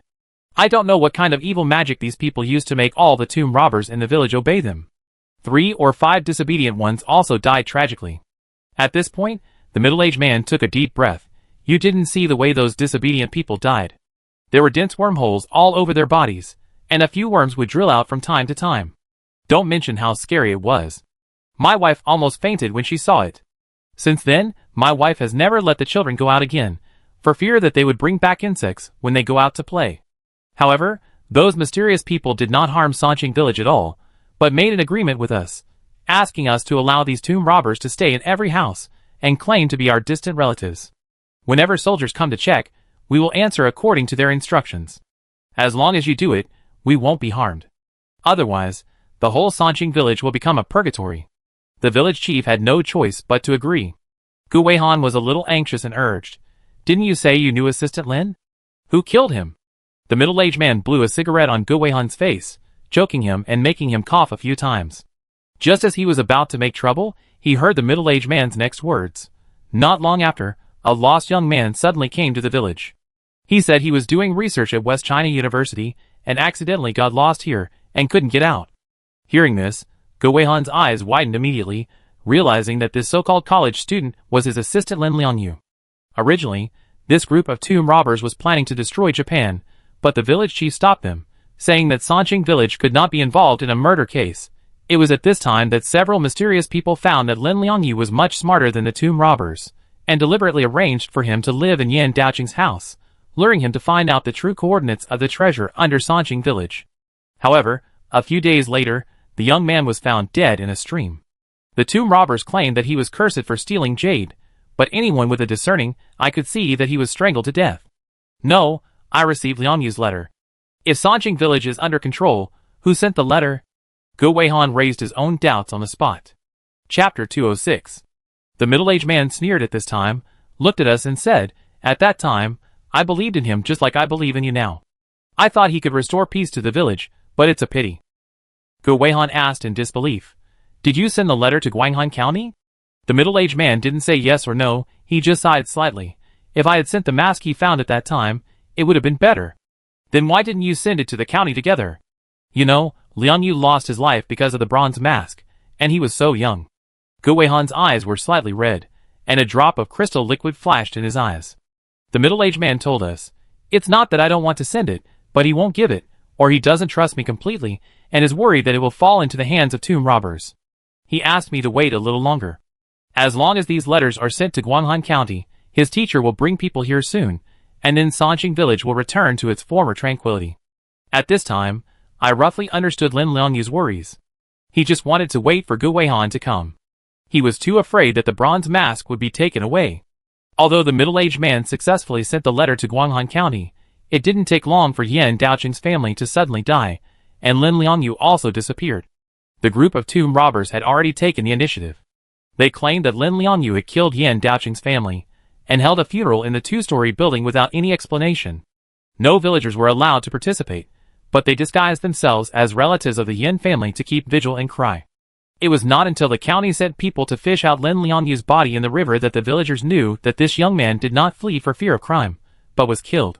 But those mysterious people claimed that Yan Daoqing's family dug up something they shouldn't have dug up, and were cursed, implicating everyone. He half-forced and half-bewitched the village chief and the respected people in the village. The evil curse has been released, and the disaster is hard to avoid. Only by setting up a stage in the village and performing ghost plays every night can the anger of the underground evil spirits be appeased. But their real purpose, I believe you also know, is to perform plays, but to dig holes for real. I guess that Lin Liangyu should have a close relationship with the county. Since he got into trouble, soldiers have come to patrol every few days, and those tomb robbers can only keep their tails between their legs." The middle-aged man sighed repeatedly, and Gu Weihan drank a large glass of water, all of which he regarded as wine, and whispered, "If he is still alive, Sanqing village will indeed return to the past." The atmosphere became very heavy for a while, and I quickly changed the subject. "Are those mysterious people the actors who perform plays at night?" The middle-aged man nodded, and there was no one else except them. I asked again, "What's the situation when the tomb robbers go to the river to retrieve corpses at night?" "We are used to it." The middle-aged man laughed. "They dig out 1 or 2 piles of jade every few days. But the people who dig out the jade are often cursed and end up drowning themselves. No one can stand it. Don't they put the corpses in the water to raise fish? Wouldn't the people from the county see it as soon as they come down? Instead of waiting to be cursed to death, won't the tomb robbers resist?" I asked. The control methods of these mysterious people are too terrifying. My words caught Lao Zhang's attention. "Do you remember the 5 poisonous miasma we encountered when we came here? Before, There was only green miasma in the foreign land, not 5 poisonous miasma. Perhaps it is not only to prevent people from outside from coming in, but also to prevent people from inside from escaping. The evil ghosts in western Sichuan are really cruel and ruthless. They used these tomb robbers as cannon fodder. Old Jiang muttered the second half of the sentence to himself. At this time, Linger interrupted, "But can the curse really be contagious? Why did people in the village die?" The middle-aged man didn't need to ask this question. Old Jiang answered it directly. It is estimated that someone has coveted those jades. If the curse can be contagious, Sanqing village would have died long ago. Generally, those who are cursed and jump into the river are outsiders, which means that the curse of jumping into the river is only effective for outsiders. It seems that native locals can avoid it. Even the symptoms of Yan Daoqing's family, who have the deepest contact with jade, are different from those of the antique dealers. At this point, I also added, I guess the villagers here should be protected by a special power. Unexpectedly, the middle-aged man put out his cigarette at this time, and he told us, this village. The village is called Sanqing Village, and there is a river called Moon Bay next to it. Moon Bay wraps around 3 small hills, forming the Feng Shui Bureau of 3 stars and moon. The people here are confined in Sanqing Village, and they have been drinking the water of Moon Bay for generations. If the unearthed jades are poisonous, then the water of Moon Bay is the antidote. As long as you drink enough water before that, you will be able to deal with the day when those evil things come out. This is why, after Yan Daoqing's family got into trouble, no matter how much water you drink, it's not enough. Hearing this, we were all stunned, especially Lao Jiang, who suddenly stood up. 3 stars and moon, this is the industry term. Who are you? The middle-aged man smiled. His cigarette was finished, but he didn't ask Lao Jiang for a new one, but just looked at us. Don't worry, I have no hostility towards you. At this time, a barely perceptible sadness flashed across his face.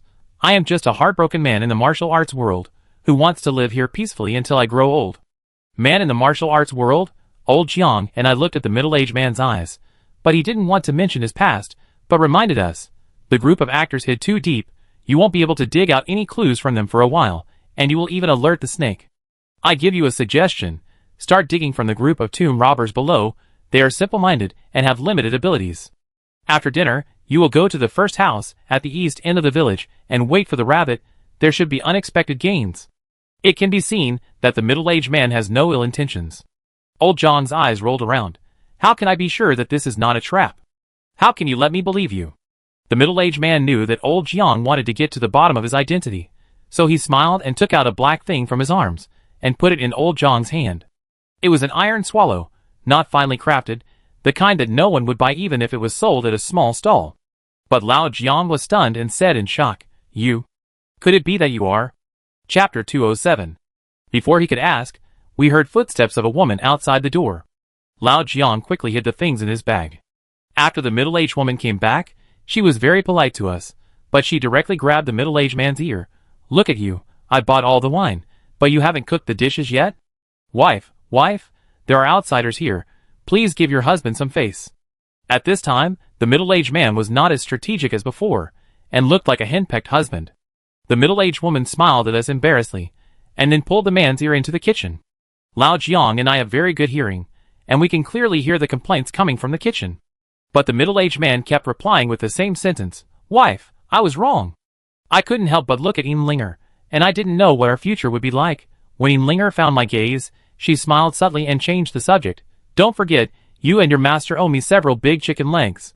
Well, the beautiful dream in my mind suddenly turned into a big, fat, and tender chicken leg.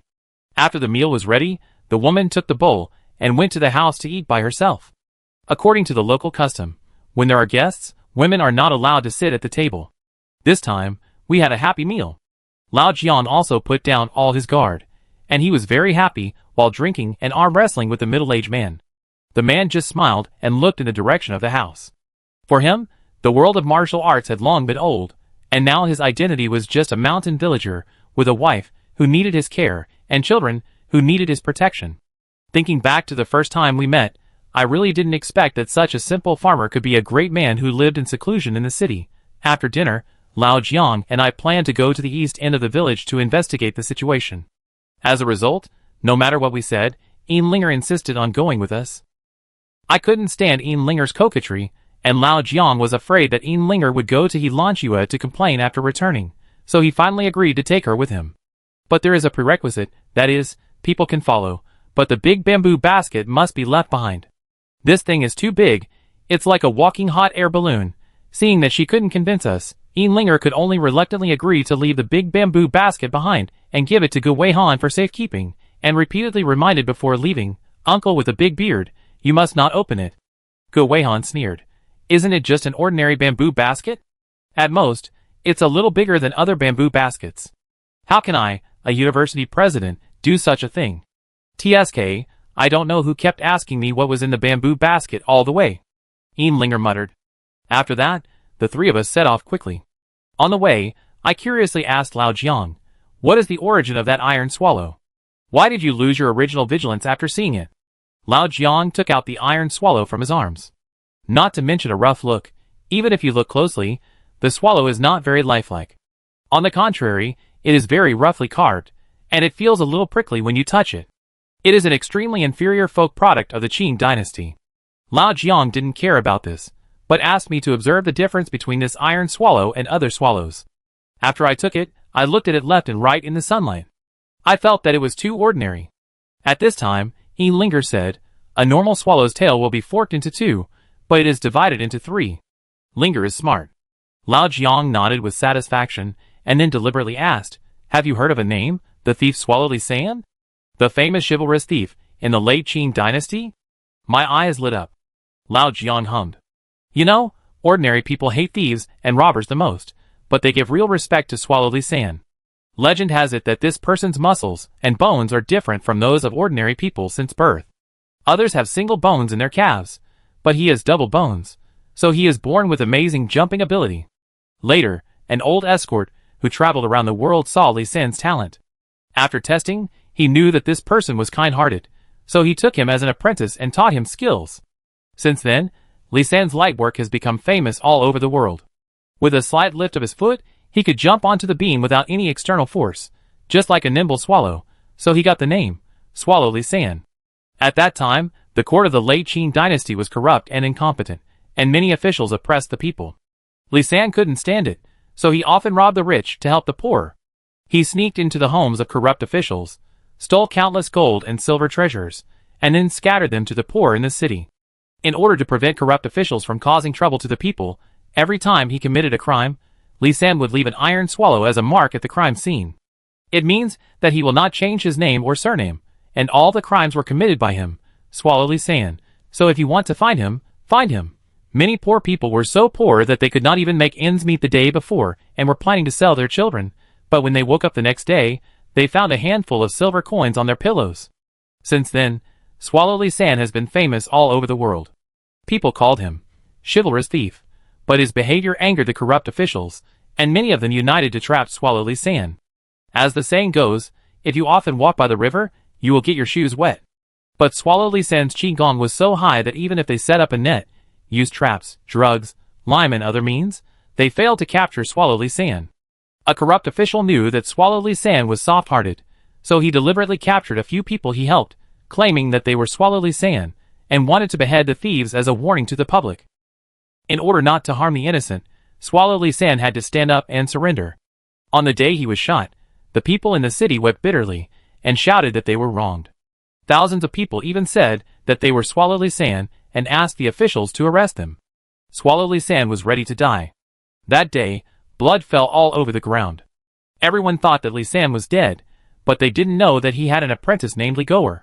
Li Goer inherited Li San's legacy and acted chivalrously, but later, he suddenly retired and disappeared. Looking at the iron swallow, I suddenly realized, could this be the token of the swallow sect? That brotherly is Li Goer? Old Jiang nodded and said, the swallow sect is clean and honest. Li Goer will never discredit his master. And I think this man seems to have a grudge against the evil ghosts in western Sichuan. It seems that because of some past events, he has lived in seclusion in Sanqing village. Rather than saying that he is helping us, it is better to say that he is helping himself. Old Zhang's words made me suddenly realize that it is no wonder that he can help Lin Liangyu send a letter to Guanghan County without being discovered. This man's lightness skill should not be underestimated. Chapter 208. We arrived at the first house at the east end of the village smoothly. I don't know if it was because the elite soldiers and generals went to check every household, so there was no one guarding outside. There were only 3 tomb robber leaders left in the house, drinking and eating, so happy. One of the leaders was Lu Dana's superior, who seemed to be called Jiahuzi. Jiahuzi lived up to his name, with a small mustache above his mouth, as if it was fake. He called the other 2 people, one was Gu Lang, and the other was Hei Long. The 3 of them were obviously dressed better than Lu Dana, and they had their own unique weapons beside them. Jiahuzi had a ghost head knife, Gu Lang had 2 short guns, and Hei Long had a belt full of flying knives. Boss Jia, is there any news about the bronze mask? It hasn't been found yet? Gu Lang picked up a day's food, and his eyebrows were slightly anxious. Jiahuzi poured a glass of wine into his mouth and cursed angrily. Those idiots almost turned the village upside down, but they didn't find any trace of the mask. It's strange. After the stranger was killed, we found a bunch of jade and bronze masks on him. How can they just disappear? Hei Ling echoed. It can only be said to be weird. None of the jade was lost, but the mask disappeared inexplicably. Who the hell knew that this thing was important? Those opera singers are simply taking chicken feathers as a token of authority. Now they let the brothers die and find a broken mask. I really want to stab them with a knife. Hey brother, keep your voice down. You know what that person is doing. When Jiahuzi heard this, he was so scared that he quickly covered Hei Ling's mouth. The lone wolf couldn't eat anymore, and looked at Jiahuzi and said, Boss, when will that guy come back? It's almost time to distribute the medicine, and there's no sign of him. I'm afraid he wants us all to die here, right? When I think of the illness, my whole body is numb. I really don't want to experience the pain of being eaten by millions of bugs in my heart again. What's the point of him coming back? We haven't done anything, we haven't found the bronze mask, and we haven't dug up the tomb. Do we really expect him to give us the antidote? The black dragon was obviously a little discouraged and gave up on himself. Jiahuzi advised them not to be so pessimistic. Who said we haven't done anything? Didn't Lu Dana capture the target? The lone wolf looked a little relieved, and smiled. His brother looked stupid, but he is actually quite useful. He accidentally captured the son of the clan leader. This is also a great achievement, and it makes up for the mistake. Yes, imagine that all of us are dead, who will dig a hole for him. The black dragon waved his hand and drank the wine. Jiahuzi also nodded and said with relief, Now let's wait for that person to come back and give everyone the antidote. The content of their chat next was not important. They either cursed the evil ghosts in Western Sichuan as a piece of shit, or talked about some dirty jokes. After the matter was over, they would go out and have a good time. But from the previous words, Lao Jiang and I extracted a few key points. First, the bronze mask disappeared, and they were looking for it. Second, someone poisoned them and controlled them. Whenever the poison took effect, thousands of insects would drill into their hearts and bite them. Third, Ashue's identity is not simple. He is the son of a certain tribe leader. It is not advisable to stay here for a long time. After a while, we left the east end of the village and rushed back to Ligor's house. Unexpectedly, as soon as we opened the door, we bumped into a huge red nose. Seeing Guihan's nose swollen, like a steamed bun, we were all stunned. Linger subconsciously went to check her big bamboo basket. Sure enough, the originally tightly sealed big bamboo basket revealed a tiny gap at this time. Linger immediately glared at Guihan. Didn't I tell you not to touch the big bamboo basket? Why did you open it? No, it's not me.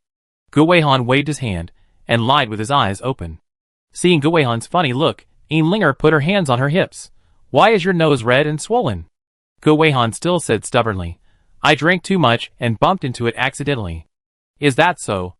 Linger dragged out her voice, her eyes full of wisdom. Guihan turned away with a guilty conscience. We were almost laughing to death, but because of his identity as a foreign school principal, he held back. Guihan turned his back to us. He wanted to scratch his nose, but was afraid of scratching it more severely, so he could only blow it, hoping to reduce the swelling. Finally, he couldn't help it anymore, turned around and came to Linger and said, Girl, I want to ask you a medical question. Medicine? I haven't been to college, I don't understand. Linger spread her hands, with an innocent face like a porcelain doll. Guihan said with a stiff face, You must understand. Why don't you try it? There is a person who is suddenly bitten on the nose by a green, hairy little fly. It feels extremely itchy, as if there are hairy thorns pricking him all the time. How can this be cured? Linger and I looked at each other, and seeing Guihan's funny look, we couldn't help but laugh. Is this person you are talking about you? Guihan blushed and wanted to deny it, but the big red nose was solid evidence.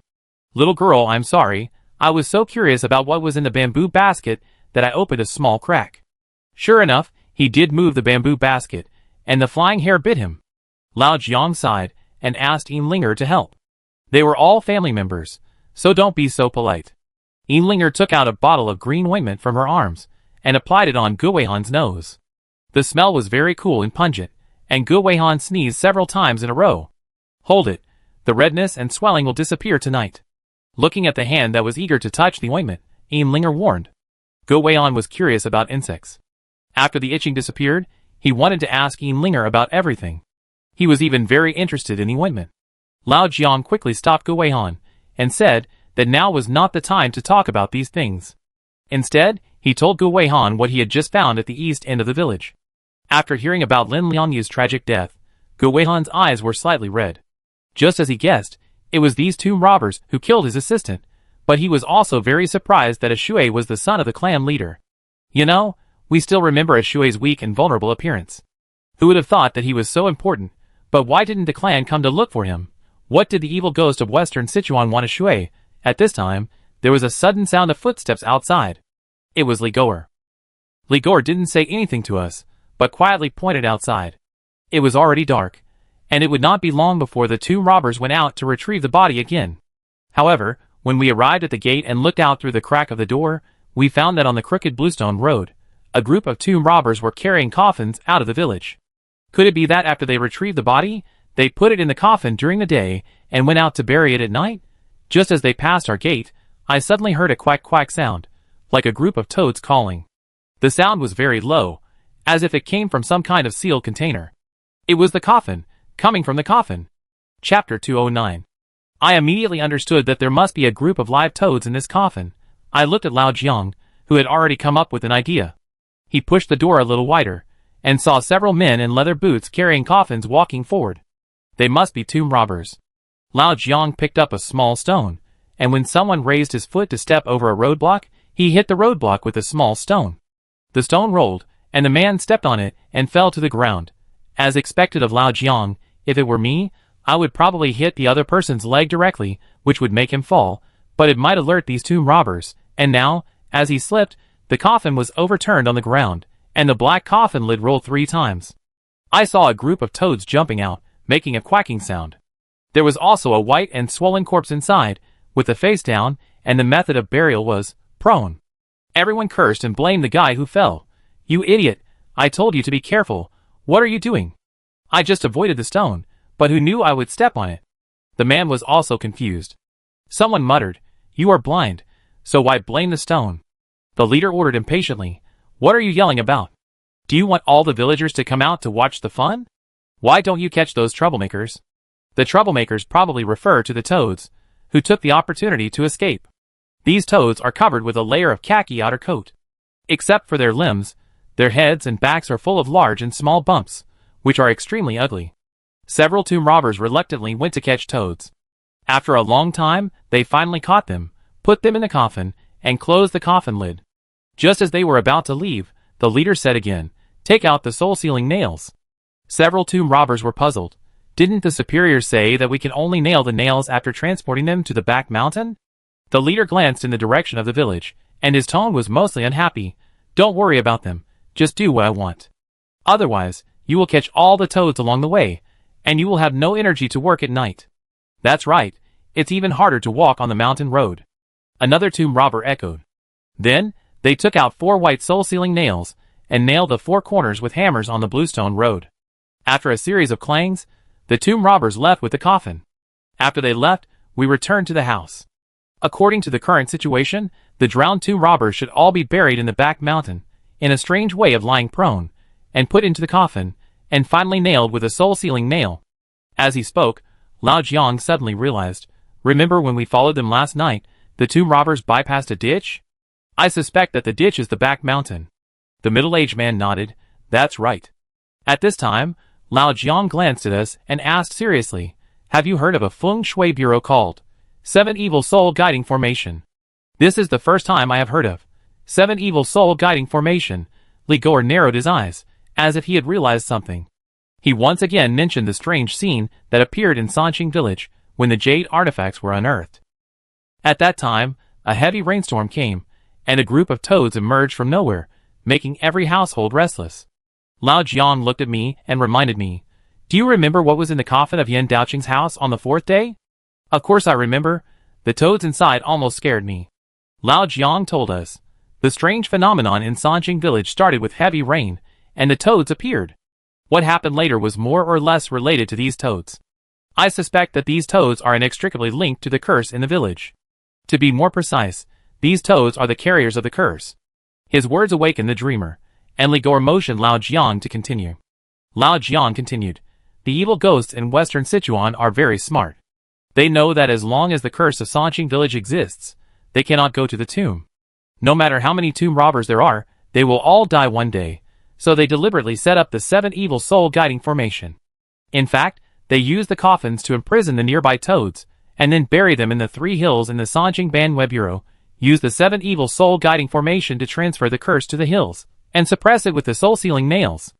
In this way, the power of the curse in the village will naturally weaken, and they can continue to dig holes safely."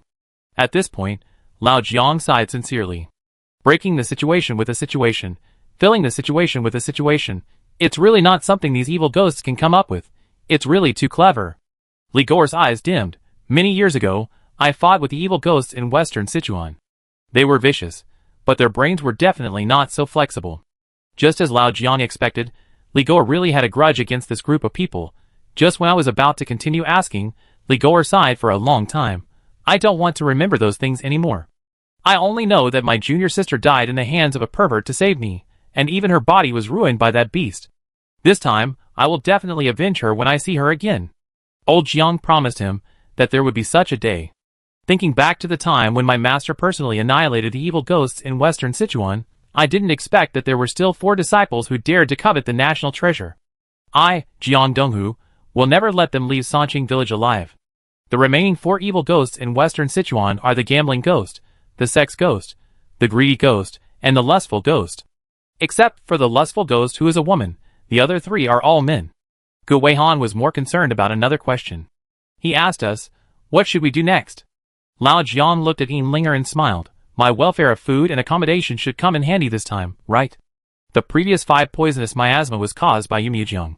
The information revealed by Jia Huzi this time seems to be inseparable from Yumiajiang."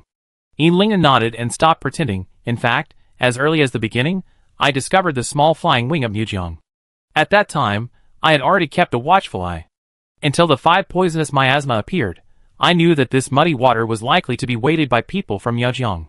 The tomb robbers here should have been forced to take a pill. This pill is a means used by the Black Miao to control people. It is called 1000 Silk Knot. You know how to make goo. Put a bunch of poisonous insects into a sealed jar. In order to survive, they will fight non-stop until the strongest one survives. This is goo. And the 1000 Silk Knot is related to the goo spider. Can survive in the fight?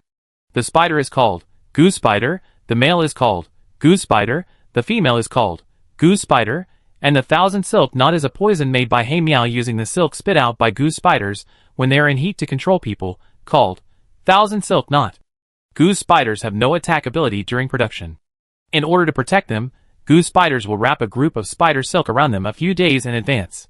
As long as insects approach, they will be poisoned to death. This silk is made into a double silk net by He Miao, which is the antidote that the tomb robbers wait to eat every month.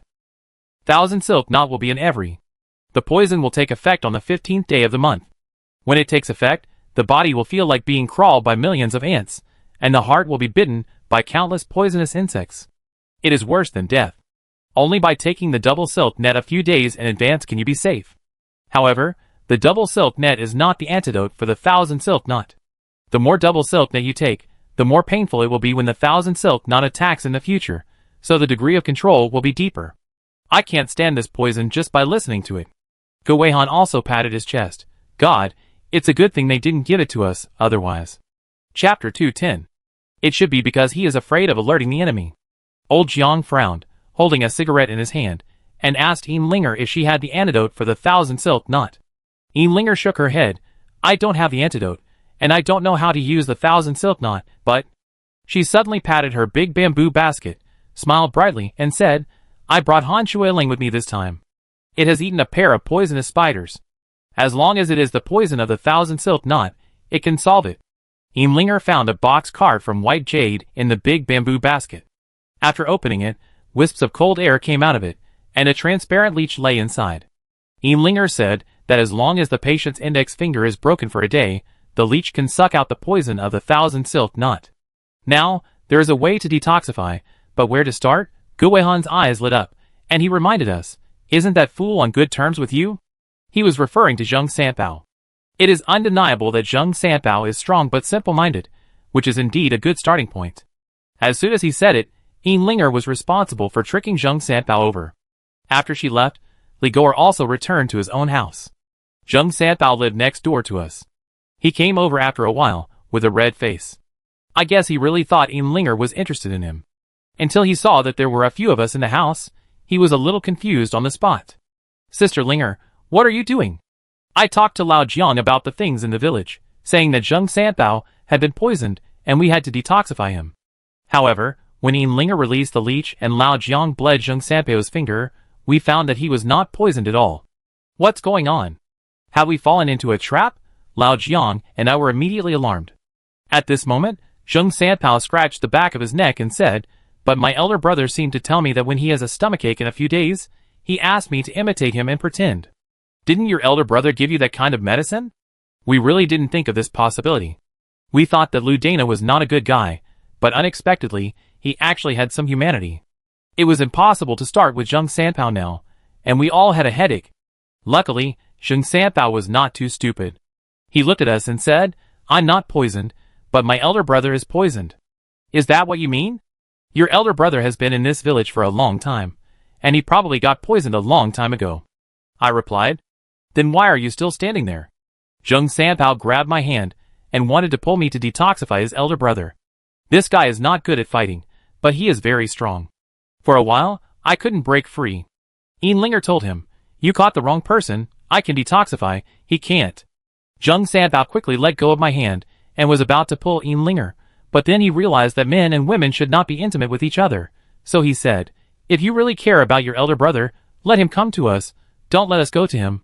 Once he is exposed, he can't detoxify. Okay, I will definitely call him. Zheng Sanpao was about to leave, but he turned around after a few steps and thanked us profusely. You are really kind people. Not only did you save me, but now you are going to save my elder brother. I, Zheng Sanpao, will say this today. Although I am stupid, foolish and greedy, as long as one day you need me, I will help you even if I risk my life. Zheng Sanpao's eyes were moist and sparkling with crystal liquid. Not to mention us, even Guihan, who always hated tomb robbers, was somewhat moved by Zheng Sanpao. He urged Zheng Sanpao to bring the people over quickly, and not waste any more time. Zheng Sanpao nodded repeatedly and trotted away. Looking at Zheng Sanpao's back, Guihan said with some regret, why does he have to be a tomb robber? What a good end to being a thief. Maybe it's because of life, or maybe because his eldest brother and second brother are in this business, so he just joined this business. Lao Jiang said leisurely. I don't know why, although we know that Zheng Sanpao is a tomb robber, we believe him very much. A strong intuition tells me, Zheng Sanpao will not betray us. After a while, Zheng Sanpao actually brought Lu Dana here. What's the matter, you idiot? Why are you just crying? Lu Dana cursed. Brother, my second brother is dead. Once you die, I will have no relatives. Go away, you dare to curse me.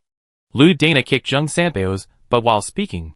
It was not until he saw us in the house that he realized that we were not good people. He immediately turned cold and said, friends, I know you don't want to join us. But there are murderous intentions everywhere in the village recently. If you bear with it, I will send you home safely. Lao Jiang and I got straight to the point and briefly described the story of the evil ghosts in western Sichuan controlling them with poison. Lu Dana was alert and was about to draw his knife. I didn't expect that the thieves in the village were you. I immediately raised my hand to show that I had no ill intentions and could help him get rid of the pain of being bitten by thousands of insects. Lu Dana didn't believe it at all. As soon as he pulled out the steel knife, Zheng Sanpao hugged him from behind and couldn't get away for a while. Lao Jiang and I pressed Lu Dana on the chair. Seeing that he was about to call for help, Guihan took out a revolver and put it against his temple, warning him not to move and be careful of accidental discharge. Lu Dana was so angry that he stared at Zheng Sanpao. I treat you as my own brother, and you teamed up with outsiders to harm me. Brother, Zheng Sanpao twisted his hands together and begged Gu Weihan not to shoot. Lao Jiang cut Lu Dana's finger, and Yin Linger took out a transparent leech. The leech sucked greedily as soon as it smelled the blood. At that moment, Lu Dana opened his mouth wide and was about to scream, but suddenly he said, "Why is it so cold? It doesn't hurt at all?" Zheng Sanpao raised his right hand innocently and said with a smile, "Brother, I was bitten too. They said you were good to me and didn't give me any medicine, so the poison didn't come out." Lu Dana didn't want to pay attention to him, but just snorted coldly. Zheng Sanpao was not angry either, and repeatedly asked Yin Linger if she could really remove the poison. Yin Linger pursed her lips and asked him to look at the transparent body of the leech. "Do you see those furry white silks? This is the poison in your brother's body. Why is there still black blood?" Lu Dana frowned, obviously still on guard against us. Yin Linger explained, "The polluted blood is naturally black. If you don't suck it out, you will still roll on the ground every full moon night." This time, Lu Dana didn't say anything, but after a while, he suddenly remembered something and asked what time it was. When he heard that it was almost 7 o'clock, he suddenly became anxious. This reminded me of the whistle sound, but Yin Linger reassured us, "Wait a few more minutes, your poison can be completely eliminated." Chapter 211. Just as Yin Linger said, after 3 minutes, the cold water spirit could no longer suck out poisonous blood. "Okay, your poison has been completely resolved." Yin Linger smiled and took back her cold water spirit.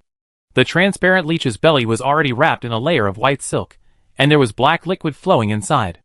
Lu Dana stood up, still a little bit unbelieving that the 1,000 silk knots that had tortured him for so long were just solved like this. He looked at Yin Linger with a little caution and asked, "Little girl, I met you by chance. Why should I believe your words?" Yin Linger smiled sweetly, with a confident face. "People who are hit by the 1,000 silk knots will become more afraid of cold, and no mosquitoes dare to approach. When you go out at night, see if there are any mosquitoes biting you, then you will know if what I said is true." Lu Dana nodded his eyes. He clasped his hands together and said, "Don't worry, I am not an ungrateful person. If you really help me detoxify, I will do anything for you in the future." Lao Jiang waved his hands at this time. "We saved you not for any reward, but just to save Zheng Sanpao. I didn't expect that you, as a big brother, still have some conscience, so I helped you. My friends are righteous. I will remember it." Lu Dana bowed, and was about to take Zheng Sanpao away. But before leaving, Lu Dana suddenly turned back. "To be honest, I have more than a dozen loyal brothers under my command. I wonder if you are willing. This is exactly what we want. We can use Lu Dana to infiltrate the inside, and turn this group of tomb robbers against us."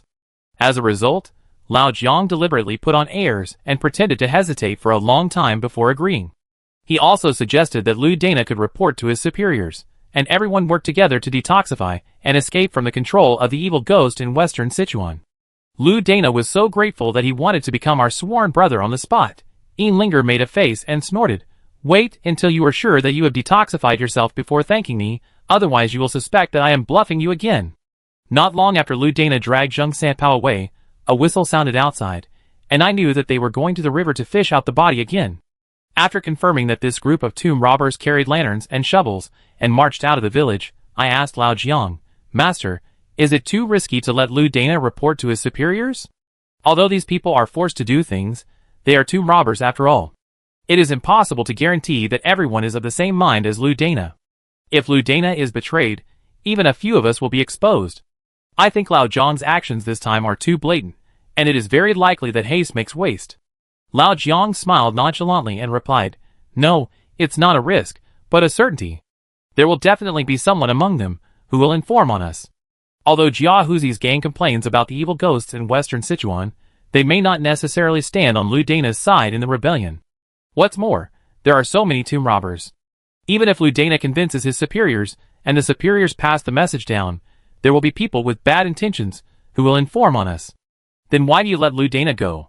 What if they take the opportunity to set a trap and harm us?" Yin Linger and I shouted at the same time. Lao Jiang looked at us confidently. "This is the first step of my plan. Without the villain's informant, my plan cannot be completed. I am not unaware of Lao Jiang's character. He has always been cunning, but I still feel that it is inappropriate. You know, we are just a handful of people.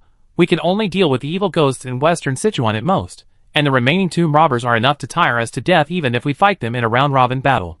I always feel that something is missing from this plan, The number of people is too different. The next day, Lu Dana actually brought Jiahuzi. As soon as Jiahuzi saw us, he thanked us profusely and asked us to help him detoxify. I didn't believe you when Dana said you could detoxify me.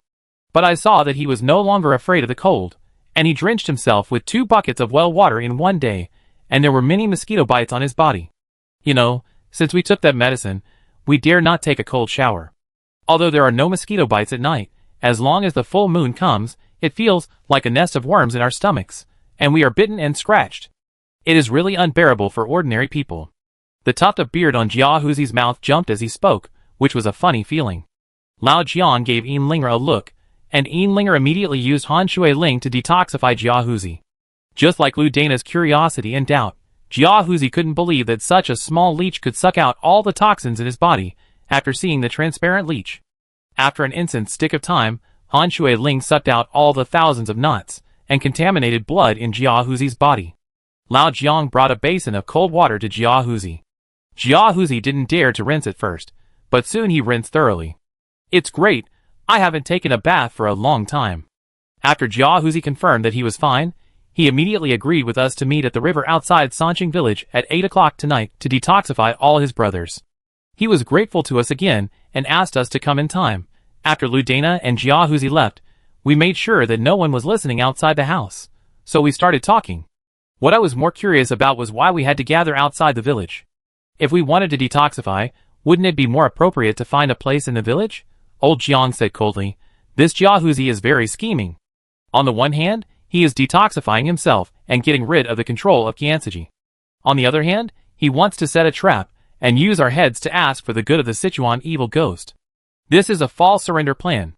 As long as we die, no one will know that his poison has been cured.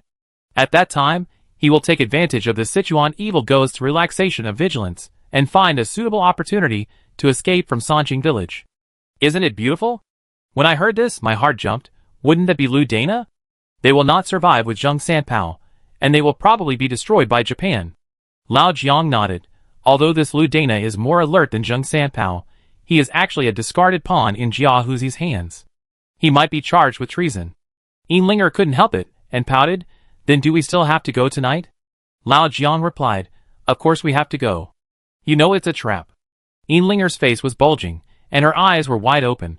Why do you still want us to go? This is the second step of my plan. How can I not go? Lao Jiang drank tea all day, and looked like he was planning a strategy. Yinlinger and I couldn't sit still, and said angrily, you are so hesitant about the first and second steps.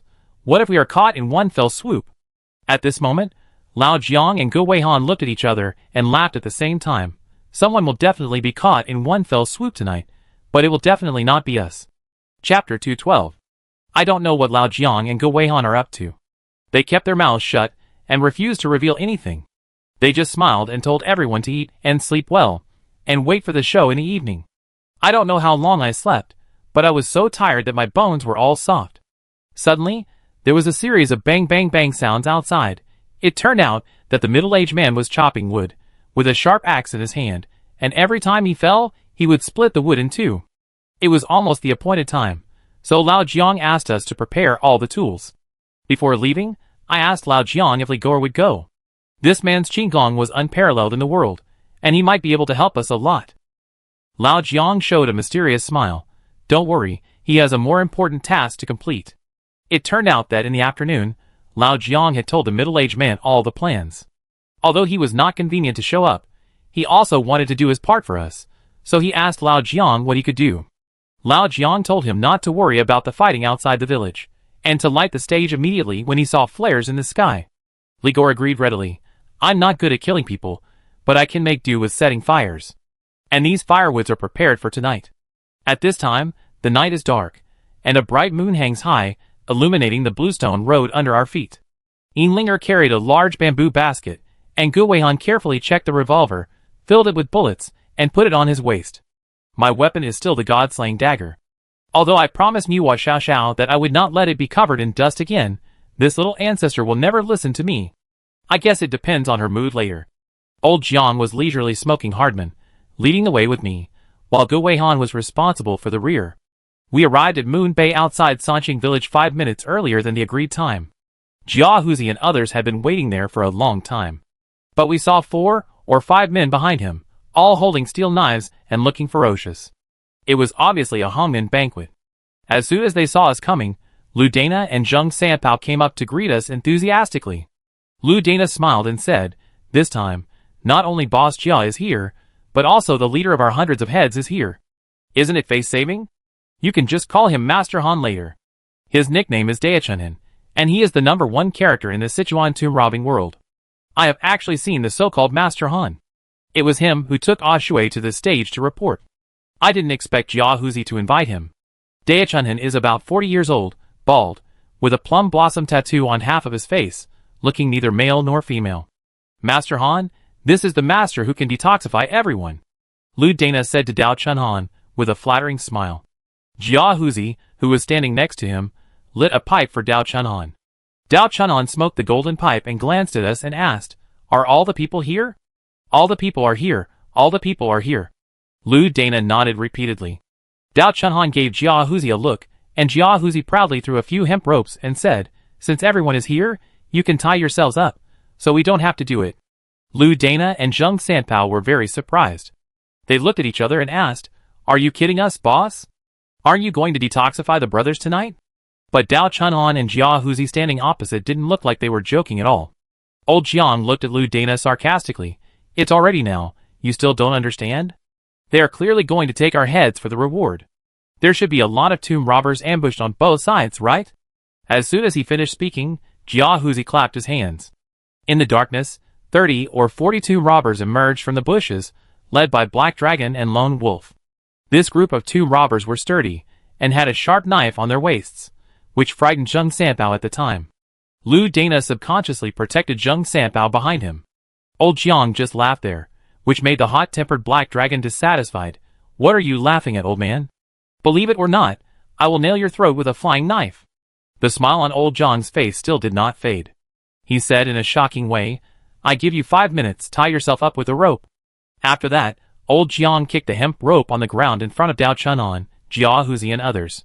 Dao Chunhan tightly grasped the golden pipe, obviously angry. Jia Huzi calmed down Dao Chunhan and scolded, "Are you scared, silly, old turtle? Look carefully, we have surrounded you. Kneel down and kowtow to Grandpa 100 times, and I can still consider leaving your body intact." However, at this moment, Gu Weian suddenly fired a flare into the sky. A beam of red light instantly ignited the night, attracting everyone's attention. Jia Huzi's face fell, shook Dao Chunhan's arm and said, "No, leader, they seem to be calling people." Dao Chunhan seemed to have heard the biggest joke in the world. "Let them call. What else is there in this place except those unarmed villagers? Can they call the soldiers in the county? It takes at least 1 night to get here from the county. By the time they arrive, the bodies of these people have sunk into the river." As soon as the voice fell, we heard a rustling sound, as if a large number of footsteps from unknown sources were approaching in the grass. Could this be the backup plan of Lao Jiang and Gu Weihan? The group of tomb robbers were about to draw their swords to kill us, but one of them suddenly pointed to a place. "Something is wrong. Everyone lie down, there are guns." I saw a lot of black guns erected in the grass around. They were a group of soldiers wearing gray military uniforms, big caps, small leggings, and each of them held a Zhongjing rifle in his hand. And on the nearby hillside, there were still a few soldiers ambushing, aiming at the target in unison. "We are the Guanghan County Guard. Put down your weapons immediately and surrender, otherwise we will annihilate you all." A sonorous and powerful man's voice came from the opposite side, very loud. Then, there was a series of clicks, clicks, and the sound of bolts being loaded. Where did these county soldiers come from? Did they fall from the sky? Dao Chunhan was stunned. "Damn it, it's not even 5 minutes yet." I timed myself up. Jia Huzi smiled bitterly, and looked at his watch. Dao Chunhan could only raise his hand unwillingly. I looked at Lao Jiang and Gu Weihan. They were not surprised at all. It turned out that the two of them had communicated with each other long ago, but when did they go to Guanghan County to borrow soldiers? How come I didn't know? Remember what I said before, someone has been following us since we came out of Guanghan County. Lao Jiang reminded me. I looked at Gu Weihan suddenly. When we settled in Guanghan County, he said he was going to do something very important. Could it be that he had arranged everything at that time? You guys, you really kept it from me. Chapter 213. Under the dark gunfire, the two robbers had no way to resist. It was a completely overwhelming victory, so they could only surrender. After the group of county soldiers surrounded them, they began to tie up the two robbers. One of the men in dark green military uniform seemed to be their captain. Gu Weihan gave him a thumbs up and said, "Captain Zhang, you have quelled the banditry in Sichuan in one go. This time you have made a great contribution. Congratulations on your promotion." Captain Zhang waved his hand. "I don't deserve it. Isn't it thanks to Mr. Ji's good cooperation?" Gu Weihan did not forget Zheng Sanpao and Lu Dana. He knew that these two people were not bad by nature. Zheng Sanpao had just arrived and had not done anything bad.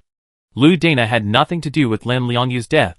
He was punished for his merits, and was probably let go after being taught a lesson. "Hey, why is there a fire over there?" Captain Zhang suddenly pointed in a direction. I saw thick smoke billowing in the sky not far away, as if the village was on fire. We understood that this was Li Goer's masterpiece, so we used flares as a signal and set fire to the stage. Just as we were about to leave, Zheng Sanpao insisted on following us, and Lu Dana also volunteered. "There is another secret under the stage. I have been there. Maybe I can help." Captain Zhang also sent 10 soldiers to protect us. On the way, through talking with Lu Dana, we learned that there was indeed a tomb robbery hole under the stage. Every night, when the whistle sounded, the tomb robbers hiding in each household would come out to move. Some people went to the river to retrieve the body, and some people went to dig a hole under the stage. I asked Lu Dana, "You have been digging for so long, but you didn't find the treasure in the tomb robbery hole?" Lu Dana shook his head. "That is the point set by the evil ghost of Western Sichuan. There is no treasure underneath. At most, 1 or 2 jade artifacts can be dug out." "Then why are you still digging holes there?" Linger asked in confusion. Lu Dana explained, "Dig toads. Every meter of the tunnel will jump out a group of toads. The evil ghost of Western Sichuan asked us to catch those toads and put them in the coffin. This seems to be consistent with Lao Zhang's prediction. The evil ghost of Western Sichuan is setting up the 7 evil soul guiding formation, which must rely on toads. When we rushed to the stage, we found that it had turned into a sea of fire. The flames completely engulfed the stage. Many frames collapsed. There were pieces of heart-wrenching screams inside. The group of tomb robbers in the cave were almost smoked out by the thick smoke. Li Goer was really a good fireman. He not only prepared firewood, but also poured tung oil on it, stirring up thick smoke.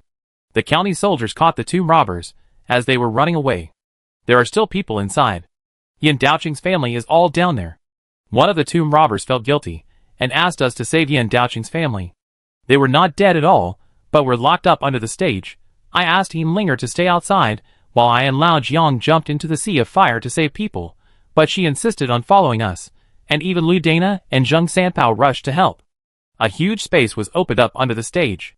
There was a place where the evil ghosts of Western Sichuan usually hid, a place for tomb robbers to rest, and iron cages for prisoners. The robbery hole was opened in the middle. The hole was the size of a water tank, and it was as dark as a bottomless abyss, which was daunting. We went to the iron cage to rescue Yan Daoqing's family first. We saw an old man and an old woman with blood all over their bodies tied up like dogs with iron chains. There was also a middle-aged man and a woman holding a baby inside. All 5 of them had fainted from the smoke and were in danger. "What are you doing? Save them!" Old Jiang scolded. After that, the black knife on his waist flashed and split the iron chain in the cage. Fortunately, Yan Daoqing's family still had some life left, so I quickly performed CPR on the most seriously ill ones. "No, we can't stay inside. The fire is getting bigger and bigger. When the oxygen is gone, everyone will die," Gu Weihan said. I immediately rushed out of the stage with the old man in my arms. Old Jiang, Gu Weihan and others also found someone to carry him on their backs. However, at this moment, Zheng Sanpao, who was clearing the way for us, suddenly shouted, "Little brother, be careful." I felt my body lighten and was pushed away heavily. Zheng Sanpao opened his arms to block my original position, and in the red sea of fire, a red terrifying face appeared. That was one of the evil ghosts in Western Sichuan. It was he who had always played the role of the incomparably brave Guan Yu. With a singing voice of Ya, a sharp sword fell and cut Zheng Sanpao in half. And the half of his body that flew out still retained an expression of concern for me. "No!" I screamed heartbreakingly, watching the sky full of scarlet blood. Lu Dana, who had just cleaned up the collapsed shelf in front of him and turned back, saw this scene in front of him. He shouted Zheng Sanpao's name loudly, and pulled out the steel knife desperately. "Evil thief, I want you to pay with your life." Lu Dana's eyes were red, And he faced the evil ghost from western Sichuan, and every knife he cut produced sparks. In just a few seconds, the steel knife broke several gaps. Lao Jiang was afraid that Lu Dana would also die here, so he pulled out the black knife, with a stern look in his eyes, and flashed behind the red-faced actor like a stunning beauty. In an instant, countless knife lights enveloped the opponent, which was Lao Jiang's famous killer move, fighting in all directions at night. Seeing Zheng Sanpao's face covered with blood and his lower body gone, my tears rolled down, but his first words were, "Brother and sister, you are not injured?" I wanted to speak, but I was choked up and couldn't utter a word. Linger also cried, and asked him why he saved us. Zheng Sanpao spoke as silly as ever. I said, "When you come to Sanqing village, I will protect you." But, Linger's tears fell like pearls, with a broken string. We didn't consider him as a friend at all. We used him all the way, but he always protected us, even when he quarreled with Lu Dana, even if. Now he even gave us his life. In an instant, shame and self-blame surged in my heart. I regretted it so much. Why didn't I treat him better before? Lu Dana hugged Zheng Sanpao and wanted to take him up, but Zheng Sanpao shook his head. "I can't live. Hurry. Hurry to save others. It's my fault. I shouldn't have written a letter asking you to come here to make a fortune. It's my brother who hurt Eru and you." Lu Dana beat his chest and slammed the ground, but Zheng Sanpao just asked us to save people. I really want to marry a wife like Sister Linger, and I really want to go to the tomb robbing university opened by foreigners. Zheng Sanpao's eyes began to blur. I don't know what he saw, and his hands gradually dropped. At the same time, a meteor hammer attacked from the sea of fire. It was the black face among the evil ghosts in western Sichuan. Chapter 214. Gu Weihan was also stimulated by Zheng Sanpao's death. He took his revolver and fired. "Forgiving you is God's business, and I am responsible for sending you to see God." Bang bang bang, bang bang bang. The sound of bullets breaking through the air was everywhere in my ears. My eyes were red. I gritted my teeth and asked Linger to protect Yan Daoqing's family. "Brother Lu, please send Sanpao's body up." Lu Dana's expression was still a little dull. After I pushed him, he woke up as if from a dream and immediately left with Zheng Sanpao. The black-faced evil ghost hiding in the stage wanted to attack Lu Dana. I angrily pulled out the god-slaying dagger at my waist and stabbed at him without thinking. But after stabbing this move, I was stunned. I have never found myself so fast, and I have never found myself so accurate. It was just a casual move, but it was like a rainbow piercing the sun, picking up the meteor hammer that hit the back of Lu Dana's head. What happened? At this moment, I realized that the rusty god-slaying dagger actually emitted a dazzling purple light. Although this light was not as bright as that in the hands of Niwa, it illuminated the endless night like the Milky Way. Stinky Kid dared to go against Grandpa. Wow! The black-faced evil ghost was angry, and roared like a mad Zhang Fei. This time, the swinging meteor hammer went straight to my chest.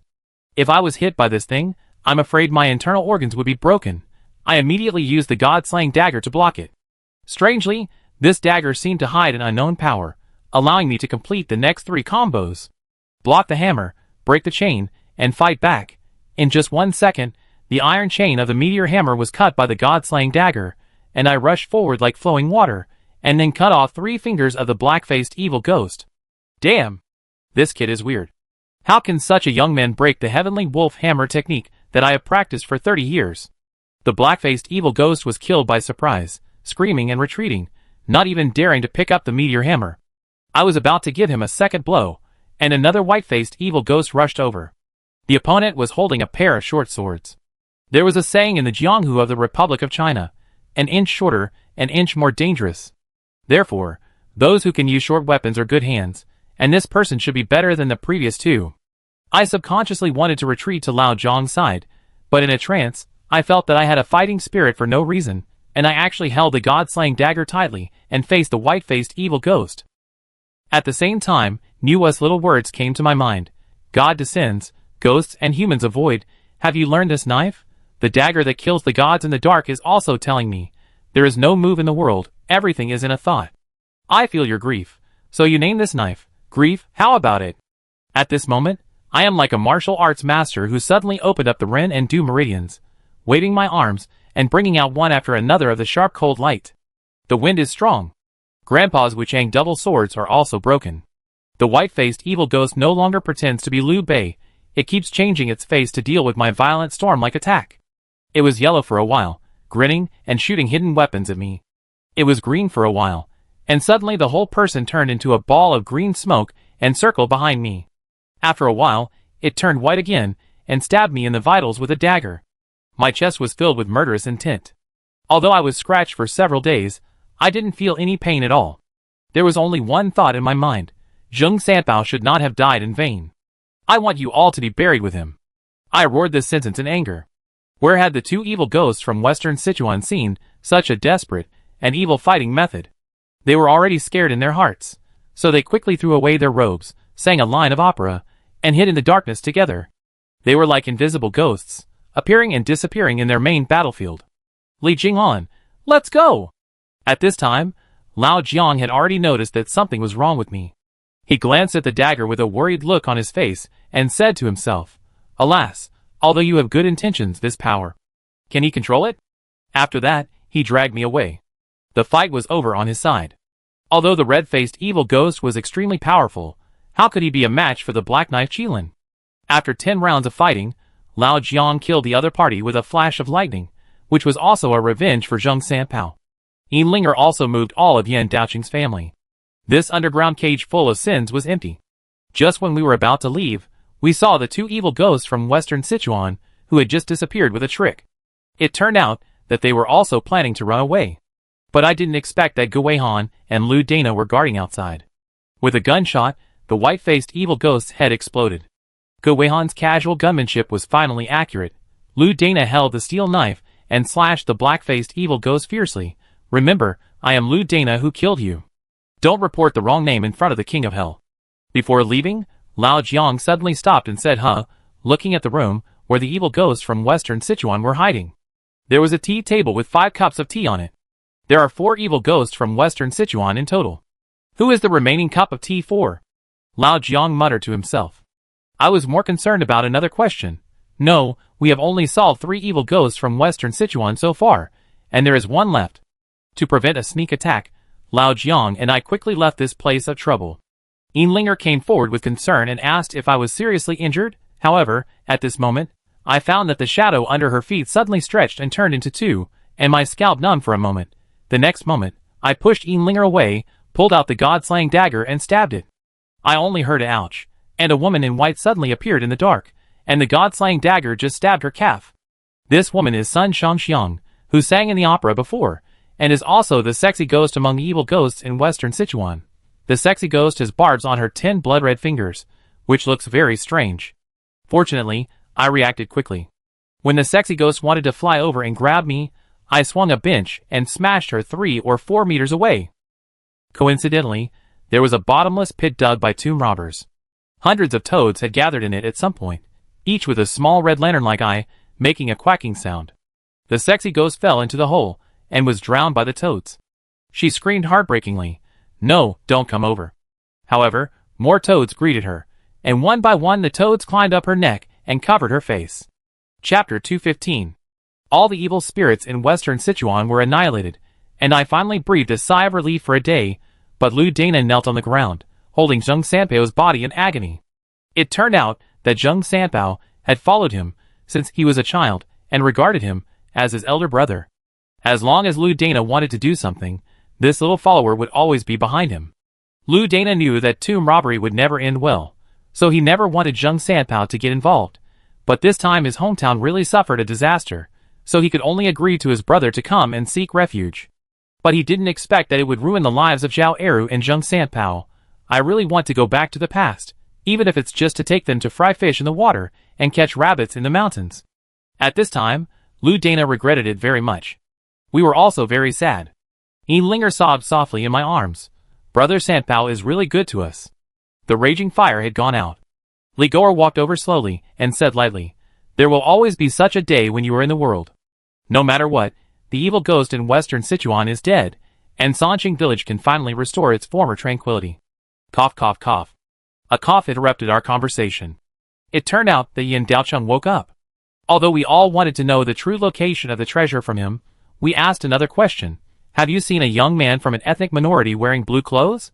He was imprisoned under the stage like you. Yan Daocheng didn't react at first. Li Gor fed him a lot of water, and briefly introduced our identities to him.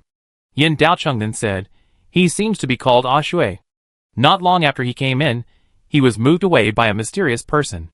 Just as Lao Jiang expected, there is another person besides the evil ghost from western Sichuan. That person is the creator of the conspiracy of Sanqing village. Even the evil ghost from western Sichuan obeys him. That person is very strange. He always carries a small square bamboo basket. He has only been here 3 or 4 times, but those opera singers are extremely afraid of him. It was he who took Ah Shui away. Upon hearing Yan Daocheng's words, Yin Linger immediately widened her eyes. "What did you say? Square bamboo basket? Could it be him?" Yin Linger's words shocked us. Lao Jiang and I asked almost at the same time, "Who is he?" At this moment, I don't know why, I suddenly remembered the mysterious prophecy of the old woman in Qingyi village. This time, Yin Linger will meet her husband. I was so confused that I finally asked the question that I had never asked. "Linger, tell me the truth, have you ever been engaged in Miaojiang? Is that person your Kamani?" Yin Linger bit her lip, obviously hesitant. Lao Jiang realized that this was not the place to talk, so he asked us to rescue Yin Daocheng's family first, and the finishing work on the scene was handed over to the Guanghan County Guard. After returning, Li Gor and his wife came to look after Yin Daocheng's family. Seeing the people who came back alive, the middle-aged woman thought that they were resurrected. Li Gor didn't bother to explain too much, but simply told her that the people were alive, and to quickly get a basin of water. The middle-aged woman turned around and asked if she wanted to ask a doctor to come and take a look. No, so as not to scare others in the middle of the night. Li Gor said that he was enough here. He quickly cleaned up the wounds of Yin Daocheng, who was bleeding. Unexpectedly, he was not only good at light work, but also good at medicine. Lao Jiang explained to me, after all, he was a man of the world, and he knew a little about injuries. Seeing that Yin Daocheng's family had been settled, we hurriedly pulled Yin Linger back to our own room. At this moment, there was no outsider around, and Yin Linger finally spoke with stammering lips, telling a truth that had been hidden for a long time. The vast Miao area has always been divided into the White Miao and the Black Miao.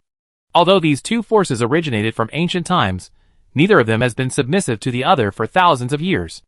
The White Miao felt that the Black Miao practiced evil magic and had cruel means, and one day it would backfire on them. The Black Miao felt that the White Miao was weak and lived in a corner, which would sooner or later cause the Miao area to decline. In this way, after a big dispute, in order to prove that they were right, the Black Miao and the White Miao started fighting. The battle seriously injured both sides and caused a split within the Miao people. Some of them settled in Guangxi and Yunnan, forming the current White Miao, and some drifted to Guizhou, forming the Black Miao. The White Miao have guarded the Shirwan Mountains for generations, while the Black Miao live in the Qianhu Miao village. Since both sides have Miao blood, both the Black Miao and White Miao clan leaders want to unify again in their own generation.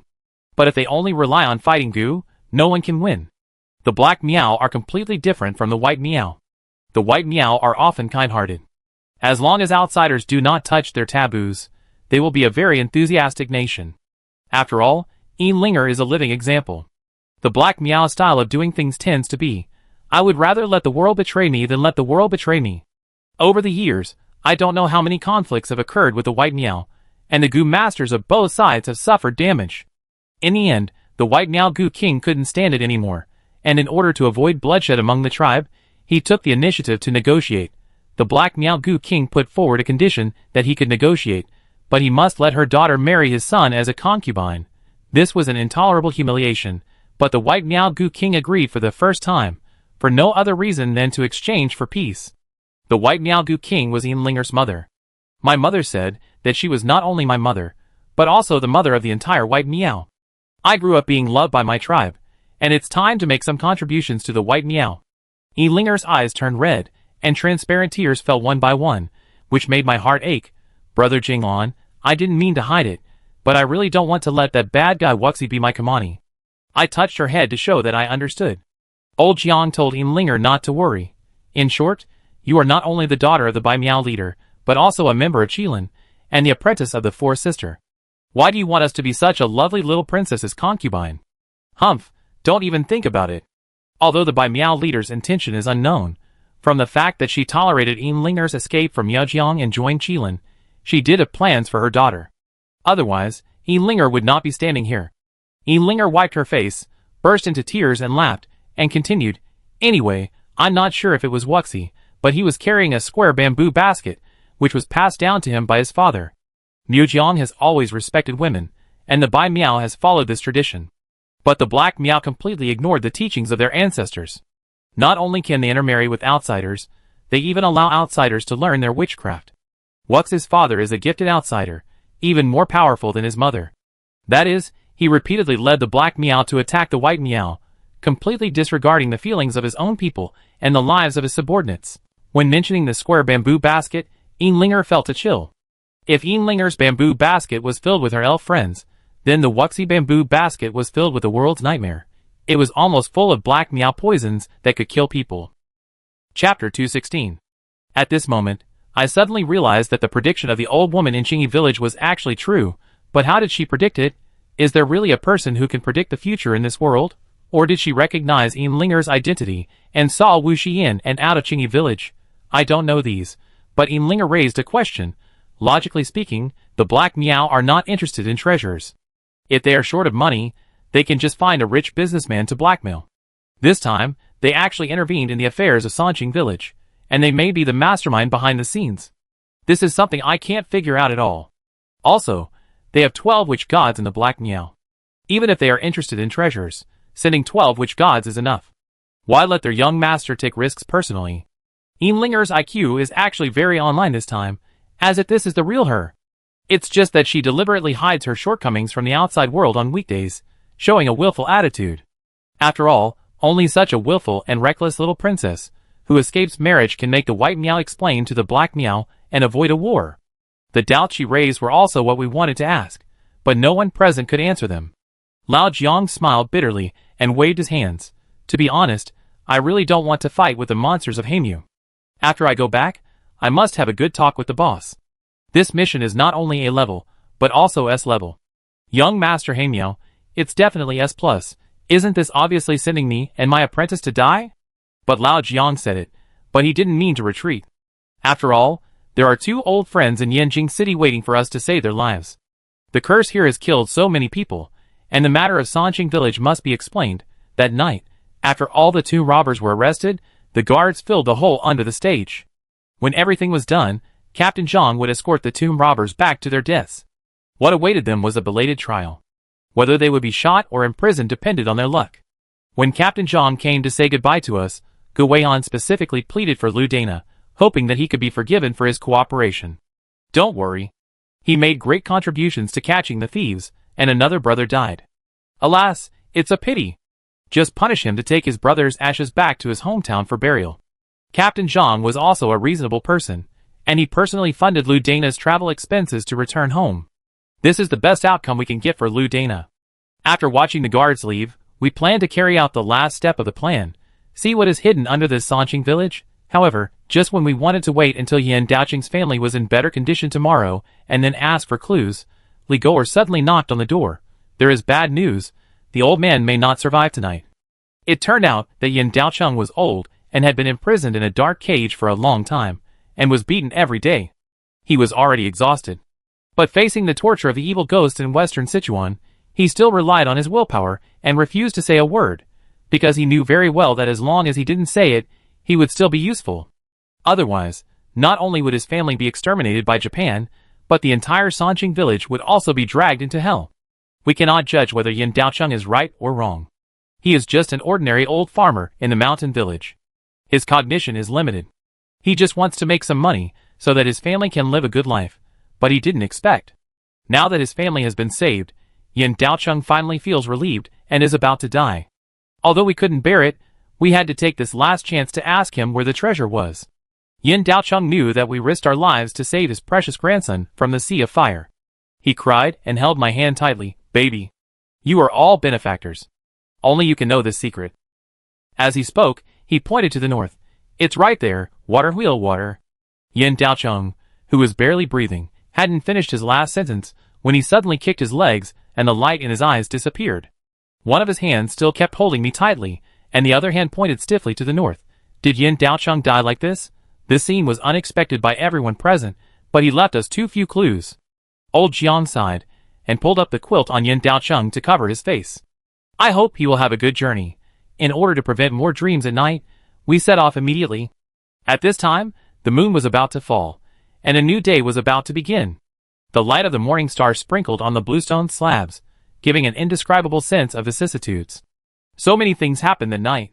We walked northward along the direction of Yan Daoqing's finger, walked out of the village, past the stage, and once again returned to the small river, which was the Moon Bay. But the entire village was dug up by tomb robbers. Even if there was a treasure, where could it be buried? Brother Jingwan, do you want to try that 36 secrets of moving mountains and filling the sea again? Imlinger pulled the corner of my clothes and asked. Old Jiang touched his chin and thought this method was feasible. However, looking around, I couldn't see any treasure at all, so I couldn't use it in this situation. Suddenly, I felt something wet and cool under my feet. I looked down and found that it was a thin canal. This seemed to be used to irrigate crops in the countryside, but the canal was also destroyed by tomb robbers. But the direction indicated by the canal was exactly north. Lao Jiang and I looked at each other, and our hearts skipped a beat at the same time. We immediately continued to walk along the canal, and walked out of the scope of the 3 stars and the Moon Bureau. Although the canal has been abandoned for many years, it still left some traces. We finally found a dilapidated wooden water wheel at the end of the canal. Could the thing be underneath? North, water wheel? Now both clues are complete. No! Impossible, because the soil around the water wheel also has traces of being arched. Even the water wheel has been overturned. How could the tomb robbers let this place go without digging? Lao Jiang and I had the same idea, but Gu Weihan suddenly said at this time, have you ever thought of such a possibility? Maybe the water wheel in Yan Daoqing's sun is not a specific location, but the key to solving a difficult problem. Key? Linger's sweet voice revealed a lot of confusion. Gu Weihan nodded and continued, first of all, you have to know, what is this water wheel used for? A water wheel is used to irrigate nearby farmland, isn't it?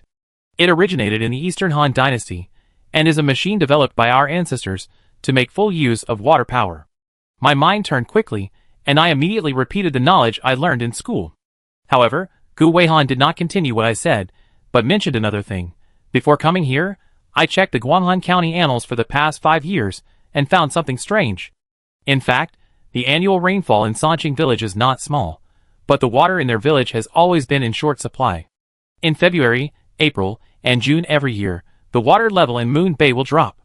In the year when Yan Daoqing dug out the jade, the county annals specifically mentioned that there were heavy rains, and County Magistrate Luo was afraid of floods, so he arranged a rescue team to stand by. But strangely, Sanqing village did not have a particularly large flood, so this rescue team was not used.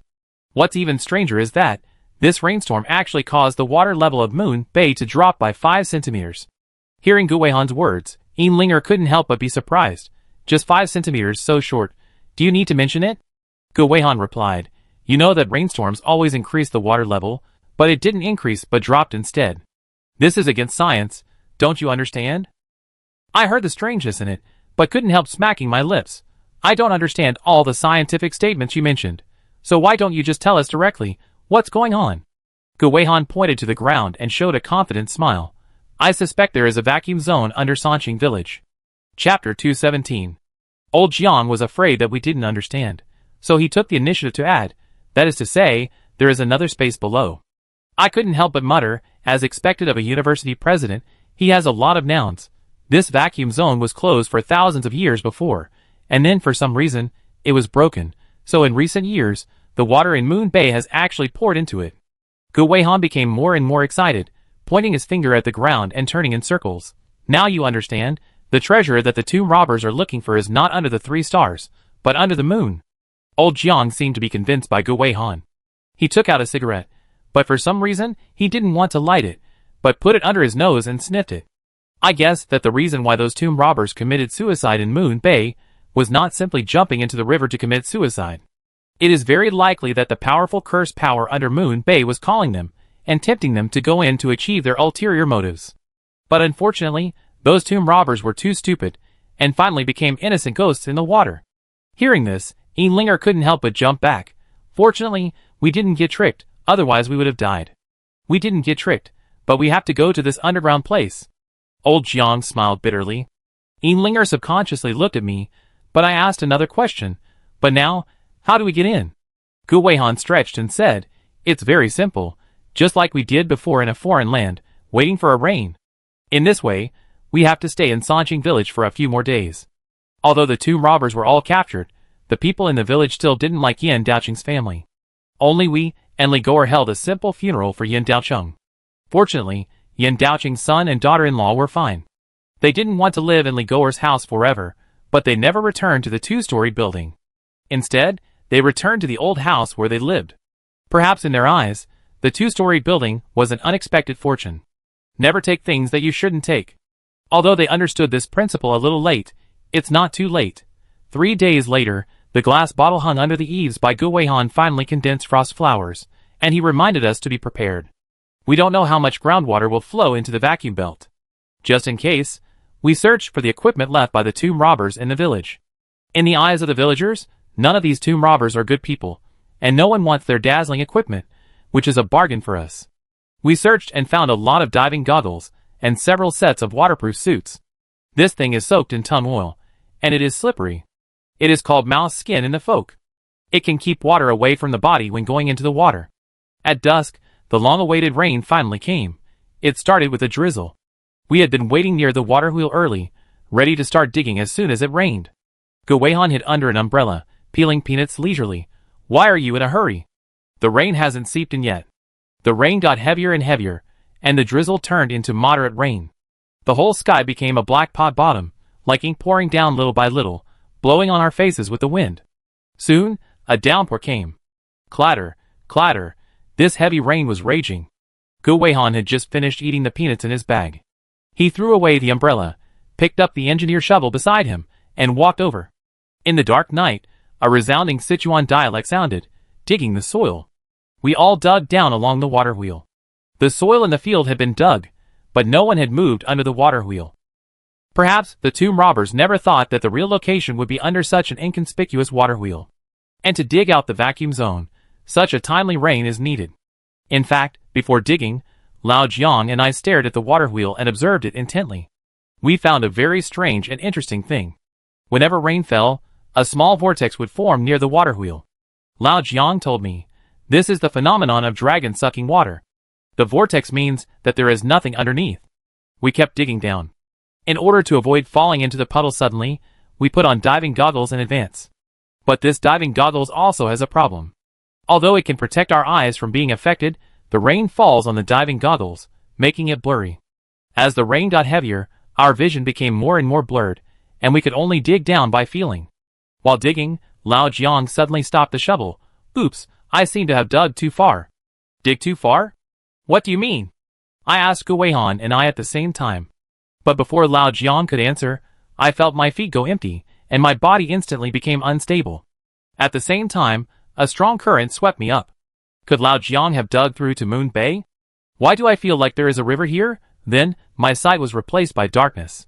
Finally, I felt that the water seemed to be gone, but there was darkness in front of me, and everyone was like a spinning top, tumbling in the dark. There were also linger screams of ouch, ouch one after another. I don't know if she hit her head. The next moment, I felt as if I was thrown into a foreign space. There was a very hard feeling under my body, and there was the sound of water in my ears.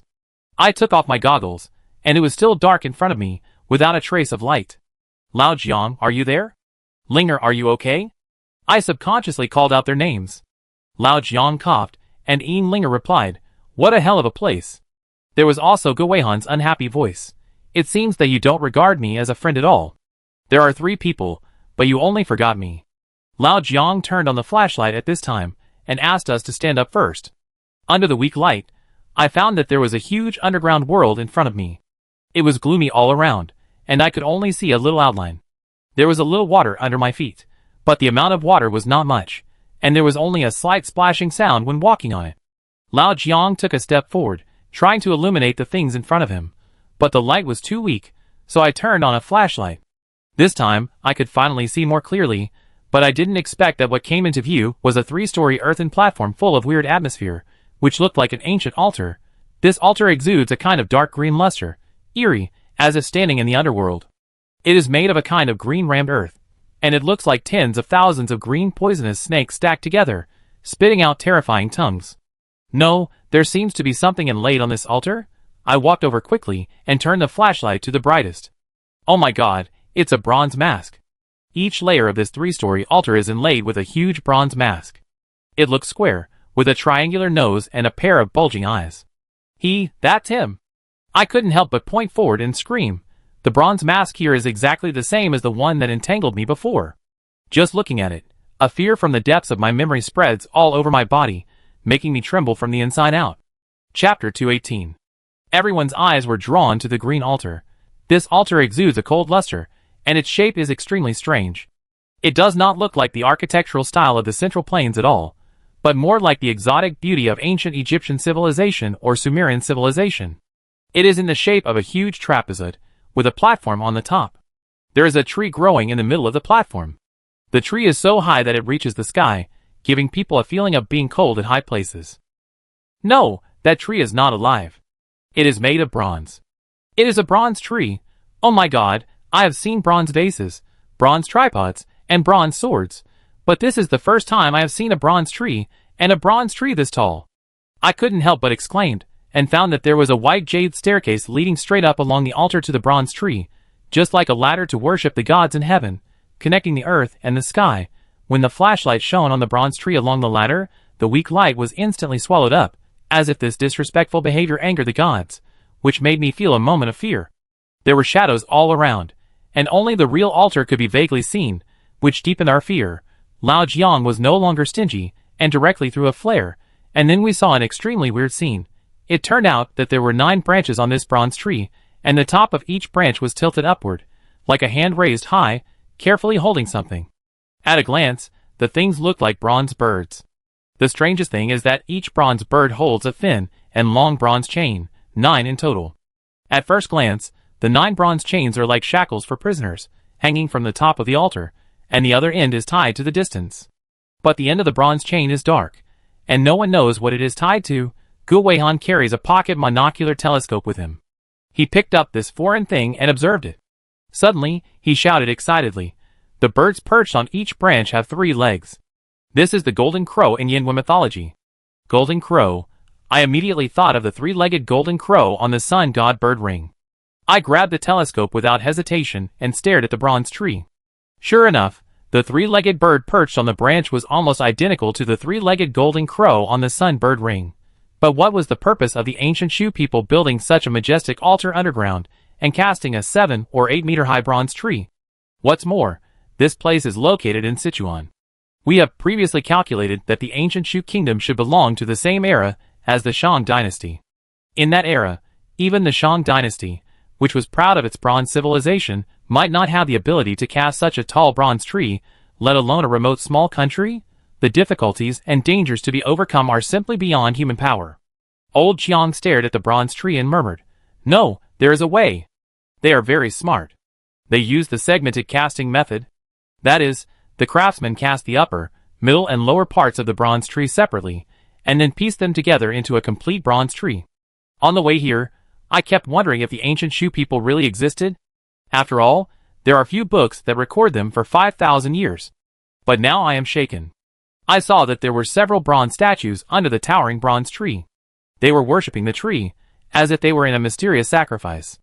Linger was lost in thought as she stared at the high white jade stairs. "This ladder is so beautiful. Can I pick the stars if I walk up?" I was about to say no, but Gu Weihan suddenly had an idea and said, "Yes, the end of this ladder is the heaven." We all looked at him in unison, thinking that Gu Weihan might be too excited, but Gu Weihan pointed to the altar firmly and said, "Look carefully, that tree is not an ordinary bronze tree, but a bronze sacred tree. Its name is Fusong." Fusong? I felt very familiar with this name, but I couldn't put it in my mind for a moment. Gu Weihan, however, spoke eloquently. "In ancient times, your Yin country had a sacred book called Classic of Mountains and Seas. It was recorded in the Classic of Mountains and Seas that there was a sacred Fusong tree between heaven and earth, which was several thousand feet high. At that time, there were 10 suns in the sky. They usually turned into golden crows and slept on the sacred Fusong tree. 9 of the birds lived on the 9 branches of the Fusong tree, and the last bird lived on the top of the tree. These 10 birds took turns to turn into the sun to illuminate the world every day. When one came back, the other would report. And the one responsible for picking them up was their mother Shiha. Speaking of this, Gu Weihan couldn't help stroking his beard. I have a great poet I particularly like, named Li Bai. I remember he had such a sentence in. The road to Shu is difficult. There is a high mark above where 6 dragons return the sun. The 6 dragons return the sun here refers to Shiha driving a chariot pulled by 6 dragons to send the sun home. You know, Li Bai is my idol. Although the poem The Road to Shu is a little difficult to recite, I can recite it backwards. Not to mention that Lao Jiang mentioned this poem several times before we set off. Seeing Gu Weihan's familiarity, Lao Jiang and I couldn't help but sigh. I didn't expect that Li Bai had indirectly proved the existence of the ancient Shu kingdom as early as the Tang dynasty, but we, the descendants, never believed it. Although Gu Weihan is a foreigner, he loves Sichuan deeply and appreciates the culture of Yan Kingdom. He can combine the myths of Shanhaijing with Li Bai's poems and quote classics. I don't know how many classics he has read behind the scenes, but some of our Chinese people regard the brilliant culture left by our ancestors as feudal poison and superstition, which is really shameful. At this time, Lao Jiang suddenly took a flashlight and asked me to follow him, and asked Yinlinger and Gu Weihan to go to the other side to observe. It turned out that he wanted to find the source along the 9 thin bronze chains. To be honest, looking at those thin and long bronze chains, I always have an ominous premonition, as if they are locking up some monsters. And this altar seems to use the Fusong sacred tree and the golden crow, and the power of the sun to suppress them. Sure enough, when Lao Jiang and I walked about 20 to 30 meters away, we saw that the end of the chain was actually a ferocious bronze warrior statue. This bronze warrior statue is 2 meters tall, huge, with forearms thicker than my waist, wearing a mask, which is daunting. He also held a bronze torch in his hand, pointing it at the big pit in front of him, as if he wanted to burn everything in the pit. The pit seemed to be a huge sacrificial pit, which was very similar to the sacrificial pit we saw in Inshu. It was densely packed with human bones, and among these bones were many jade artifacts scattered. Among them were many jade toads that made me feel scared. Chapter 219. I don't know if it's because of the long time. Some of these jades have turned yellow and red, but strangely, the bones in the sacrificial pit are all black. What's even more bizarre is that all the bones here are incomplete. Not a single one is complete. Their leg bones, arm bones, and sternum are broken into pieces, as if they were brutally tortured and cut into pieces. What's going on? Why are the people here incomplete? And the sacrificial pit is so far from the ground, how did the jade inside get washed to the shore? I asked Lao Jiang 2 questions in a row. Lao Jiang also shook his head in confusion, his eyebrows tightly knitted together, twisted into a character. He put on a pair of gloves for himself, squatted down, fished out a small piece of bone from the sacrificial pit, and examined it carefully. However, as his index finger gently pinched it, the bone actually shattered like powder. What happened? How did you crush it? You two didn't have any grudges in your previous life? At first, I thought Lao Jiang was not careful, but then I thought it was wrong. Lao Jiang was not that kind of person, not to mention that I saw him not using much strength just now. Lao Jiang looked gloomy, looking at the dark sacrificial pit in front of him, and explained, the people buried here were killed and then burned. I swallowed my saliva and looked at this huge sacrificial pit again. There were at least dozens of corpses in the pit, and they were all cruelly dismembered and burned. Isn't this too immoral? I always feel a little incredible. In my impression, the ancient Shu people were not so fierce. Lao Jiang also replied to me, I also find it incredible.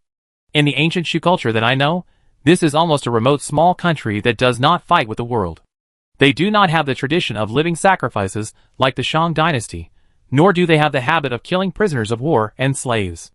This can be seen from the kings they elected over the generations, including Kansong who taught the people to pick mulberry leaves, Yufu who taught the people to fish, Duyu who taught the people to farm, and Biling who taught the people to control water. None of these kings had anything to do with bloodthirsty nature. They all had godlike origins and godlike destinations, and their desire to seek welfare for the people became the eternal memory of the Shu people. Just as I was discussing with Lao Jiang, Gu Weihan and Yin Linger on the other side suddenly shouted, Here, there is also a sacrificial pit here. There are still many bones and jade artifacts in the pit. Lao Jiang and I looked at each other and asked, Are the bones black? Yin Linger shouted, Yes. That is to say, if nothing unexpected happens, the 9 sacrificial pits here are all pits for living people. Just at this moment, the sound of raindrops above our heads seemed to stop, and the rainstorm in Sanqing village should have ended. As the rain stopped, I saw a scene that I will never forget in my life. I saw that the bones in the sacrificial pit began to emit black air. Some of this black air was absorbed by the jade in the pit, but more of it rose into the air. Is this it? I opened my mouth wide. Lao Jia's face was so gloomy that water could almost drip out. Looking at the wisps of black air floating up, we shouted out 4 words in unison. Cursed air. Hearing this, everyone's heart suddenly contracted. It turned out that these 9 sacrificial pits were the source of the curse. It was it that caused Sanqing village to fall into an eternal nightmare, and it was it that caused those cultural relic dealers to die.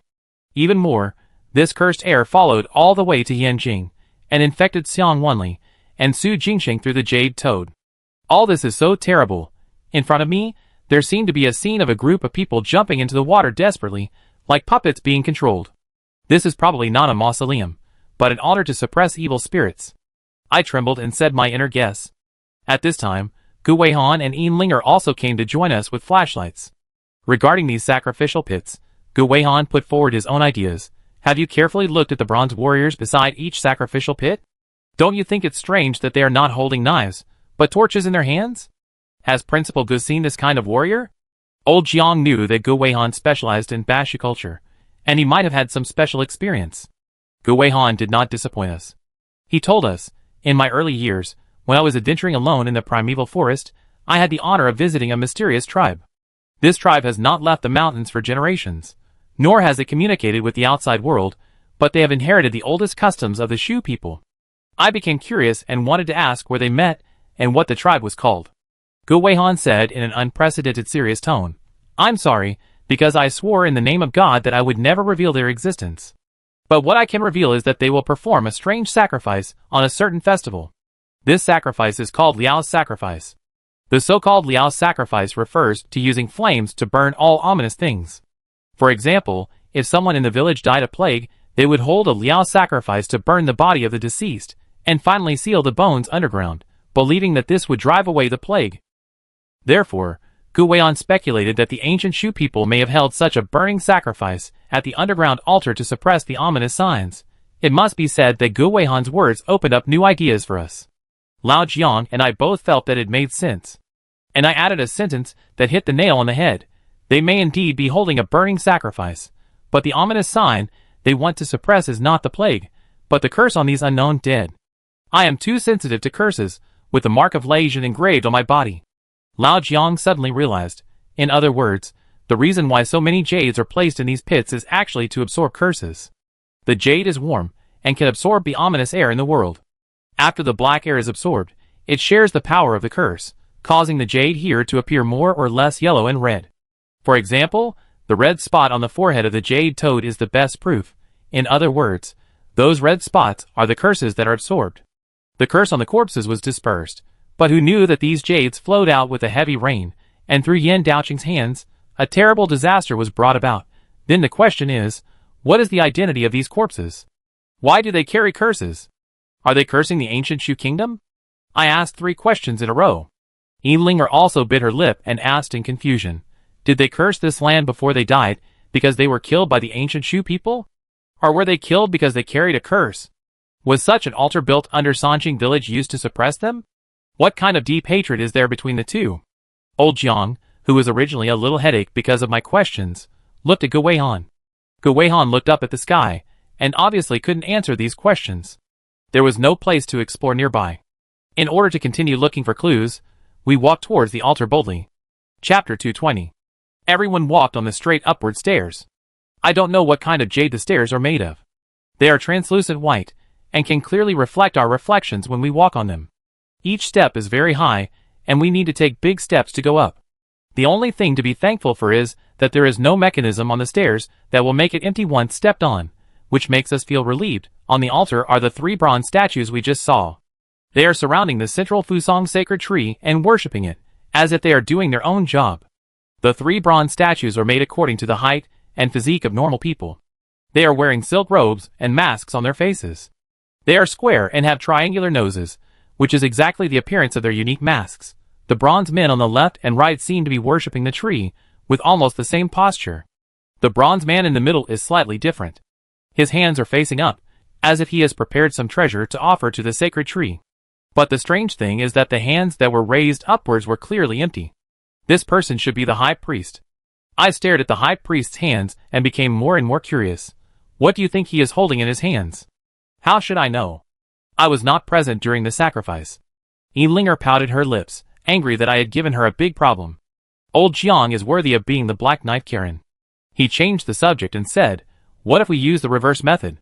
Think about what on earth here can be put on it. At this time, the sun god bird ring suddenly flashed in front of my eyes. Isn't the golden crow standing on this bronze sacred tree? Could it be?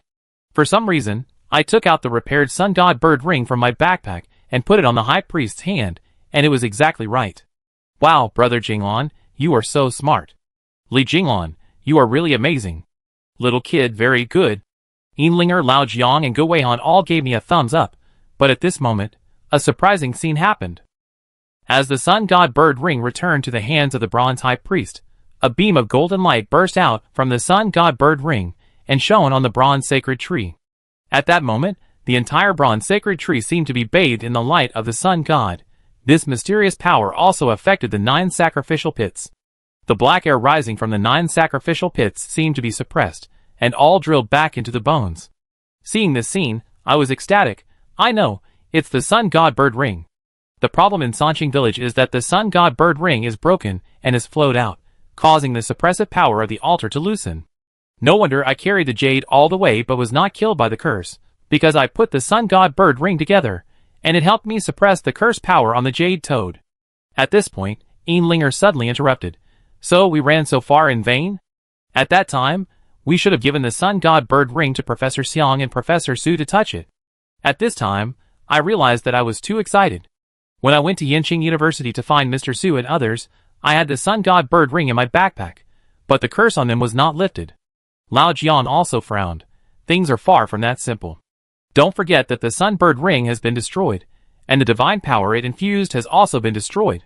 Maybe it can play a certain protective role for those of us who are not cursed, but for those who are deeply affected by the curse, this sun bird ring will not be of much use.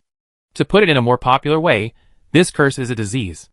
If you haven't gotten sick yet, you can prevent it by holding the sun bird ring, but for those who are already terminally ill, you still need to find a prescription to cure it. Seeing Lao Jiang staring at a spot on the bronze sacred tree in a daze, I couldn't help but ask, Master, what's wrong? Lao Jiang didn't answer, but turned to Go Weihan to borrow a magnifying glass and observe carefully. I was also curious and leaned over. I never expected that under the illumination of the magnifying glass, there was half a shallow fingerprint on the bronze sacred tree. This fingerprint could never have been left by the ancients. It should be someone who had been here, and had just left not long ago. We immediately became alert. Lao Jiang walked around the bronze sacred tree to check left and right, and suddenly stopped. It turned out that there seemed to be an empty floor under his feet. The top of the altar was paved with pieces of green floorboards, each of which was in a triangular shape and fit together perfectly. Lao Jiang turned over the empty floor, and there was a square box inside. The box was made of jade, a bit like the urn now, but much larger than the urn, and seemed to be used to store something particularly important. However, after we lifted the lid, we found that it was empty, and the thing had disappeared. To be more precise, it had been taken away by the person who got there before us. What should we do now? I couldn't help but look at Lao Jiang. Lao Jiang's face darkened, but he still comforted us. There must be a way to get to the mountain. This person seemed to have come in a hurry, and left in a hurry. He only took the things in the box. I think there should be more important clues under the ground. I immediately looked in the direction of the fingerprint. Yes, if he only wanted the things in the box, why did he climb the tree? As soon as I said this, Lao Jiang's dark eyes immediately stared at me, rolling around. I had already figured out this guy's character, and instantly knew that this old bastard must be planning something bad again. I immediately shook my head 3 times. No, no, no. As expected, Lao Jiang actually asked me to climb up the bronze tree to see if there was any mechanism. Please, I majored in archaeology in college, not tree climbing. What's more, I am not a monkey. I raised my chin, with an expression of dying rather than surrendering. Lao Jiang said faintly, That's a pity. I was planning to fill out an application form for you when I go back. Although my apprentice entered the industry late, he is smart and brave, and has unique skills. The golden scale is not the end of you. In the future, you will be the Black Knife Karen. Hey, I have prepared my excuses, but my apprentice is not doing well, so I, as the master. Before he finished speaking, I pointed at Lao Jiang's nose and said, You are so cruel. I climb. Seeing that the golden scale badge was about to be obtained, now the previous losses were in vain. I had to use the spirit of climbing trees every other day when I was a child. Although I haven't done this kind of mess for a long time, it is impossible to forget something engraved in my bones. I climbed the tree in no time. Thinking of the tombs I entered in the past, I was afraid that there would be some fatal traps, so I slowed down. Although this is a bronze tree, the branches on both sides have become my climbing and stepping points. Chapter 221. I climbed up carefully all the way, and after climbing about 4 or 5 meters, I reached the top of the Fusong sacred tree, but there was only a 3-legged golden crow on it, and there were no other treasures.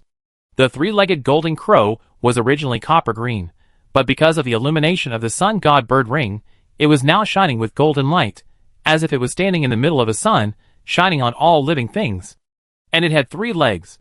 When I told Lao Jiang that there was only one 3-legged golden crow on it, Lao Jiang insisted that it was impossible, and asked me to look carefully again. There is really only one golden crow, and there is nothing else. If you don't believe me, climb up and see for yourself. I reiterated. Suddenly, Lao Jiang asked me a serious question. Li Jinglan, which direction is the head of the golden crow facing? West, I replied. Lao Jiang asked me to try to turn the golden crow. I tried it with courage, and to my surprise, it actually turned with a click. At this time, Lao Jiang said again, the sun rises from the east and sets in the west. It is the highest belief of the ancient Shu kingdom, the sun. Li Jinglan, try to turn it to the east. As I turned it, the golden crow made a dripping sound, just like the sound of water. The ancients seemed to use the sound of water to record time. At the moment when the golden crow turned to the east, the whole altar suddenly rumbled and vibrated, as if it had triggered a mechanism that would cause the sky to collapse and the earth to collapse. I didn't know whether it was a blessing or a curse. The next moment, I saw the bluestone slabs on the altar turning over, including the ground under Lao Jiang's feet. Fortunately, Lao Jiang was quick-witted. He grabbed Yinlinger with one hand and Gu Weihan with the other and jumped onto the steps. Looking at them, I couldn't help but yell, I'm still on the treetop. Lao Jiang, the old bastard who cheated his apprentice, not only didn't worry about my situation, but also said, it's cool on the treetop, you stay a little longer. It turned out that he forgot who I climbed the tree for, and who accepted me as Qilin's apprentice. I drew an X on Lao Jiang's name for the 108th time in the little notebook in my heart. This old bastard will get his comeuppance sooner or later. However, the strange thing is that, after the bluestone slabs were turned over, they did not shoot out powerful bows and crossbows that could take people's lives, but instead appeared a series of reliefs surrounding the bronze sacred tree. These reliefs were not of high quality, and the carvings were not delicate, and could even be said to be simple. But some places use rare color pigments, as if trying their best to let future generations understand the mysterious story behind it.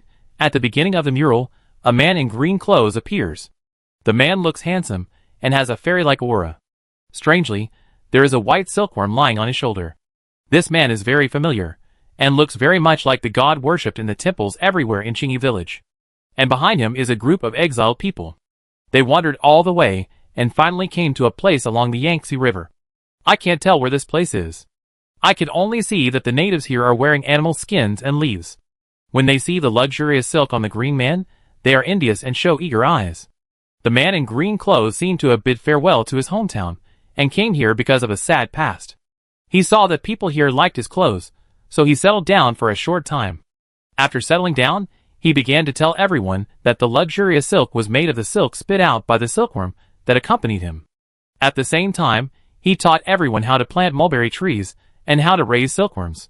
Gradually, the nearby tribes regarded him as a godlike existence and respectfully called him Green God. No one knew where the green god came from, but they only knew that he was like a god, knowing knowledge that people here did not know, and had many means of making a living, and nothing could stop him. With his arrival, this poor and backward place became a paradise, and people gradually became wiser and lived happier and happier. At this time, the green god suddenly met a beautiful woman. According to the depiction of the relief, we cannot understand what kind of feelings he and the woman had. We only know that the green god would hold a peach blossom every day and fall into deep thought, as if he had fallen in love, but he was not happy. This didn't last long. Suddenly, a powerful army came from the north. I clearly saw that the army was wearing the armor of the Shang dynasty, which was the most elite army that ruled the Central Plains at that time. But they were led not by the goddess of war Fu Hao, but by a group of witches dressed in black. I suddenly thought of something and told Lao Jiang. Do you remember? One of the oracle bones we brought back from Yingxi wrote. The witch sent the king's army to Shu for trouble. Now it seems that this incident really happened. Whether through oracle bone inscriptions or the release here, we have no way of knowing why the witches attacked this group of outsiders. We only know that they occupied this place, and forced this group of refugees not only to be slaves, but also to change their beliefs. In order to tame the people here, they killed the kings of various tribes in a very cruel way, or dismembered them, or hung their heads, or pierced their hearts with thousands of arrows. The occurrence of one tragedy after another moved the Qingyi god, who had been reluctant to take action. In order to call on the oppressed refugees to resist, he raised the king's golden scepter, and put on a golden mask. Inspired by him, men and women also put on bronze masks representing bravery and indomitable spirit. They waved their weapons to drive away the invaders, and the group of witches were also killed. However, just before they died, the leader of the witches issued the most vicious curse on them. This curse seemed to be really effective. In order to break the curse, the Qingyi god spared no effort to build this altar. He used the sun-bird ring that he used to worship the gods to suppress an evil magic weapon in the witch's hand.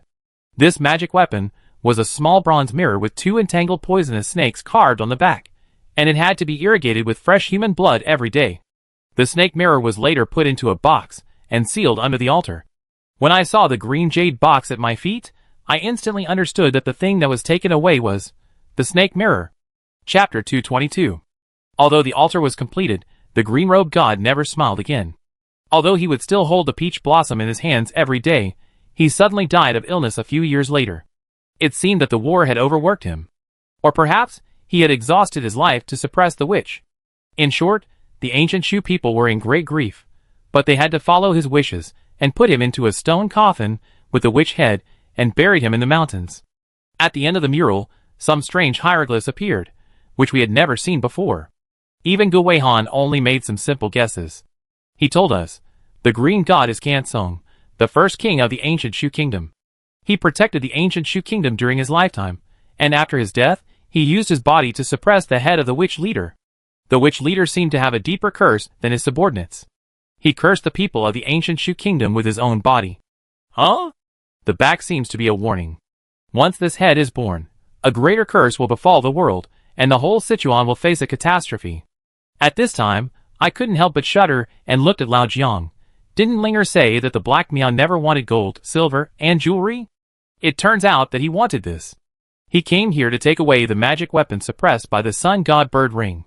The snake mirror has been. At this point, my eyes turned to Linger. It was stolen by your Kamani. Linger was anxious and jumped up to deny. No, he is not my Kamani. You want it, take it. I didn't want to argue with her, so I pointed at Gu Weihan and said, it's his Kamani, is that okay? Gu Weihan was confused and asked us what Kamani was. I was too lazy to explain, so I made up a lie, it means best friend. Unexpectedly, Gu Weihan applied what he learned and demonstrated on the spot. You are all my Kamani. The atmosphere was a little awkward for a while. I was worried that the more I explained, the worse it would be, so I went straight to the point and said, that guy took the magic weapon away, and should be going to Kankong's tomb now. What he wants should be the head of the witch leader. Whether this prophecy is true or false, at least the previous curse is true. Once he succeeds, there will be a big chaos in Sichuan and Shu. What's more, Xiang Wenli and Su Lao are still waiting for us. There must be a way to completely eliminate the curse in Kankong's tomb. After all, Kansong is the green god, but the problem is, where should we find Kankong's tomb? The more I thought about it, the more headache I had. Lao Jiang smiled slightly. The clues are far away in the sky, but they are right in front of us. You mean? I widened my eyes in surprise, and Lao Jiang pointed his hand to the ground. It turns out that there is a dark engraving on the corner of each relief here. Although the lines of these dark engravings are messy, as long as they are connected together, they will become a route map. I immediately took out my notebook to copy it. Just when I was halfway through the painting, Gu Weihan excitedly shouted, I seem to know this place. This is the place I have always wanted to go, but I haven't been. Lao Jiang and I asked in unison, where is it? Gu Weihan replied, the source of the Yangtze River, which is now Wawu Mountain. When I heard the words the source of the Yangtze River, I had a headache, thinking that the thing was also the source of the Yangtze River that asked us to go to. Is this a coincidence or a conspiracy? I can't care about so much now. Lao Jiang asked me to turn Jinwu's head back. As Jinwu's head returned from the east to the west, the ground of the entire altar returned to its original state. I quickly slid down the bronze tree. Then I ran to the white jade steps to meet Lao Jiang. Oh, how can we go back now? Imlinger was embarrassed. Lao Jiang showed a mysterious smile. I am a black knife unicorn after all. I dare to bring you down. Naturally, I have a way to take you home. After we left the altar and returned to the original landing place, Lao Jiang threw another flare. I saw a pre-made rope ladder hanging in the dark, swinging there. The sound of rain came from above. I have to say that we got there by chance. The rain is back again. Fortunately, we didn't encounter many setbacks when we returned along the rope ladder. At most, we choked on water for a few days and suffered a little, but it was much better than the previous life-threatening experiences. As soon as we returned to the ground, Gu Weihan didn't care about hiding from the rain and started to fill the soil directly and bury the hole we entered that day. After everything was done, we carefully cleaned up all the traces. Imlinger asked Gu Weihan curiously what he was doing. Gu Weihan said to himself, after we go back, we must make the Yin family and the villagers here swear not to reveal the news that there are treasures in Sanqing village.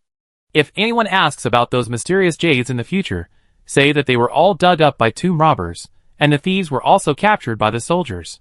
After saying that, Gu Weihan sighed slightly. Let this altar remain quiet for a few more decades. I couldn't help but ask why. Although the jade inside was cursed, the bronze sacred tree and many bronze standing figures were all genuine and valuable national treasures. Lao Jiang took out a cigarette and said quietly, Boy, don't you know that a man is innocent but guilty of possessing a treasure? I believe the scale here will not be smaller than Inshu. Now it is just an altar. In places we don't know, there are also the royal city and tombs of the ancient Shu kingdom. The treasures inside must be countless. But the current Yin kingdom is still in war, and our archaeologists do not have enough ability to excavate it. Principal Gu is right. Let's leave it to future generations. One day, when the Chinese nation completely drives away the invaders, and the descendants of Yin and Huang are able to defend their own treasures, it will be the time for the ancient Shu kingdom to see the light of day again. I believe that by then, the lost ancient Shu kingdom, the beautiful bronze tree, and the mysterious Sanqing will surely shock the whole world. I am looking forward to that day. There is a sense of yearning in the eyes of Lao Jiang and Gu Weihan. At that time, we only regarded it as a beautiful hope, but we did not expect that a few decades later, the Sanqing civilization would really illuminate the whole of Sichuan, and the book A Brief History of Guanghan excavation left by Mr. Gu Weihan played an epic-making role in the excavation of Sanqing and deeply influenced the new generation of archaeologists. Chapter 223. Everything in Sanqing village has finally settled, and it's time to say goodbye to this place.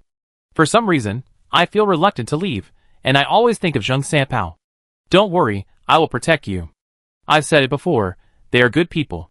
Brother and sister. Are you alright? The scenes in front of me flashed by like a revolving lantern. In just a few days of getting along, this stupid and foolish fat man has firmly engraved himself in our hearts. Goodbye, brother.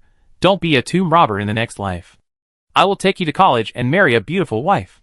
When I waved goodbye to the villagers, I found that the Yin family appeared in the team again.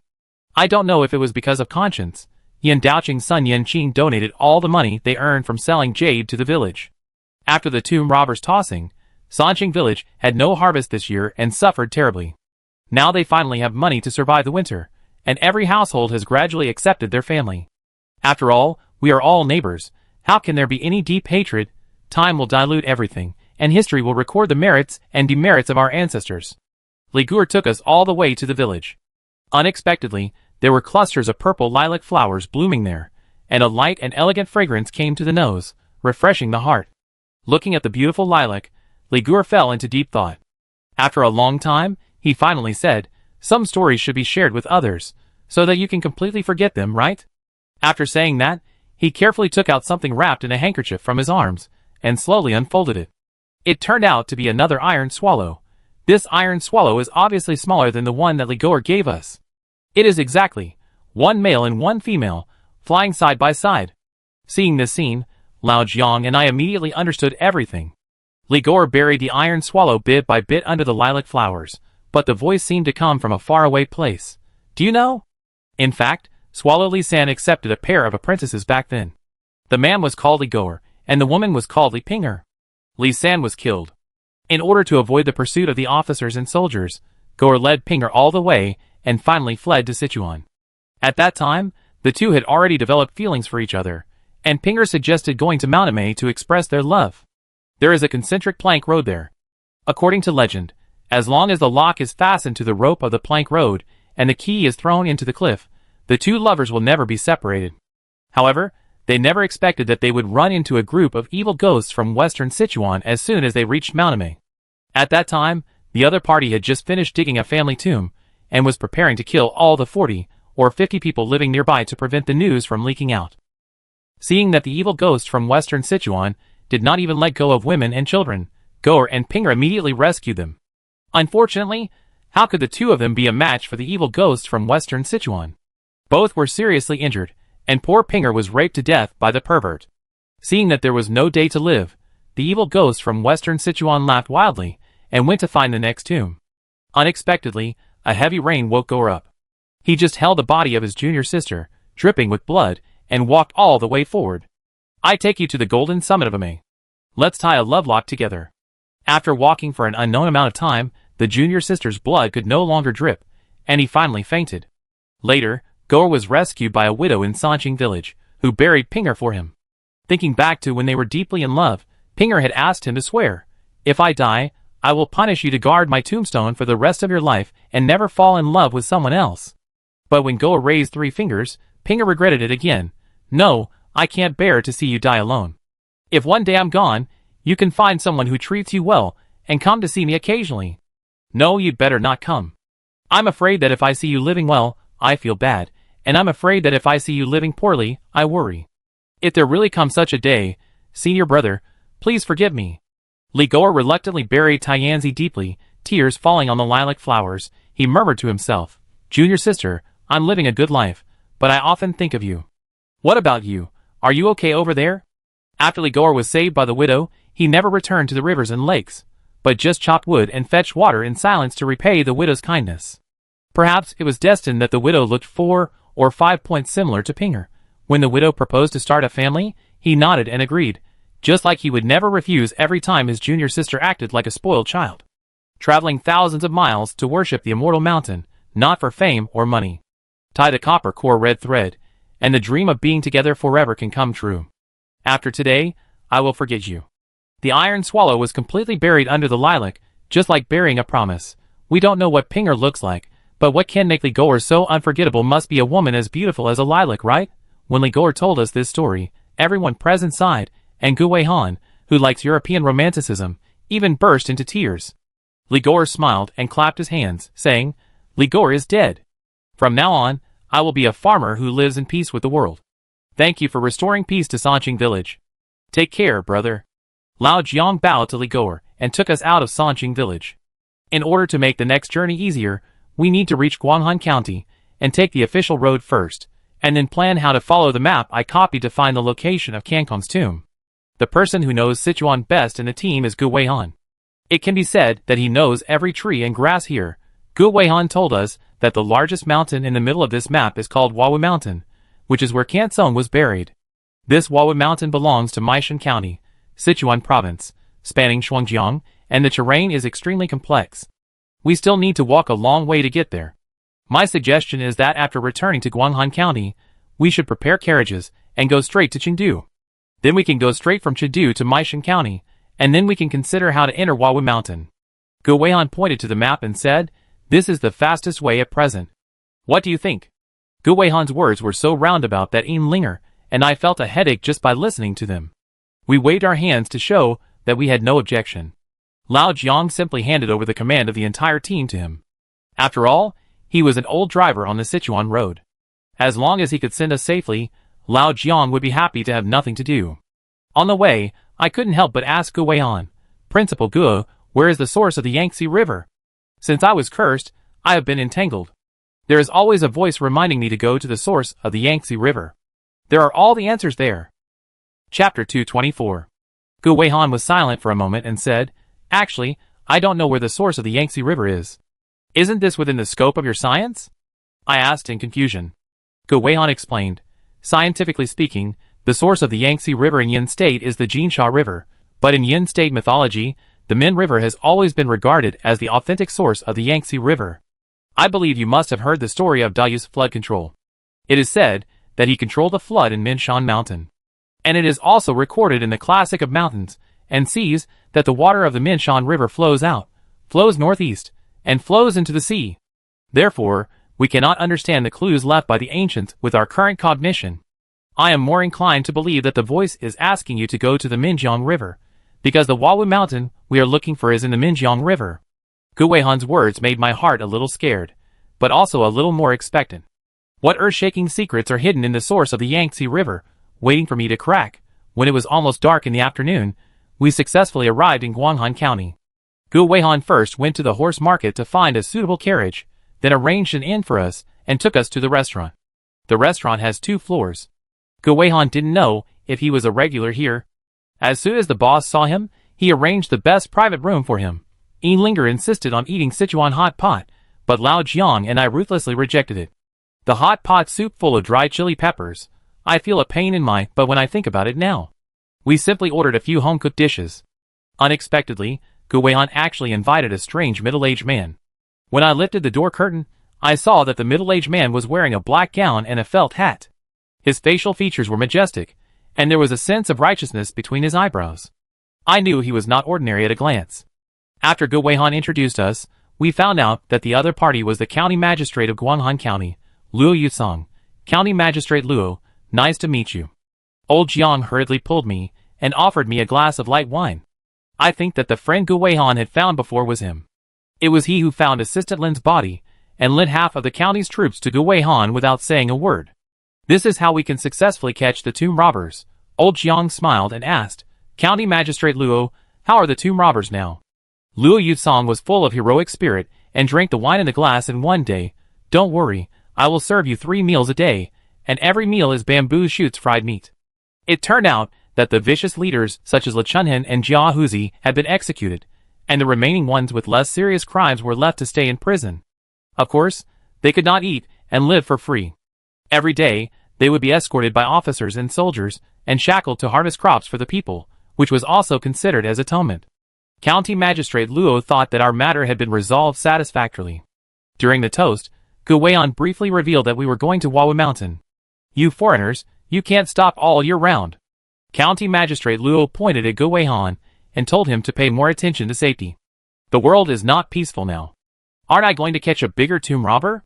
Seeing that Gu Weihan was determined, County Magistrate Luo could only take out a pen, write a letter of introduction and hand it over.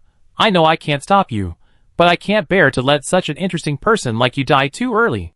County Magistrate Liang of Meishan and I have met once. Take my letter and go. Maybe it can help a little at a critical moment.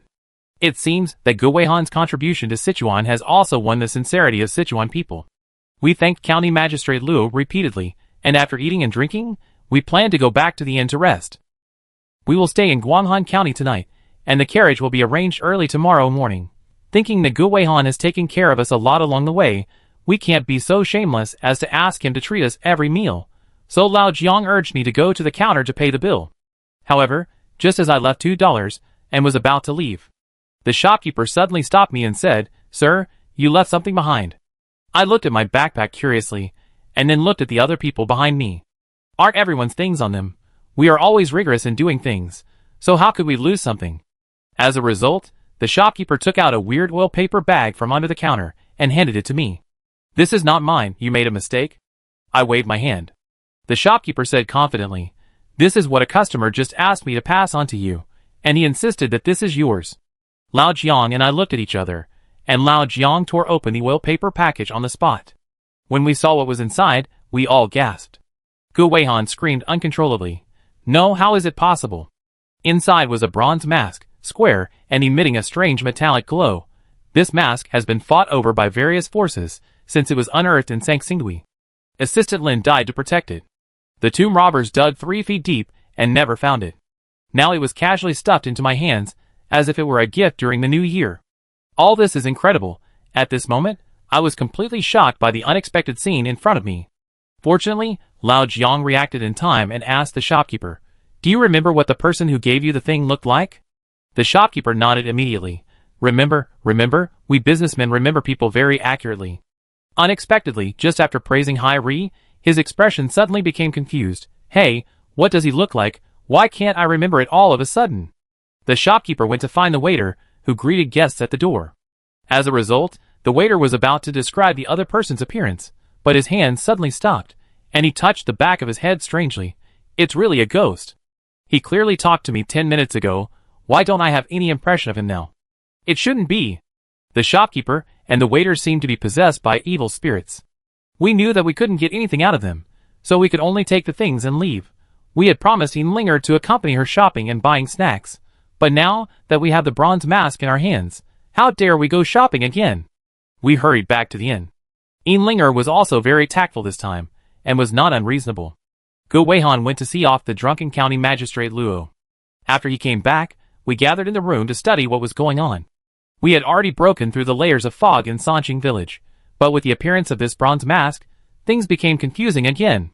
Maybe we are still in the fog, but we don't know it, alas. This mask was hard to find at first, but now it has flown back to us like it has wings. I don't know if it is a blessing or a curse. I sighed.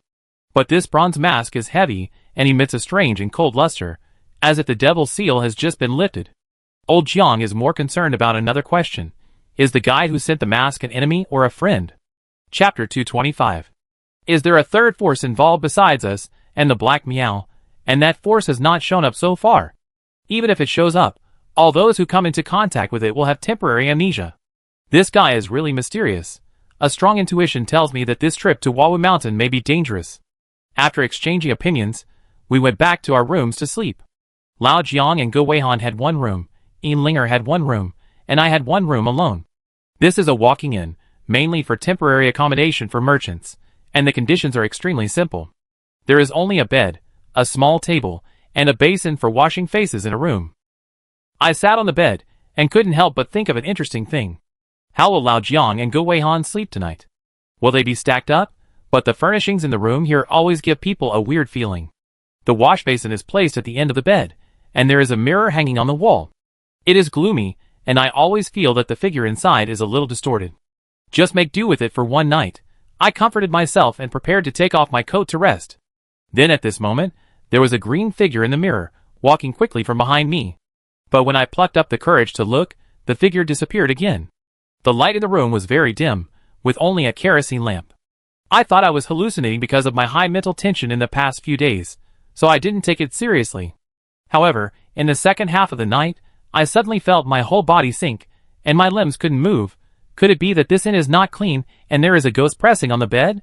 I wanted to call Lao Jiang and Go Weihan next door, but I was clearly conscious and couldn't control myself at all.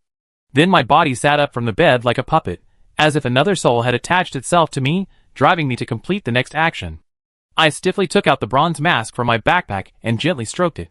It was like stroking an old friend I hadn't seen for 1,000 years. Then, I sat in front of the mirror and put it on, with a smile.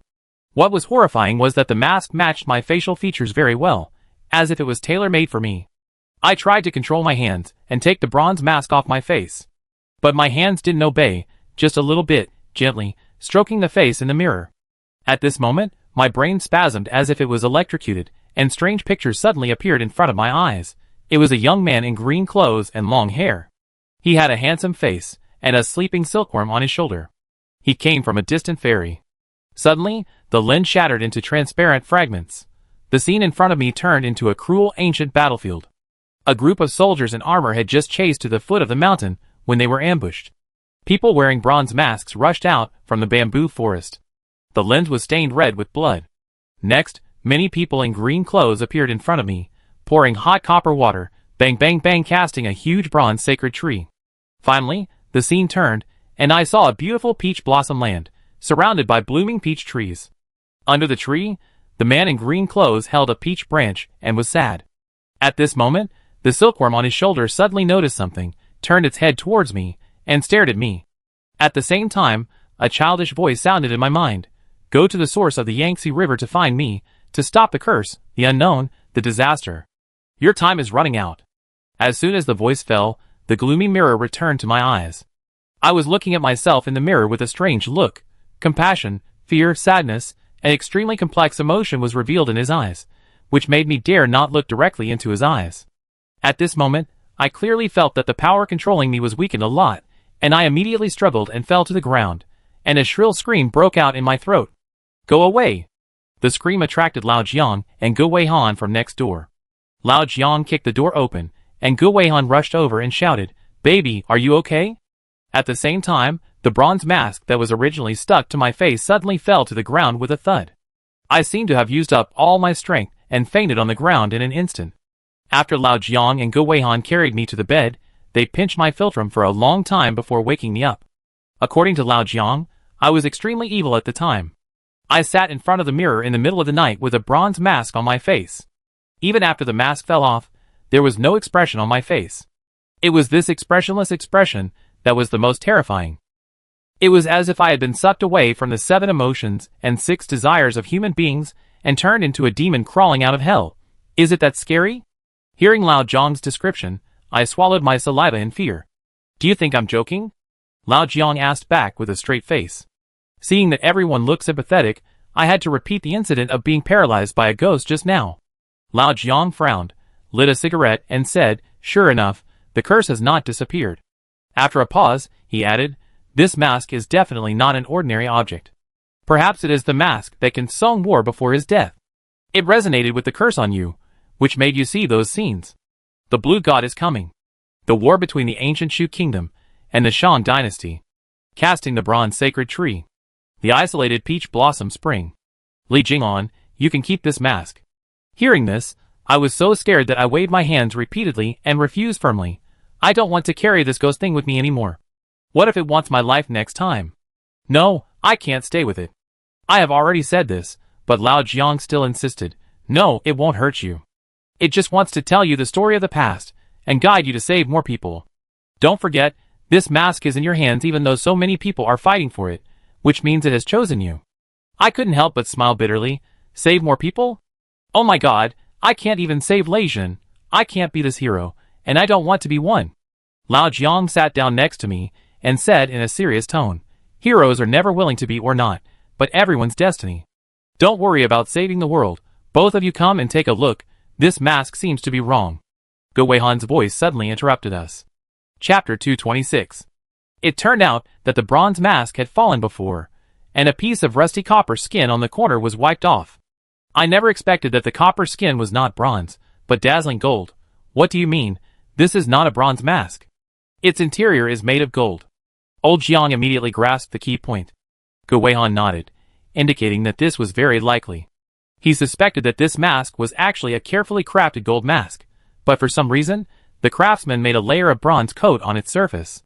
It happened that Gu Weihan had tools, so he went back to the room to retrieve the box and started working with Lao Jiang. The two spent a whole hour, and when they saw a ray of light coming through the dark sky outside, they finally peeled off the bronze mask. Just as Gu Weihan expected, there was actually a new mask with golden light hidden inside, although the shape of this golden mask was still the unique weird facial features of the ancient Shu kingdom, with a triangular nose and bulging eyes. But it is dazzling, and gives people an extremely strong kingly style. This is the mask of the blue-clothed god Can Song. Gu Weihan made the judgment almost without hesitation. Such a priceless mask, except Can Song, who else in the ancient Shu kingdom can wear it? I looked at Lao Jiang, and saw that he was staring at the golden mask in a trance. After a moment, he burst into laughter. It seems that we have not gained nothing this time. This is simply a national treasure that is not inferior to the tiger-eating man-eating jar, and the colorful glazed relic. This trip is worth it. The next morning, the carriage was finally ready and stopped at the door of the inn. After paying the remaining money, the car was completely ours, and we set off for Chengdu immediately. Lao Jiang acted as the groom in front, while Yin Linger, Gu Weihan and I sat in the carriage, opening the curtain to enjoy the scenery outside. Yin Linger was so excited that she moved around, as if it was her first time riding in a carriage. The horse trotted along the official road, and the surrounding scenery was one after another. There were brilliant gardenias blooming on both sides, and the sweet fragrance flowed through the nose, which was very pleasant. After running for a distance, Gu Weihan suddenly shouted stop, and Lao Jiang immediately pulled the reins and asked us what was going on. "Friends, give me a moment, I want to say goodbye to Xiaolin," Gu Weihan said apologetically. It turned out that there was a small solitary grave on the left side of the official road, and the solitary grave was covered with green. If there was no monument in front, it would be difficult to notice it. Lin Liangyu, the assistant who died for Gu Weihan, was buried here. He walked over with heavy steps, and on the way, he broke off a small white flower. He wiped the tombstone with his sleeve and placed the small flower in front of the tomb. It's a pity, Xiaolin, your life will always be frozen at the age of 26. But your contribution to archaeology is eternal. These years, my book is almost finished, and I put your name in a very conspicuous corner. I believe that one day in the future, when Sichuan culture spreads to the world, someone will remember you. Lin Liangyu, Gu Weihan's best assistant and only assistant. One of the earliest discoverers of Sangxingdui, his character is as white as this flower. Listening to Gu Weihan's slightly sentimental words, we all fell silent at the same time. Yes, there are actually many people like Lin Liangyu in places we don't know, who have sacrificed their young lives for the archaeological cause of Yin State. Only the dead are heroes. No one wants to be a hero, but sometimes, heroes are made by the times. We gave the two of them enough time to say goodbye, because I knew that Gu Weihan must have a lot to say. For example, Sanqing village has returned to peace. For example, the bronze mask that was defended with life is back in our hands. Gu Weihan sat there for a long time. After he finished speaking, he stood up and made a cross on his chest. Shaolin, I'm leaving. I have another place to go to for adventure. I will come to see you again when I have time. Back in the carriage, Gu Weihan pretended to be nothing and began to remind us of the precautions for going to Wawu Mountain. Wawu Mountain is the totem mountain of Sichuan, because according to legend, the king of the ancient Shu kingdom, Kansong, was buried here. According to archaeological discoveries, there were traces of sacrifices there as early as the Western Zhou dynasty, and every household in the vicinity believed in the Qingyi god Kansong. Therefore, they hold a grand Qingqiang sacrifice every year. I told Gu Weihan that when we passed by Qingyi village before, we were fortunate enough to witness the Qingqiang sacrifice. In short, it was magical. I couldn't help but think of the old woman and the silkworm lying on her shoulder, as well as the three major prophecies again. Gu Weihan said that we were quite lucky, and then he continued, legend has it that this Wawu Mountain is also one of the birthplaces of Taoism. Tian Shizhong Dowling once preached at the foot of Wawu Mountain, but in fact. At this point, Gu Weihan suddenly stopped. I asked him what happened. Gu Weihan continued, in fact, few people have actually climbed Wawu Mountain, because most climbers disappeared inexplicably. No one was found alive. No one was found dead. It is said that many strange events have happened on Wawu Mountain. For example, on the eve of the Zhongyuan festival, at midnight, you can see a road rising from the ground on Wawu Mountain, surrounded by clouds and mist, and hundreds of ghosts crying. People say that it is the Yellow Spring Road, and some little ghosts will return to the human world from there to visit their relatives. For example, there are wild people on Wawu Mountain, attacking humans passing by. But the only evidence so far is a photo of a footprint with 3 toes. In short, the common people think that the annual Qingqiang sacrifice is actually suppressing some evil power on Wawu Mountain. Zhang Tiansha preached at the foot of Wawu Mountain to fight demons with his sword. I felt a little dazed and asked, is it really that scary there? Gu Weihan glanced at me and replied, I have studied the history of that place. During the Ming dynasty of your Yin country, Wawu Mountain was once closed on a large scale and called it Monster Mountain. Yinlinger asked innocently, our Myojiang is also rumored to be very scary outside, and the Shirwan Mountains are also considered a restricted area, but I often go into play without any problems. My aunt, the Shirwan Mountains are home and a playground for you. But for ordinary people like us, it is a nightmare. Gu Weihan touched his nose, as if he remembered the pain of being dominated by Mao Mao. He shook his head and put forward his own opinion. First of all, you have to know that the location of Wawu Mountain is very mysterious. It is on the 30th parallel north. The 30th parallel north? Is it very special? Imlinger asked disapprovingly. Chapter 227. German Weihan held his forehead and patiently explained, I wonder if you have heard of Atlantis. This was an ancient country that was once very prosperous, but it sank overnight. It is located on the 30th parallel north. There is also the strange Bermuda Triangle. Legend has it that no matter whether it is an airplane or a ship, once it arrives there, it will lose its direction, the compass will lose its function, the clock will stop, and in the end only ghost planes and ghost ships will come out. The Death Valley of the Gale country is known as the Hell on Earth, and the Paradise of Animals. There are thousands of animals in this Death Canyon, but as long as humans set foot on it, they will be struck by lightning. There are also the pyramids of ancient Egypt, etc., all of which are located on the 30th parallel north.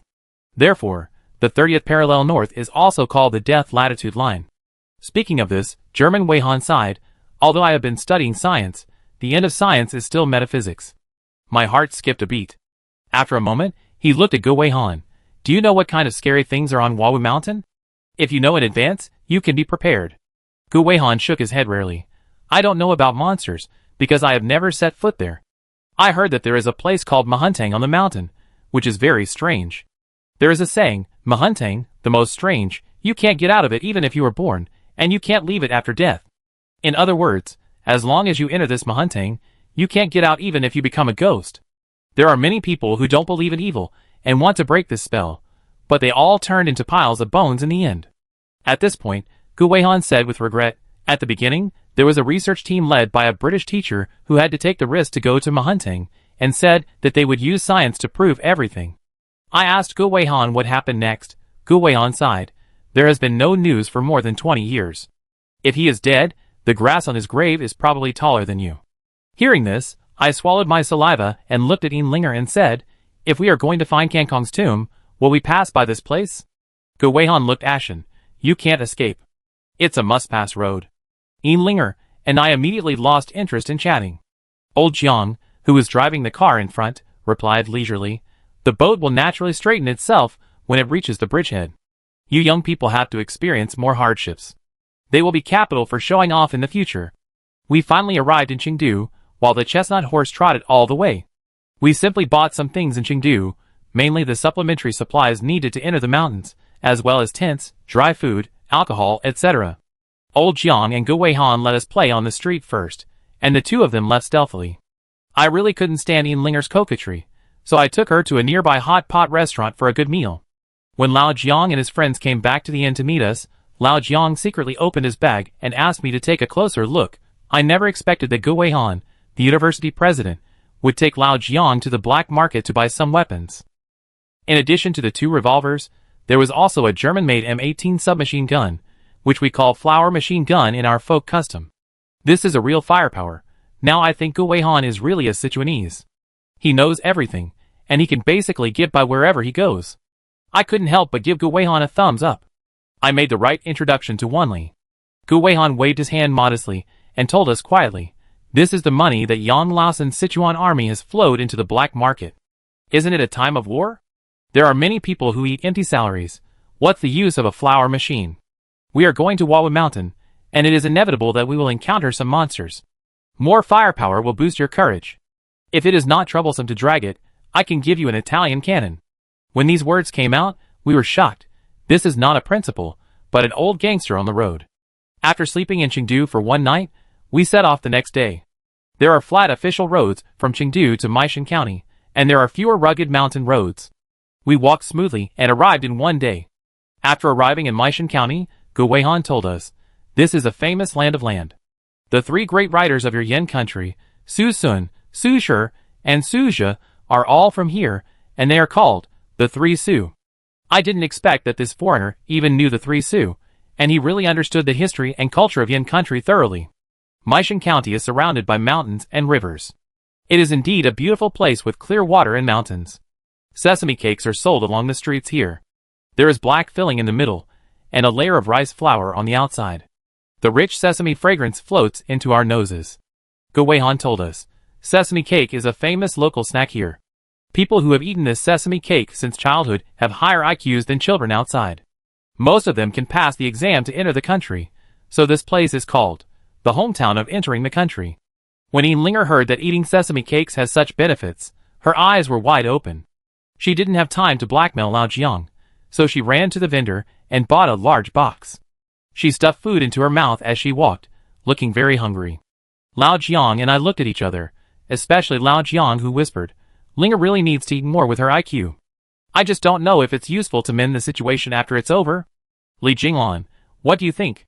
Lao Jiang was talking to himself, and he didn't even respond to my winking at him. It seemed that he had a lot of complaints about Linger's temper of eating, drinking and blackmailing along the way, especially the last hot pot incident. However, when Lao Jiang realized something was wrong and wanted to shut up, it was too late. I only heard a particularly sweet voice behind me shouting a creepy name, Mao Mao. Then Gu Weihan and I each held a piece of sesame cake in our mouths and admired the scene of Lao Jiang being chased by insects. Although Linger generously gave me a piece of sesame cake, She still asked meaningfully, "Am I stupid?" I shook my head slightly and answered with feeling, "No, Linger, all those who think you are stupid are the real fools." Linger patted my shoulder with satisfaction. I like people who tell the truth. Lao Jiang bought more than 10 kinds of cakes, and then coaxed Linger again. When this little ancestor was happy, the insects all flew back into the big bamboo basket. Although the Kansong tomb has been a mystery since ancient times, as soon as we asked about Wawu Mountain, everyone here knew it. We walked along and appreciated the customs of Sichuan. It was easy to find out the direction of Wawu Mountain. After having lunch here, Lao Jiang and Gu Weihan prepared to hurry on. There was also a kind Sichuan girl who took us forward a distance, which saved us a lot of effort. In this way, accompanied by laughter and joy, we finally arrived at the foot of the rolling Wawu Mountain. Chapter 228. This Wawu Mountain is rolling and full of green everywhere. It is truly a natural paradise. It is like a huge jadeite surrounded by clouds and smoke, which is so beautiful that it makes people intoxicated. Gu Weihan explained that this mountain is named Wawu Mountain because it looks like a roof. In fact, it originally had another name, Shu Mountain, which is the soul of the Sichuan mountains. Otherwise the green god would not be buried here. Around Wawu Mountain, there is also a clear and transparent lake, in which the blue sky and white clouds are reflected, like a mirror of the sky. Wow, what a beautiful lake! Linger exclaimed sincerely. Even though we have seen countless beautiful scenery, we can't help but be intoxicated by the beauty in front of us. But if we want to go to Wawu Mountain now, we must cross this lake first. Gu Weihan smiled and pointed forward. The front must be Yanu Lake, like a beautiful and elegant girl standing there, leaning against Wawu Mountain, so Yuyin people gave it a poetic name, Yanu Lake. Yanu Lake is quite large. Let's look for fishermen nearby. We have to borrow a boat from them. Gu Weihan began to look around. At this time, Linger jumped up and pointed to a place and said, "Over there, there seems to be a house there." There were many lush reeds growing not far away, and behind the reeds fluttering in the wind, a few small earthen houses were vaguely visible. We immediately rushed to the small earthen houses, but on the way, Lao Jiang raised a question. Generally, in villages near the water, fishing boats will stop on the shore. Why can't we see a single boat here? Not to mention, even if we used a telescope, we only saw the empty lake and a ferry. But the boats all disappeared strangely. Could it be that the people here don't make a living by fishing? When we came to the mud house, we found that there were about 20 to 30 families living here. Every family had a fishing net drying outside, and some dried fish and shrimps were spread on the ground. It was no different from an ordinary fishing village. The only difference was that the people here dressed differently. They all wore green jackets, blue headscarves, and their trouser legs were rolled up high. The villagers here were very enthusiastic. When they saw outsiders coming, they took the initiative to greet us and asked if we were lost. The young fisherman had dark skin, big white teeth, and a sunny smile. Few people come to this place. You will go east and see. As a result, he stopped talking halfway through his words, and stared at Linger with a pair of eyes. I immediately protected Linger behind me. Could this guy have bad intentions because Linger was so pretty? Unexpectedly, the other party's expression quickly returned to normal. He scratched the back of his head embarrassedly and said, "This little sister is so beautiful." I couldn't help but look at her a few more times. "Don't worry, I have no bad intentions." The young man raised his hands high, looking guilty, but Linger laughed in surprise. "Am I really that beautiful?" Of course, people here never tell lies. The young man was full of compliments. But Linger and I knew that the other party was hiding something. Gu Weihan took the initiative to make his intention clear and expressed his intention to borrow a boat to the young man. "You want to cross the lake?" The young man was very surprised. We nodded, and the young man winked at an old fisherman next to him. The other party had been repairing the fishing net, and he stood up immediately after hearing the word borrow a boat. But he didn't walk towards us, but ran deep into the village. He was in a hurry, as if he was going to report the news. Lao Jiang was alert on the spot, but the young man explained, "It's like this, our boats are never rented out. We have to ask the village chief for permission." Gu Weihan told him not to worry. "At worst, we can buy the boat and pay a little more." But the young man still wanted to wait for the village chief to make a decision.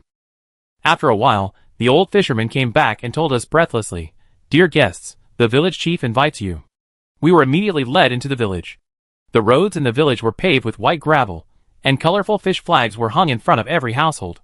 But the fish on the flag looked very special, with a big head, a small tail, and 2 long dragon whiskers, and the scales were floating in the wind. I asked Lao Jiang what this was. Lao Jiang said he didn't know, maybe it was related to faith. After all, it was a village that relied on water for food, and it was normal to use animals, like dragons and fish, as totems. But I always felt that this thing was a bit weird. When we entered the village chief's house, we found that the village chief's family seemed to have just finished a funeral. The fish flag on the door pole was lowered and replaced by a black flag to summon the soul. The village chief's wife had a white flower on her chest, and her eyes were red, as if she had cried and hadn't recovered. The village chief was an old man with wrinkles on his face, his back was hunched high, and his hair was white. He held up a pipe and asked us what we wanted to borrow the boat for. Not borrowing, buying. Gu Weihan showed his signature smile, took out a handful of dollars, and handed it over. The village chief didn't answer, but asked again, "What are you going to do with the boat?" We looked at each other. What else can you do with a boat? Isn't it just to cross the lake? For some reason, I always feel that this village is getting more and more weird. The village chief hesitated and nodded. "Give me the money." After Gu Weihan handed over the dollar, the village chief waited, exhaled a day of cigarettes and said, "The money is too much, you can stay here for a meal." I wanted to refuse, but Lao Jiang smiled mysteriously. "Okay, otherwise after crossing the river, it will be dark, and it will be difficult to go up the mountain." However, just when we agreed and sat down at the village chief's house, a man holding a harpoon knocked in the door. He should be working outside, his skin is dark and shiny, dripping with sweat, and he exudes a kind of strength and fitness from head to toe. After the man rushed in, he stared at Linger fiercely, wishing to eat her alive. The village chief snorted, "Long Hua, back off." This Long Hua seemed to be the village chief's son. He bit his back teeth hard and held the harpoon in his hand, looking like he had a deep hatred for Linger. Now everyone in the team noticed something was wrong. Linger hid behind me and whispered, "Brother Jinglan, why do I feel from the beginning that he doesn't think I'm beautiful? It's like I cheated on him, and he wants to kill me." I guess he recognized the wrong person. I grabbed Linger's cold little hand and comforted her. "Back off," the village chief shouted. Long Hua was still unconvinced at first. After the village chief coughed twice, he reminded vaguely, "Open your eyes and look carefully. She is not that person." Chapter 229. Long Hua finally woke up from his dream, dropped his harpoon and left. After a while, the village chief's wife brought some food to treat us, all of which were spicy fried salted fish, shrimp soup and other fishermen's dishes. The only good thing was the jar of wine. As soon as the lid of the wine was opened, the aroma was fragrant, which made Lao Jiang, a greedy bug, unable to hold back. The village chief filled up our glasses one by one, poured a big bowl, and invited us to drink quickly with great enthusiasm. Linger didn't dare to drink, and I didn't want to drink either. Lao Jiang took the initiative to say, "This girl of mine is in Sichuan for the first time. Why do you feel like you know her?" No, I just recognized the wrong person." The village chief denied it again, and continued to invite us to drink. You should know that he was very cold at first, but now he is very enthusiastic to invite us to drink. There must be something wrong with this wine. I pretended to be stupid and ate salted fish, while the village chief flattered me and urged me to drink. The more he urged me, the more I dared not drink. But Lao Jiang suddenly dropped his IQ and actually pulled Gu Weihan to drink with him. Not only that, he also asked me to drink, saying that this was a rare good wine. After saying that, he blinked and secretly wrote a symbol on my palm. I was startled. The symbol meant that we were playing tricks on each other between master and apprentice. This old drunkard wanted us to play a trick. I quickly pulled Linger to pretend to drink together, but in fact the wine was all spilled on my clothes. After a while, after Lao Jiang and Gu Weihan fell down one after another, Linger and I also acted. I feel dizzy and my eyelids are heavy. Then our heads tilted and collapsed on the table. At first, the village chief and his wife pushed us, and after making sure that we had really fainted, they clapped their hands triumphantly. Long Hua and several strong men rushed in fiercely in an instant. I squinted my eyes, and found that they were holding sharp harpoons in their hands. Especially when they looked at us, they looked so vicious that they wanted to tear our tendons and skin us. These 4 outsiders must be in the same group with that evil thief. They must not be forgiven lightly. Chinger was insulted, and this girl must also taste the torture Chinger suffered. Several strong men surrounded Linger, and the others raised the steel fork to us. Seeing that the steel fork was only half a meter away from us, Lao Jiang suddenly opened his eyes, and a gleam of light burst out from his eyes. He slammed the table, and the black knife turned into a black dragon. He didn't even need to unsheath it, and knocked all the steel forks to the ground. The only sound at the scene was the screams of the strong men. It turned out that their hands holding the weapons were hid by the black knives, and their joints were deformed and the pain was piercing. The next second, Lao Jiang had stepped hard on the leader Long Hua and lifted up the village chief. "Tell me, why did you attack us? You are not poisoned?" The village chief was very surprised. However, as soon as he finished speaking, Linger, Gu Weihan and I stood up at the same time, and none of us were poisoned. Seeing that the situation was over, the village chief looked righteous and awe-inspiring. "Today it has fallen on you. I, Harimu, have nothing to say. You can kill or chop me up as you please. I don't want to kill you. I just want to know why you attacked us without any grudges." Lao Jiang's words immediately aroused Long Hua's indignation. He kept struggling, but he couldn't get rid of Lao Jiang's foot at all. He could only vent his anger by shouting, "You killed my sister and defiled her, and you still have the face to tell us that there is no grudge? The green god will make you suffer retribution. Chinger, I want to avenge my Chinger." As she spoke, the village chief's wife rushed over holding a kitchen knife. Fortunately, I reacted quickly and snatched the other party's kitchen knife. I asked them why they were getting more and more confused. It was clearly our first time here. How could we kill people and do such evil things as defiling a girl? Don't pretend. The bamboo basket this girl is carrying is obviously similar to the one before. We all looked at Linger. We thought Linger looked like someone who hurt the village. We never expected that the problem was with this big bamboo basket. Now I finally understand why they looked murderous after seeing Linger. I guess they blamed us for all the bad things Wuxi did. Linger was so angry that she wanted to lift her big bamboo basket high. Look carefully, what's the difference? The bad guy's is a square bamboo basket, and mine is not. Aren't they all big bamboo baskets? The village chief's wife asked in confusion. The village chief and others had the same idea. In their eyes, these big bamboo baskets were probably all made of the same mold. At this time, Lao Jiang suddenly said something fair. He looked at the village chief and said, "I believe you know better than anyone else that as long as I want to kill people, none of you can escape. But we are really different from the previous group of people. As long as you promise not to mess around, I will let you go." The village chief looked Lao Jiang up and down, not knowing whether he should believe him. Linger said angrily, "That bad guy is our enemy. He did all kinds of bad things in a village not long ago, and killed my foreign uncle's friend. To be honest, we followed him here to seek revenge on him." The village chief had just listened to about 70% of it, but his eyes fell on Linger's back. "Then why are you carrying a big bamboo basket that looks very similar to his?" It turns out that people here don't recognize people, but only recognize big bamboo baskets. It's different, I said it's different. Linger was so angry that she stomped her feet back and forth. Even if she had 10 mouths, she couldn't explain it clearly. Her little face was flushed, and she was about to explode. I quickly interrupted. "It's like this. The reason why the guy is so powerful is because there are many poisonous snakes and insects in the bamboo basket. In order to deal with him, we invited this little girl to fight poison with poison, you understand?" The village chief looked at me doubtfully, and Gu Weihan suddenly remembered something and took out a letter of introduction from his arms. "Here is a letter written by the county magistrate of Guanghan County, which can prove that we are not bad people."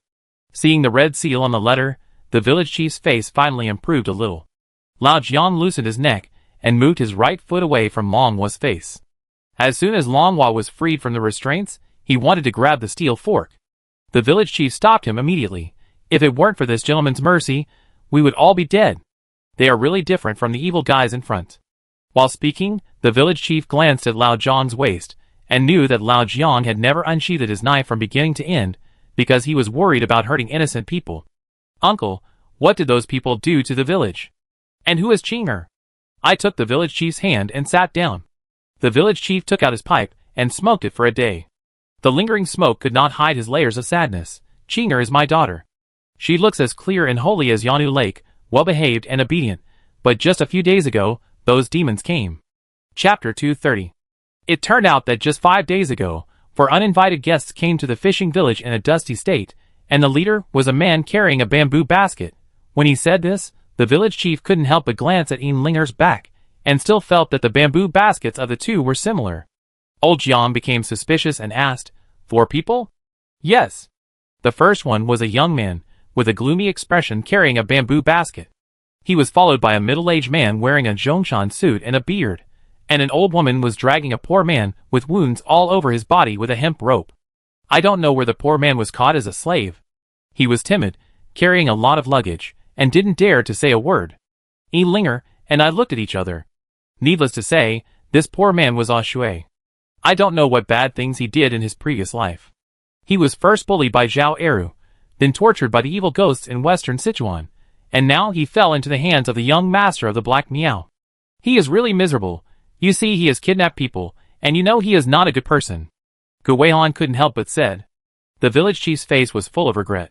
I saw that they were all well-spoken, and I thought they were servants bought with money. I thought it was someone else's family affairs, so I didn't ask much. I didn't expect them to be a group of beasts.